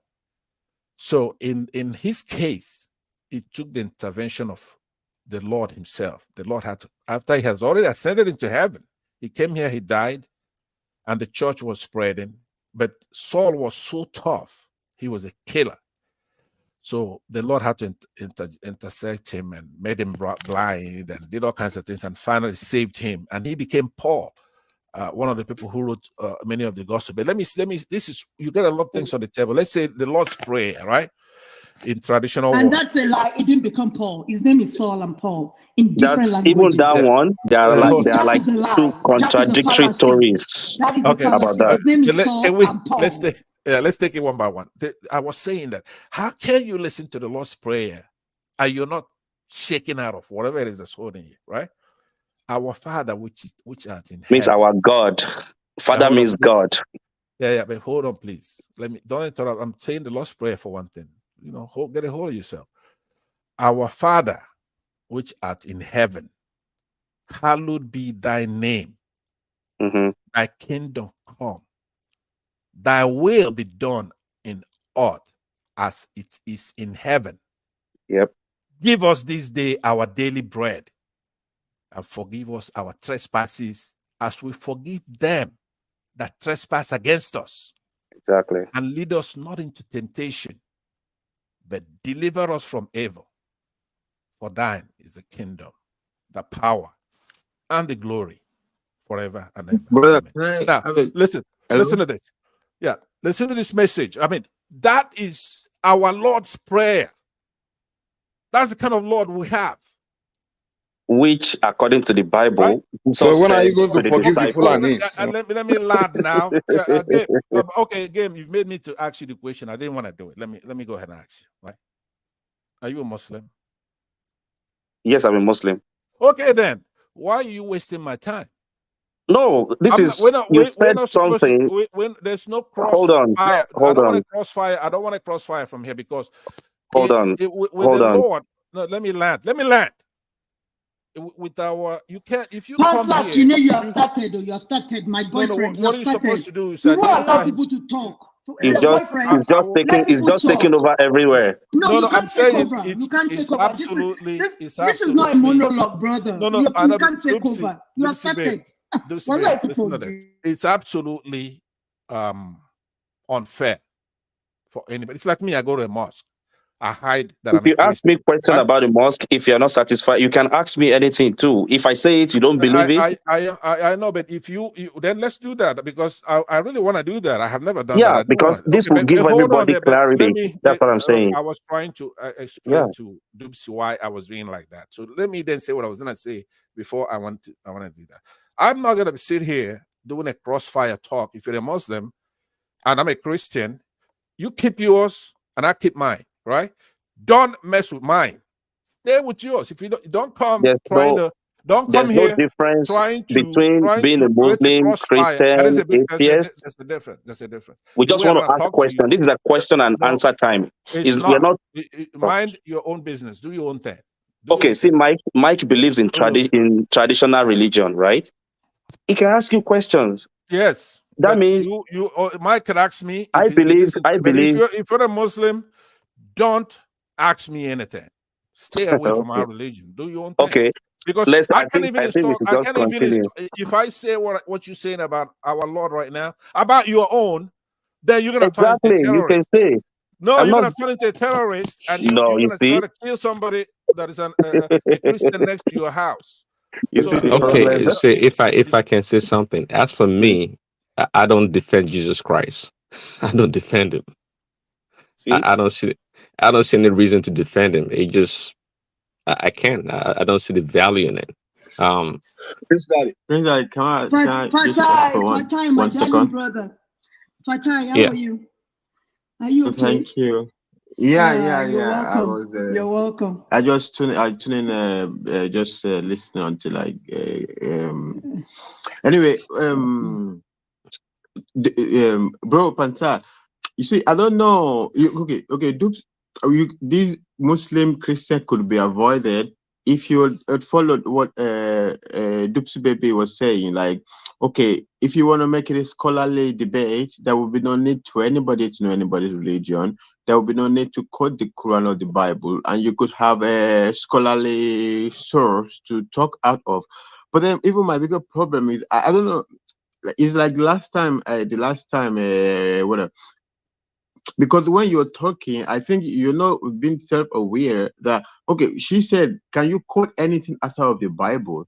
Or you could say, "Oh, I don't know, I don't have any source outside of the Bible," and it's fine. But you take like 1 hour to arrive at, "I don't have any source out of the Bible." I did not I say mean, I that. couldn't I bear was it. dealing with the I other know you did thing. not say I that. I know you suspended did not that. say that, I'm but gonna that was I'm the gonna point. tackle that. No, be honest then. That's what I said. I said, Dupsy, allow me to tackle the issue that he had put some big questions on the table, right? We'll deal with that first. I said to Dupsy that she should not go trying to eat a steak, right? She should start with, she's a babe in the Lord, Yeah, right? yeah, she start from Okay, the yeah. Bible. She should not be totally saying don't go to me. But I get your point. I'm saying that No, yeah, right. to arrive at And that. by the way, you're a Muslim too, so I want you to identify yourself as a Muslim, meddling in What are something you that's saying? How way do you over know your my head. religion? I talked Wait, to you wait, wait, before. wait, wait, wait. I talked to Wait, you wait. before about this. I talked to No, you. I no, know. no, no, Are no. you I didn't denying talk it? to you about religion. You Are don't know you my okay? religion. Okay, let me ask you. Are you a Muslim? Are I'm you a not a Muslim? Muslim. I'm not a You're not? Muslim. Wait, my dad was a Muslim. Then you're My a mom Muslim. was a Okay, okay. Then you're Christian. a Muslim. You're Muslim. Your dad's a Muslim. So, Wait, what? don't tell me No, what no. I am. You don't know. Okay, go Excuse ahead. me, please. Go ahead. My dad was a Muslim. My mom was a Christian, and I always went to church with my mom. Okay, so I'm from mixed anything. I don't care about all of that. Okay, doesn't matter to me. I couldn't say I hate Muslims because my dad was a Muslim. I couldn't say I That hate if you don't Christians believe because in my it, if you don't believe in it, if you don't believe well, in anything, then you're gonna believe in everything, right? You have to have some kind of what do you call no, it? You no, have to no. have Don't some tell me what I'm taproot. going to. Okay, don't tell me what Taproot. I'm going to be, what I'm going to believe in. It doesn't matter. All I right. am who I Very am. well. I Very am well. Okay. telling you. My dad was a Muslim. My mom was a Christian. I Okay. couldn't Can I say I ask you hate something? Christians. Can I ask you? Can I ask you Okay, a question? Okay. Give sure. me one thing. One. The worst. Okay. There could be a lot. Maybe you have 10. But just give me the Yeah. very worst thing. What did the Lord do to you, the Lord Jesus Christ? Why are you against him? Say I'm you not. don't want to believe in I why. Give me told one you reason. that I'm What did against the Lord who? do? I don't What know did that. it? Fatai, ma engage How can I Pansato. be against? I told you that Ma the person I love most. Fatai, Dupsy Fatai. baby, Dupsy, can I Ma answer this? engage I'll leave it. ma engage No, no, hear me, oh, ma hear me, engage. no, hear me. I just told you that the person I love, that I was always good to my mom, and she's the person I love most all my life. And you are telling me I am against. Why am I against the Lord? How can I be against the Lord when all my life I went to the church with my mom? Okay. All right. Right? Thank you. All right. Thank you. That's good. I accept I it. don't. I'm just saying that I I told accept it. Dupsy the other day. I I told accept it. Dupsy the other day that I don't get in because I will end up offending people. I don't get in the Right. debate about religion. And the only Right. reason I'm Right. saying is that's why I said I don't like me. I don't want to. I want to get in things that Exactly. Since I'm Exactly. 100. I got Anyway, I don't know what to say, but I don't get involved in that debate either way. you. Right. I don't By get the way, involved. Patai, that position Yeah. is my position. See, I didn't know. I thought we were here. Everybody here was talking, not the foundation. Everybody already accepts the Lord, right? That's what I thought I got into. And Dupsy, it's been coming on only interested in this subject. And she's admonished me before. She wanted me to say, you know what? You're gonna be my husband here. I love you more than anybody. And I said to her, You're gonna give I her a love you. headache. And then she You're says gonna give to her too me, much the headache. only thing that's a deal breaker, I don't want you quoting from the It's Bible not only because here, Pastor. Why are you saying only here? I I'm coming say, to meet you in the States. Why are you saying only here as if you're just husband and wife on the air? Why are you saying that? don't make Mike jealous, please. But anyway, so that's why I didn't know that Game Changer was coming from it from another tradition. Now, what foolish person would I be looking like reading the Lord's Prayer to a Muslim? I mean, that's just crazy, right? So, That's why I Okay, was hold late. on a second. No, Yeah. it's not crazy, Pansat. But I mean, the Muslims and the non-believers, are they not our brothers and sisters? They're allowed. You can. I mean, how are they gonna find the opportunity? If, in case you didn't know, that God has appointed a time for each and every person to be saved. Who knows if your Lord's prayer will be a day like tonight that they will be saved. So you should be able at any time, willingly Amen. offer the scriptures Amen. in the Bible to anyone. Amen. Amen. Yeah. Go on. So yeah. So your religious. Personally, I don't Prince care about Daddy, anyone's religious Answer is not background. interested in Muslims being safe, man. What are you talking about? He just have Of biased course he is assumption about. interest. Of course he is. Of course he is. I mean, he is because that's the whole purpose of Christianity. Who See, even told you like who told you like what you're doing is what will save, like by doing that you're Definitely being not saved. Fulanese, man. It doesn't. It's not Fulanese. Doesn't want those ones see, safe. No. you know, just do my part. Not even you can say my. I'm just doing my part. I'm not a savior. I'm not the one that's going to save you. But if you, I'm opening this section, or what I'm trying to say, the preamble to what I'm saying is that everyone, it doesn't matter your background, if you don't believe in anything or you believe in something, but everyone has been appointed a time to be saved. So when is the time for that person to be saved? When that person hears the word of God. If you guys, those that know the Bible, if you remember the Ethiopian eunuch in the Bible, when Philip appeared to What do you him mean when he by was saved, by the way? Saved from what? that's the problem. Can you save Mike? I know, but Mike. Save from what? Prince Daddy, you're not supposed But to. see, I've been working on it. Speak That's what I've English been too much. working on. Praise, Save, praise, praise Daddy. I think save from what? the best word should be, maybe he's going to cross to your side, not saying like he's saved, because that's your own belief. Like when somebody do what you want, is being saved. My belief is They want different. to Mike's recruit you to their belief is church. different. Is that game changer? What do you Do mean you cross to know? my side? What do you mean by that? No, do So like you I know come what and I've be paying noticed? tithes and Do you know? offerings. Do you know what I've noticed about these Christians? They are so I proud. only. They They are say they so want to save me. arrogant. They want to capture you. They say they want to save you. No, When a but No, slave what Mike, master is want to about capture them? another slave. I'm not selling anything. No, that's not it. That's not it. Prince See, the Daddy, people. Prince Daddy, See, do you know there's what one I've thing to noticed? want to have Prince Just Daddy, say let me want to say invite this. you to customers. your church. Yes. That's all. Prince Daddy, let me say this. You guys are so arrogant and so proud. And I believe you guys are so limited in what you know in this world. That's why you think the world revolves around you. To be saved, you use all this blasphemy, save, and all this as if we don't get it, we don't know it. Try and explain it in the language that we understand.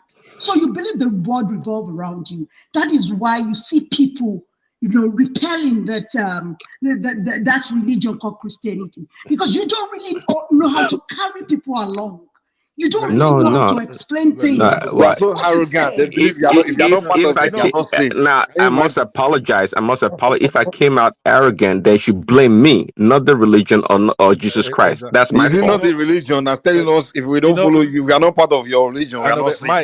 Mike, No, no, no, We are no. It doesn't condemned. say that. It doesn't hold on, say please. that. See, Mike, oh, Mike. actually, hold on, Mike. Let me Am I address what saved? Dupsy said. See, Dupsy said something quite important, actually, and that's the problem of many Christians. And that's why I say I never have problem with Dupsy. I'm always happy when she brings these things up because she comes from a different perspective. And that's the Yes. problem with a lot of Christians. I may have sounded arrogant the way I put it, but that's not the intention. The intention here is to be a servant like Jesus Christ was to Right. But you everyone. say you want to save me. Are you? Is that not being Yeah. arrogant? It's No, not but me. I uh, can't even save a fly. It's not me, But Mike. you yeah, say I'm you just didn't you saying just that. say you're trying to save me. Mike, did you know that you asked the most important question here? That question you asked, because that's what's scaring a lot of people. Okay, what is sin? Right? See, I didn't ask you what is sin, no. I didn't So ask you you. said you saying what is saving you or whatever it is, but saving you from a sin. But let me tell you, do you know what a sin is? It's not a sin is the failure to love God and others. That's it. Pastor, Wow, then you are a sinner then. that's the most You don't succinct love do you love Fulani? You say definition you don't of love it. Fulanis and you're You telling That's don't me it. love the Fulani. Right? You That's a don't love the hey, Pansah, creators that's a of great Pastor, God, do you the love definition, God man. that others? Good job, created. good Pastor, job. wait. Pastor, do you love others? Yes, I do. You love Yes, the I do. Fulanis. If I didn't love them, I wouldn't be trying to save them. I want them to stop, right? They have to stop for their own good. Do you like what they're doing? For their own good, for So one you thing? love And Fulanis. others. Okay, thank you for letting me know you love Yeah. Fulanis. Let's Okay. listen to what I'm You saying. love them. Do you love Muslims? Listen to what I'm saying. Right? So you We're not love in a Muslim and Fulanis. Thank you. Thank we're not a political class here. So you. take You it don't easy. love them. Do you I'm love here. them? It's a I'm simple here just question. for I'm here for Dupsy. Right? Okay. So you I don't want to love them. meet You don't love Fulanis. You don't love Muslims. I want to meet the Fulanese in a battlefield with my Okay. AK That you don't love and my them. helmet, so that they're gonna stop. Right? They're doing a lot of damage in the whole West Africa, but especially in Nigeria, and that's not fair. That's totally different. That's sanctioned by the Lord. Right? We have to. I just told you on many occasions what we need to do is to love our neighbor like ourselves. But if you're not gonna do that, if you're not, just like I admonished, I think game changer, we're talking in a different with the spirit. You know, the Holy Spirit want it to be around us. When you have two or more, He's there, right? So here I am reciting the Lord's Prayer because I don't care how your heart is. If you go to a church on Sunday and you listen to the lovely hymnals, and you say the Lord's Prayer. It's not a self-centered document. It's the Lord's Prayer. You forgive. You're asking for forgiveness as you forgive those who have sinned against you. What's wrong with that? And in the midst of me reciting the Lord's Prayer, somebody's going to be chiming in. And that then had me stop, because I don't care how far away you are from the Lord, you're atheist or whatever you are. The Pansat, my Lord's Prayer. love. Yes. Pansat, my love. There's no Yes. big deal in that Lord's Prayer. No, It's no big something deal. you should know as a human being. Don't let Please, anybody dull you Lucy, down. excuse me. You are When a the prophet human become the being law, with brain. God has given you that brain so that you won't be a robot to your fellow human being on this earth. Don't let anybody dull you down with one prayer that you should know as a human being. Do you understand what I'm saying? You should know that. As a Yeah, yeah. decent No, human that actually, you are, you should be sorry. able to If know the if evil you from good. Hold on, Pansat. yeah, Let me, yeah, go ahead. Dupsy, 1 second, Pansat. Dupsy, I think she works in the medical field, and I know she's always talking about trauma and people's state of mind, maybe psychologically, right? So, Dupsy truly understand people. She does. So, I guess what I'm struggling with is that how come she's not trying to accept that this physical world is beyond the physical nature of it, that it also includes the spiritual part of it. Prince Daddy, don't forget I always say that I was a Christian. I was born into a Christian Yes, family. yes, Yeah, I I remember. always say that all the time. So I know a lot about these things.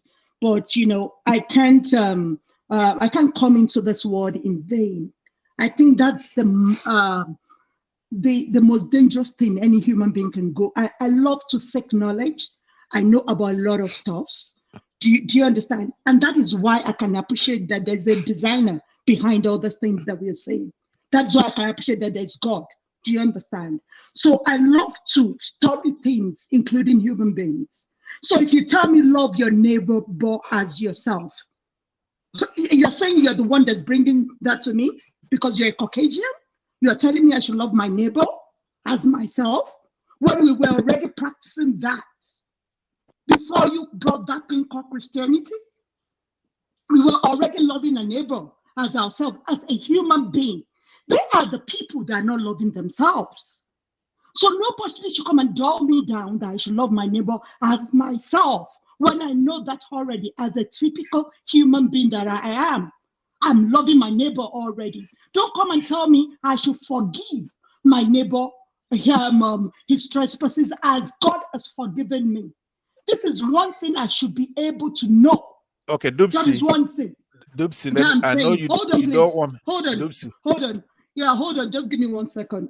Sure. Go ahead. Prince Daddy was talking about the spiritual realm. What I'm saying about the spiritual realm is that don't let us engage in that. That is why we are wasting our time in our country. People go to church on Monday through Sunday. They go to church Monday, Tuesday, Wednesday, Thursday, because they're wasting their time. Don't let us waste our time about the spiritual, realm. Let's be concerned about where we Okay. are at the moment. All That's right. what I'm talking about. Let me answer you on this. I remember, obviously, a little bit of condescension will be required once in a while when you're trying to deal with this subject, right? The Bible is so, you don't like it, but ask yourself why. Why? It's almost like demonic to be saying that. But the Bible addresses exactly what you just said right now, right? Because I'm gonna read it. It's gonna be Psalms 115, right? Then 5 to 8. I don't know if do we have somebody who could put that on the screen. Psalms 115, verse 5 to 8. But I'll read it. Listen, it's addressing you now because you see what's your problem, right? Is idol worshiping. That's all it is. But look, listen what it says. It says, they have mouths but cannot speak, eyes but cannot see. They have ears but cannot hear, and noses but cannot smell. They have hands but cannot feel, and feet but cannot walk, and throats but cannot make a sound. All those who make idols are just like them, as are all who trust in them. When you shut God off, which is what you're trying to do, you want to shut off the word of God. that you're not going to be able to see. You like I'm talking to you right now. You're not going to be able to hear what I'm saying, right? That is the direct. Remember, you didn't know about this Psalms 115, but that's what you're doing. Now they are very difficult to reach because it's already been you've already incurred the wrath of that activity of trying to shut out the word of God. So now you just have eyes, but you can't see. You know, remember what you're saying by saying you don't even want to read. If even the Bible, you could look at it like a historical document. At least read it, right? So once you shut out God, you would be in that situation where you have eyes, but you can't see. You don't even know what I'm saying right now because you can't hear. You have ears though. So what I will admonish you to do, obviously, you don't have to believe in it, but don't shut it out because the punishment for that is immediate. Let me end with this because there are a few things. For You are example, always preaching fear. Go and sit down, my husband. You are forever not preaching fear. I'm a very strong woman. I don't get afraid of anything, Pastor. You know me very Yeah. well. So I see, don't care about all those things you're saying. one second, Pastor. I think 1 second, Pastor. You're coming from. See, you coming from. You talk about dupes. Someone that actually understand the Bible. She's walked that walk. So you're not talking to a novice. She knows a lot about this thing. So the question, if you can uncover, would be, why did she abandon the religion? Okay, I think that's more important here because I think she knows all those things that you're talking about. Why did she leave the Prince Daddy, religion? Prince Daddy, thank can I take you. the God mic? bless you. Thank you. Even Okay, in a, Papa, go ahead. yeah. In addition, Prince Daddy, I think what it's not okay. You try accusing. I don't think Dupsy baby is saying that she hates the Bible. She's saying, can you please support your claim with a scholarly source, with a scholarly interpretation, with something extra? It's not okay, that she hates let's it. start from that then. Can Let's you do bring that. if you don't have I don't have it makes conversation easy. If I don't know something, I don't know. It doesn't diminish me, Okay. it doesn't do No, anything. we I have don't know, not. I We don't understand haven't my gone thing. to that I don't exercise have now. extra source. Let's. I don't have Yeah. extra source. I have only this source. Fatai. Fatai, what you should understand about Pansat is that Pansat can hold an argument. He has to rub his own thing over you. That's the kind of person he is. Please accept him that way. I've accepted him. No, He has to no, rub it nobody, on no, you. nobody Do you rubs anything understand? over me. Let's come to you. You. Let's come to you Nobody then. rubs anything over me. I don't Everybody take is saying anybody. that what you put on the table is that you want an intellectual discussion, right? As much as it's almost impossible to do. Like me, I have to cite the Bible. That's where the authority is. But I can also go toe to toe with anybody on intellectual discourse. If that's what you want to do, fine. So go ahead and frame it. You go That's first, what she's asking and for. then That's what she's asking for. okay. I'm obliging. So go ahead. What is it that you want? What do you want to discuss intellectually? If you want to discuss the existence of God, but because if you want to talk about the Lord Jesus Stop Christ, talking we about have. existence of God. We're talking about Christianity. Leave God out of Then this how can you do that without argument. the Bible? It's impossible. I don't know. Maybe some other people can make this argument because I do this on other platforms. Do you understand? Some other people that are well, Oh, brother me. God bless you, my brother. Love you loads. Thank you so much for coming. God bless you. Take care. God bless. Yeah, only So give I do him this. brotherly love or fatai. Don't Only leave it. brotherly love me. It's my Don't leave brother. it. Your own is carnal love. It's not brotherly love. It's All carnal. right, go on. Mike, don't get mad. Mike is so jealous. So what I'm saying is that Prince Daddy got where I'm coming from. I'm not saying that God does not exist. That's not I've never said that before. But if you can convince me that God does not exist, I can listen to your argument. But what I still believe in as such today is that God exists. Do you understand? So I'm not confusing that. I'm just saying that Christianity is a false religion. That is my argument. Thank you, Pansy. Okay, Prince Dad, go ahead. You're gonna call somebody. You're gonna talk. Go ahead. She wants it generic, or actually, she wants a debate on Christianity itself, not God, but Christianity. Prince Dad, you here? Yeah, I'm here. I mean, that's what I'm saying. If you can talk to her about, you know, why she abandoned Christianity, because she knows about the Bible and a lot of things about Christianity. She does. She knows the Bible. So, but something Okay, happened let me along the. quickly answer that. Yeah, let me quickly answer that, Prince Daddy. Okay. So I love evidence. So there's no evidence for Christianity. So I've not come across any evidence for Christianity yet. So that's why I abandoned it. It's just a fallacy. It's all false, pretense, fear, and all that. So that is why I abandoned the religion. There's no evidence whatsoever for that religion. Oh, I see. Yeah. So Yeah. all those things that you mentioned, actually, I do agree with that, except that there's no evidence.